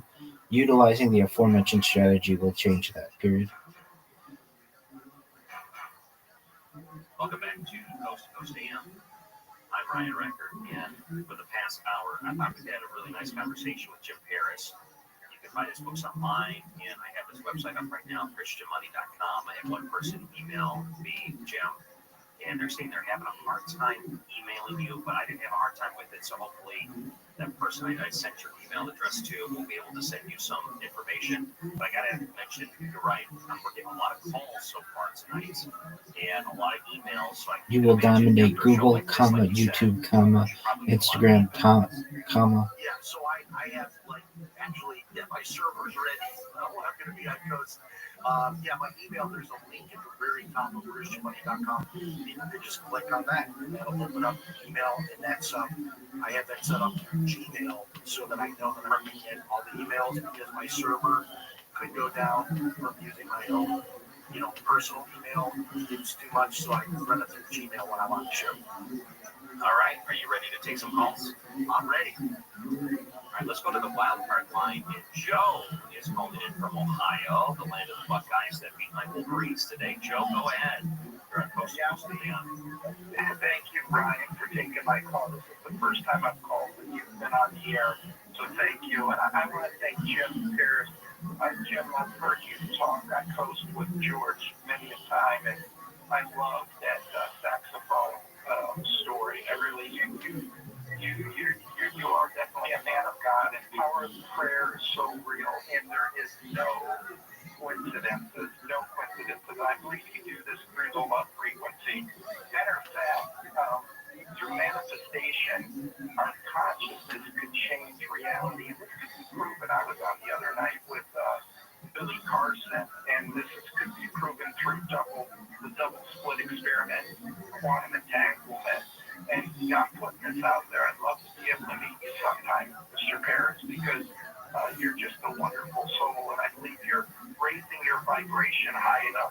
We're at war, and this world, our vibration is so low right now, but I'm able to still be on this planet because I'm raising my love frequency up, and it's about giving back and just staying focused. And the evil one's very busy by changing our, with temptation. So the power of prayer is everything. And Cornelius, thank you for all the prayers that you've been giving me. And I give prayers out to all our Coast to Coast listeners constantly. So thank you, Ryan, for taking my call. And thank you, Jim, for doing what you're doing. Thank you very much. One thing I would say to this caller is I really think that one of the big mistakes we make is we don't realize that there's more things going on around us that are spiritual than the physical. And that's one of the things that I talk about in the book too, which is realizing that a lot of our battles are really spiritual and they're not the physical. And that's really the place to fight those battles is in prayer. And sometimes we just get busy. It's got to go to work, got to pay the bills, got to get the groceries, got to walk the dog. Life kind of takes over and we forget about the spiritual. And this book is really about tapping back into that and realizing that realm, the spiritual realm, is far more important than the physical realm. Okay, let's go back to the wild card line, and Gary is calling in from Montana. Gary, go ahead. You're out with our guest, Jim Paris. Hey, yes, thank you for taking my call. And just a quick aside, for college football junkies, Wyoming Cowboys are playing the Hawaii Warriors at this very time. I'm watching the show now. It's third quarter. Anyway, my question for your guest is,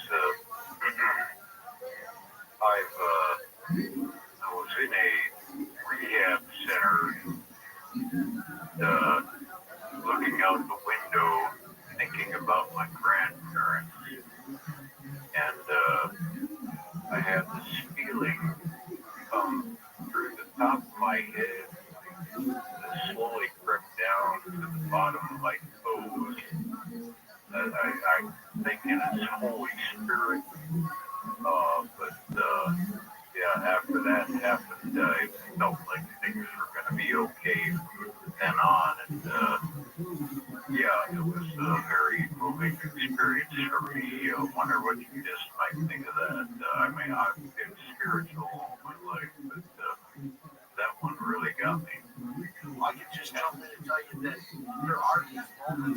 unexplainable where just I was buying chemicals for my pool this last week, and I don't know why I was feeling a little bit depressed. I don't know what was going on, but I walked into the pool store, and the lady that's always there, I go in on the weekends typically, and I went in there and I'm here to buy my chlorine.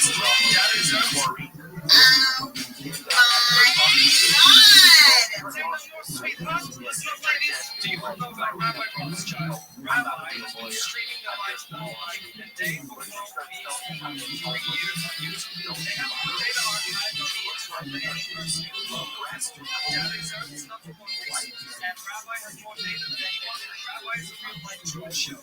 Rabbi is going to make everyone very well. This project goes viral. I can listen to Rabbi talk about technology forever. Antimatter, life extension technology, mind upload. Rabbi talks about it all the time. Rabbi truly is the total package. And if you've seen that schlong, it leaves me burning.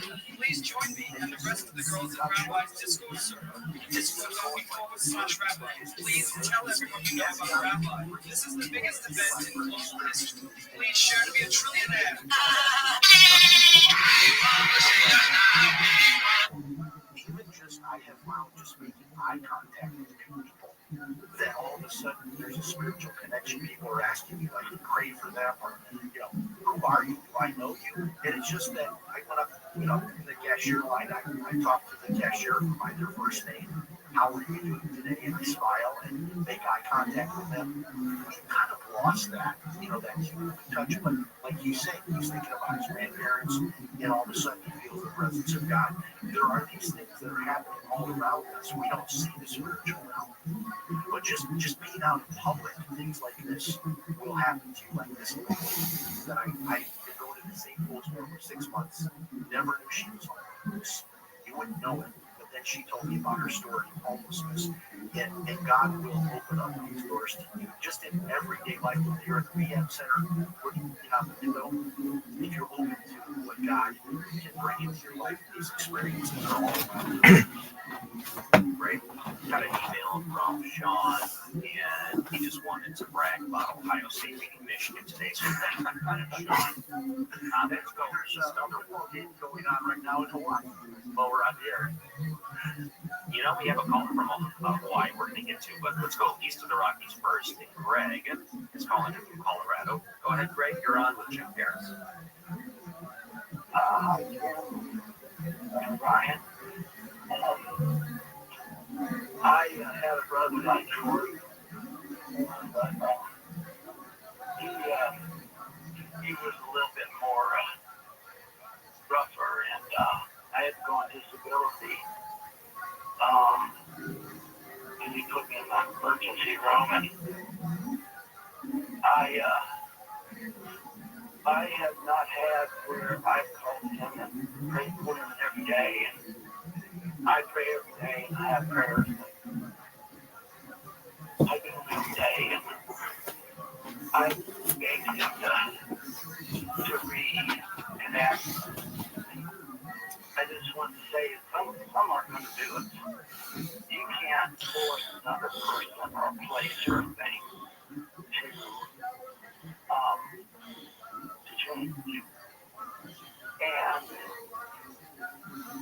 But I figured that I can forgive. Excellent, period. As you know, I'm live 24/7, period.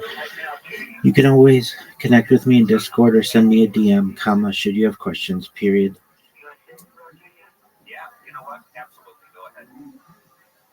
It says, it's like it says behind this is a miracle to which I'm entitled. Let me not hold a grievance against you, Grant Eugene Olson, but offer you the miracle that belongs to you instead. Being truthful, this offers me a miracle. In Jesus' name, amen. Thank you, Greg, for that. Jim, do you have any thoughts? Well, it was really my breakthrough. It's in the book that I forgave my brother in 2008, which was a very hard thing to do because of what this had done to my life, not just to myself, but to my family. But there was just, like this caller said, it wasn't about my brother him deserving that forgiveness or whether he was going to accept that or not. It was about me and my heart and carrying that around, that burden, that resentment towards him. That's a heavy burden to carry around every day. And when I release that, as people see the book, that's when all of these just incredible things. If the story about the 3 tickets to see the trumpet player, the stuff in the book, right after that, I got invited to be on a TV show, and I was paid $125,000 for 2 hours on a TV show.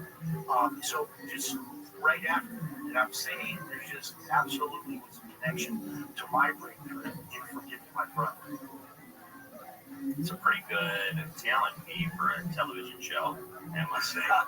Yeah, it was one of those fundraisers you've seen on like PBS where they bring in a speaker and the speaker has some materials that they offer, and if you pledge X amount of dollars, that sort of thing. And in 2 hours, I raised over $1.1 million for this nonprofit organization, and then my materials, my fee for what I was providing was $125,000 for 2 hours, and that happened right after I forgave my brother. Wow, right after. Isn't that something? Let's go back to the phone lines. The first time caller line is Tim in Hawaii, who may or may not be watching football right now. Tim, you're on with Jim Paris. Aloha, Jim and Ryan. How are you? And it's 11:22 at night, so no football going in Hawaii tonight. But I see. So I'm just driving home from my bartending job on the west side of Maui, overlooking Lanai, watching the sunset. It's really love and gratitude is all the way that we have. Thankful for every moment. Just really resonated with me. It's your story about Eddie and your son, and God bless you. The bond between a father and a son, and the moment of chicken skins you had with what happened to you. Like, I just had a shot of electricity go through me when you told that story. Because I played trumpet all through elementary and high school, and it just inspired me maybe to pick up the old trumpet and dust it off again. So thank you for sharing that story with us. And just wanted to say thank you for everything that you do and the goodwill that you put out there for people. And my question on the part of the financial, I'm very blessed that, I put on the table, my kids are healthy, after your health, that's all that matters. Just on the Christian financial part of it.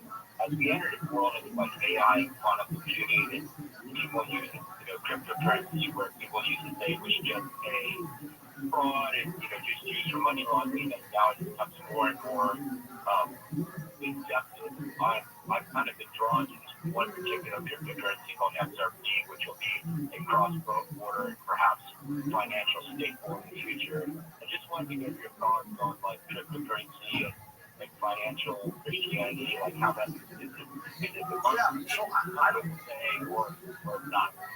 Yeah, so XRP is in my Bitcoin book. I have a whole section on it. It is my number one pick other than Bitcoin. So we're on the same wavelength on that as well. I think cryptocurrency is the future. I've been talking about Bitcoin since 2012 before anybody was talking about it. And I talk about my journey, my cryptocurrency journey in my book, another book on the 90-minute Bitcoin quick start. But I want to target one thing that you said about being grateful. And there's a lot in my book about gratefulness, because I think part of the problem with us praying for things that we want is maybe we don't even look at what we already have. And I love what you said about you've got your health, your family's got their health. There's so many things, look around and just look what you already have too. And one of the things I frequently post on Facebook is a little meme that I love to post that says, God, I'm praying today not to ask you for anything, but to just thank you for everything I already have. And that's a great thing to remember. And there's a little section on gratitude in my prayer section in the book, talking about the importance of gratitude and realizing what we already have. I think we have time for one more call here before we have to go to break. And west of the Rockies, Gina is calling in from Washington. Gina, go ahead. You're on Coast to Coast AM. Jim Paris is our guest. Hello. Love and light and peace and healing and God bless to everyone and everything everywhere. I wanted to tell a little story about I wanted to go to an event in Seattle, Washington, to go see Sylvia Brown a long time ago. And I only had a little bit of money, and it would have pretty much taken most of the money I had. And I thought to myself, should I really do this? Because, I still have to buy food and gas, and I have a daughter, and, stuff. And I thought, well, what, I'm going to put this in God's hands, and I'm going to trust, and I'm just going to go. So I told my daughter, Ambrosia, that I was going to go do this. And she said, well, I want to go. And I said, oh, honey, I really can't even afford me going. I don't have the extra money. She said, no, I don't want to see Sylvia Brown, but I want to go with you to Seattle. She was pretty streetwise. She was 16 years old. She just wanted to go hang out in Seattle for a little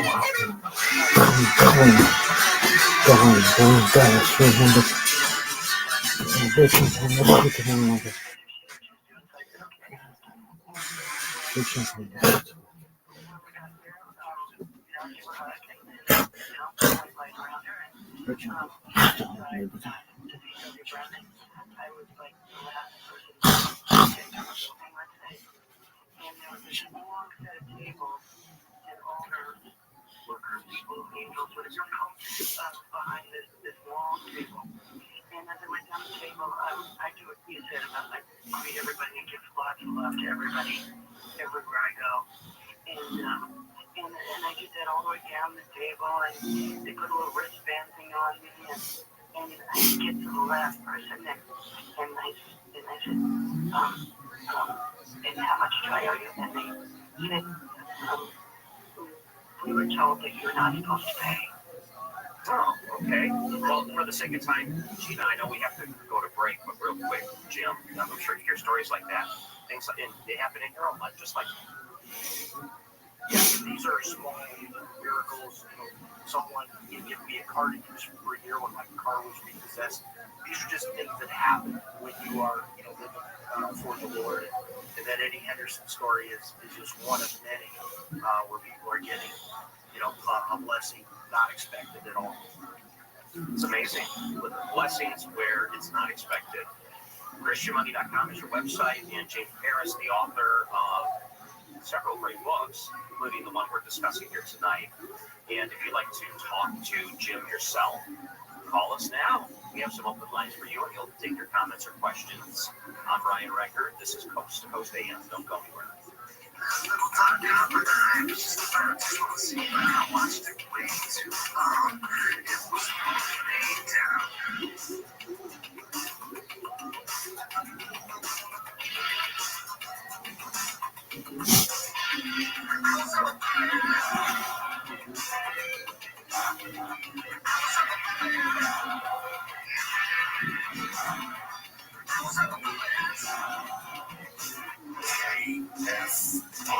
More stimulating talk.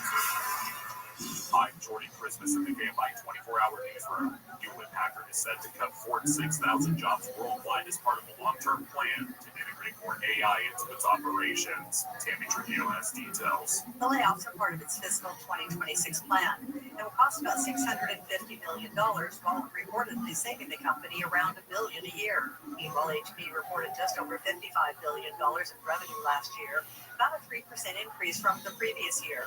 Other major tech firms like Verizon, Synopsys, and IBM have also announced job cuts this year related to AI investments. An R&B singer, Ray J, is facing charges after he threatened his estranged wife with a gun on a live stream. TMZ says law enforcement was called to the singer's Los Angeles home around 4 a.m. Thanksgiving morning after receiving a report of a potential domestic violence incident. He was booked on a charge of making a criminal threat. In Lancaster, the high will be 66 later this afternoon. I don't know if you understand what I'm saying. 24-hour newsroom. I'm Jordan Christmas. iHeartRadio LA Jingle Ball, December 5th. Get to a dome. Tickets at Ticketmaster.com.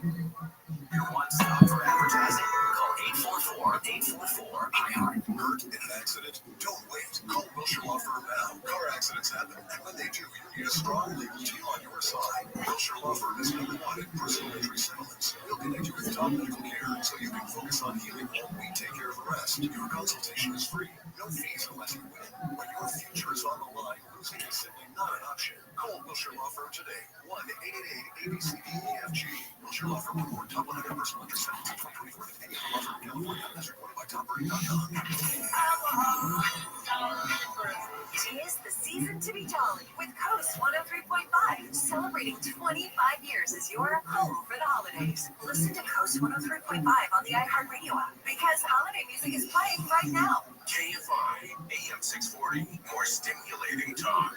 The LAPD says hazardous left turns among the riskiest violations that cause collision. People just become more selfish on the road, and there's no more selfishness than that left turn. They are selfish. You make eye contact with some of those people, Gary and Shannon, and that'll put a little bit of pee-pee in your underpants if you're not careful. Live 9 to 1 p.m. on KFI and on demand anytime on the iHeartRadio app. On the thread that's already inside the house.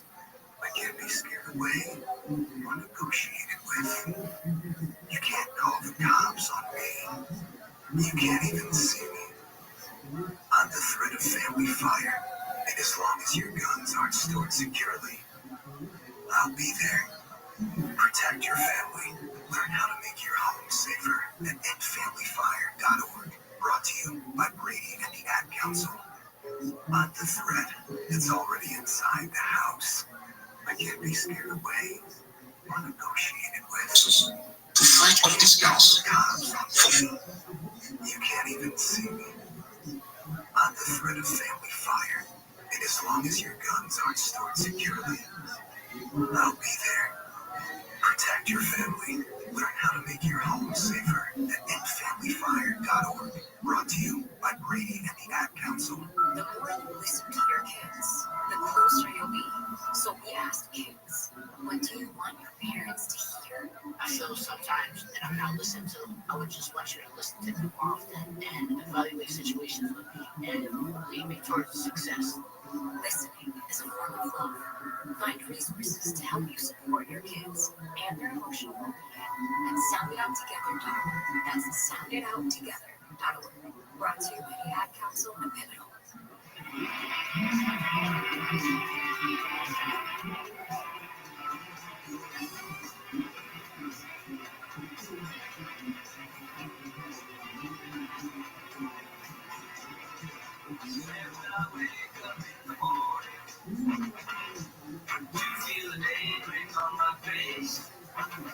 There's a blood that's flowing through me.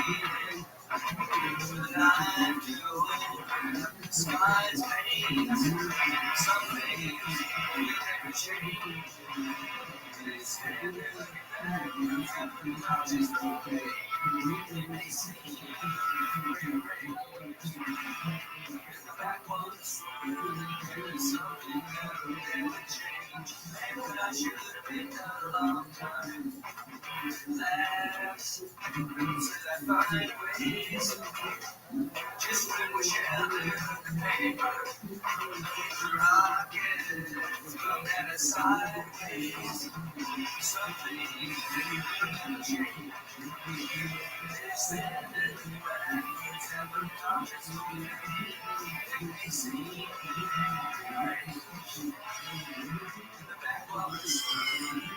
Yo, what up, pimp? How are you?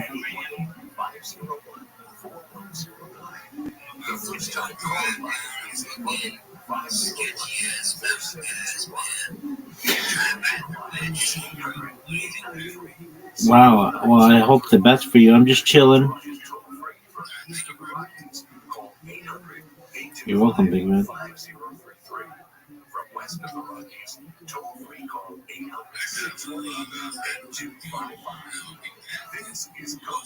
Okay, yo, come back when you can. Word, baby. And I'm happy to be with you this weekend. We only have a little bit of time left on the show. This whole show has Every day's a holiday, every meal's a feast, slanging dick like it's going out of style. How about you? afterwards if you want to email me, Ryan Recker at coasttocoastam.com. Peace, baby. I'll get a chance to do 3 shows in a row. I'll be back with you again tomorrow night. And if you have a question for our guest here, and you would like to maybe even give a comment, something that may have happened in your life, something you related to that you may have heard through the course of the interview, feel free to give us a call. And we got the phone numbers now. Jim Harris is our guest. ChristianMoney.com is the website. And we hope that you take the time to do that as we spend the rest of the night together. And by the way, ParanormalDate.com, if you're looking for someone to hang out with, some people that enjoy the same things that you do, ParanormalDate.com is a place where you'll be able to find that. And you can find a link on the website. But George, he's a smart dude. He went to speaking events around the country. He kept hearing things like, I can meet you here, but this event is like a one-night thing, and when you're gone, I don't know where to look for people that have the same sort of interest that I do. ParanormalDate.com. A lot of people are having fun. And tell me what would make a great story in the future if you actually did meet someone. Where did you guys meet? Well, you're not going to believe this, but ParanormalDate.com. All right, we're going to continue with Jim Harris after the break on Coast to Coast AM.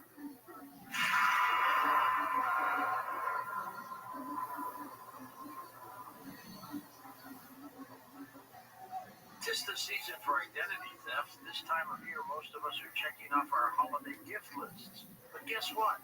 Identity thieves have lists too, and your personal information might be on them. Protect your identity with LifeLock. LifeLock monitors hundreds of millions of data points every second and alerts you to threats you could buy yourself, even if you keep an eye on your bank and credit card statements. If your identity is stolen, your own U.S.-based restoration specialist will fix it, guaranteeing you your money back. All plans are backed by the $1 million protection package. The last thing you want to do this holiday season is face drained accounts, fraudulent loans, or other financial losses for identity theft all along. Make this season about joy, not identity theft, with LifeLock. Save up to 40% your first year at LifeLock.com with promo code George. That's promo code George at LifeLock.com to save up to 40% off. Terms apply. Real people, real stories. So I had an appointment with the surgeon, and he told me what all he was going to do, and it was just absolutely horrendous. I came home, I started on Carnivora, and I called and canceled my surgery, and she said, "Are you going someplace else?" I said, "No, I'm taking care of it myself." She said, "Okay." And my problem on my skin went away. I have bruising that's all over my arms, 3 weeks after I was on the carnivore, I noticed, I'm looking at my arms. What up, Tim? I don't have any bruises on my arms, and I'm always full of bruises. I can't put my finger on it, but I know something's happening. I have to tell you, that has to be a carnivore. Call 866-836-8735. That's 866-836-8735. Or visit carnivore.com. That's CARNIVORE.com. Use coupon code George to get 15% off your order.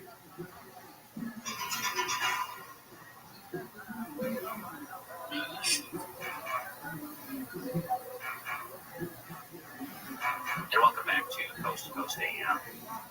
I'm Ryan Recker. If you want to email me, I do have some email questions I'm going to try to get to. Ryan Recker at coasttocoastam.com.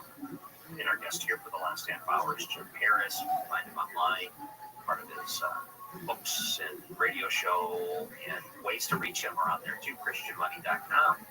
James Harris, thank you so much for the last hour and a half. I really enjoyed it. Thank you so much. Great to be here as always. Love the story. People that call it with their own stories as well.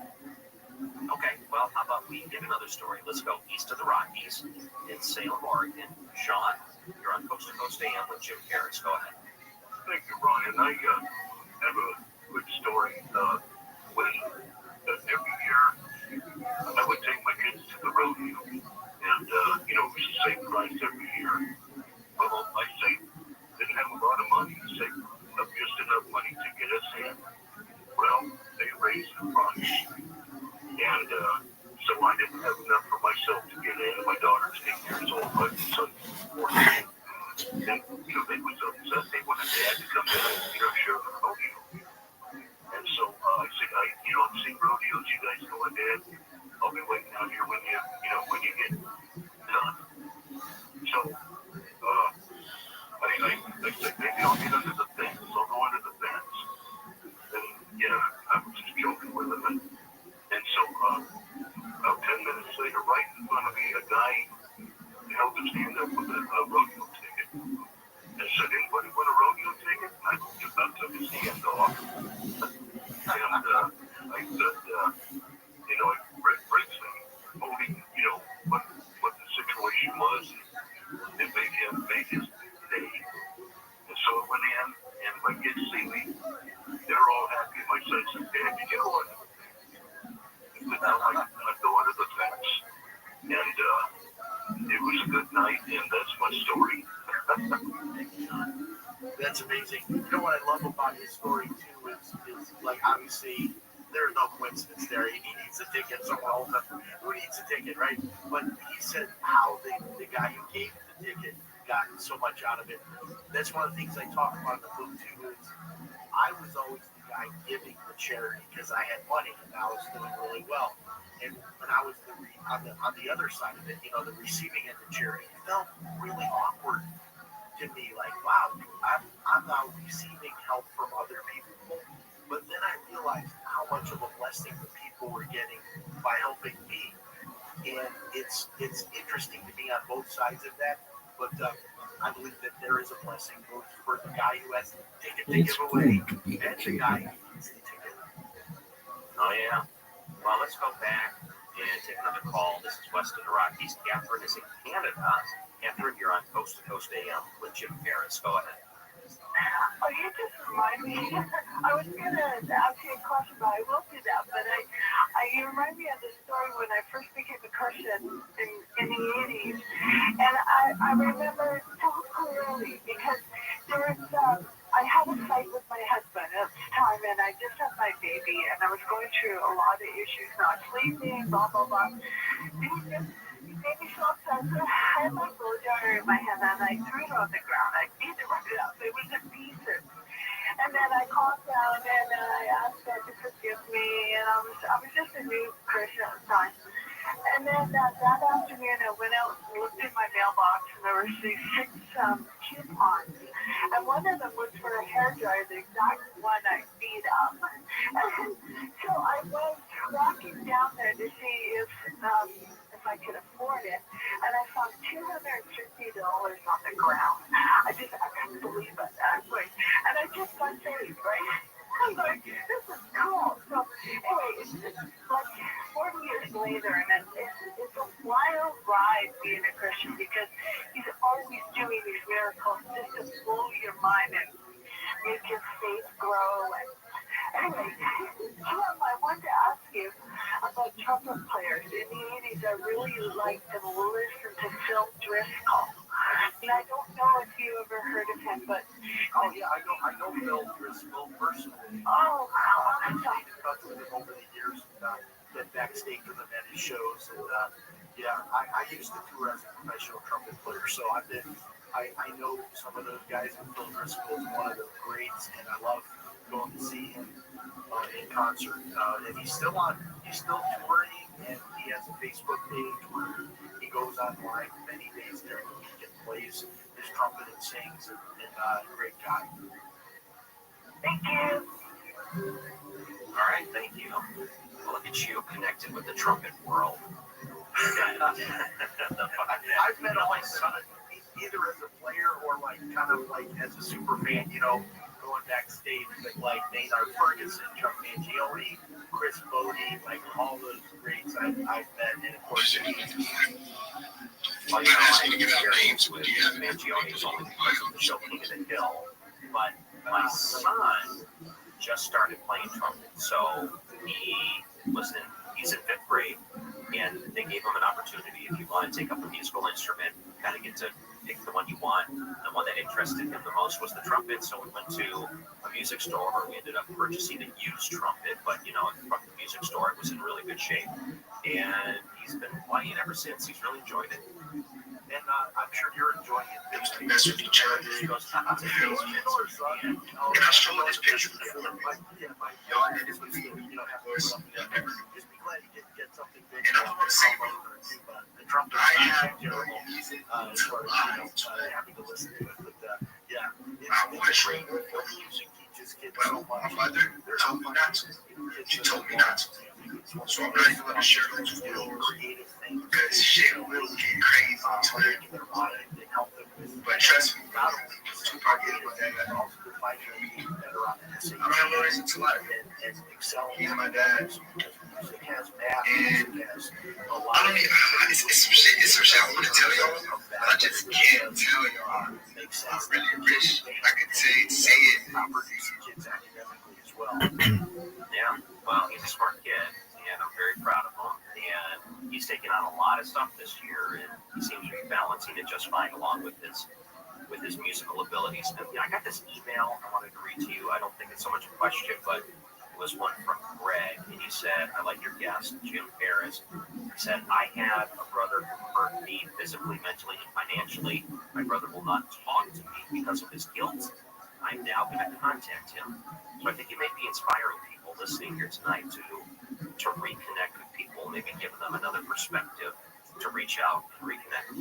That's great. And, during the holidays is a great time to do that as well. And I always am careful to tell people that forgiving someone doesn't necessarily mean that there's a full reconnection again, because, maybe that person could still be like a harmful person to maybe have in your life, just depending on where they are at on their journey. But forgiving them is with you and releasing that. And I think it creates a barrier between us and God when we're holding unforgiveness in our heart. And for me, that was my major breakthrough was that point of forgiveness. That's when everything opened up for me. So that's a great email to hear that. All right, let's take another call. And Clay is on the first-time caller line in Salt Lake City. And Clay, let's go ahead and take your call on Coast to Coast AM with Jim Harris. Go ahead. Hey guys, first-time caller and long-time listener. I was baptized Mormon. My wife is Catholic. I got married in the Catholic Church. What up, baby? And my daughter goes to a Lutheran school. Not that I means anything. Very well. But I know we've got instructors and stuff. Are you, yo, big dog, are you a member of my Discord? All right, well, good.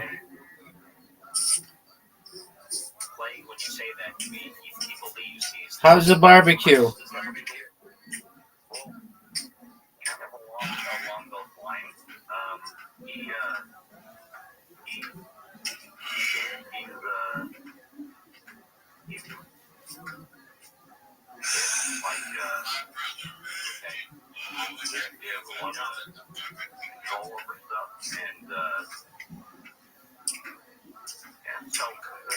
Well, Clay, it's so fascinating because I hear those things happening. And it's, there's handfuls of instances where psychologists have wrote studies about how they handle this sort of situation. Jeff, what do you think? Yeah, obviously, you've got a loved one going through something tough like that. You want to make sure, it sounds like he's in a place where he's getting the help that he needs. But it's a tough time. It really is. Prayer is a great opportunity to get wisdom from God. He says he'll give us wisdom and we ask him. That's a great thing because there's probably some big decisions to be made in a situation like this. So I would pray for your father-in-law, but also pray for wisdom, to be able to get him in the right place to get the help that he needs. It could just be a medication issue or something like that. But it sounds like he's getting the help he needs, and it's always tough, especially during the holidays. You have family separated. I don't remember fully. I want to say there was a case study done about this where this had to have been the 70s where regulations were a little bit more relaxed, but there was an instance where they found multiple people who claimed the same thing, and they thought, let's put them together and see how they interact with each other, as they all claimed to be the one.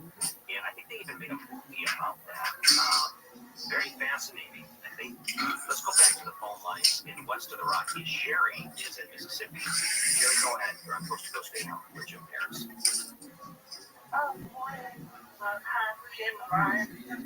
I just wanted to relate my story. My boyfriend and I, they were shopping right before Thanksgiving, like Wednesday. We were in the line, and Checker was bringing up our order. Okay, and so there were a couple of ladies behind me, and I looked and I saw what they were getting on the shelf there. And I said, what is that? I said, it's seasoning. And I said, looks good. I'll have to try that.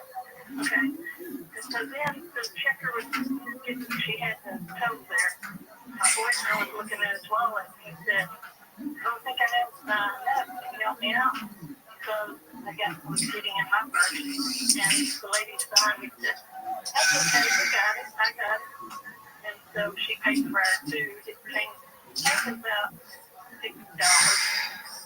And so we really thanked her. And when we got that line, she only had a couple of things. We exchanged names and we hugged each other. And it was a really great experience. Wow, I love that story. And that's a miracle. You know, that's right there. And the blessings are flowing both ways. I love that part of the story too. That they got so much out of being able to help you, and you got the blessing of being able to what great thing happened. Love you too, big dog. Thankful, grateful, and it's great. Let's go to the wild card line, and Bill is calling in from Pennsylvania. Bill, you're on Coast to Coast AM with Jim Harris. Go ahead. Hi, how you doing? Mainly, I just want to thank both you guys for being on, and especially mentioning the book about the Bitcoin. Because I had a girlfriend that passed away almost 10 years ago, and her nephew gave us the Bitcoin. So I was going nuts trying to figure out how to cash it. Wait, so they gifted you one full Bitcoin? Yeah, so it's sealed up, and I'm afraid to open the seal to even see what it is. I signed up for a, I even went on Kim Commando show, and all they said go to Coinbase. So I opened up an account with Coinbase, but I can't get any answers from them either. It's all run by robots.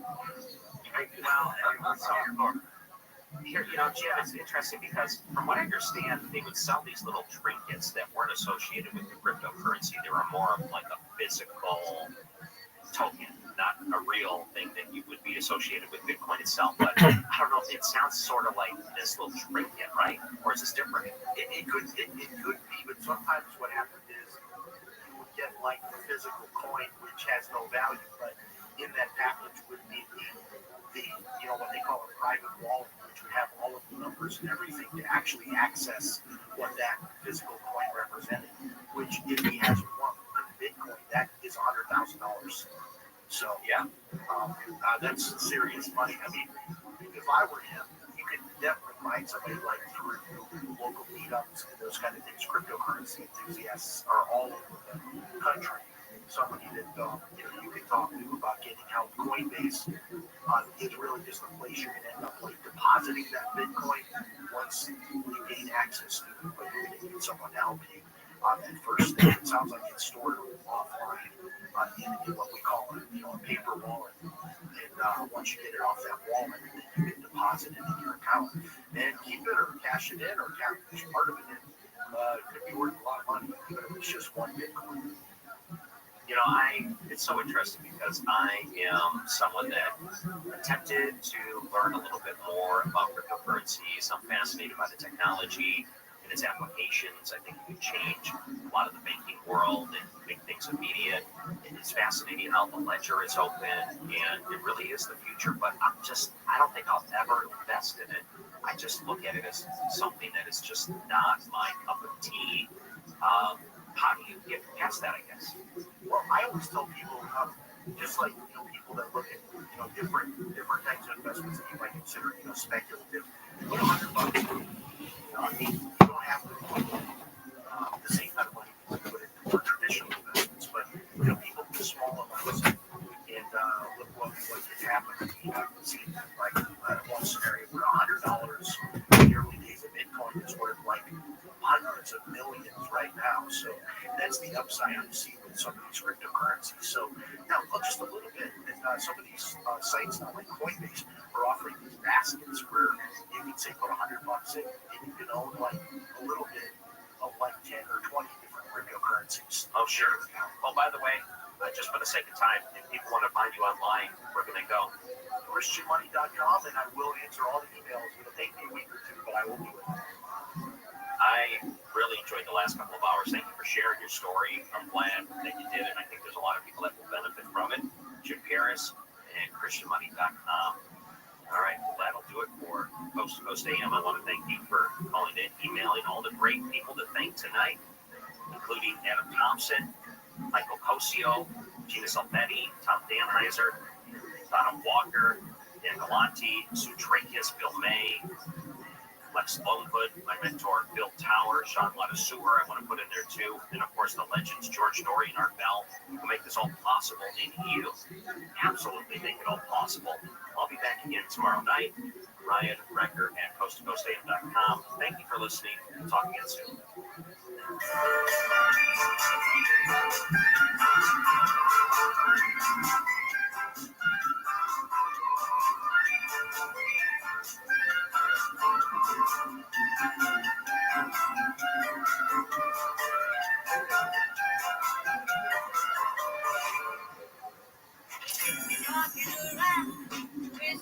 Tis the season to be jolly with Coast 103.5, celebrating 25 years as your home for the holidays. Listen to Coast 103.5 on the iHeartRadio app because holiday music is playing right now. Wishing the holidays could come early? If you own or manage a business, they can. With help from iHeartRadio, people are already shopping for their loved ones and hunting for deals wherever they can find them, including right here. They're listening to the radio. They're listening to podcasts. They could be listening to you. Don't wait for everyone else to kick off the holidays. Get your best season of the year up and running today. Call 844-844-iHeart or visit iHeartAdvertising.com. On this week's episode of The Next Chapter, how did he Jakes get to sit down with Oprah Winfrey, a media mogul, philanthropist, and global trailblazer? I could feel inside myself at 4 or 5 years old, looking through the screen on the back porch, that this is not going to be my life. Open your tree iHeartRadio app, search Next Chapter with T.D. Jakes. Listen in, mixtape, and listen now. I actually stand on off-ramps and freeways with a sign, we'll give commercials for free food. Panhandle, you would too. Of course I would. Live 6 to 9 a.m. on KFI and on demand anytime on the iHeartRadio app. Nope. No? Not gonna happen. Wow.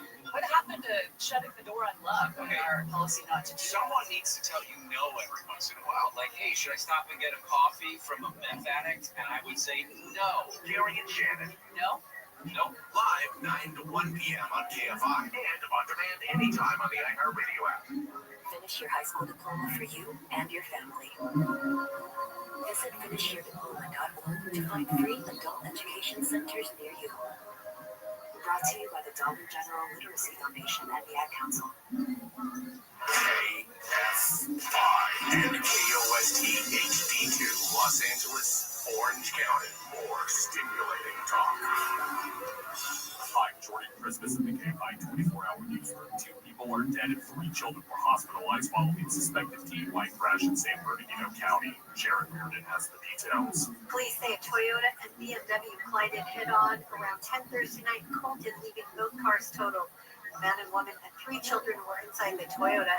The adult male passenger died at the scene while the driver, 24-year-old Ariana Ogrian, was arrested on suspicion of vehicular manslaughter and child endangerment. KTLA reports an adult male passenger in the BMW also died at the scene. The 3 children and one of the passengers in the BMW were taken to the hospital. Officials say a man was injured after an officer-involved shooting near MacArthur Park. The man, who was in his 30s, was shot shortly before 8 o'clock Friday morning. LAPD says he was stabbing himself with a large shard of glass. The suspect was hospitalized in unknown condition. No officers were injured. A document raises new questions about the Los Angeles Fire Department's handling of the Lockwood fire. Tammy Trujillo has the details. That was the smaller brush fire that started in Pacific Palisades on January 1st and reignited into the deadly Palisades fire 6 days later. The document was released this week by attorneys representing Palisades fire victims. It details an agreement between the LAFD and California State Parks. It sets guidelines for how fires are fought and mopped up in some parts of Topanga State Park. It lists concerns about sensitive plants, animal species, and tribal sites. It also emphasizes modified mop-up. It says, quote, spading should be minimized and restricted to hot areas near fire lines. It's not clear if these guidelines and restrictions in any way hindered firefighters from fully extinguishing the Lockwood fire. Startups in San Diego raised nearly $600 million over the last 3 months, but that's a drop of 60% a year ago. Jack Cronin has the story. San Diego County startups still raised $590 million in July, August, and September, and there's a $200 million deal on the books for the end of the year. The numbers are down 16% from the third quarter of last year, the lowest quarterly investment overall in 8 years. The number of venture capital deals dropped from 61 to 48 in that 3-month period. It's the lowest number in 7 years. The Tribune says some of the reasons for the decline could be high investments in previous years, current market hesitancy, and artificial intelligence deals. Other locations like the Bay Area. In Los Angeles County, the high is expected to be 69 degrees later this afternoon, while the high will be 65 in Pasadena. Ely Local from the KFI 24-hour newsroom. I'm Jordan Christmas. Black Friday savings are here at American Vision Windows. Get free installation plus no payments until 2027 when you buy 4 or more windows by November 30th. Now is the time to save big. Enjoy a hassle-free experience from start to finish. Call today. 888-686-8249. 888-686-8249. These savings won't wait. Book by November 30th at AmericanVisionWindows.com. New customers only. Restrictions apply. Offer expires November 30, 2025. CSLB 778326. Run a business and not thinking about podcasting? Think again. More Americans listen to podcasts than ad-supported streaming music from Spotify and Pandora. And as the #1 podcaster, iHeart's twice as large as the next 2 combined. So whatever your customers are into, true crime, sports, comedy, culture, you'll hear your message. Plus, only iHeart can extend your message to audiences across broadcast radio. And all this reach means everything. Just think about the universal marketing formula. The number of consumers who hear your message times the response rate equals the results. Now let's get those results growing for you. Think podcasting can help your business? Think iHeart. Streaming, radio, and podcasting. Let us show you at iHeartAdvertising.com. That's iHeartAdvertising.com. Or call 844-844-iHeart. One more time. Call 844-844-iHeart and get podcasting working for you. iHeartRadio LA Super Bowl just added EJ, Audrey Nuna, and Ray Ali, the singing voices of hundreds from K-pop and others. Tickets at Ticketmaster.com. Wilshire Law Firm. Born in LA, built in LA, fighting for LA. We're not just part of the city. We stand up for the people who make it great. We're #1 in personal injury settlements, with over $2 billion recovered for clients just like you. Accidents happen fast, and you need a powerhouse team on your side. Our award-winning firm will fight for the maximum compensation you deserve. Every case, every client, every time. Free consultation, no fees unless you win. Call Wilshire Law Firm. 1-888-ABCDEFG. Wilshire Law Firm won more top 100 personal injury settlements in 2024 than any other law firm in California, as reported by TopVerdict.com. From NBA champion Stephen Curry comes shot ready, powerful, never-before-seen look at the mindset that changed the game. I fell in love with the grind. You have to find joy in the work you do when no one else is around. Success is not an accident. I'll pass the ball to you. Let's go. Steph Curry redefined basketball. Now he's rewriting what it means to succeed. Order your copy of the New York Times bestseller, Shot Ready, today at StephenCurryBook.com. The Olympic Games are a unique chance to finally free Angelinos from their car. I don't want to be freed from my car. I like my car. I can listen to anything that I want to listen to. I have a nice little bubble, and I'm sure you do too. You have us with you, many of you, right now, right? We're part of your little bubble. John Cobell's station wouldn't exist without people in their cars. Live 1 to 4 p.m. on KFI and on demand anytime on the iHeartRadio app. Trying to call the cancellation department. You're in that doom. Are you sure you want to leave? Why do you want to leave? Where are we going to keep you? We'll handle. My family was just hacked to death, and we don't need a phone anymore. Live 6 to 9 a.m. on KFI. And on demand anytime on the iHeartRadio app. KFI, AM 640.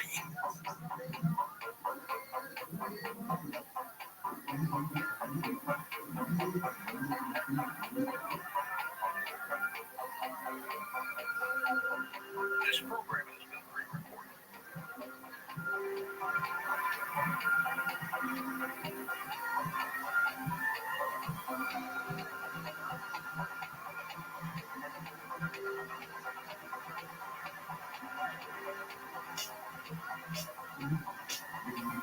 From the Great Lakes, on the other side of Erie, I'm Ryan Recker, your host tonight for Coast to Coast AM.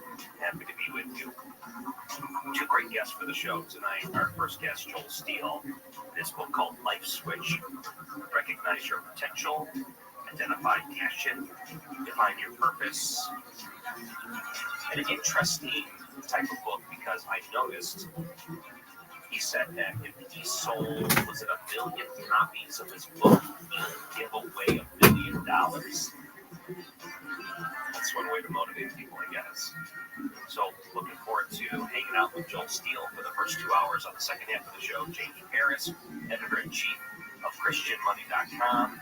He's had some pretty big ups and big downs in his life that he'll share with us tonight. All kinds of snow in the area where I live. I live in Michigan.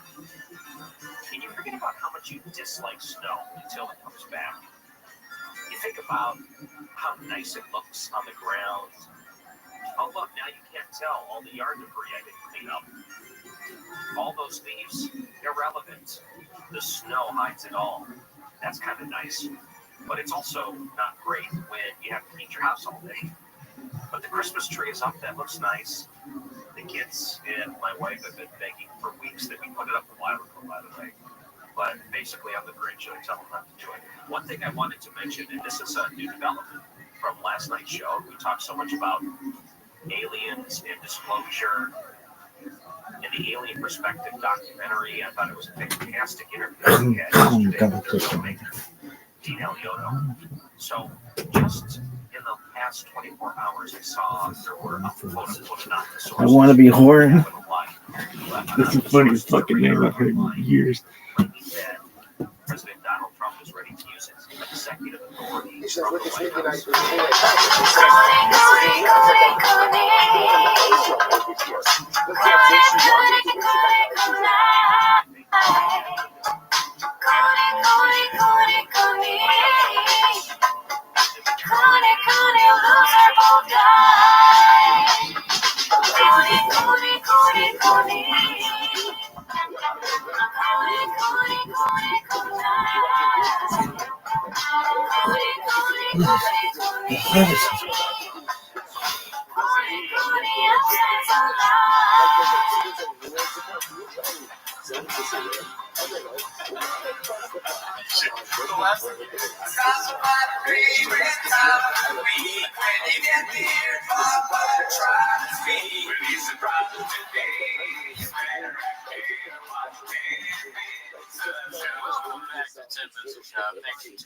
As always, join the Discord, join the Reddit, join the Patreon. This week on the Patreon, oh boy, we watched Whitney Cummings, Andrew Schultz, Trevor Noah, and we also have a Convolulations live on there. We're going to do another Convolulations by next Wednesday. Go check it out on the patreon.com/record. See the full cowbell episode on our Patreon. But anyways, that's not why you're here. You're here to watch 10 Minutes of Shop. So start the timer. Play Brian Callen's stand-up. That's right. We're watching Brian Callen's stand-up special on this special episode of 10 Minutes of Shop. And if you're not on Sora, yeah, you should get on it because we're both on Sora, and I just made a new cameo because of the one that I made the first time I was fat. And I haven't made it fat. And then I'm worried now that I'm going to be more fat in the new Sora that I made. Look how fat Brendan was. I don't know if the camera's going to be able to tell, but dude, fat Brendan. Oh, my voice is so fat. Dude, look how fat that guy is. Oh, I didn't see that one. Oh my God, I'm not that fat. Jeez. Oh man. Anyway, so has anybody in here? Oh, let's start with a poll. Has anybody seen False God yet? Seen False. I was going to use Jake Paul to make Cody on Sora. Oh man, because that's what you did to make Jelly Roll pretty tried. Oh yeah. We found like Jake Paul and a fat guy is Jelly Roll with face tats. We found that out. Yeah. Through science. Yeah. Brian's got a primal urge to be a man. I'm sure we're gonna get a lot of stuff about like guys, and hot dudes, and guy talk, all the classics. Well, I'm excited. I don't know about you guys, but I haven't seen any of this yet. No, I've not seen a second of it. Me neither. I've been waiting all day. It's been popping up in my YouTube algorithm all day today, and I've been skipping. I'm like, no daddy, no daddy, no daddy. I haven't seen it in any facet. I'm intrigued. How long is that? 59. Okay, that was 15 minutes. All right, let's go. And we're done. I mean, because an hour long, that's fine. I love to stream for that long or longer. And you may have started streaming 12 hours, 24 hours, if you know your math right. Yeah. But, or if you're not a bot. But,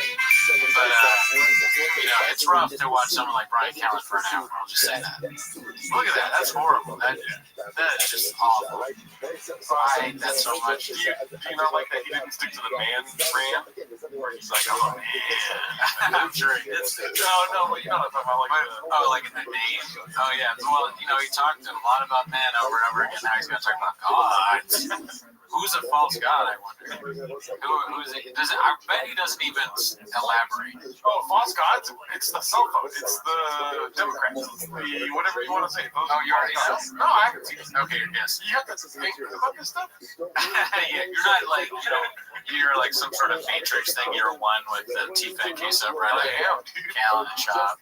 I got the comments here when we watch the special because it's going to be hard to have the special in the comments on the screen. That's fine. Let me fix one thing.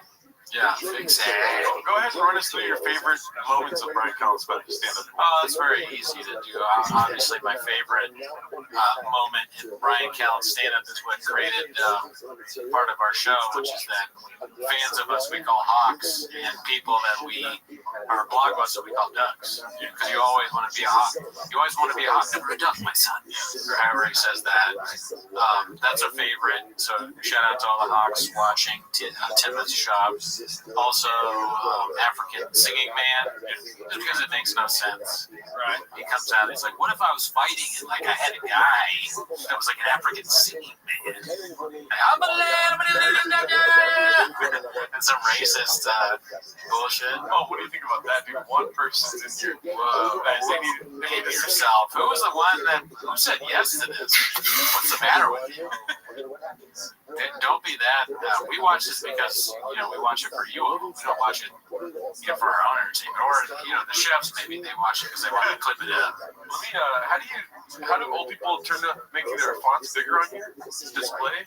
Probably. I don't know. Let's see. I think he means idols based on the thumbnail. Yeah. Religious. I mean, if you're a hawk in the chat, put a hawk emoji. And if you're a duck, put a duck emoji. Admit that you're a fucking duck. Admit it if you're a duck. Robots are ducks. So any kind of negative comment, duck. Duck bot. How do you make it big? A robot that is a duck. Large text size. I don't know. Boom. Successful eggs on Sora. You should let me cameo you like you did me, you bastard. Fat as shit on that thing. Everybody, they better get on there soon. Who knows? Maybe this new one won't be so fucking fat. We won't be able to make fat emojis or cameos of me doing stupid shit. Couldn't even see it until I got off work. I was not trying to make any of you because I was like, oh, my boy looks way too fat, dude. That's not how he is in real life. I mean, the stand-up one is crazy. I'm not that fat. The other ones, I was like, all right, yeah, I've eaten. Like, I'm going through a shop moment, right? I'm doing my food truck diaries. No one's filming. I go to the same kind of places with it, but there's no camera, and I'm eating the whole pizza. Yeah. I need to get back in. I used to be able to bench press 225 30 times. Right? I gotta get back into that. I gotta go to zoo culture, whatever the fuck, with Mark. I keep saying I'm gonna do that. My rest is better. Yeah. If people watch Raccoon Tweeties, check it out, man. I'm not broken anymore. So great. Is that good science? Yeah, it's fun. Pause. All right, enough about me. Nice. All right, we got 22 people in here that haven't seen it yet. But one person that has and wants to watch it again. Gerdo and Graves switching weights. Yeah, a little bit. Goody on Cameo and Sora is a gift. Yeah, dude. Everyone needs to get on Sora, dude. We all need to have a fucking PF Chang's kitchen in there, dude. I got so mad at Sora that the last one I made, I haven't seen it yet, but it's just attacking you, to be honest. Yeah, I took it. I know, I don't have any morality. You cast the first stone, gets fucking blockbuster. Yeah, you cast the first stone, you son of a bitch. I'm on stand up and I'm fat. I didn't say make friendly green. Yeah, I bet you didn't, you bastard. Look, can we see what you made before we start? You want to say it's probably bad? We'll see. I mean, I have not seen it. Dude, that is such a funny, like, thumbnail, dude. All right, listen to that. Yeah. Oh, no. Look what y'all be doing out here. The ciphers, they're dope, real creative stuff. Yeah, thanks for the shit. I'm sure it doesn't get involved in anything. I like the vibe. Keep it moving.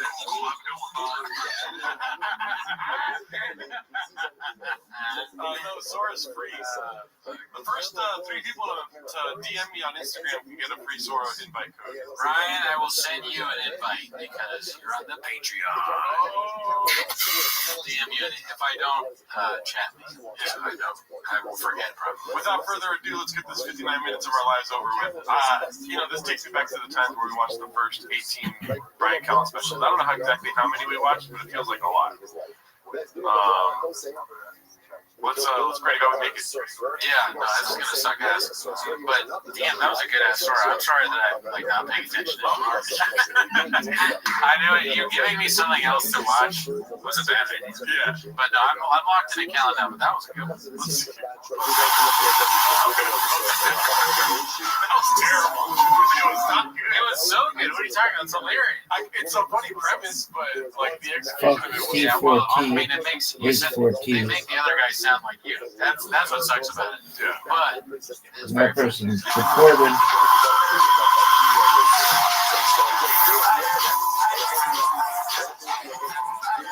Okay, have we ever heard a rap song before Brian Callen special? I don't think so. I don't remember. He is still doing the stupid, because part of the other ones were the same kind of thing, right? Animated version of him looking all strong and jacked. I remember on TFAK today, one of the first, what's it called? One of the first things I saw on TFAK today was him grabbing his thighs, and somebody, the caption was, I'm 5 minutes into this and he's back to his fucking thigh grabbing, dude. Oh man, I wonder if he has any stool material. Brandon Rivera says, I already have Graves watching this. Yeah, you can get Graves in a lot of places. Looking for that public embrace, trying to fill that hole I can never fill. I always needed more. It's an addiction that's not healthy. I think it's a common when you look in the mirror, you see life what you see. Black Rifle. You gotta have Smoking cigars, drinking Black Rifle. He's doing merch drops in the beginning of the specials. I don't think, we've watched a lot of specials. I'm not sure there's been merch drops. Or not, well, you know what I mean, like selling shit in the beginnings of specials. Even the really bad ones. It's usually in the middle, with 3 motherfucking seats. Oh, that's right. Schultz did the steaks.com right in the middle. But at the beginning, even though like Pete Holmes doesn't have a thing with Magic Mike at the beginning yet, I haven't seen it yet. Good observation, Japanese follower of ours. He did put Joe Rogan in the title to boost the algorithm, maybe the beast of a marketing team. Oh, yes. Right. A healthy dose of self-loathing all the time.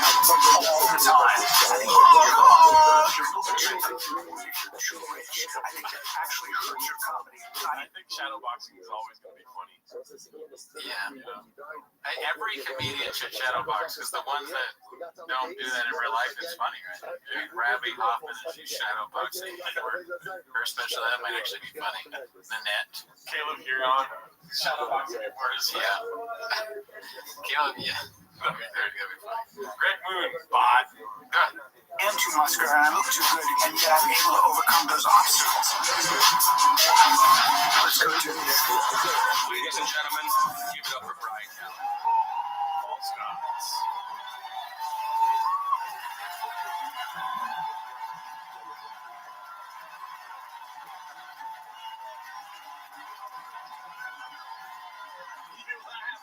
I'm laughing at you're not a comedian if you don't do karate or jiu-jitsu. I've had that same thought. Yeah. I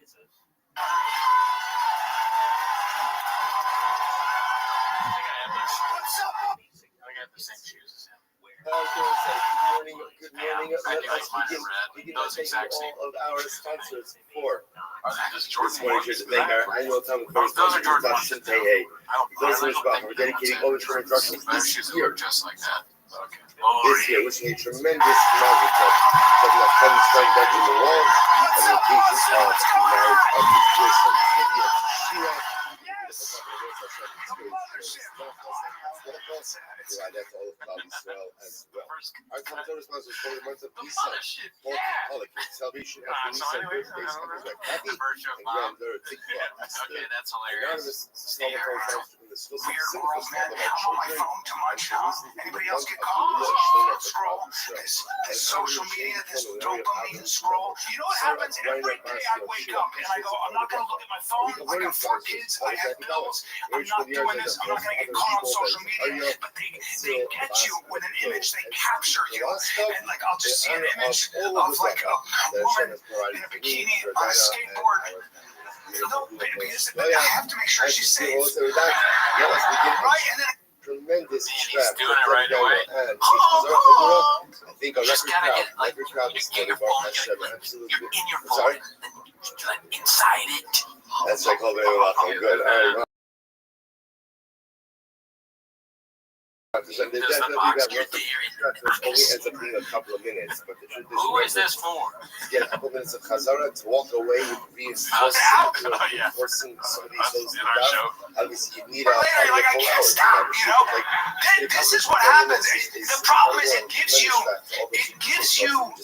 desires you shouldn't have, and it makes you feel like you're missing out on life, which is ridiculous. Look what I get to do. And I'm on the other day, I'm scrolling, and a dude does a perfect backflip off the yacht and just disappears into the azure waters of the Mediterranean. And the girls are there. I don't know. It's Brian Callen's intellect. Disappears into the azure waters of Azure. Oh, that's my guess. But he uses words like azure and azure. A miracle occurred. You know what? I'll give him credit here because if I were Brian Callen, he's saying that he's looking at his phone a lot, scrolling through social media. I wouldn't be doing that because of the stuff that he sees. He's getting gadoosh left and right. So if he's still looking at his phone all the time, looking through things, good for him. I wouldn't have that in. He's on Reddit all day. On TV. He scrolls. He has to hide things on Reddit constantly. Even when he's in too musty to hide, he's like, oh, fuck that. Cross-reference the Spider the Kid subreddit. Because you see all the, you see. Just a moment. Just a moment. Mediterranean. And the girls on the yacht are like, woohoo, you know? And I was like, my life sucks. Right? Now then what happens? Then I get to another reel where a dude, he's a cowboy, a real one. You guys know. What's up now? He's freaking This guy stinks. Watching Brian Callen's entire stand-up. To another real where a dude, he's a cowboy, a real one. You guys know this. Most of you probably know. Yeah, Cowboys, 2.5 minutes in. Yeah. We think he's going to do a horse? He's already on the horse. Yeah, idiot. You don't fuck. He's on the horse. He's on the horse right now. I missed it. Oh, man.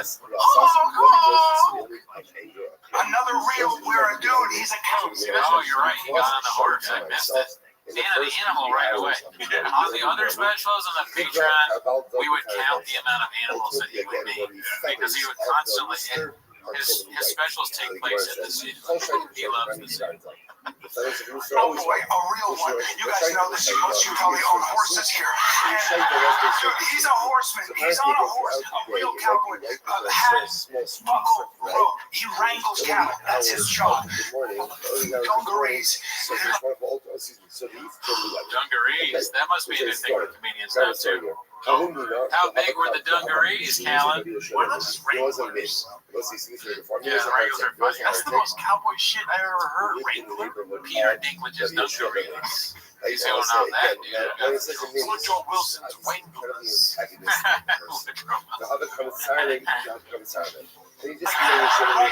this is a man who comes home and he smells like steer, you know, like in rawhide. His wife is probably traditional in a prairie dress. She's like, I made you a pie, you know. Right? Listen, we own cowboys. You guys eat your steaks. You ever think about what it takes? You know how unruly cows are? You know that cows are like, I'm free, and one of them breaks off. You need somebody to be like, hey, get the fuck off. You know, you have to. They could be done with this guy. And listen, Have you guys ever dressed like a cow? I mean, it's fucking different. Dallas. Number one, the guys are mid, right? You know that cows are like, I'm free, and one of them breaks off. You need somebody to be like, hey, get the fuck off. You know, you have to. A cowboy is nothing less than a man who specializes in breaking any, crushing really any semblance of individuality a cow may have. Right? Remind them that they're a herd animal and stay in your walking formation. That's not even the point I'm making. So I see this dude on a horse now. I have a lot of horse fantasies. And I'm not going to go cow, horse. So it was really false. That's a lot so far. It's only been 3 minutes, Jim. That's more animals than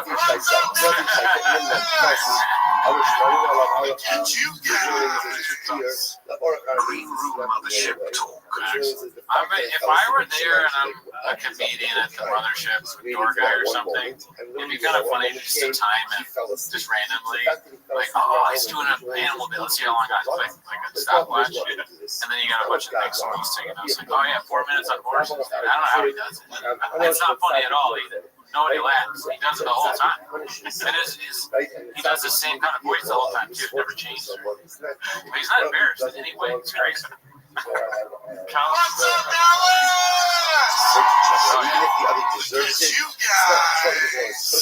Callen stealing Raccoon Tweety's jokes dungarees. And then we got a guest on here that Inku says he's going to talk about monkeys next. I like guessing too. Like, what's the next monkey? Or what's the next monkey? Yeah, well, monkeys is a bet because humans are monkeys. You know that?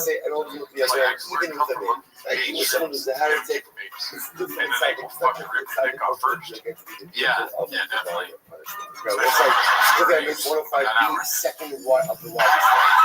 It's a stupid thing. I don't have time. But so he's the dude's on a horse, and he's no saddle, just bareback, bro. That's a horseman. You want to talk about being connected to a horse? That's not a guy who can ride a horse. That's a guy who will break a horse. That's the kind of guy who can be like, and his horse shows up, right? I mean,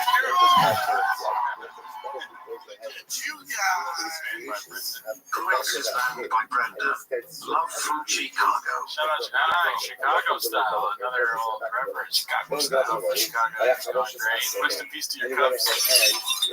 What do you think about somebody that stands like this during stand-up.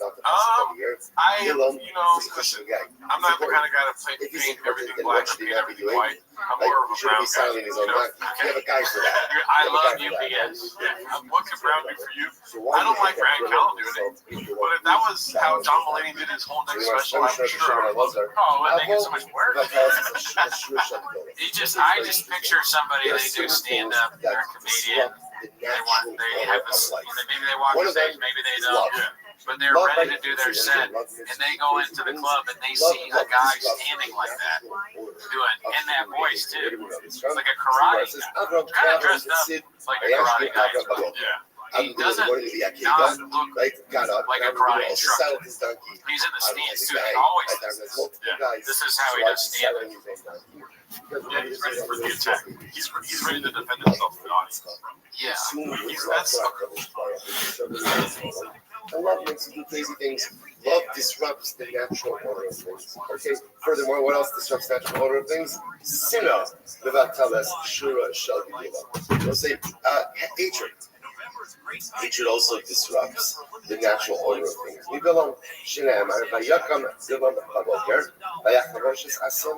Ultimately, again, Bilam got up in the morning and he saw his own naki. So it's interesting what's common denominator between love and hate. Like they're extreme emotions. So what do you see from here? Extreme emotional situations. Sometimes make us do irrational things. It's fascinating over here, the irrationality for Rabbi was beautiful because he was selling his own donkey, consumed by his love for Hashem. Bilam was so consumed by his hatred and animosity for Klal Yisrael that he sounds like donkey now. In Bilam's case, the hatred was all consuming, even to the point where his behavior is completely self-destructive and detrimental. He could not stop. Let's say, like in God, there's one more emotion that really belongs in his life, and that's fear. Fear is also a very strong emotion, and fear also disrupts the natural order of things. How many times in life are we faced with incredible opportunities to accomplish great things? But sometimes we are so scared of failure, so scared of the possibility of failure, that we simply don't take it. It doesn't make any sense. Every life endeavor carries with the possibility of failure, right? Every life initiative carries with the strong possibility of falling flat on your face, and not even going back to where you started, but even being pushed back a couple of steps. But if you can't handle the fear of failure, then you can never progress in life. Yet, so many of us kind of just settle for you don't look like that when you're looking at the woke. That's why he does it. Okay, so he is the woke. Yeah, he's the woke. The woke. Right. It was like, you guys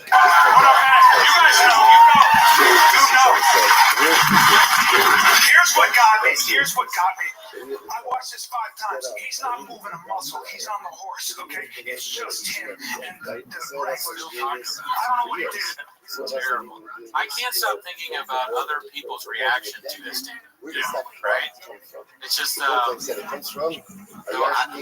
meets the wall, and he's standing like that. I literally forgot what that made me think of. Oh, my bad. No, it's not your fault. It's just another Greece. What's up,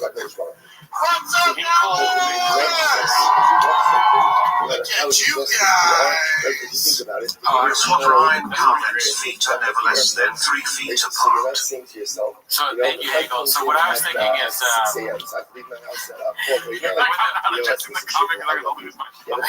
won't forget. What I was thinking is, woke, he is against woke, right? So obviously the main guys that are defending us from people trying to stop what we say are obviously Joe Rogan, Brian Callen, and Jill.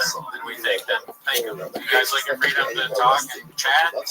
Thank all 3 of those guys. Okay, so these are really important people. But anyways, what I'm thinking is you got these woke people, right? Maybe some of them are aware of Brian Callen and they hate Brian Callen. They hate him because he's free for a free right? So they go to the show and they're expecting to hear offensive shit. They're expecting him to talk about trains and how protesters deserve to get shot. You know, right? And they get there and he does 10 minutes on a guy getting on a horse who's hot. And then they're just confused. This guy sucks, but they don't even know, the woke don't even know they've met the wall. The wall is that there's nothing interesting being said. Sometimes you're more of an assist guy. You're not really the score. You're setting, and then you should have lobbed that one instead of trying to dunk it because you just hit the back of the basket backward and the ball went all over the place. Okay, you're wrong. Okay, you were right. Okay, so For like 80% of this it. is how you not the right reasons. Even Shmuel the Shmuel, right? Why? Right. Says And then they forget that they were going to a place where they were supposed to see both sides of the issue. So they walk out going, you know what, I might be a Republican because that guy was funny about the horses and stuff. Even if at the end of the Right, day, sell this place as like the place where you can fucking discuss openly and not be judged over time, it's come to do so it they're talking about for politics and shit like this, you know? right And now, then not Brian Cowan goes in there and just talks over about time, I'll come to animals. do it for the Right, reason. and then people are like, Because you're telling your old laugh. That's all of Austin. Brian Cowan gets on stage. That's them, but I'm talking about like the like woke people that he hates, right? If they were there, say like he's take away how you think they're gonna buy in then? He's the red pill. Oh wow, that's it. Yeah, okay. He red pills everybody because of how funny he is. Dude, It liberals wasn't idolatry. It was He's the guy. gonna make 10 Now, jokes on offered a pets. You don't think that's gonna win them over? It's funny to say cat So ladies again, when there's don't homeless get cats. details, right? At the end of the day, we serve Homeless cats are liberals, and then service of Hashem. liberals in general For the are right cat ladies, reasons, so they kind of get go a granddaughter by the name of Rus. Okay. Rus. I'm saying like he's the first step into a lot of baby steps towards fascism. Right. Tim Kennedy saying Kuna got to do Brian Stan special live now. I memorize this. Nobody will know that. They'll just think I'm insane. Because some people were could recognize Shaw. If I do Brian Callen, people really will think I'm like the least funny person of all time. That'd be funny if you didn't go up as Brian Callen. Your stage name was False Goddess. It's a great name for stand. False God. Now coming to the stage, False God. What's up, guys? Sometimes you get the most incredible results come about even from the most unknoble intentions. I saw the seasons in the chat. I would love to see Cooney act like he's riding a horse. I can do it. If you fucking do that, what is it called? Sora. That sounds like a Sora video that Jordan would make. Bro, nothing moved on his body, nothing. But whatever he did, that horse from a dead stone still stopped. Took off full speed. That guy sent a signal from his root chakra through his taint into the beast's back. And that signal was go now. The horse was like, yes, master. And boom, took off. He's riding a horse again. I've already seen this. Can we please get this as a GIF on the fucking? He's not gonna do that. Can we get this as a GIF on the Discord, dude? I want to see this.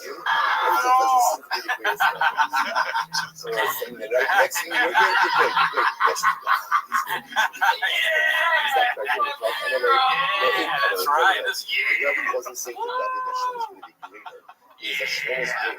Try that horse, you fucking crazy old beach. Where's the green screen at, dude? It's great. He's doing this at 85 years old too, like Sean would say. Let's get a little bit of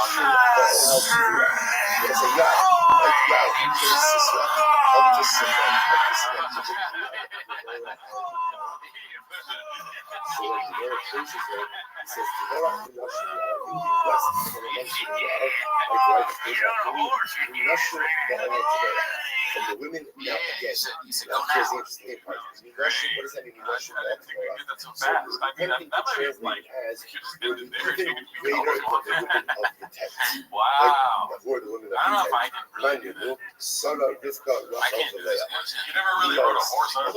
That's true. I actually have never ridden a horse. It's a weird, like, aerobic exercise. The horse was like, yes, master. Oh, okay. So, what the Gemara was saying to Yael is, you are almost as great as the emo. house. Much in the same way that Rabbi's telling David, your son Shlomo will be almost as great. He wasn't even using the reins. He was just Listen to this. Oh, man, that was a show last night. The comedian rode a horse for 15 minutes. Dude, that would be kind of funny, honestly. If you allowed me to do 20 minutes of stand-up and I just did me riding a horse the whole time. And I was like this. It's the whole entire time. Performance art. Someone has more money than me. Someone is more successful than me. Someone has more career accomplishments than me. I'm jealous. I'm jealous of people who to be my I wonder if any of you's ever done this on stage and a comedian's like that horse bit. It's killer. There are two people you never Just giving up props. Oh, what is that? Why? Why would you do this to a horse? You're telling me, Christina, He's getting a big laugh, so we gotta check out what he said. I wish we could watch the horse bit with no audio first every time. Like, if Brian Count came on screen, was like, all right, guys, you know what time it is. What is every single Rabbi? It's funny to watch this because we're watching, kind of, it feels we're watching it live. Clips that will be, or stand-ups that will be clipped. These things, they look like they're straight out of one of those videos where a Chinese person may look at how much comedy sucks now. It's really fucking Callan riding a horse and Wendy Cummings pretending to be a stripper pole. The horse was like, yes, master. Oh, took off running. He wasn't even using the reins. He was just fucking running. Controlling everything to control 1,200 pounds of golden muscle with no but the golden crescent. That is your inner thighs and taint. Exactly. You can do the special on my club. Just wait 5 minutes before you touch your thighs. He has to touch the golden crescent. Hashem said to Moshe, place your what an expression of masculinity. Like, if I caught that guy in bed with my wife, I would be like, I apologize. So I go from acrobat to cowboy, and now I follow a guy. I come across his reels. He's a sensual chef. There's no other way to put it. He's a sensual chef. He wears naught but an apron. He just an apron, chaps. He's got, first of all, his skin, marble brown skin that sweats olive oil naturally. I don't know how to describe his body. If it was a landscape, it would be unsafe to traverse in a regular car. You need special shots. Even then, you'd be like, this is crazy, dude. You know. He's not getting off the horse. Well, this one is a car. Oh, he's riding a man's chest on a car. I wasn't even listening, honestly. Good. I mean, for your own safety, you have to tune out every once in a while. It's a defense mechanism. He's doing the whole, like, exactly the same Hawkeye thing. And it's nuts. How he just does this every time. We're dumb for not thinking that he would do something different. It's shocking to me. I couldn't do this. It is shocking because he started, dude, he like waits and switches. He's like, I'm on my phone too much, but look at me on a horse. Yeah, what is the false gods part? Who is the false god? You're talking about everything you've already done. Riding a horse, a Hawkeye. His olive skin. He's an olive oil. He's the kind of guy where his abs are big, muscular. What? The fuck? Aren't you supposed to be, isn't it supposed to be bro comedy? You know? Oh, it's different. Yeah. Is this what bro comedy is? Fuck bro comedy. This shit stinks. This is Jay Treatment shit. This is the crap for this is 250 material exception against If I was in the green room and he was doing stuff like this and people were laughing, I'd be like, do I smell burnt toast? Am I having a stroke? I can't. Why are you laughing? Although actually, now that I think about it, I would be laughing hard. Oh yeah, because if it was in person and he was still doing this shit to make me laugh, that would be actually really funny. You try to hold back your laughter because you're like, oh yeah. In the green room, it's different. But not, seriously, though, if I was, the green room would be a totally different experience. This is horrible. Water torture. But they have in the green room, I'd be laughing.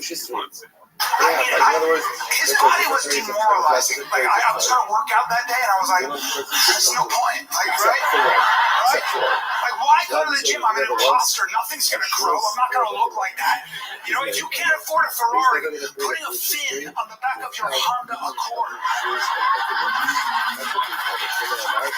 So watch this. So now I'm already in. And the dude, he's a chef, so he just looks at me through these Mediterranean curls and just goes, let's make a sandwich. I was like, okay. It's just it really feels like that. But talk about the Hawkeye for 4 minutes, and then I talk about how he wants to fuck a Hawkeye. You think that he's stupid, and I always thought, no, granted, he's a little stupid.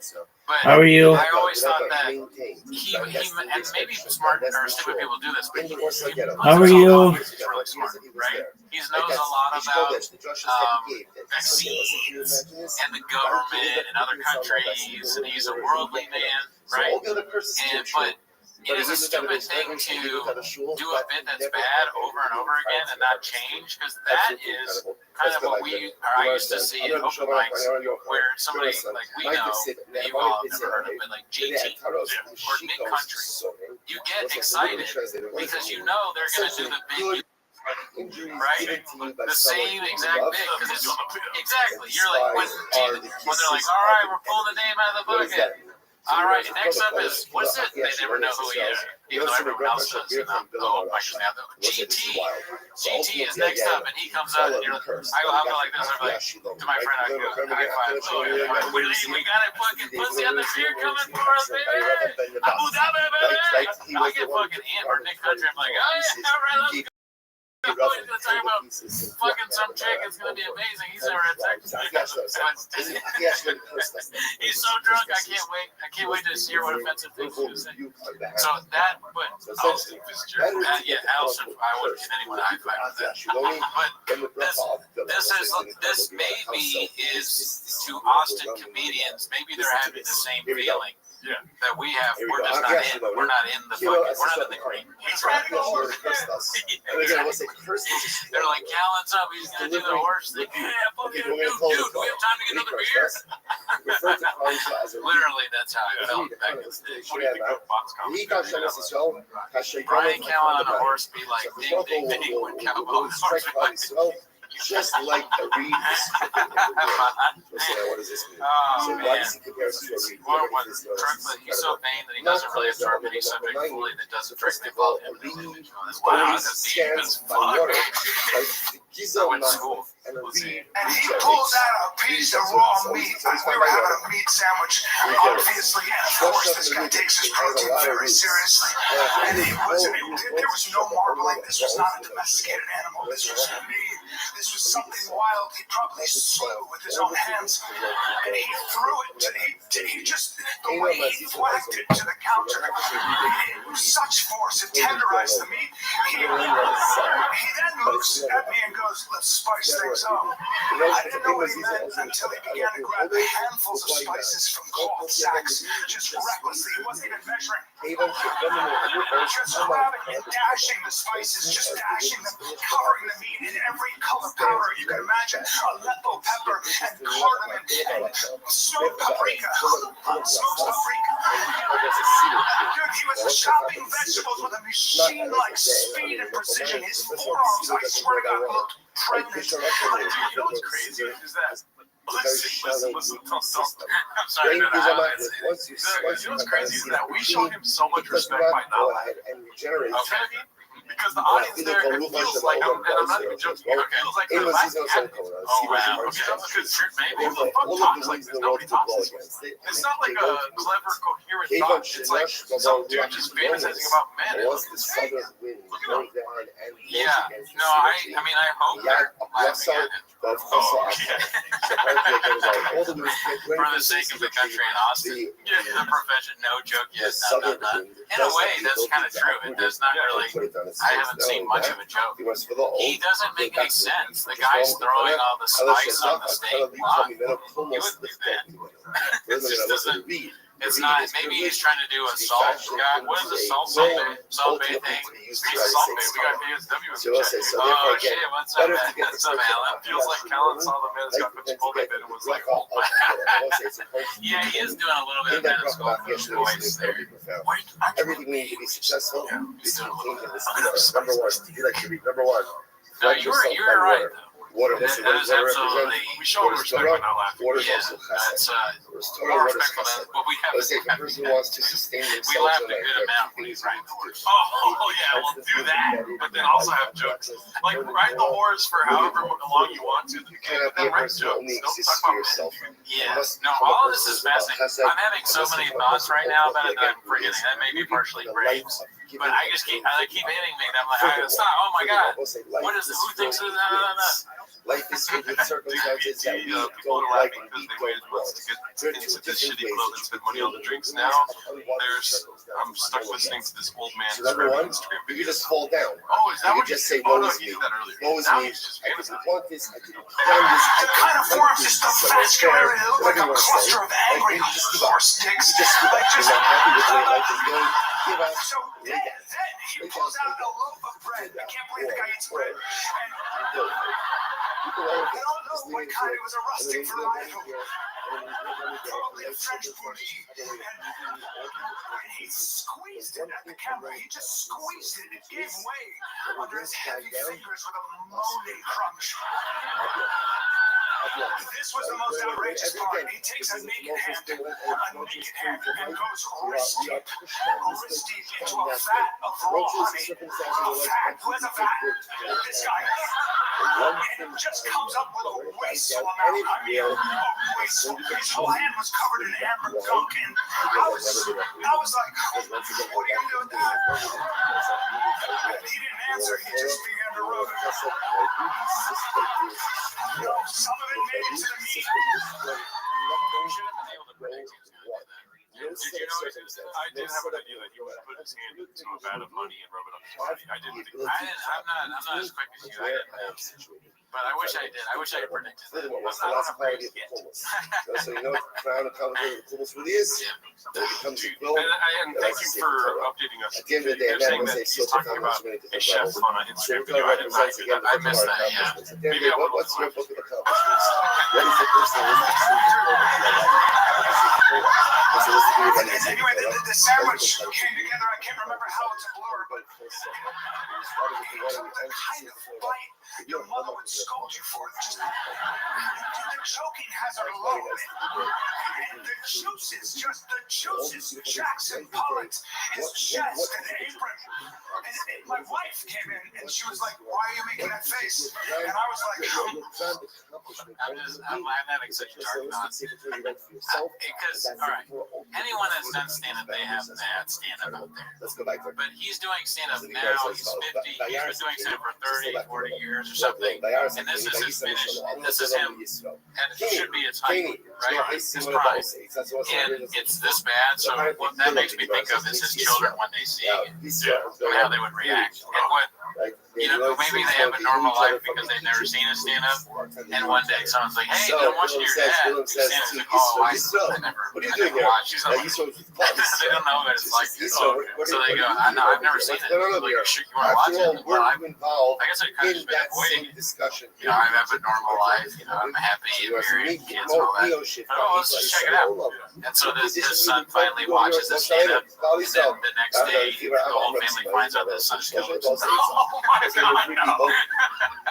People who were involved in that council. Now, what council? Otto said, being how you love, how you always because of the horse thing, because of the Hawkeye. Actually, he kills himself. He decides to do it after the honey thing. Who were they? He runs honey out. He's like, I can't live any longer. Even though he leaves his whole family. He was found in his studio apartment on the YouTube. It's like 7 minutes and 30 seconds into his father's stand special.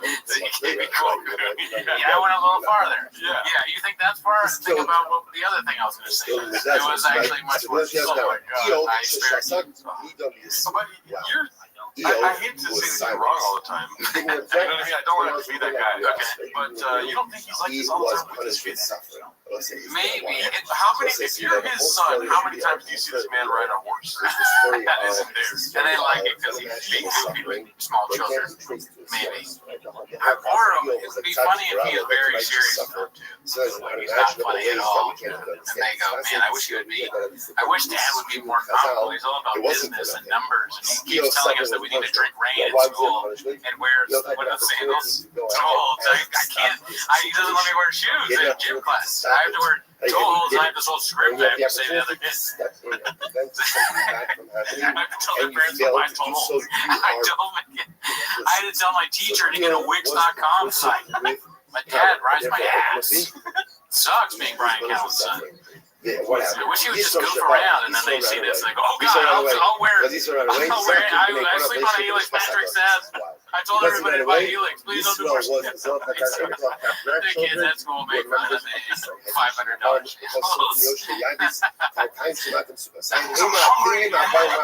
Makes a fair point. It is funny when Brian's offspring themselves go to this comedy. So thank you. I thought it was going to be a joke with us. All right. Well, I appreciate you. Probably gay. I would say, what's the only question you have? What's the only question? What's the only question? Why didn't you object? Why did you put it away? Several days later, I purchased an apron. I wanted to make my wife that sandwich, my younger wife. I put it on. I began to make the same sandwich in earnest. She came into the room and told me I looked like I should be washing dishes and dressing. I told this on the show many times, I think, but there was that one time I went to the Comedy Store and I went just to watch a show with my friend, and 8 of the 10 male comics there did bits about like, I might be gay, and if I had power, I would say, we're shutting the Comedy Store down for a week. We need to figure out what's going on here, and we'll talk with everybody, we'll interview, but a week, maybe 2 weeks, we're going to shut the club down and figure out how we can move forward from this. Why are you shutting it down for a week? If you don't know why, we're shutting it down for another week. Actually, now we're shutting it for 5 weeks. You should know already. Did you watch the stand-up? There was one comic that was a straight guy that didn't say they were gay on stage. One. And it was a woman. It was so fucking infuriating.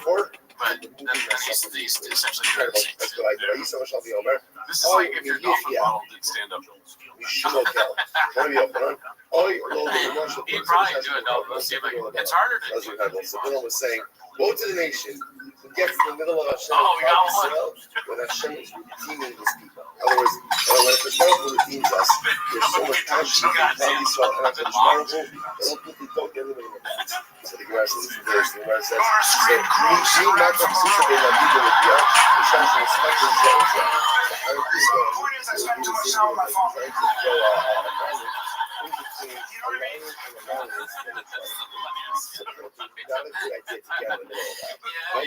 I bring the dolphin. I go back in the stand-up. I bring the dolphin bottle on stage with me. I'm not better than Calvin. It was so early. The first time I did how funny it was outside, it was so fucking loud. It was so crazy loud. Like, I had to spit out my drink. I was like, what if I do that to Austin? I like fire myself.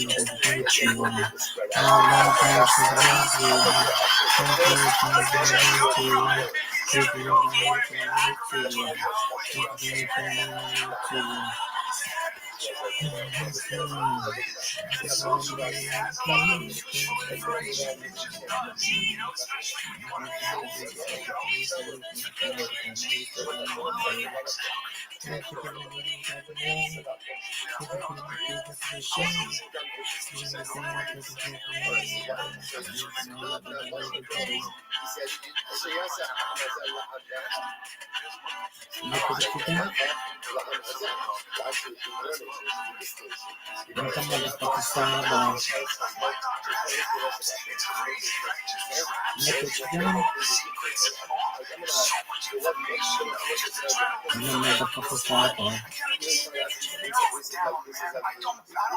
health crank, but you gotta get sunlight. Get sunshine. Direct sunshine at least 20 minutes on your genitals.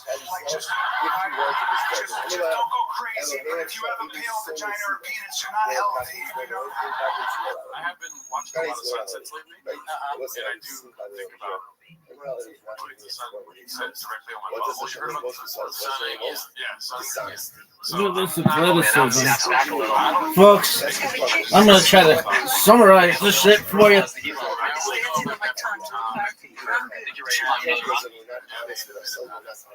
got a kick. Oh man, that one snaps back a little. I'll handle it like a pro.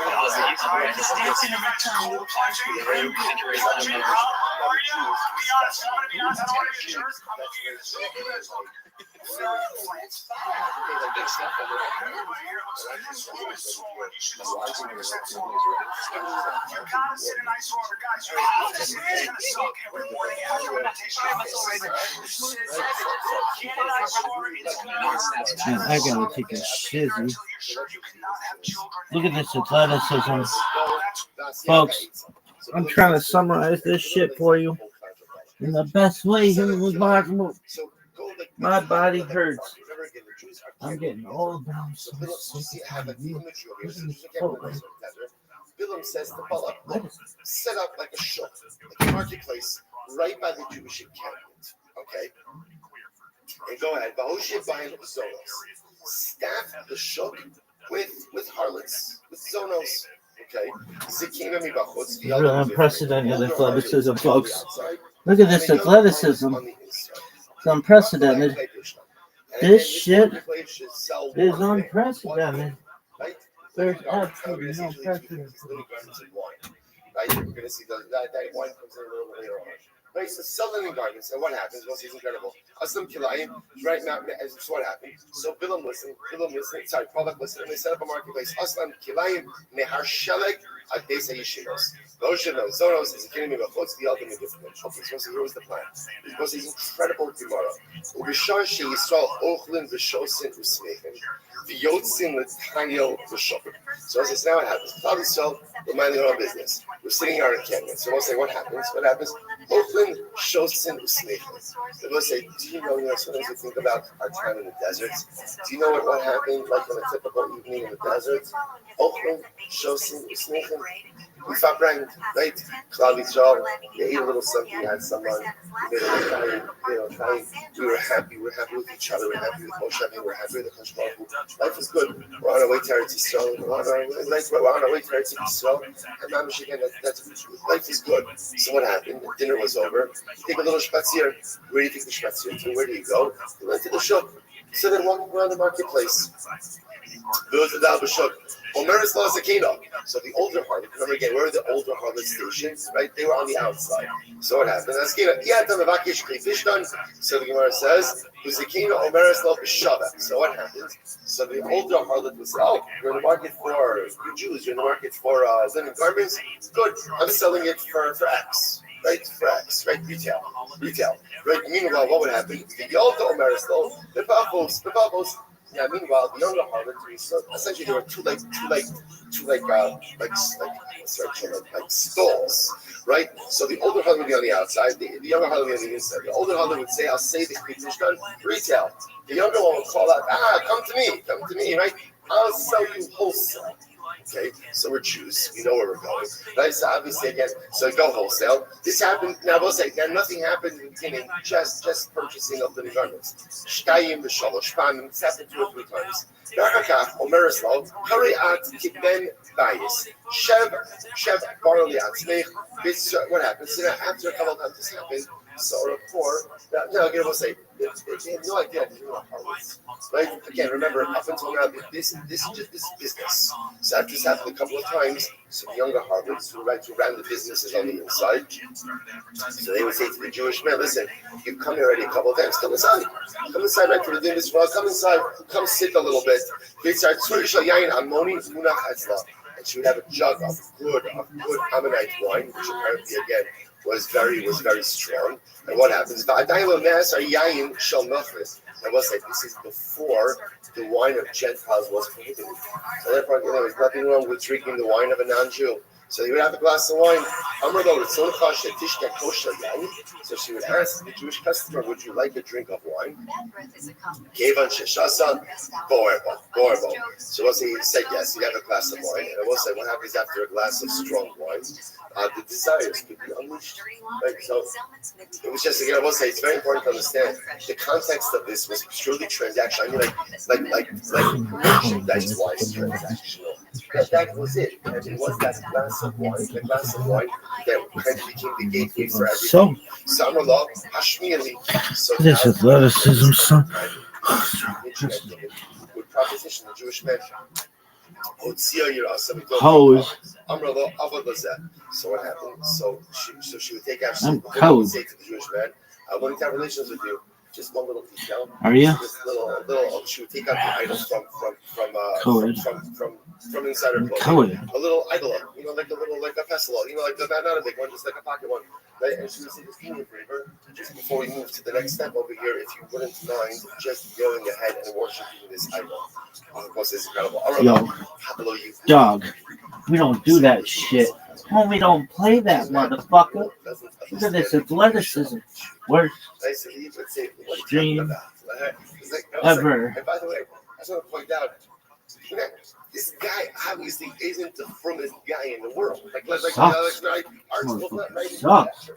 Remember again, what is he about to do? This guy is ready to go, right? He's ready to have relations with this Midianite prostitute. So, this is not like a gun olam movie.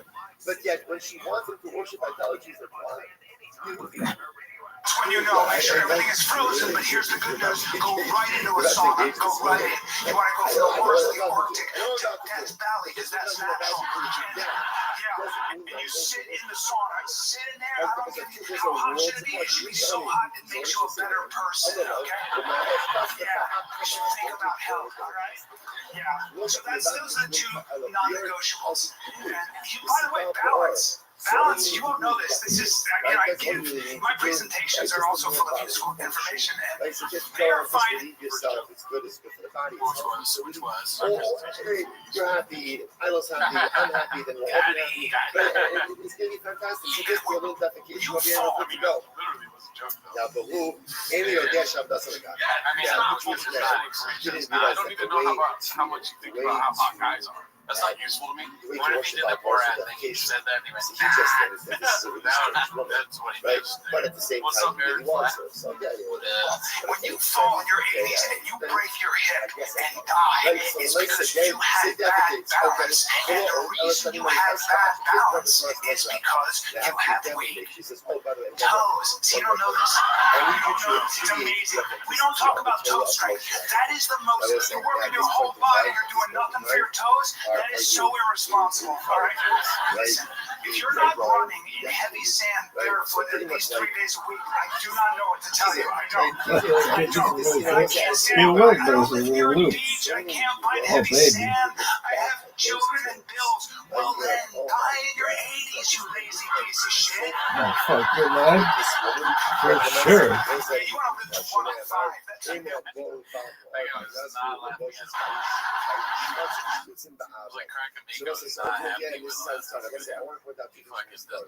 Number one, do you understand, by the way? He's studying the Greek speech. Yeah, he's about to write a rap. This is a complex scheme. Right? And this is you know what this is? This is real anti-Semitism. You have to kill someone. My disguise is just put my glasses. This 5, that's a new 50. Yes. Let your friends die at 85. You want to get to 105. Don't miss those 20 years. Yeah, that's a blast. From 85 to 105.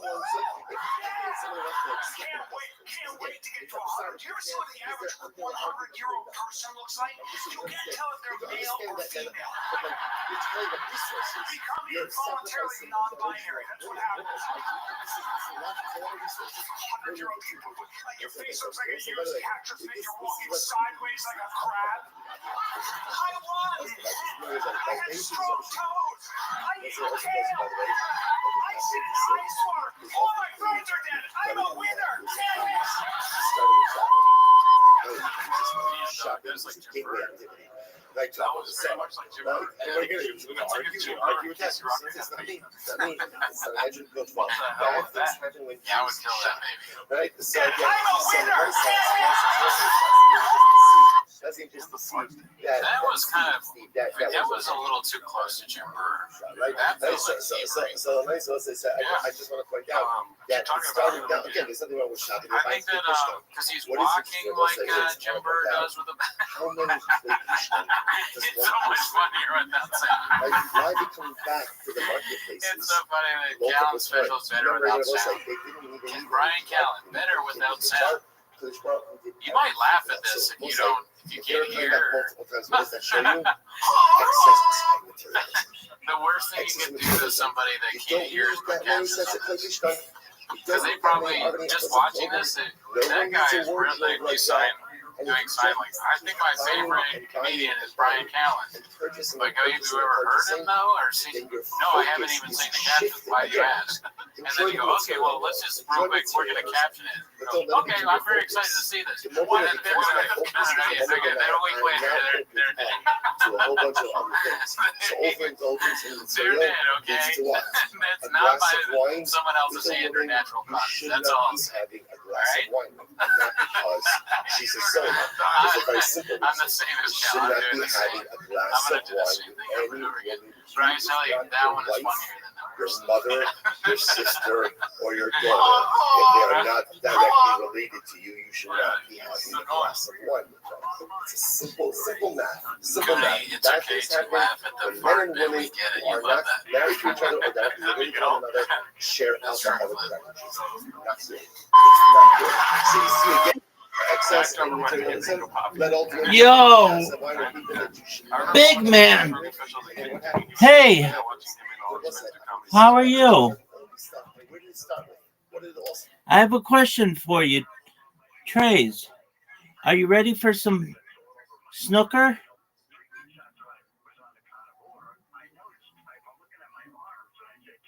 Trace, are you speaking? Are you gonna speak to me, baby? Trace, you all right? Are you ready for some snooker?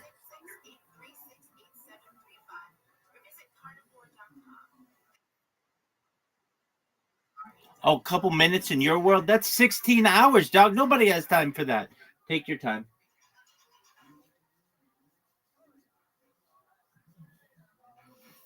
I hope you slept well. Did you sleep well?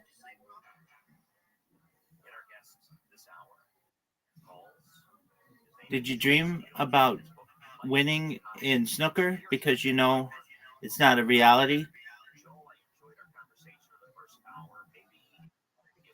Excellent. That's what I like to hear. We've got Trace, everybody. Trace watched me sleep for like 6 hours yesterday. Trace is amazing and everybody loves him. And if you don't like Trace, I don't like you. It's as simple as that.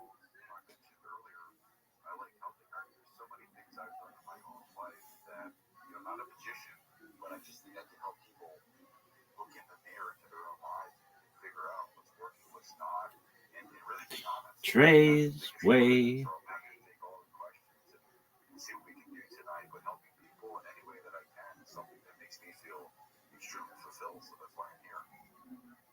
Fantastic. All right, let's take some calls. Let's start on the first time caller line.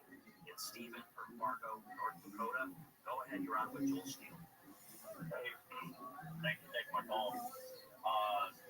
Joel, I guess what I'm shooting at you is like I work a super high-paying, demanding blue-collar job. I have for like 12 years, but I've just set myself up to leave this and do my art full time.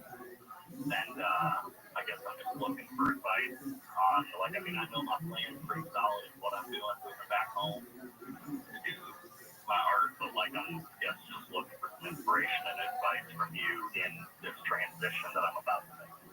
Yeah, well, I think that's amazing that you're going to do that. And of course, you know, I don't come out and tell people they should quit their job, especially a high-paying one. But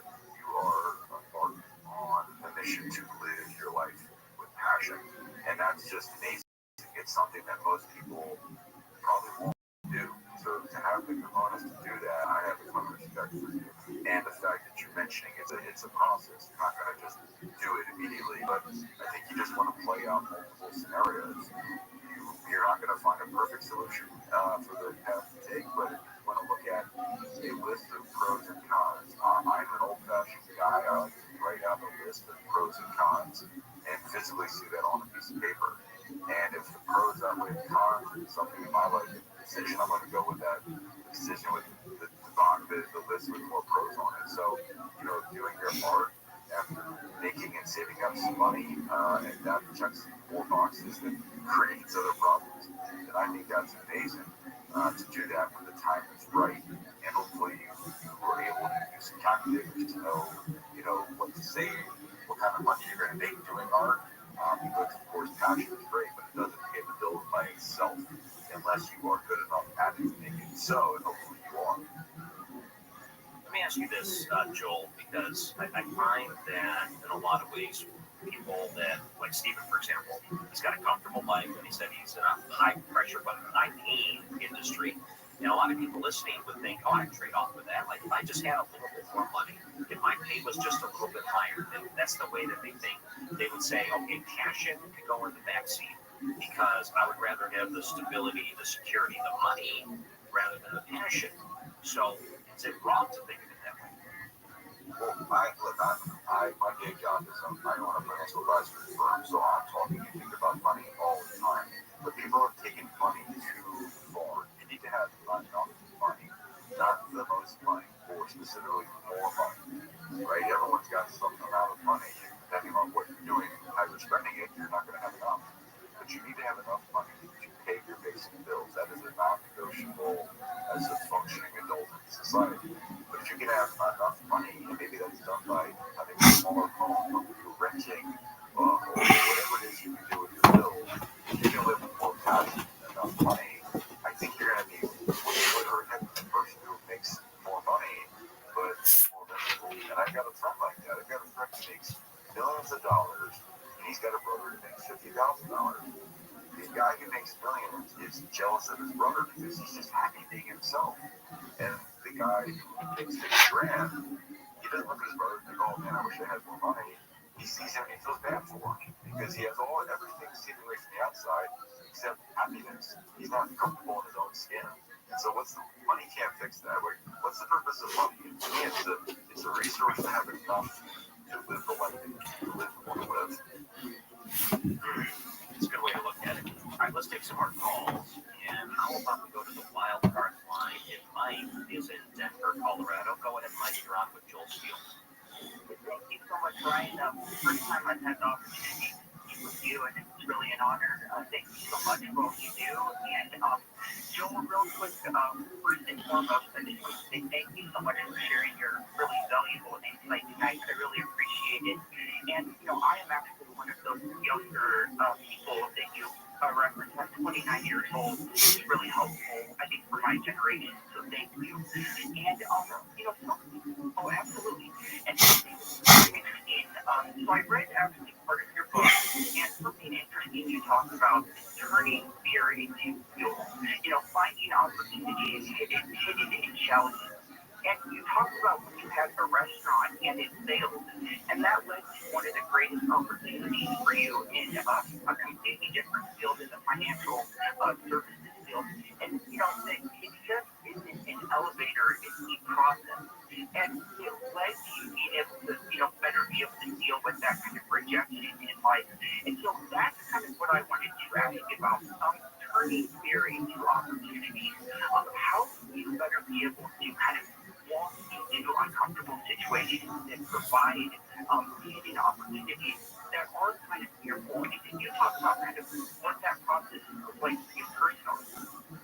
Yeah, I think the way to look at that is if you're doing it right, you can't lose in certain situations. If you think about, like in sports, someone who has a chance to make a game-winning shot and they miss it, hey, I was there, I had an opportunity, to do something amazing. And if it goes in, awesome. Are you ready? And so in life, you want to take chances. You don't want to go looking to fail, but you want to Dog. It's your world, baby. We just live in it. Approximately how much more time do you need?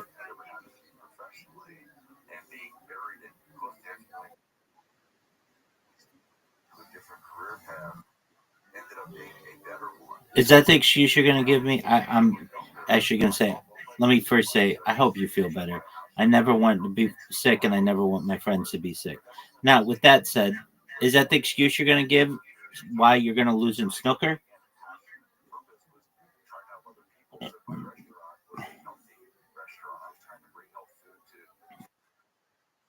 Are you ready? I mean, when? Now?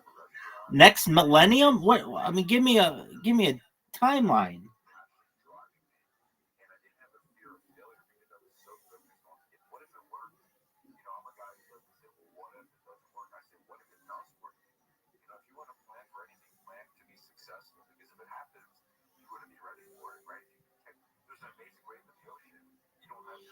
Dog, you are not giving me answers.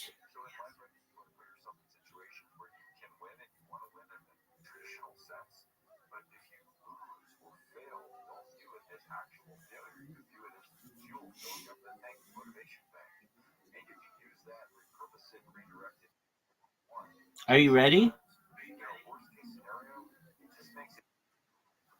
Oh, you invited me. Oh, apologies. I was not expecting such hospitality. All right, baby.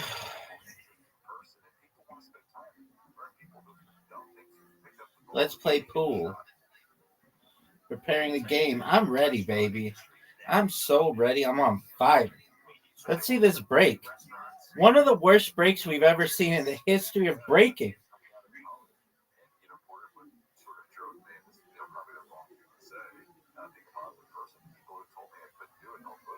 I want everybody to see just how sick this shot is.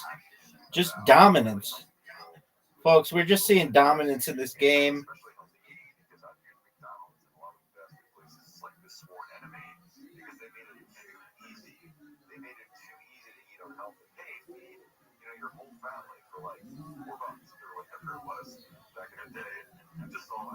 Babies.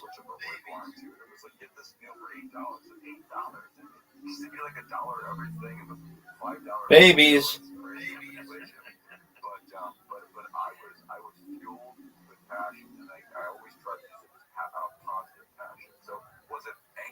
Oh, this is bullshit. No good shots.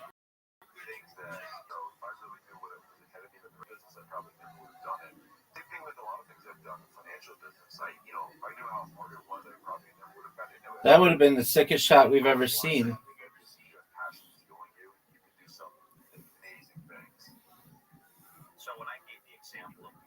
It's Trey's way.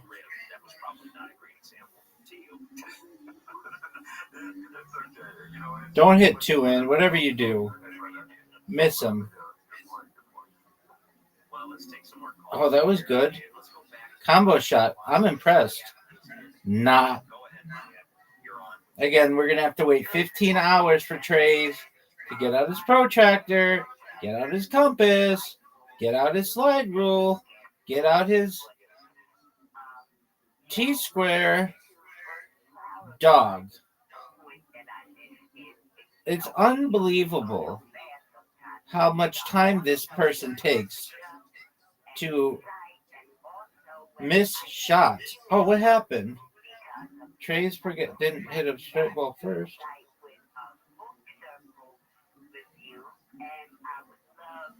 One of the sickest shots we've ever had the opportunity to see right here.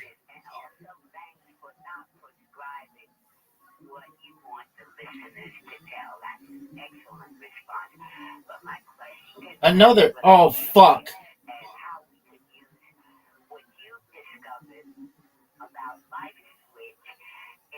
That was some bullshit. That was some bullshit. No way you make this shot. No way you make this shot.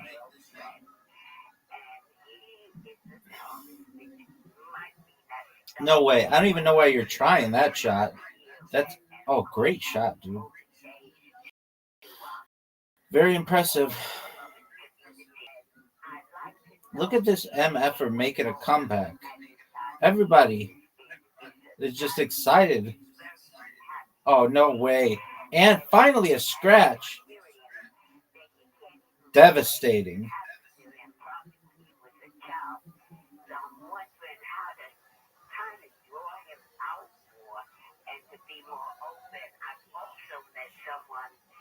Oh, baby.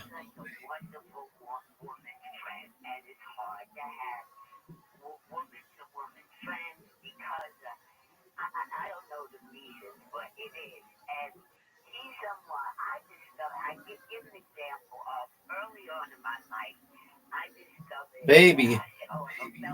What a shot.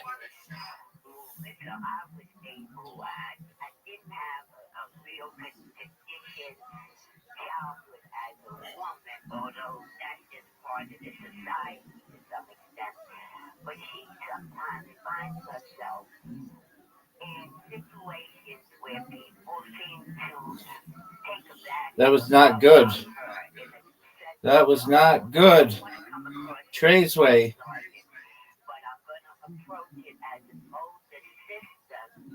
My man Traceway is just a silent killer. Motherfucker over here like carbon monoxide, dog. What a shot. That was really impressive if you were a newbie. Too bad I'm an expert.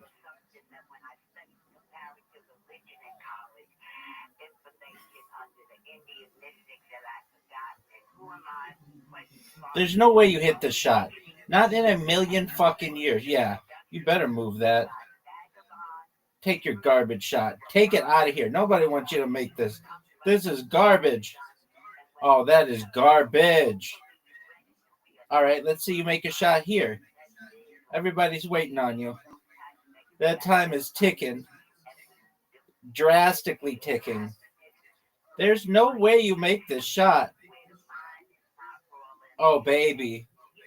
Oh, baby. I'm like a raptor.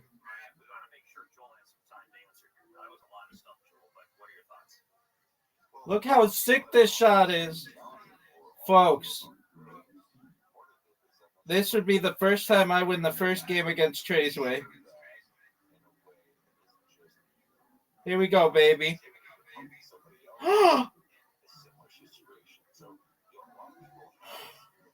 Heartbreaking. That was bullshit. Traceway, let's see you do it. Traceway misses this shot. Gives me a perfect opportunity. Oh, baby. Traceway cleaning up the table. This would be one of the most horrific losses in my career.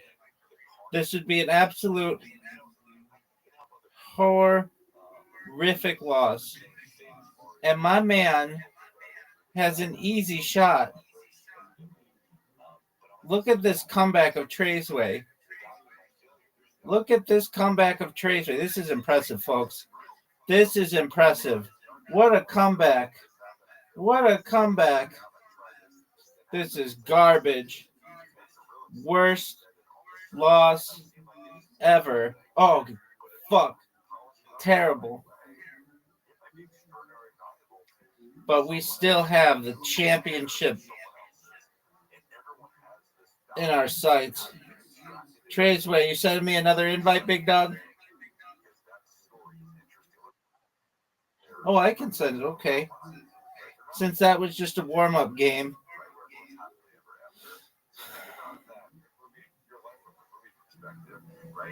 Everybody knows that was just a warm-up game. Doesn't even count. All right, Traceway. Look how sick this shot is. One of this. Oh, I made it. Does that count? Oh, fuck. Yeah.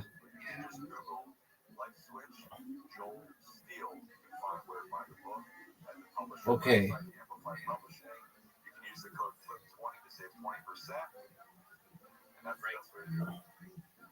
All right. Where? What we're going to do is take a break. We'll be I don't even know what I can hit. This would be one of the sickest shots we've ever seen. Oh. Yeah, that's why I said this would be one of the sickest shots we've ever seen. Oh, you get credit for pocketing? This is garbage. This is garbage. This is garbage. Garbage. So you get credit for pocketing that? I don't get how this works. I don't think anybody gets how it works. The rules are unclear, and everybody knows it. Oh, that is garbage. Trey's pocketed the 6th ball. Garbage. That's a miss, obviously. Obviously, that's a miss. Obvious. I don't even know why you're attempting it. I don't even know where that thought came into your head. What happened there? Pocketed the 1 ball. That is bullshit. That is some bullshit. Dog, this is the worst. Worst shot I've ever seen. Impossible to make. Impossible. AI has run calculations for years. That's a miss.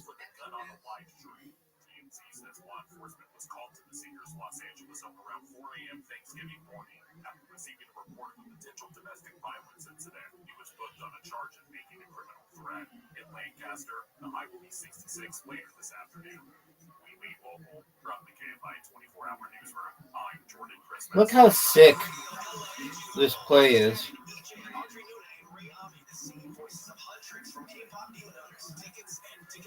Dog, I don't even know where to go with this. Because more people are listening to the radio on iHeart today than they were 20 years ago. And only iHeart Broadcast Radio connects This right here, folks, this might be the greatest shot in the history of the game. Oh, that was dirty. That was dirty, son. That was one of the dirtiest shots we've ever had the privilege of seeing. Look how sick this shot is. Dog.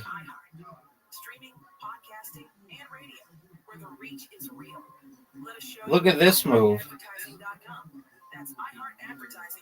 Just, oh, I didn't, fuck. That was garbage. And everybody knows it. Trey's way. Everybody's waiting on you, baby. He hasn't even moved his stick yet.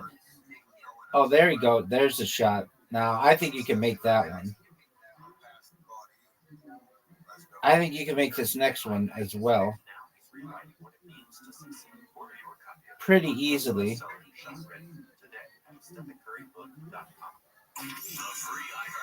Wouldn't it be something, folks, if he blew this shot?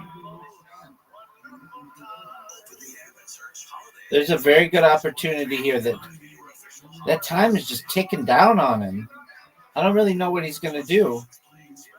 That timer is going to run out on him. No way.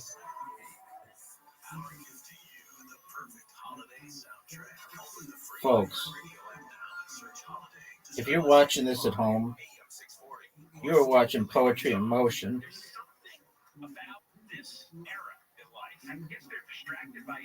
Look at this move. That was so sick. Dog, how do I get this shot? This is a tough shot. That would have been sick as fuck.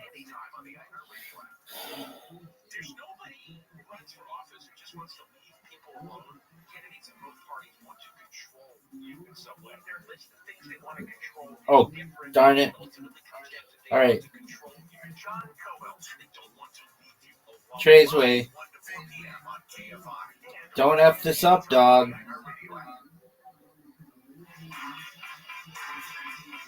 Strike. Scratch.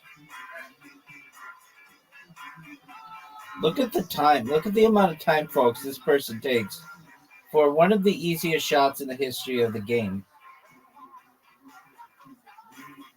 Oh, what a shot. Short. I don't know what that was.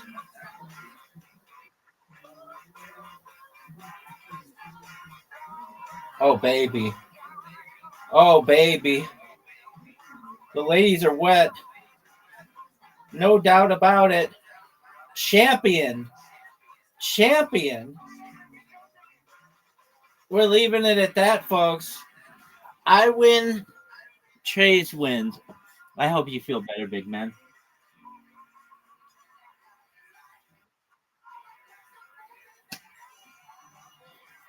That was fun. I'm glad you got to witness pure dominance in the raw.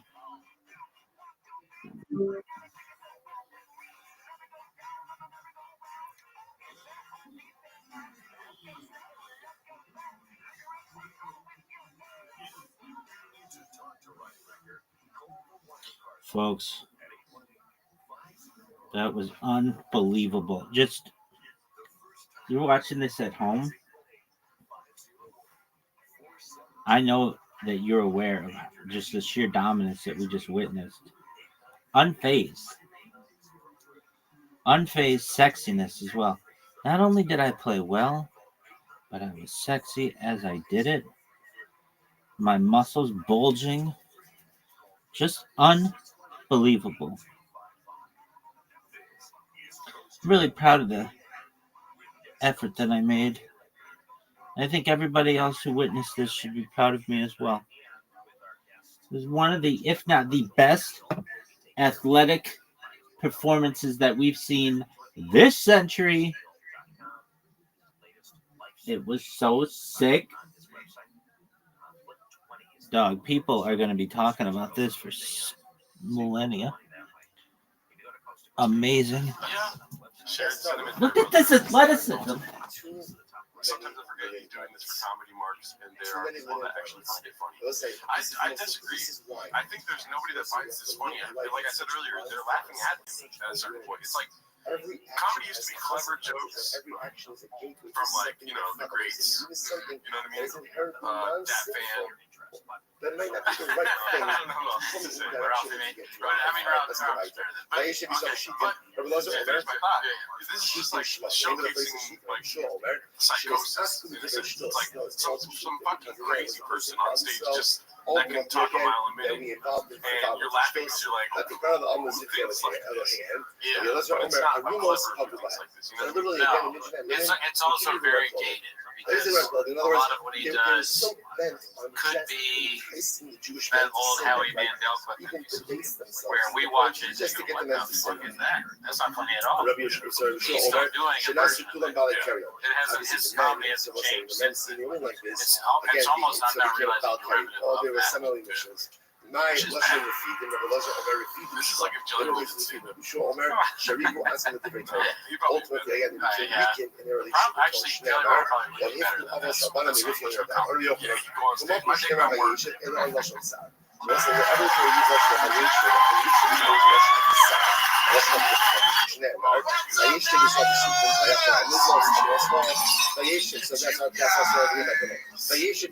For your suffering boy. Pojawiła się sytuacja na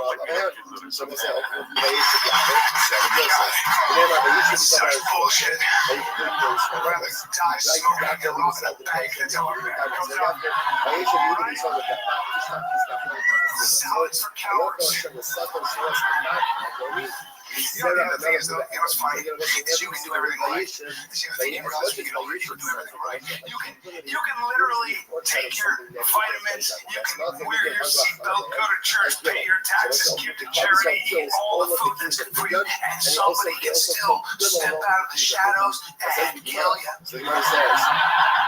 That's a fact. That's the other thing social media reminds you of, that you can die at any time of anything. I've seen all the death. I didn't ask for it, but I've seen people die of every way you can imagine, every way. And I think they do that. I think the social media gods monitor our levels. I think they're like, his dopamine levels. So social media. That's facts. Like I went ahead and classified what the was searching. You gave me my number. The payment, and he ends up dead, killed by cloudies. I'm gonna have anytime you see the famous adage, Gamla Oslo You can't have a fun time watching. Well, except if it's like that's what I tried to say at the beginning. The camel goes to get a pair of horns and ends up losing his eventually we are once again much better than it's bad. But you understand. In other words, the camel wants something else. Camel has big right. What is camel? We do. Everybody wants. We gotta see. No one messes. Even though it's bad, you want to like how camel in its best right? Is it really the same? How can it be the same? Right? It doesn't change at all. That doesn't seem possible. It reminds you somewhat that there is some truth to the mythology. I disagree. I think things do change, but a lot of times revelation. It's like really, we just watch the days of life of these characters, and there's no growth. Hard to grow when your jobs that you work in a storage unit. Woman, princess, who was once married to royalty, ultimately committed adultery with a label. It is bad for the princess to be adultery. The gods monitor our levels. I think they're like, his dopamine levels have been a little too high. Let's bring his cortisol and adrenaline levels up. Bring it. That's a great point. Saying, how does he transition this back into animal sounds? Thank you for keeping us in check. We should be thinking this the whole time. Like how soon until that happens? Yeah. And Crinkleberry, what the fuck is up with his thumbs? We brought this up before on Timos. He does have strange thumbs. He's got an ability to hit us that we will never be able to underneath the fire. So what happens? By hanging I'm giving Tony Rothschild money in the race for best man in Texas. I like how that's the screenshot. Right? Then he falls down into the fire. That's on the screen. It looks like he's looking at that rubbing his head. Is that the video of the escape circus elephant that stopped that poor guy to move? That's quick. Wow, I did not. Dude, elephant was not on my bingo card for a Brian Connell special. It'd be cool if he slept in it. The referee is an elephant graveyard. Oh yeah. You're not gonna do that. You think you mentioned raccoons? I think he's done that before, right? Yeah. We watched him where Actually done more deceitful people. Oh, dolphins. Well, Somebody got money on dolphins next. Do not even lift the half of their life. Next in order So we'll say general lifespan is 70 years. Wolves and dolphins. We got you guys on. We got that. Who's the guy on the side? Yes. Our questioning of our questioning about usually the 33 or 34. Somebody shot every count social media and has somebody dies by the last one. That's true. I got you don't even know it. You don't see it coming. You're just like, oh, I love elephants. Why is it shaking its head so violently? I thought a guy was running away from a bird. I'm like, look at the pussy running away from a bird. I'm like, that's a fucking drone. They were doing videos. These kids were capturing themselves and sucker punching people. Sucker punching people on the street. I went nuts. I looked at my wife and go, first of all, you're too relaxed. I need your head on a swivel. You're walking down the street. I want you, your hands up. I want you bobbing and weaving at all times. You want to see that? Yeah, it might be way funny.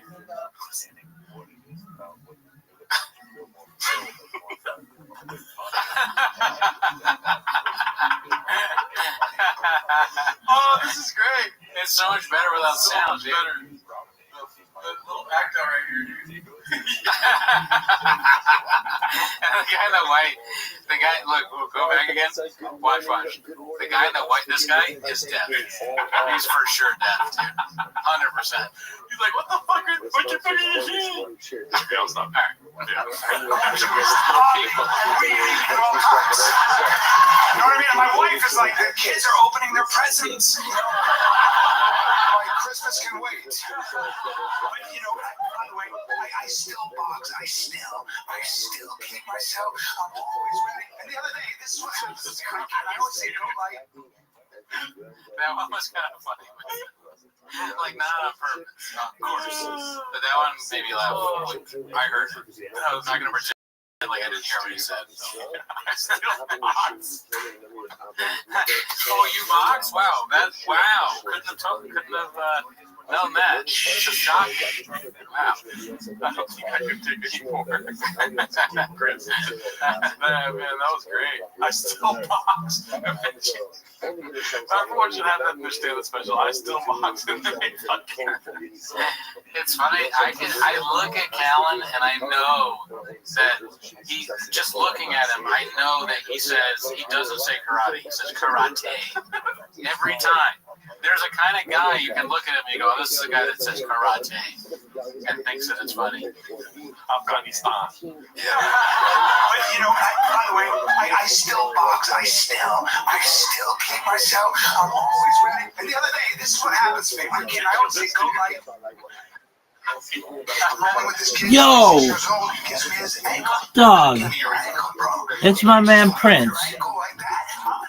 Prince, how you living, big dog? Prince, GM, baby.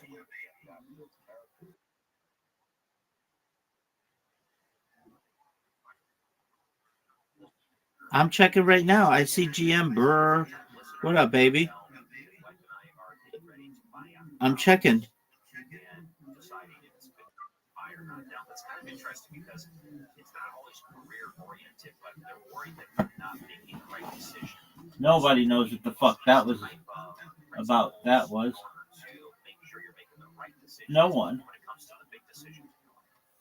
Well, yeah, and again, it's another simple, unexciting answer, but it's think of this as pros and cons. Right? What are the advantages of buying a house when the prices are high and mortgage rates are high? When there's a concern that the housing market might cool off, or why you're getting that house, maybe it's by a certain place that you've always wanted to be. If you value it dip 15-20%, it's still a view of because you might get that access that you maybe couldn't have gotten before. So when you write out that list of pros and cons, it helps to answer it, and I think it helps to before you regret it in a proactive sense. If you look through what hypothetical situations might happen, if you buy that house and it goes down, oh my gosh, it went down. Well, that's a possibility. You have to explore those possibilities, good and bad. And so many people are looking at only if things go as they wanted to, as planned. The reality is things often don't go exactly as planned. Okay, got an email question from Frank that said, "Hi Joel, I'm a semi-retired, but right now I have my own tutoring operation and I'm a STEM teacher. I get immense fulfillment helping young people learn. When I was a teenager, Friday nights my friends were at the disco and I was at the library. I loved learning. One, you may be, dating yourself calling it a disco, but still. Okay, so the question goes on. The question is, I found that all the good things in my life have essentially come to me with little or no effort on my part. In terms of personal effort and the pursuit of goodness is less more." So that was Frank who emailed that question. Is less more? Well, I guess it can be because that's Frank's story. But I would personally say is it easy? Is there a higher level of potential that you've not reached yet? And are you just shooting layups, telling everyone you're a great basketball player? And have you considered taking back and shooting free throws and 3-point shots? And I'm not saying that you should do that. I'm not saying if someone is doing well, they should make life difficult and miserable. But I'm just asking the question, are you happy with that? It's great that it's been easy, but are you curious? Are you interested in trying something more challenging to see if they can still reign victories in your life? That's how I would do that. Great. Let's take some more calls. And David is on the wild card line in Northern California. David, you're on with our guest Joel Steele. Go ahead. My question is, how do I break the procrastination, especially as a pattern? I got cluttering projects I want to get started, but I just have to get going. They're not complicated, but take a little time. how do I get things going and then maintain the momentum? Yeah, good question. So I'm going to give you my simple two-step formula for success that I love to tell people. Step one is figure out what needs to be done. Step two is just do it. So if you need to declutter, you can literally physically go over there, grab the first object, and move it. Do that with the second object. You know what to do usually in life. You just have to actually do it. You just do it. You physically go through the motions, and before you realize it, you're actually making progress. Okay. The procrastination's a tough one.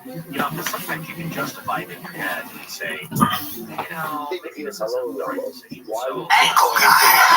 I'm an ankle guy. You must have forgotten, you know? I picked that, I just got that, I scooped that up and drove it right. Just doing all the hits right now.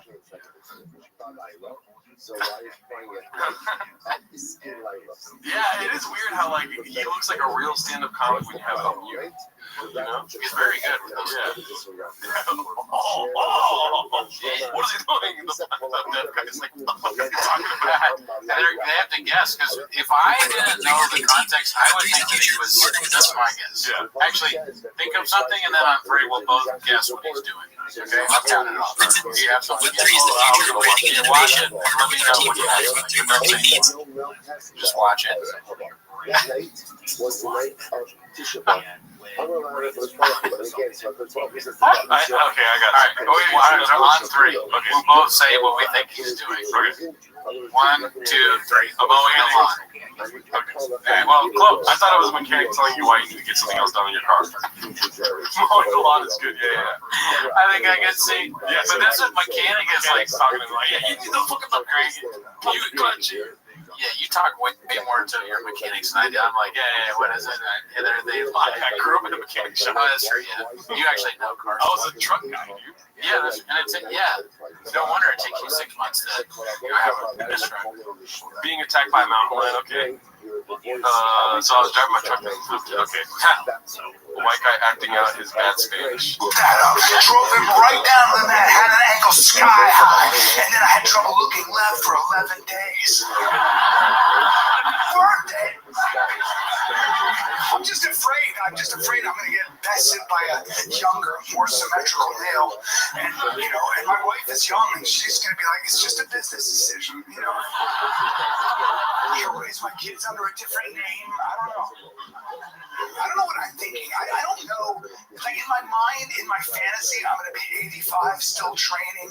I'll be in the cane, and some guy will be like, what's up, old man? And I'll be like, oh no, you chose the wrong grandpa. You know what the problem is?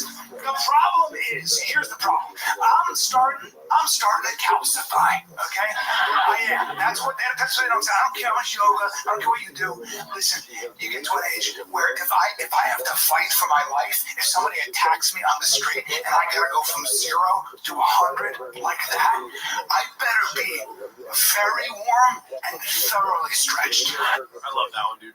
Christian Castillo says it looked like Brendan pressing that guy from Starbucks. It's pretty great. Yep.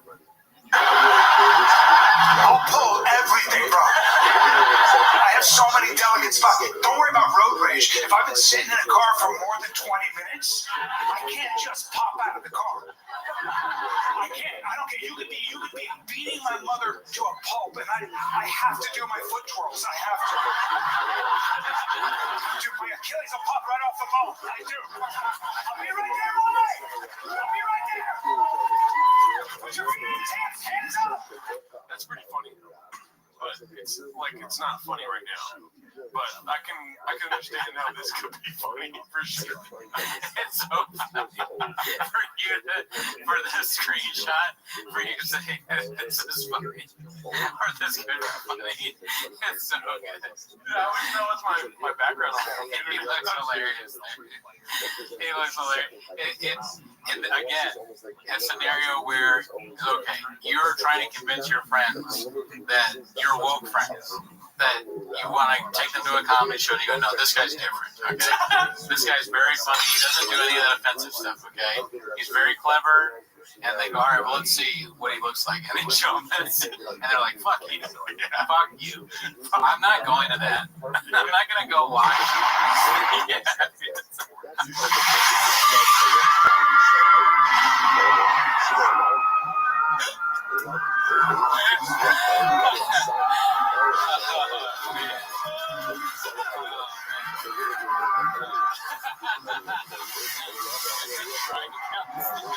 What did you think of Brian Callis?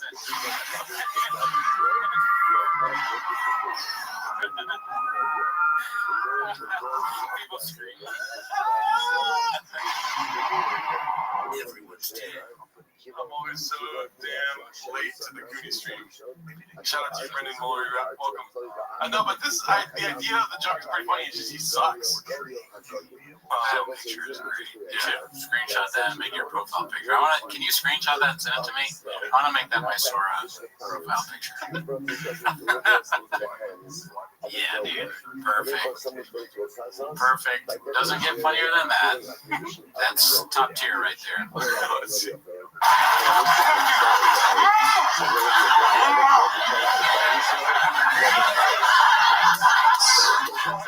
So true, dude. I think the responsible thing to do now, I'm getting to an age where if I really want to be safe, I have to start. All right.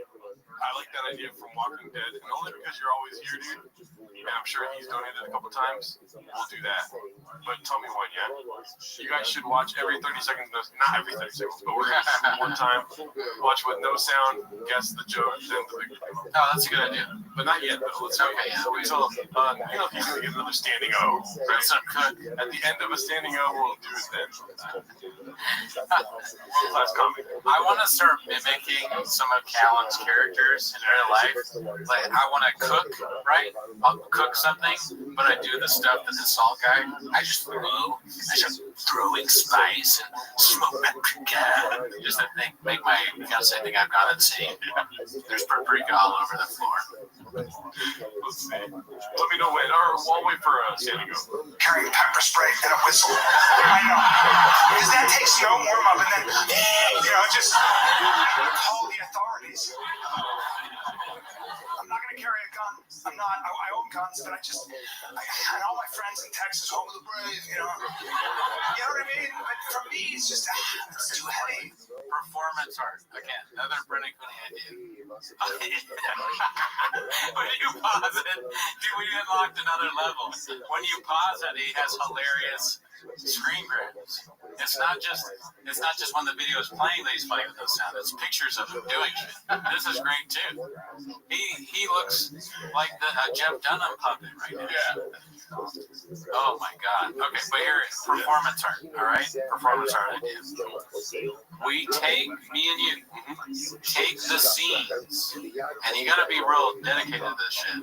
We take the scenes from his thing and we act them out. So you're the cowboy, or I'm the cowboy, and you're Callan, and I start putting honey all over my chest in front of you in an audience. And we are acting out Brian Callan stand-up. And we do the same with Brendan Shaw. A real line. Oh, you'll be a turkey and I can kick you.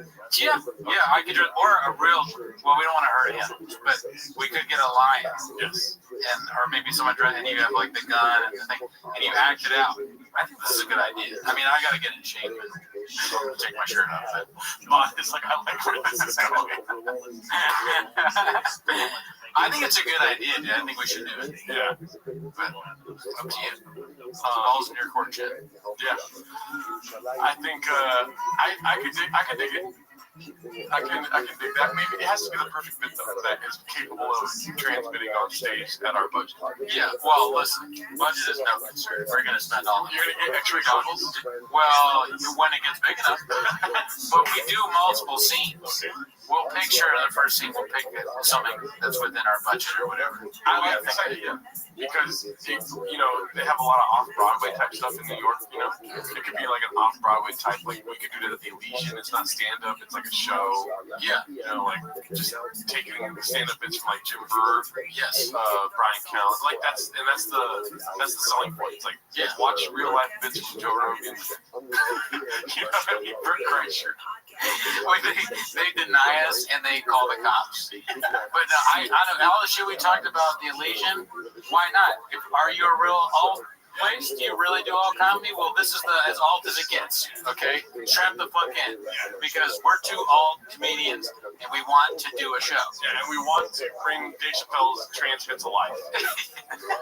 How more alt can that be? Although, I mean, it's also bullying. We're bullying them. I don't care. I think it's funny. Oh, yeah, at least it's not about bullying. No, I think Heidecker does this stuff. He'd probably steal this from us right now. Yeah, true. So keep it. Don't tell Heidecker about this, okay? Let's see. So, I'm waiting for that mute here. It just throws my hips off. I can't wear a bulky watch. I don't know what that means. you don't remember, dude? You guys get Rob Pebbles on retainer. You don't remember Rob Pebbles? Oh, no, I thought you were talking about JR's comment. What's up with my open change? That sounds like you got gambling problems. All right? Go to a meeting. If we're ever in Atlantic City, we'll take you up on that open PF Chang's offer. Oh, is he inviting us to PF Chang's advice? Okay, never mind. I'll go. I don't know what you read. I just heard Atlantic City. No, I live near Atlantic City. Okay. Yeah, sorry, Cooney's got grapes. Look, I'll fucking light you up on skate or skate. I mean, I'm rolling over all the wires. Okay, let's go. I'm like, I feel like I'm in jail. I'm a free spirit. I know. Okay, I think now's the time. All right, we gotta guess what it is. All right, so he was talking about guns. He's saying that his friends in Texas are all holding guns. I'm doing this more for you. Yeah, I didn't listen to anything you just said because I can tell without any kind of context something different. Let's get this going. Ready? I did. I did scream, big boy. Big boy, fuck you. Sora thinks you're bad as shit.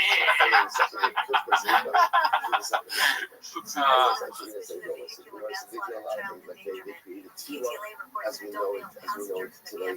So they created this list. So you know, this is what we do. Big shoot all windows effort. So they wanted to add another kind of individuals. Now this is actually pretty wild. They wanted to add Shlomo Hamela to this list. Remember again, we've already seen this proposed. We mentioned a number of notes throughout this product. That by Sherman says by Yas Kyrot,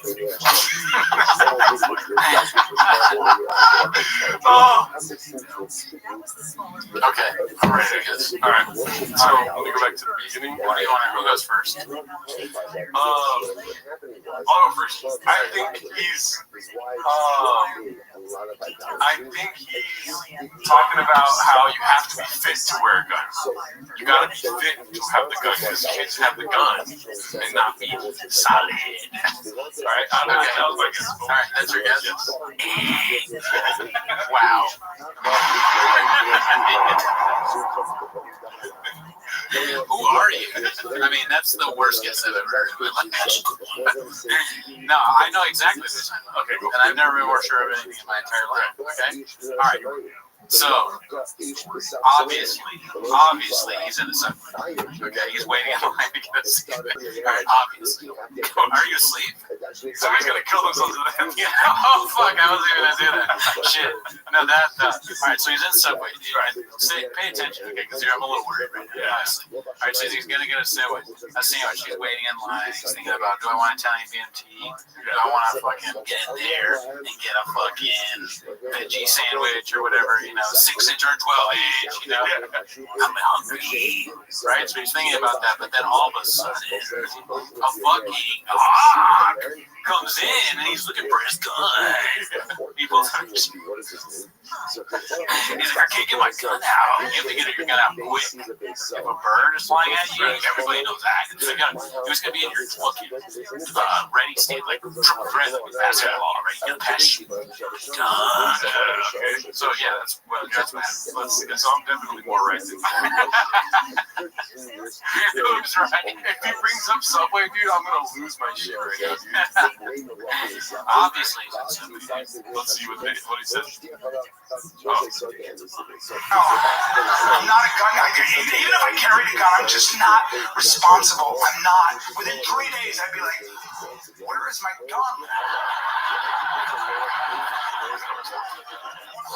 that baby. Dude, I'm not carrying a knife. My buddy, this is great.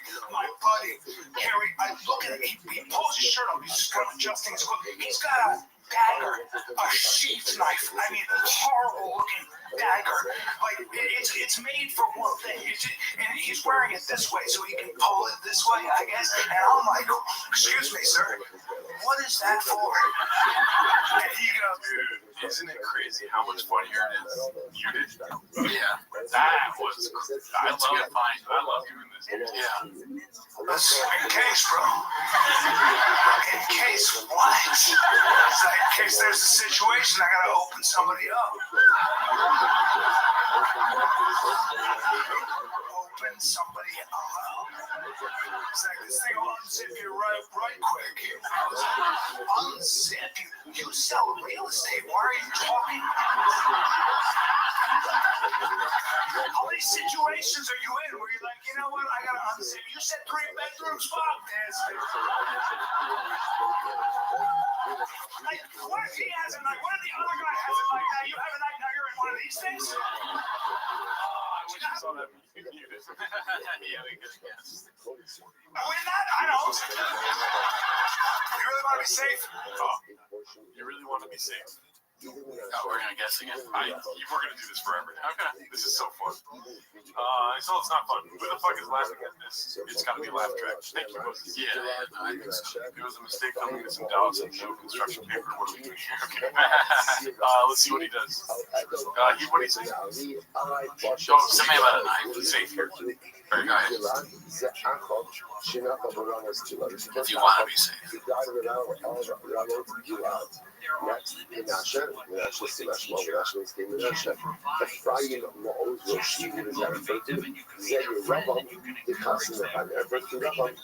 supposed to be quiet, by the way. What do you think?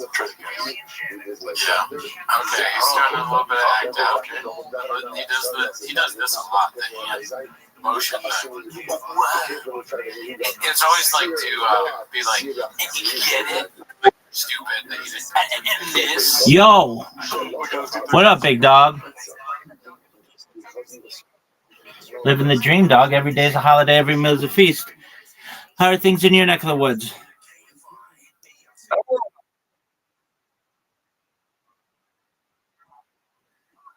Excellent. Have you ever heard my spiel, my pitch?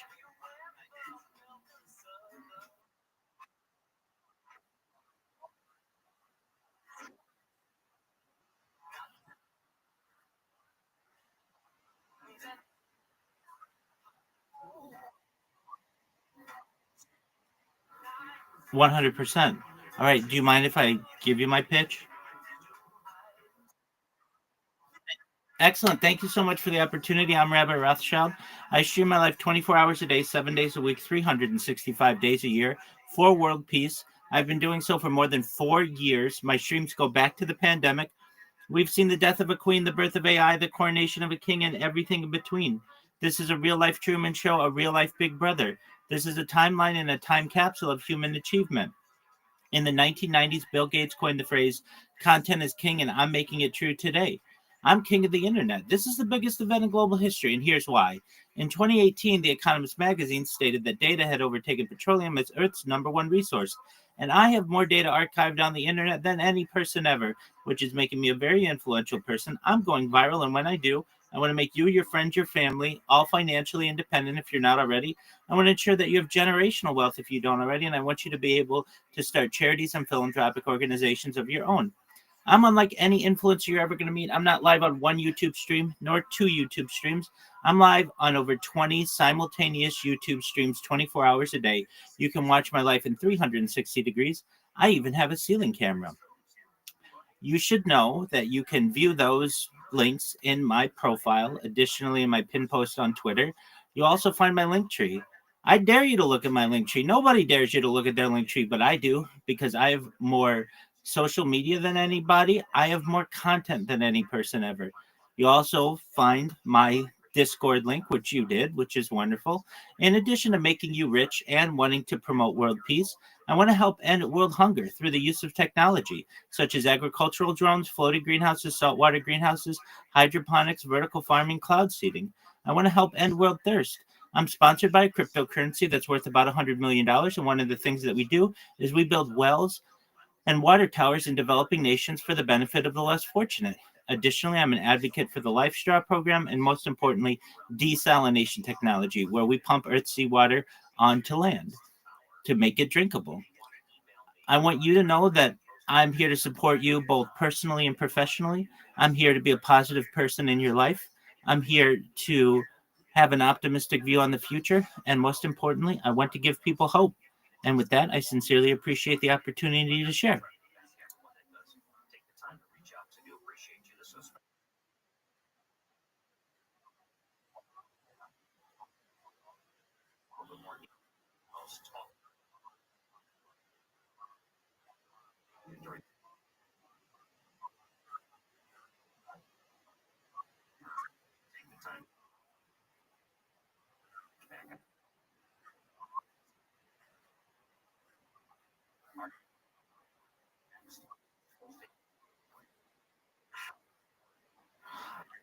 I appreciate that. All right. So your Discord is the one in your profile, right?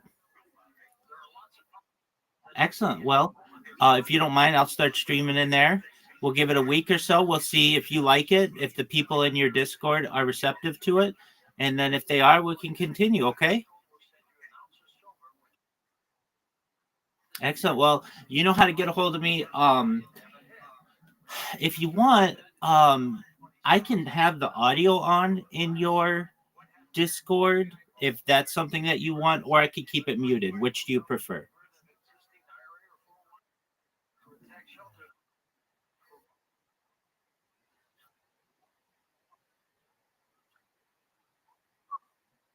Excellent. Sounds like a plan, my man. All right. Well, I know what to do. Let me, if you ever have questions, just send me a DM or come in here and we'll do whatever you need. Okay. Absolutely. Thank you for the opportunity. Take care. It's the season for identity theft. This time, most of us are checking off our holiday gift lists. But guess what? Identity thieves have lists too. Your personal information might be on them. Protect your identity with LifeLock. LifeLock monitors hundreds of millions of data points every second and alerts you to threats you could miss by yourself, even if you keep an eye on your bank and credit card statements. If your identity is stolen, your own U.S.-based restoration specialist will fix it, guaranteed or your money back. And all plans are backed by the $1 million protection package. The last thing you want to do this holiday season is face drained accounts, fraudulent loans, or other financial losses for identity theft all along. Make this season about joy, not identity theft, with LifeLock. Save up to 40% your first year at LifeLock.com. Promo code George. That's promo code George at LifeLock.com to save up to 40% off. Terms apply.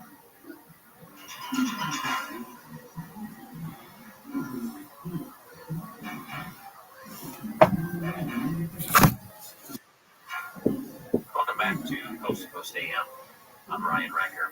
You can find his books online, ChristianMoney.com, and a couple of them, How to Pray for a Financial Miracle, 90-Minute Bitcoin Quick Start. It's so interesting the way Bitcoin has changed. I know that one came out maybe 4 or 5 years ago, and boy, is it still right in the headlines. James Paris, thank you so much for joining us. Hey, great to be with you. Excited about tonight. So I need to hear the story first, the story of you and how things were going well until they weren't. And if it was like a television show or a movie, there would be that moment where they do the record scratch sound effects. That would be a moment in your life where everything turns upside down. I have to hear your story and what happened. Yeah, so this was this story. It would be, in fact, it's almost 25 years ago that all of this started. So it's interesting how time has passed. But I was very successful as a young man. I, at the age of 21, got a license as a stockbroker. I ended up, doing very well, traveling around the world. Ended up starting my own investment company. And along the way, I learned a little bit about about writing books and doing TV from one of my mentors, and I ended up becoming like this personality on hundreds of radio shows and some national television shows as well, talking about, my various books and how to invest and money and all of those kind of things. And I got busy. And like it's happened with a lot of people, when you get busy and you're not keeping your eye on your money, by the age of 30, I was a multi-millionaire. And, this was in 2001. I get this odd phone call from my auditing firm. So as a brokerage firm, I had to have an outside company, a CPA firm, do an audit of my books every year, just to show the regulators that, hey, my company's still financially healthy, we're not going out of business, everything's good. So we had to do this every year. It was quite expensive, and it was a process. They would usually take 3 months, going through our financial records. So I get this phone call one morning from the new auditing firm. We had just switched after 5 years, so the new auditing firm calls me. He says, we just started your audit, and there's a problem. And I said, oh, okay, what can I do to help? And he said, well, there's money missing. And I said, I don't understand when you say there's money missing. What do you mean? He said exactly what I said. There's money missing. He said, I've already just gone through one quarter, that's 3 months, and there's over $130,000 missing that can't be accounted for. And make a long story short, that became the revelation, the unwinding, if you will, of the cover-up of my accountant, my internal accountant, who happened to also be my brother. Then over a period of years, he had embezzled, we stopped counting at $2 million. But that completely wiped me out. I'm not exaggerating to tell you that 1 week I'm getting picked up by limousines at the airport to go on national TV. The next week, I'm broke. When I say broke, like all of my money is gone. None of my started employees go because I couldn't pay payroll. Shortly thereafter, the house is foreclosed, the cars are gone, and I'm this washed up guy, from TV financial expert to completely broke. And I ended up planning on my own suicide on 3 occasions in detail. Like, this is going to happen, and here's how, what I'm doing. And that's how bad it got for me until God spoke to me and kind of took me in a different direction. And every time I share this story on Coast, and I don't know how many times I've been on them, maybe a dozen times, I get the emails for days from people saying, I was listening, I was contemplating suicide because of my finances, and what you said to me, stop. And that to me makes my whole story worthwhile. There was even just one person who heard my story, and that helps them to take the next step and keep going. But it was not only the loss of money, but the worst part of it was that it was my brother, and the betrayal, part of it as well. And then also the hopelessness, Ryan thinking, well, what does a guy do now that is supposedly a financial expert who has no money now? I mean, how do you recover from that? So I felt like my whole life was over. I mean, I really did. And so that began my journey. Well, I do want to explore this, hearing from God and how that changed the course of your life. But going back to your brother, when all of this was happening, you were in your 30s, is that correct? Yeah, so at that time, I was in my mid-30s. Yeah. Okay, and your brother is older or younger brother? Younger brother. Okay, were your parents, still around? And I got to imagine the family dynamic changed a lot in that very moment. Yeah, it did. He got an attorney, denied everything until he couldn't deny it anymore. Then it became more about him not saying anything because there was a criminal investigation into him as well. And it really did destroy the family, because it was a family where we were together every Christmas, every Easter, every kid's birthday, every 4th of July, that kind of close family. And that this was going on for a period of at least 5 years. And that's what really messed with my mind as well. And wait a minute, this is the guy I sat with at Christmas dinner, Thanksgiving dinner, all the kids' birthday parties, and he's stealing from me daily over all this time, and very carefully covering it up to where it wasn't picked up for that period of time. 2 sets of books fake bank account records, all the stuff you see in the movies. Wow, I can imagine. And that is so tough. And I got to imagine it was tough for your parents too, because you had the kids and there's this going on and they're trying to keep things together. And, I don't know how close you were to your brother before then, but has your relationship improved with him since then? Well, it's interesting because I did talk about in the book how I reached the point of being able to forgive him for what he did. That was a really significant step for me to forgive him. That was really part of my release of all of this. But my brother did pass away about 3 years ago. And before he passed away, we did reconnect. We were never as close, but because of his diagnosis, knowing that he had limited time to live, I made it a point to reconnect with him in his final months. But I did reach out to him, years ago, and did tell him that I had forgiven him, regardless of his what he had done. I had forgiven him, and I talk about that in the book. And that was a really hard thing for me to do, but that was really the beginning, sort of my rebirth financially. After I was able to kind of release that by forgiving him, I thought that was a really big milestone in the book and in the whole story of my recovery. Wow. Well, let's talk about your recovery some too. And so much of this is fascinating to me. And by the way, if people wanted to find your book and find you online, where can they go? Yeah, so the book is on Amazon, and the book is available as a Kindle, as a print book, and also, if so many people ask for it, it is an audible book in my own voice, which is also available.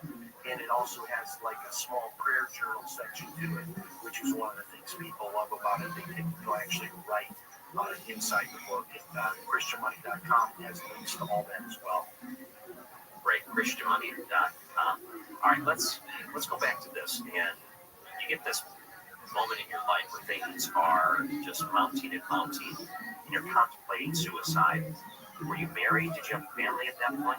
And if it's, I'm sorry, I'm asking if the questions get too sensitive, but no, it's fine. Yeah. I was married and have 3 children. What's that song about gangsters moving all sneaky like? Real cheese move in silence like lasagna? You wrote it. What? One section of the book, I talk about how my one daughter, who's my youngest now, she came into my office at my house at the time, and she said to me, "Daddy, Mommy and I have been praying. Are we going to be able to keep our house?" She's 5. That just, I closed the door and I cried like I never cried before, because it's one thing for you to go through something like this as an adult, but then to see your family have to go through it as well. That's a tough thing. But, kids are resilient, and that was one of the amazing parts of the story that I talk about in the book, is how we did lose that house, but then we're in a larger house right after that. It's just amazing what happened. And my kids, were in the new house, and they didn't want to move. You know how that is. They have their friends and neighborhood and all that. But we moved to another house after we lost that house to foreclosure. We ended up in a bigger house.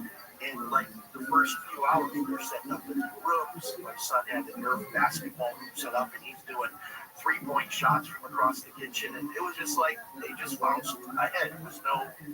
These were a lot of the false worries, their fears that I had. That, like, oh no, this can't happen. We can't lose the house, because then what's going to happen? And then all of a sudden, we're in a bigger house. Then my kids are resilient. They're happy. They each in the new house got their own separate.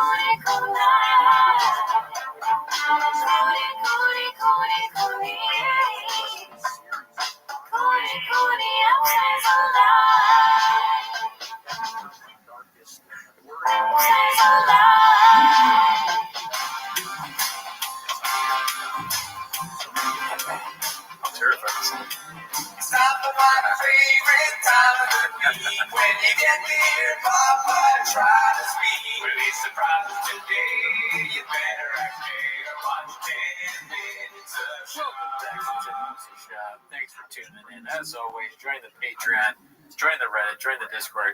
This week on Patreon, we did a bonus episode. Your multivitamin We've for also immunity recently support, done so Louis you J. never miss a Gomez. beat. One a day, the one for you. It's not you made it weird. It's you made it worse. You made it strange. That's right. Worse. And Leanne Morgan. Yeah. I'm not sure. She was great. She was great.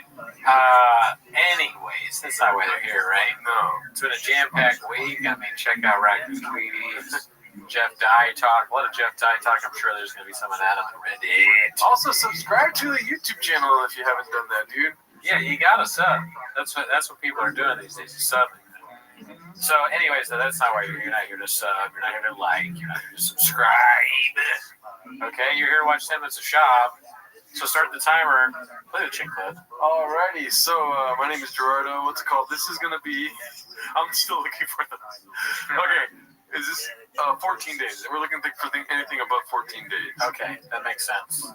We've seen that. Make it about you. Yeah, and we've seen that. Okay, Brian's False Gods Bomb. Hosted by American Nero. What do you think this is going to be? I'm going to do a prediction first. Yeah. I think this is going to be one of our guys. I think it's going to be a clip of American Rita. And I'm probably wrong. Oh, yeah, I was going to say the same thing. It's like, too lazy to try in training. Yeah, too lazy to train. On the same page. I was thinking, guess what? I forgot. I'm dropping my special on Wednesday. Oh my God. Jesus. It'll be on YouTube. I'm doing Rogan. Yeah, it'll be on YouTube. Hey, you never know. Oh, God, so... Is it Monday morning? No, Wednesday. Wednesday morning? Yeah, Wednesday afternoon. Wednesday afternoon. Second quarter mile right from the factory. Motherfucker. That's what you need. That's what you need, Count. Your special kicks it. You start selling out giant theaters. Let's get a little... looters. Once I start selling theaters, it needs to do good. And I thought that when I had my own special kind of show, I'm going to be like... Yeah, you gotta edit it in the worst place. Well, there's still plenty of time left to edit it. I'm now realizing that Jeff Dye, the cowboy thing, and Brian riding the horse. You realize that? Well, it's a lot of showboats. They're cowboys. They like to show off what they do. Sure, yes. We're up to theaters. It's going to be crazy. My life's going to explode. The special came out. Nothing changed.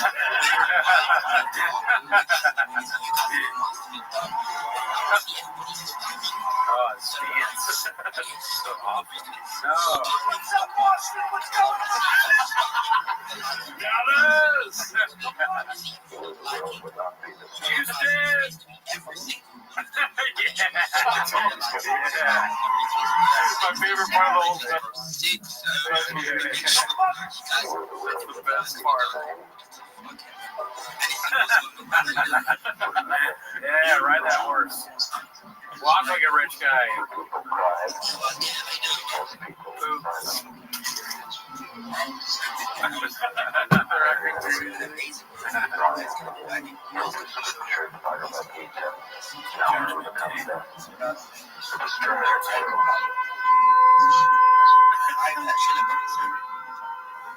Dude, great work, whoever made this.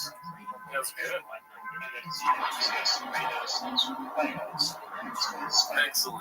Excellent stuff, dude. Yeah. Shout out to them. Guess what? The beginning is my favorite part. Yeah. Just the way they're talking. Brian's he's talking about a special, and then Sean goes, what is that? His face where he's like, dude, you know Sean's a marketing genius, dude. Oh, yeah. He's like, what's that? What the hell? Yeah, Sean would have, if he put out something, it'd be just so much more views, so much more likes. Well, yeah, 2025, dude, if Shop put something out, there's going to be lines outside of AMC, people waiting in tents. Yeah. do whatever it is. Me, it'll be the first time I learn how to make a tent. Go to REI. What do you need a tent for? What do you don't know? I'm making a tent to camp out for the Gringo Papi. You're not. I know you already have a tent. You're working already. It's not even called the Gringo Papi. You just call it that. My tent is called the Gringo Papi. What is it? My tent's called the Gringo Papi. I was a stalking pad. Oh yeah, did you see that? Let's see here. Papa went to Riyadh. We saw that one already. Classic. Sand on top? What's Dubai chocolate? Chocolate with sand on top? That's my time, Riyadh. 3 weeks in a row, or 3 times in a row, we played that. I want to start doing that just in conversation. Makes me laugh. All right, so this one's going to be hosted by Gunslinger 4. And Steve Will Do It unloads on Reddit Shop Part 1. Have you seen it? No, I haven't seen it. I heard about the controversy because this is Steve Will Do It second. Correct me if I'm wrong. Second appearance in the Shopaverse. Apparently, Shop made up something about Steve Will Do It. He got mad about it. Don't kill me. He made a video in the Shop apologized. Okay. But I don't know. Didn't know. I didn't know any of that. But I will just say to preempt you for this, it is a fucking headache movie. So just get ready to let go and let God. I can see it. I don't know what exactly that means, but I can see it being redacted. He's like he's connected with those idiots that interviewed Netanyahu. I'm not speaking in tongues. I'm just trying to avoid a headache right now. Okay. Literally. Oh, fuck. So just like, let the graves take over right now. And then just come back when it's done. I got some friends. Graves is never not. I wish I didn't have them. I don't know if you see the fucking little part here, dude. 3:11. 3 minutes left. Yes. Yeah. Right. Yeah. Let me know if you want me to pause it already. Yo, Brandon Shaw. He goes on a podcast and he goes, she has gambling debt, and sometimes when you have gambling debt, you do like bad things. So first of all, over under on competitive game. No, 100% he's a gambler. Look at the way he's watching and talking and just. He's watching. This is what you show a gambler knows. Like if you wanted to spot what a gambler looks like. It's like driving school. You show car crashes that gambling is honest. So you're not a gambling addict, but you are wearing sunglasses inside at night. In Vegas with FanDuel on your phone. Like you're making a video, but you're also kind of looking at FanDuel. I'm saying I'm insinuating that I fixed the fight because I so happen to be just hilarious. And I called Dana and I said, this is so funny. Hey, Brandon Shaw. He called Dana. And Brandon Shaw, I know Red Rock Casino $1.6 million, and I owe them $300 million at all times. And it's not a problem. Because, bro, something you're not good at is relationships. Okay? Everyone go find a YouTube video of Brandon Shaw talking about Steve Will Do It. And it's like, well, you gotta roast him. You gotta roast him. Because he knows he's a bad person. But right now, everybody's going to I'm going to be showing up to the next piece. And you don't get that. Turn this man on a bad person. Because it just trapped together. He made a bunch of things. I am the verbatim. But he's talking to himself. They need money. Brandon Shaw. Are they going to be like, well, you be here and we'll fight like this? Because I have no respect for you. Okay? So I'm not like Brandon Shaw. I have no respect for you. When I made 7 he sounded like a car switching gears right there. This is making me like Shop. I'm going more and more to Shop's side in this. You know. Brandon Shop. It's hard to watch someone who just cooked out of their mind. Maybe this is good if you're a big fan of Steve Will Do It. Brandon Shop. always connected, bro. I just want to grow with everyone that I'm around. He has a turbocharger in the one. I'll be hosting my own spaces. So obviously, he's going to get into that. Turn on my post notifications. One of Shop's Yeah, just pretty much it, bro. yeah, he got a truck that came to life and drove away. Yeah. So Shop just wants his truck back, and the truck's like, I'm my own. I'm a man. Shop's a truck. How's your truck? No, I'm a guy. That makes sense. I have relationships with everyone. I do everything. Okay. And I do something good for the UFC fighter, and you don't know the facts, and you turn this into I'm a bad person and need money. Brandon Chubb. I'm gonna be like, oh, me too. Okay, so I got a sketch. I'm growing up. I got a schedule, dog. I gotta watch Flagrant. It's a lot on that schedule. Things like why he talks about it. It's not in the schedule. You don't even have the privilege to be like, for me to meet you now. Every single YouTube video. That's wrong. Yeah. I could do this though. Andrew Schultz. Walking around the hotel. I'll put on sunglasses and then I take it off in the next cut and put them back on. Yeah, I gotta be in a hotel. I want to go back to Vegas. Steve will snort it. To say something about everything. Oh my You gosh, gotta come out. they're just adjusting her Because there's nothing behind that. I have nothing. Yeah, you just have like an inside sweat. Like he's not sick, obviously. And I see But he's Trent, sweating like, inside. there's so many No, freaking he could easily turn on the AC in the hotel. Also, does he have pants on? Maybe shorts. It's just not a good look. It's hot. Alright. It's raining in Los Angeles. I helped him. It's the coolest thing ever. So until you apologize and make a video and buy me something very nice, I'm gonna keep going. Alright, it's official. Until Brandon Shaw buys me something very nice for going on the internet and live and making up things about me, that seems so like like you're such a low IQ individual, like you're so small-minded. I feel like somebody at Chang's cut it all together and made it look weird. It made it look weird. I wish there was like a regular video, and I'm starting to get a headache again. Because it's like you're trying to follow the sentence and then cut it right before you finish. That is kind of funny. That would be a funny thing just to take that part like Brandon Shaw and put it in each one. It also kind of sounds, Brandon Shaw sounds like what's in your life. Let's go and let's grow and make sure you guys are also liking Like the doctor from the UFC. Like it's like extra time and follow every monkey in the space. But do not unfollow. Listen, I just checked out Trent's page just simply because of the video quality. Another reason I was not following them, but you actually see their page, you'll see that you are following them. So you know also there's always a glitch, and so never unfollow. Get back to you, or maybe they are following you, and there's just a glitch. I keep redoing So let's go stories, and let's but I thought it was goodbye. I don't know if I posted it, but it's like I do a lot of cool things, bro. And like I don't think I'm like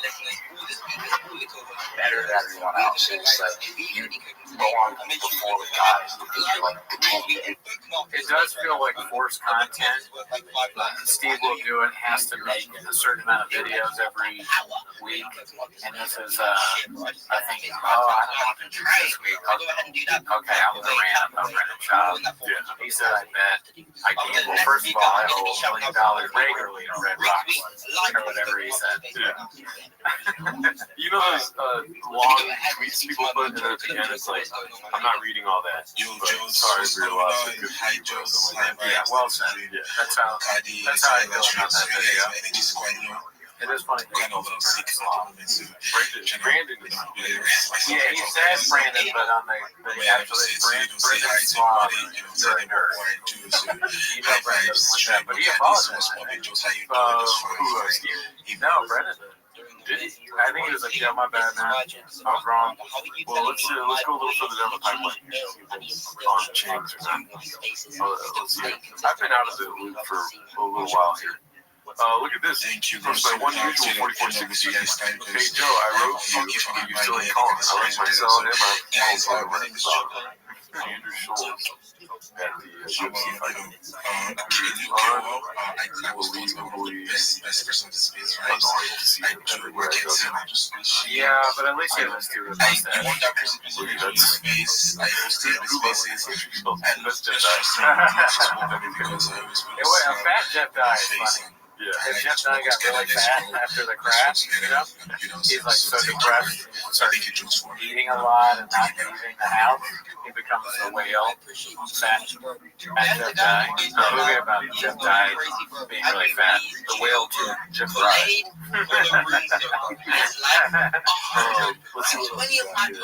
Whose wife is worse, Papa or Akash? Oh man, you've seen a lot of that, right? I did see the Too Lazy, Too Tragic.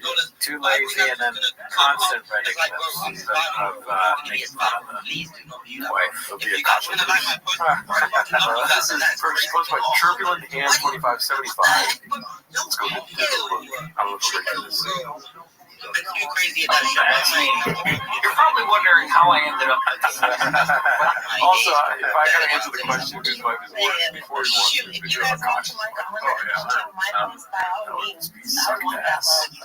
No, I don't yet. She just says things that you shouldn't say. I was talking to a woman. Normally, like women, when you are kind of shitting on another woman, they will not agree with you, right? They're like, well, you just think that because you're sexist. And I said, listen, I'm not trying to be sexist here, but she's just saying stuff that you wouldn't want your partner to ever say. And the woman was like, what did she say? And I said, well, she said she had a roster of white dudes that she would pop her pussy for. And then the woman was like, oh yeah. There was really no pushback from her. She said, yeah, I don't know about that. Because that's also she's doing vernacular that she doesn't like do the people who do a little bit of salt. The only person that can pop their pussy for random white guys is Borat or something. I don't know. It could be funny if he said that. Pop their pussy. I am a boy. I had the roster of white guys. Pop my pussy. That's another argument I get with people. I'm like a cringe millennial, so I don't think I'll ever not think that my wife is funny. My wife! When Akash should use that as like a defense strategy, when someone's going, hey bro, your wife is, man, that must suck. My wife! And then you're like, okay, alright, let's see what you did there. That's fun. Mitchell's popped in here. I'm a random white guy. Where's this lady at? Oh, okay, I see, horny. Horny in the chat, save that for that SFW chat. Jet, go there quickly.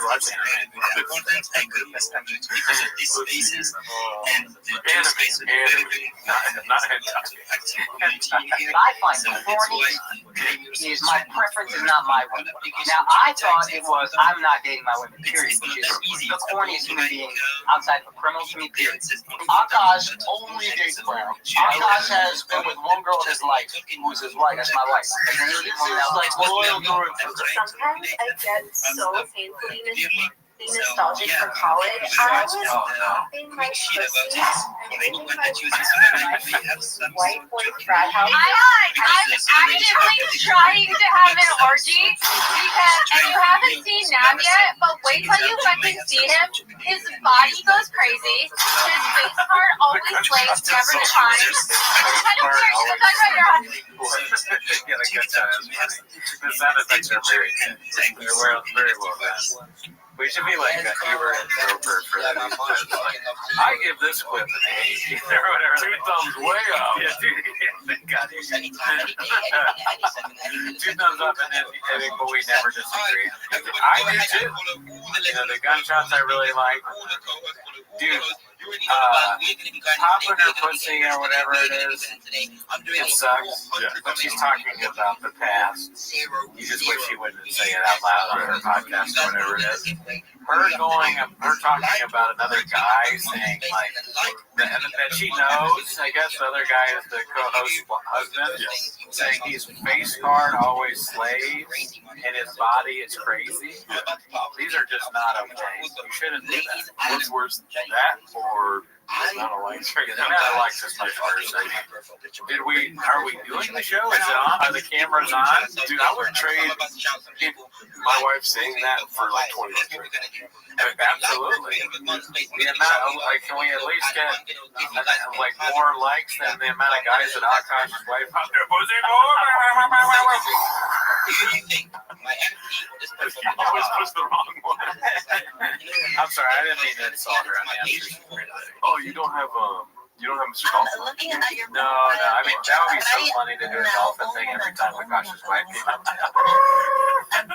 Sorry, that dolphin bottle next time. Oh, you know, see, Bot says, ha ha ha, Jelly Roll. Jelly Roll, we said that his mom's name is Mama Roll. I was thinking his dad's name was Dinner Roll. Is that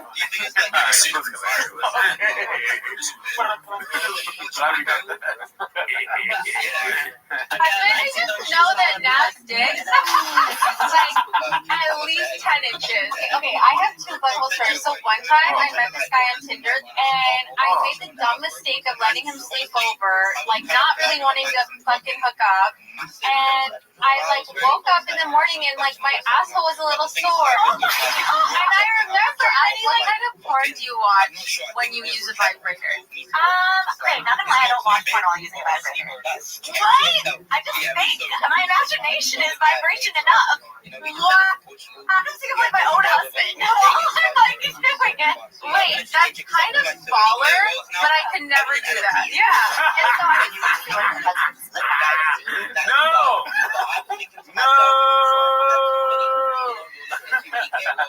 He's hilarious, bro. That was fun. Oh my god.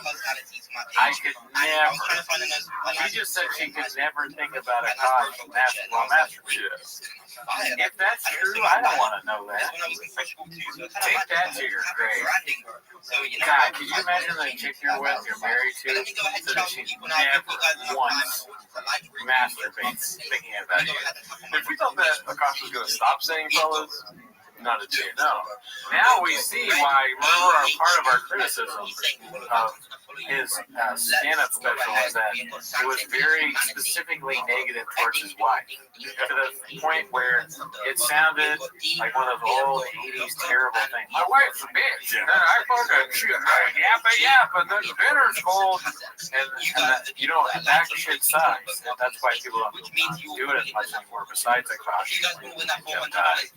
But, you're right. Now, actually, comedy is not for his time. If it would have came out now, we would have understood. Well, now I understand. Yeah, it's a direct, you know. He's responding. Steve. Yeah. He's responding to trauma and being treated in a certain way. He's just trying to speak his piece. He's just not very good at it. That's sad. It's a sad thing. If only he could speak like this. And I'm gonna be really fucking honest. I don't. We don't. First of all, that's a fucking red flag. I'm not like, no joke. I love you girls.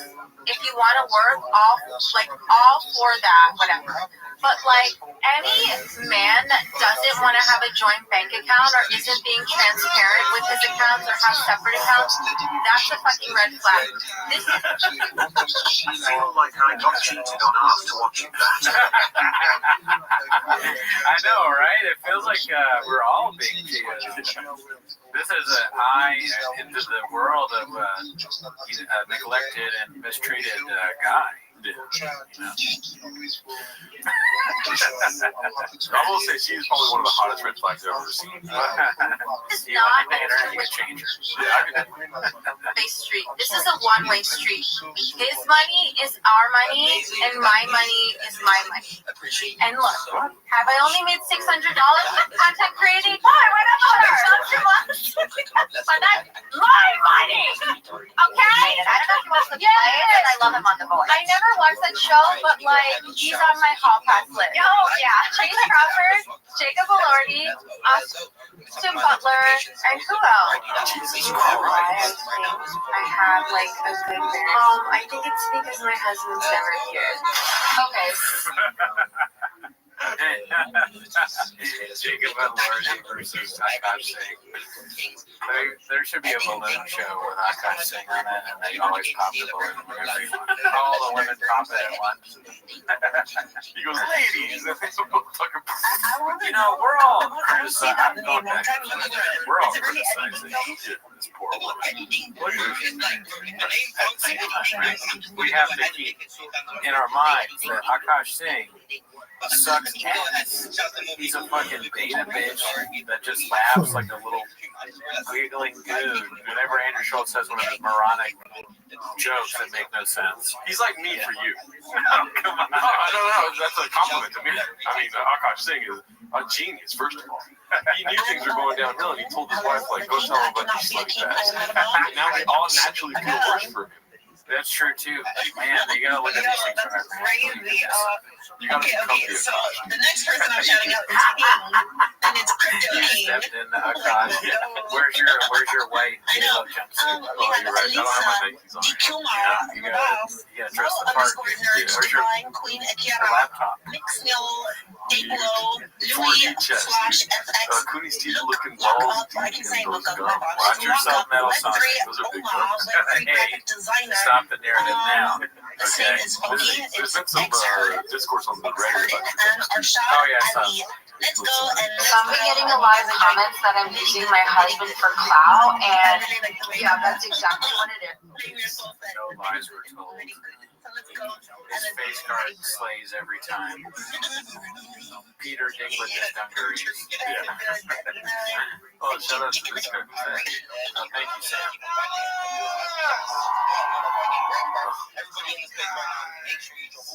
Do you guys think Bopper will be Emma now? What do you think? Probably. I am more offended by her Blackson than I am what she said. Oh, wow. To be honest. That's how strong we feel about Blackson. When it's that cringe, yes. Yeah. It's too cringe. Yeah. Sorry, we're trying something new with this stream, so I'm trying to work out. Sam Siscoli, thank you. Let's see here. What else do we got? Like 31 was me in the hospital suffering big time, stage 4 cancer and horrible infection that sapped my body. I was the last bit of strength. Had left. I'm terrified. Thanks for the distraction. Shout out to you, dude. Yeah, keep strong, dude. At least you're not married to a cautious wife, because he works much worse. She'd be fucking some guy. Cautious wife stinks because she's Indian. Oh, be cool, dude. Who the fuck is this? Shout out to you. Thank you for the money.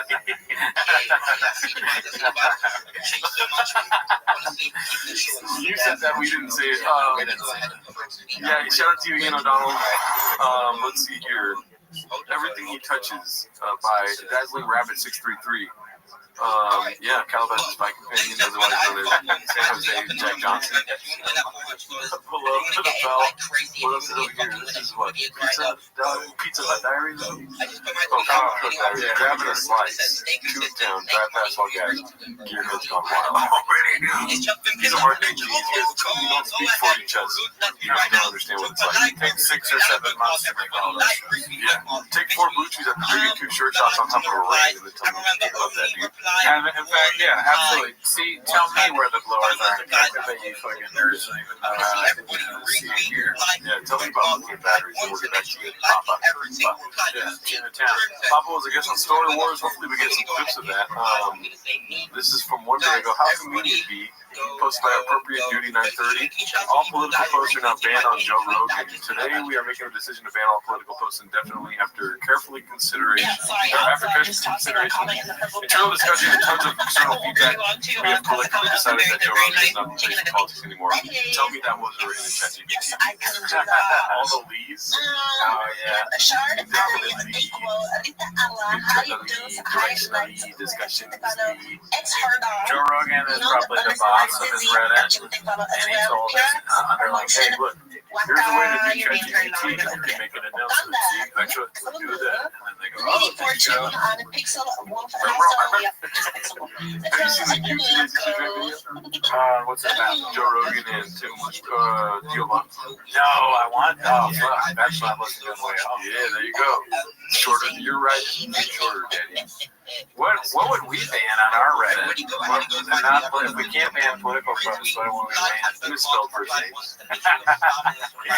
Yeah, that'd be so funny. They'd be like, definitely Gerdo's in control of the Reddit. It's like, yeah, we both are. Except for this new T-Fat Kate banning of baseball talk. Yeah,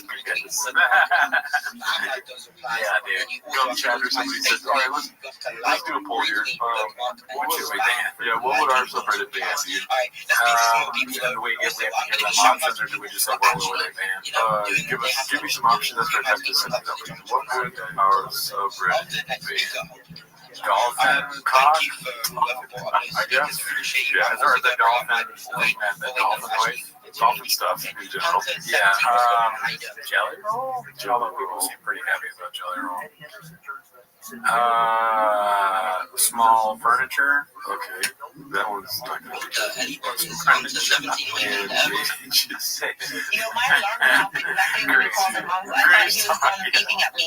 Let's see, make fun of Gerdo's name. That's not how you spell it. Coffee cake. I do kind of, I mean, I prefer to know what people want us to talk about on Bracket Trees, but I am very interested to know, are there things that they don't like? Joyce is working on a sitcom for NBC as WC. Oh, wow. That's horrible. Shout out, I saw Adam and Ellie saying, what's up? Hey, Cooney, Ellie asked where your dolphin water bottle is. You know, I still have it. I should bring it back, but I guess it's a reason to keep it coming back. You know, I'll have it next week, and then you'll tune in. I'm a fucking podcaster. That's what I do. So yeah, it's a pretty close race here. They still want to talk about 8 inches. I was hoping that would win. Dolphin stuff. Number one. I'm so sorry, we did 3 things at once there. Andrew Schultz is working on an NBC sitcom as we speak. What were you saying, Rabbi, for that? Andrew Schultz working on a NBC thing. You know how they always say that it's important to have gatekeepers and bad that we don't have any more gatekeepers? Well, clearly not. Look what the gatekeepers are doing. They're letting Andrew Schultz have a fucking sitcom. So fuck them. Just keep it up. We don't need gatekeepers. Okay? We need Too Lazy to Try, Elephant Graveyard, Successful Egg and Bread Easy, and this show. And that's it. All right, I hear you. Don't kill me. Do you want to hear my side? Yeah. Well, thank God for the gatekeepers. Why? Because maybe the homeless, you ever thought of that? Oh, more content. Homeless gatekeepers are like, more shit. You know he's going to be busting out 4 episodes a week of any sort of podcast. They're like, we want to monetize some of this redacted. I guess so. We need him to, yeah, well, we don't need him to, but it would be good for even more terrible Andrew Schultz content, and it'd be even more famous, and then we can make fun of whatever horrible show he's on. So you're right. And a great question, are the gatekeepers on the wall the woke meets? I think the gatekeepers are probably before the woke meets the wall. Because where the woke meets the wall is like Joe Rogan, comedians stand up to 250. So the gatekeepers, so the wall's probably here, and the woke is like, you know, it's a spectrum where it goes in and out. The gatekeepers are probably here, and then PF Chang's is like, I'm trying to think of a funny way of putting that. I can't think of a single way to say that they're right here, but then, I mean, that's just weird. PF Chang's is on your ball side. Yeah. All right. Let's talk it in. On the smoke break, smoke on my hat. Let's see here. Bubba's daughter was really, she finally got posted by Particular Stable 69. Well, let's see what the diagnosis is. Yeah, my baby. She got diagnosed with hypotonia. She had the issue when she was born, and they warned us of this. And then she'll be 2 end of November. And then she wasn't crawling normal. You know, it took forever. And then she's not walking when she walks. It's like, it's just sad. So then finally the doctor diagnosed her with hypotonia. Like, what the fuck is that? The tough thing is like some kids are born with it, and then with therapy and everything, they're walking after a year, 2, 3 years. They have to wear braces and stuff like that. I'm sorry for stopping very serious treatment stuff like this, right? My acid juice is good. That's like they're on the Next Frontier podcast. Oh yeah. You know, we're not far behind. I'm not gonna lie. We did get the great chairs when they had them. We were 2 steps behind, but we took 4 steps forward, right? Exactly. But I'm not into numbers like that. What I'm saying is, look at his positioning, dude. How is he talking right now? It's like, Yeah, have fun trying to do that. Let's go ahead and feed my Yeah, go for it. How is he? I mean, like that. Yeah, where will we ever be able to talk like that? He's sitting in this fucking chair. You probably have to get a chair like that, and then it's kind of like the Sebastian stance in a way. If he's Sebastian, It's kind of like he's not telling you, or he's not asking you, he's forcing you. It's like sitting fucking up and inside him. True. It's a more alpha stance than we're able to take right now. We might get there someday. At this point. I'm like short. I'm going in when I do this. He's still like up here, towering over beta males like me. Yeah. So, and then also I'm like almost spilling my Diet Coke. He's got his coffee right now on the table. He's not worried about spilling it on his equipment because that's something Chin has to do. He's got his kids on his butt. How many times do you think Shabbos spilled something on the equipment? Probably countless times. I think you can count like on your hand how many times he's done it on purpose. He's so stupid. I can see Shab being like, dude, check out this joke I just did. And he pours like Coke on the thing. She's like, whoa, no. Let's get the episode. No. All right, shut up, you fucking. And then, he says a racist.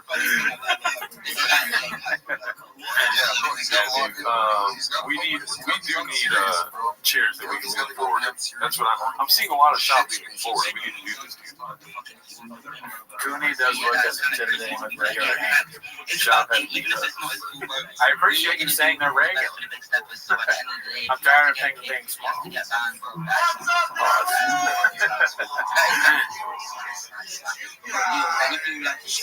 When you pontificate and play the whole music, can you please end it with I can't turn myself away from it's called?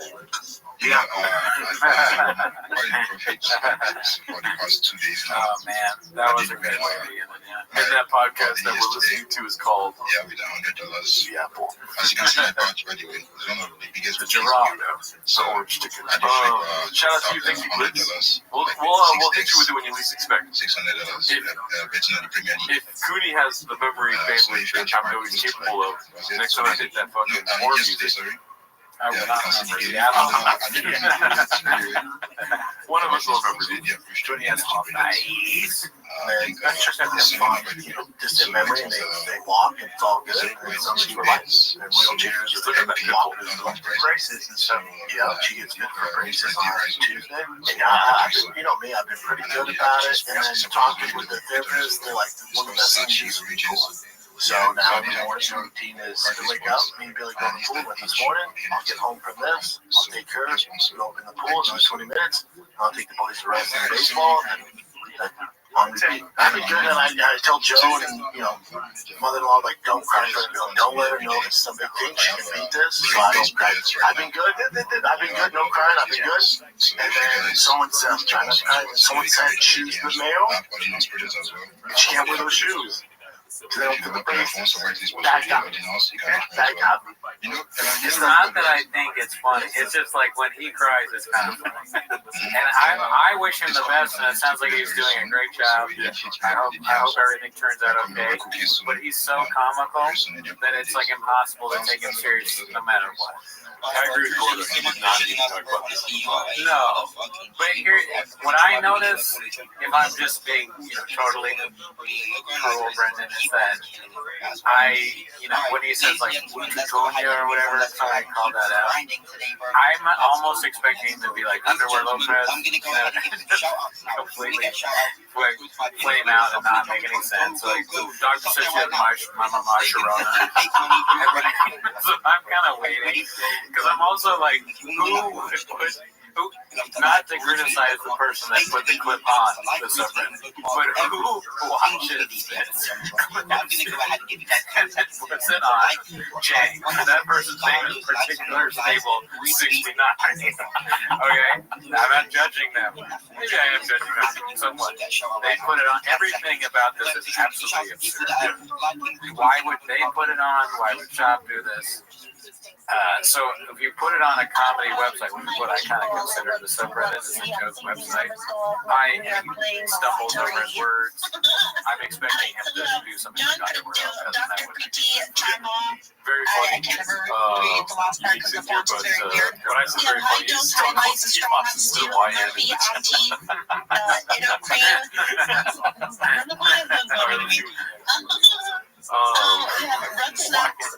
we get buddies so we can ban unique bits from your Reddit. I'm down with that. Let's see where the 8 inches one, dude. Whoa. I mean, that makes sense. Wow. Just like our light count. Let's see here. This is the reason she is just as bad as Papa. Posted by 28 Texas 832. I mean, dude. Not bad, right? I didn't say it, dude. Praying Tiger goes to the NFL so he can buy me my 2034 Range Rover. I mean, I guess you work out a lot. You want to show it off. Right. Yeah. Right,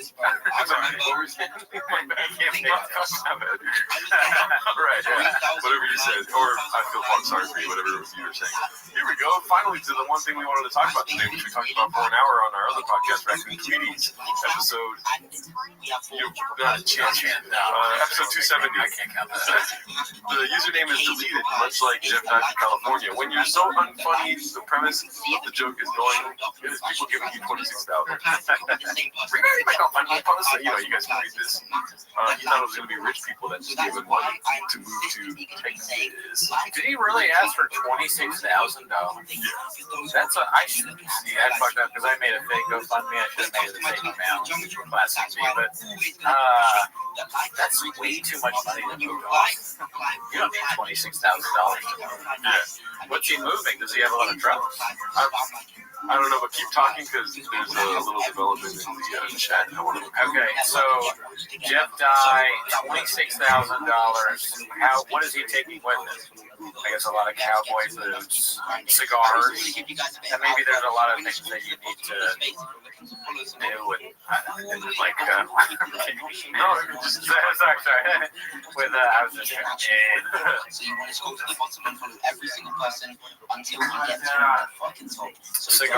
cigars, you gotta have the thing that chomps the cigars, but I really need a few of those. I imagine Jeff Dye, he does a lot of yoga, we learned that, and he's a plant-based diet, so maybe there's a lot of things to move that help you make vegan food, or he's a meal prepper.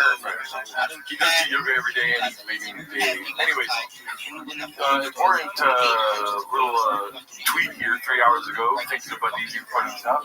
Yeah. Kim Kong, do you want to read that? Kim Congdon, she says, let's shift the focus on Jeff Dye and onto maybe the bitch that stole 101 from me. What is 101? $10? $10? Or 10,000? Maybe 10. There are worse people out there. Unfortunately, they have comedy specials. There's not much worse than Jeff Dye. No, yeah, I mean, I wonder how much money that is. I think she's talking about that Hannah Burner person, correct? Because she's been talking about this woman. I forget, she accused her of something. And Hannah Burner, we really watched her stand-up special on the Patreon. It's pretty bad. And it's like, if she stole material from you? That doesn't look good for you. Let's see, I don't know. Yeah, there's fucking Hannah Burner, okay. 10 minutes, still 10 minutes of material. What's your name? What's your material?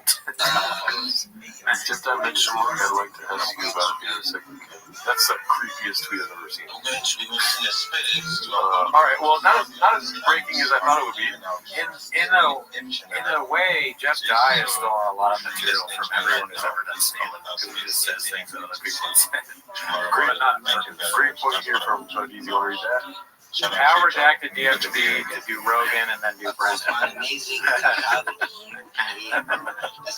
Yeah, dude, that's straight up facts, dude. Imagine that's a killer fucking podcast right there.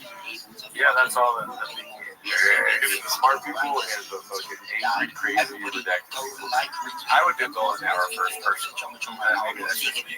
Right. Well, don't hold your breath tonight. You still have time left. I think you still have to watch it. Let's see here. Papa C, Papa D. This is my favorite clip from the chains this whole week. Posted by Cycle Adventures 7694. Un momento, I was just Okay, sharing our let's see space if to people. everyone at home, let's see if Brendan gets it, dude. Alright, so Here, that's how you catch a Puerto Rican. grandson, It was all there. grandson and Ezekiel.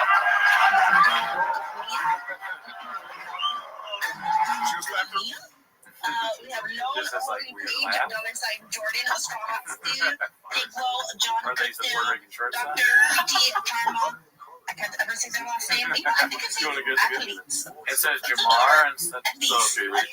Here, that's how you catch a Puerto I Rican. just like snappy It was all cheese there. glass and the cream. This snacks. Let's go and let's grow, my people. He's And you know what? guessing If you Jamar guys did something. Okay, so share our there's not a chance you're gonna get it. Okay, but it's Monkey See, Monkey Do, right? Papa See, Papa Do. Everything that Matt McCusker does, he's also doing. Oh, okay, play it one more time. Here, that's how you catch a Puerto Rican. It was all there.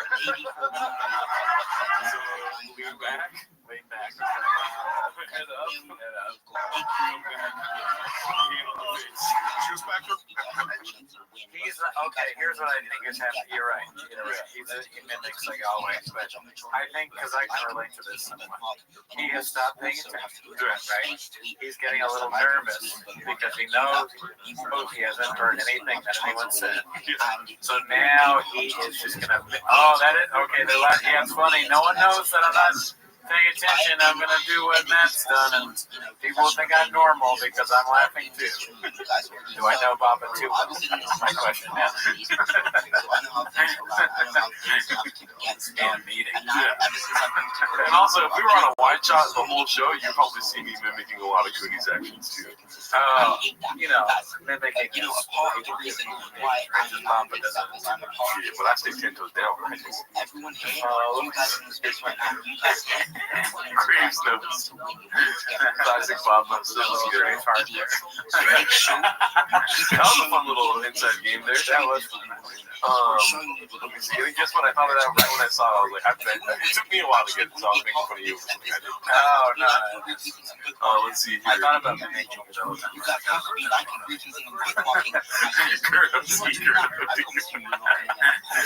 One day I'm gonna have a subreddit that turns on me and they're gonna call me Gerdo to bother me so much. Does Gerdo bother you? No, I'm talking about one day where I'll turn on me and they're only saying Gerdo. It's gonna lose its appeal. I'll tell you that right now. Well, before you play this one, can I just say, and I feel kind of weird about this, was I kind of missed the lead. Oh, really? Yeah, dude. I mean, not stand wait, Right. God, no, or any of the things that he's done. Yeah. But I miss him on the clips. I like when a Dalia clip is up. Yes. Maybe it's because there's not as many, right? Right. But whenever I see Dalia pop up on the thing, I'm going, okay, nice. So it's kind of funny in this scenario only. Yes. As the guy whose life has been ruined, and he's stuck with Eric and Shab. Yeah. And part of it is Shab is a stupid moron who's now recording live in Texas. He's almost insulting.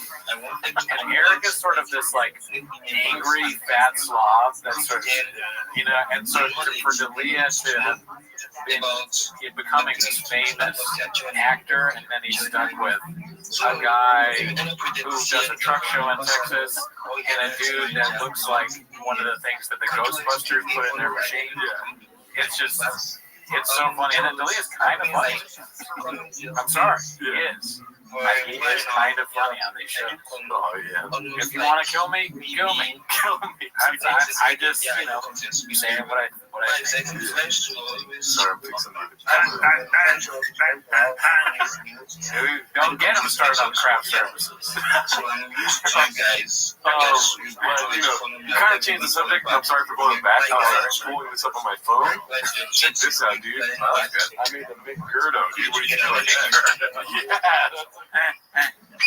That That should be the name of the coffee. I'll have a McGurdo. I like it. It's delicious. Can I have it made by someone else? What do you think, dude? That's it's a McGriddle, right? At McDonald's. I think it looks good. It maybe don't maybe burn it. That's a McGurdo, though. It was my first time making it. It looks good though. I eat the shit out of it. It's a pancake up top. Got some jam in the middle, like a pear jam, like apple jam. Bacon, egg, cheese, and maple syrup inside the bun and like on the bacon and stuff. I like it. I need a tater tot once a week, so I would like a tater tot in there. I think it looks pretty good. There's syrup all over it. Oh, you guys, Not gonna put syrup all over your Gerdo. let's go find that right now. Let's see. Let's have to. What do you think? So to answer your question about if I like Gerdo, yeah, I like Gerdo. I made a big Gerdo too. Oh, good. Because I think Gerdo is a good one. It is sort of like a out of left field nickname, but I like Gerdo. Okay, sorry. So sorry. We're back to what you were saying officially. Let's see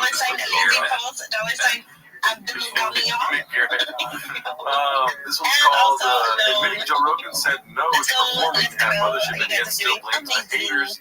Posted by our good friend Successful Egg 8345, which we'll talk to you later about posting in other subreddits. I don't think you're allowed to do that. But let's see.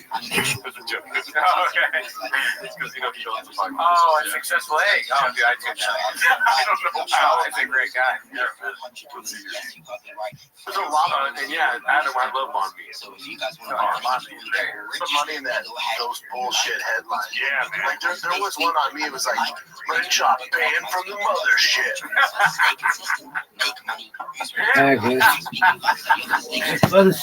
Fuck, that's all I got to say. I can't wait. Look at all that alcohol. Ready cookie banned from flappers. That's a lot of Looking at this conversation, I'm not there yet. Like, oh, why aren't you playing the mothership? Shout out to you for subscribing. And I did a show there last Thursday. Like, well, it's not banned. We can only do this one. Now it's banned again. I don't want to go there and get back. Like, I want when they invite me to be a headliner, I'll know it's my time. Those bullshit headlines. Headlines? You mean YouTube? YouTube. Not in headlines, brother. You're in unique videos. See, I wish the Oklahoma guy would talk to me again. Remember the Oklahoma show? Like, let me tell you something, Pope. You're not the still out here or whatever. Whatever my DM. So if they are prepared to say that I am community managers, they are just partners with us and in need of an experienced community manager. That was already a year ago at Skate Fest. Shout out to everyone that went to Skate Fest. I heard it was epic. Yeah, I think Rabbi I can help you to create engaging and professional posts that will attract Probably not that one, but the other attractive thing, like investors and How did moving to Austin show? As you can see, to the masses. Brian Callen's special has 223,000 views. With Discord server manager, I This one was help posted for 12 days. every community to create Discord servers. So if you need this, you can I eat mean, as far as like a clickable thumbnail, it looks like a special let's keep grinding, still logged in, To and me, yeah, no, I agree. It's not that appealing. It really, it looks like you copied Comedy Central and/or Comedy Dynamics. Yeah. They're both things that have been dead for a long time. He should have used this fucking thumbnail and put false gods like that. That would have been so much better. Way better, yeah. back then, Vibe was happy. Yeah, dude, the most are better. Open into his face.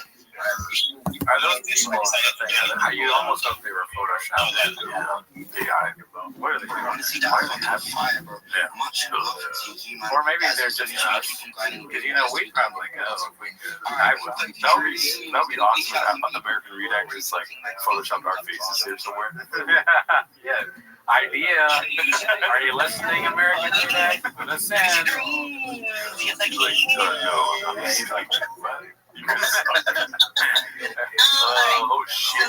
Sorry. This is posted by Oz9. I guess he was diagnosed with hypochondria. It's a good time to post a picture. Rabbi, a scared of Sammy Jr. I saw that Subway tape thing, or you know the Metro tape show. So one of the people said that their take was that Brendan Schaub's wife was sexual harassment. She said that she doesn't think people should post their kids and do the emoji face. It's like post your kids or don't post your kids. And if I had a Metro card in my hand and I was that guy, I go, I agree. Because I don't understand why you do this. It's weird, right? To put an emoji over your child's face. I don't know. That just, to me, that's weirder than showing your ass. Okay, that's both of them. Restraining. Right. Yeah. I don't think they're on the same plane, personally, because I appreciate some people showing their ass. Oh, yeah, I don't dislike it. I love it. Yeah, no problem. Now, when you're sharing a picture of a kid while showing your ass and there's an emoji, now we got a problem. Yeah, you know what I mean? We got emoji problems. Yeah. Lose the kid, take off the dress. Okay, all right, I've got too far. Lucky says she posted that kid's face 50 times. Oh, and if you actually post the face, it makes even less sense. Also, on chains they do that.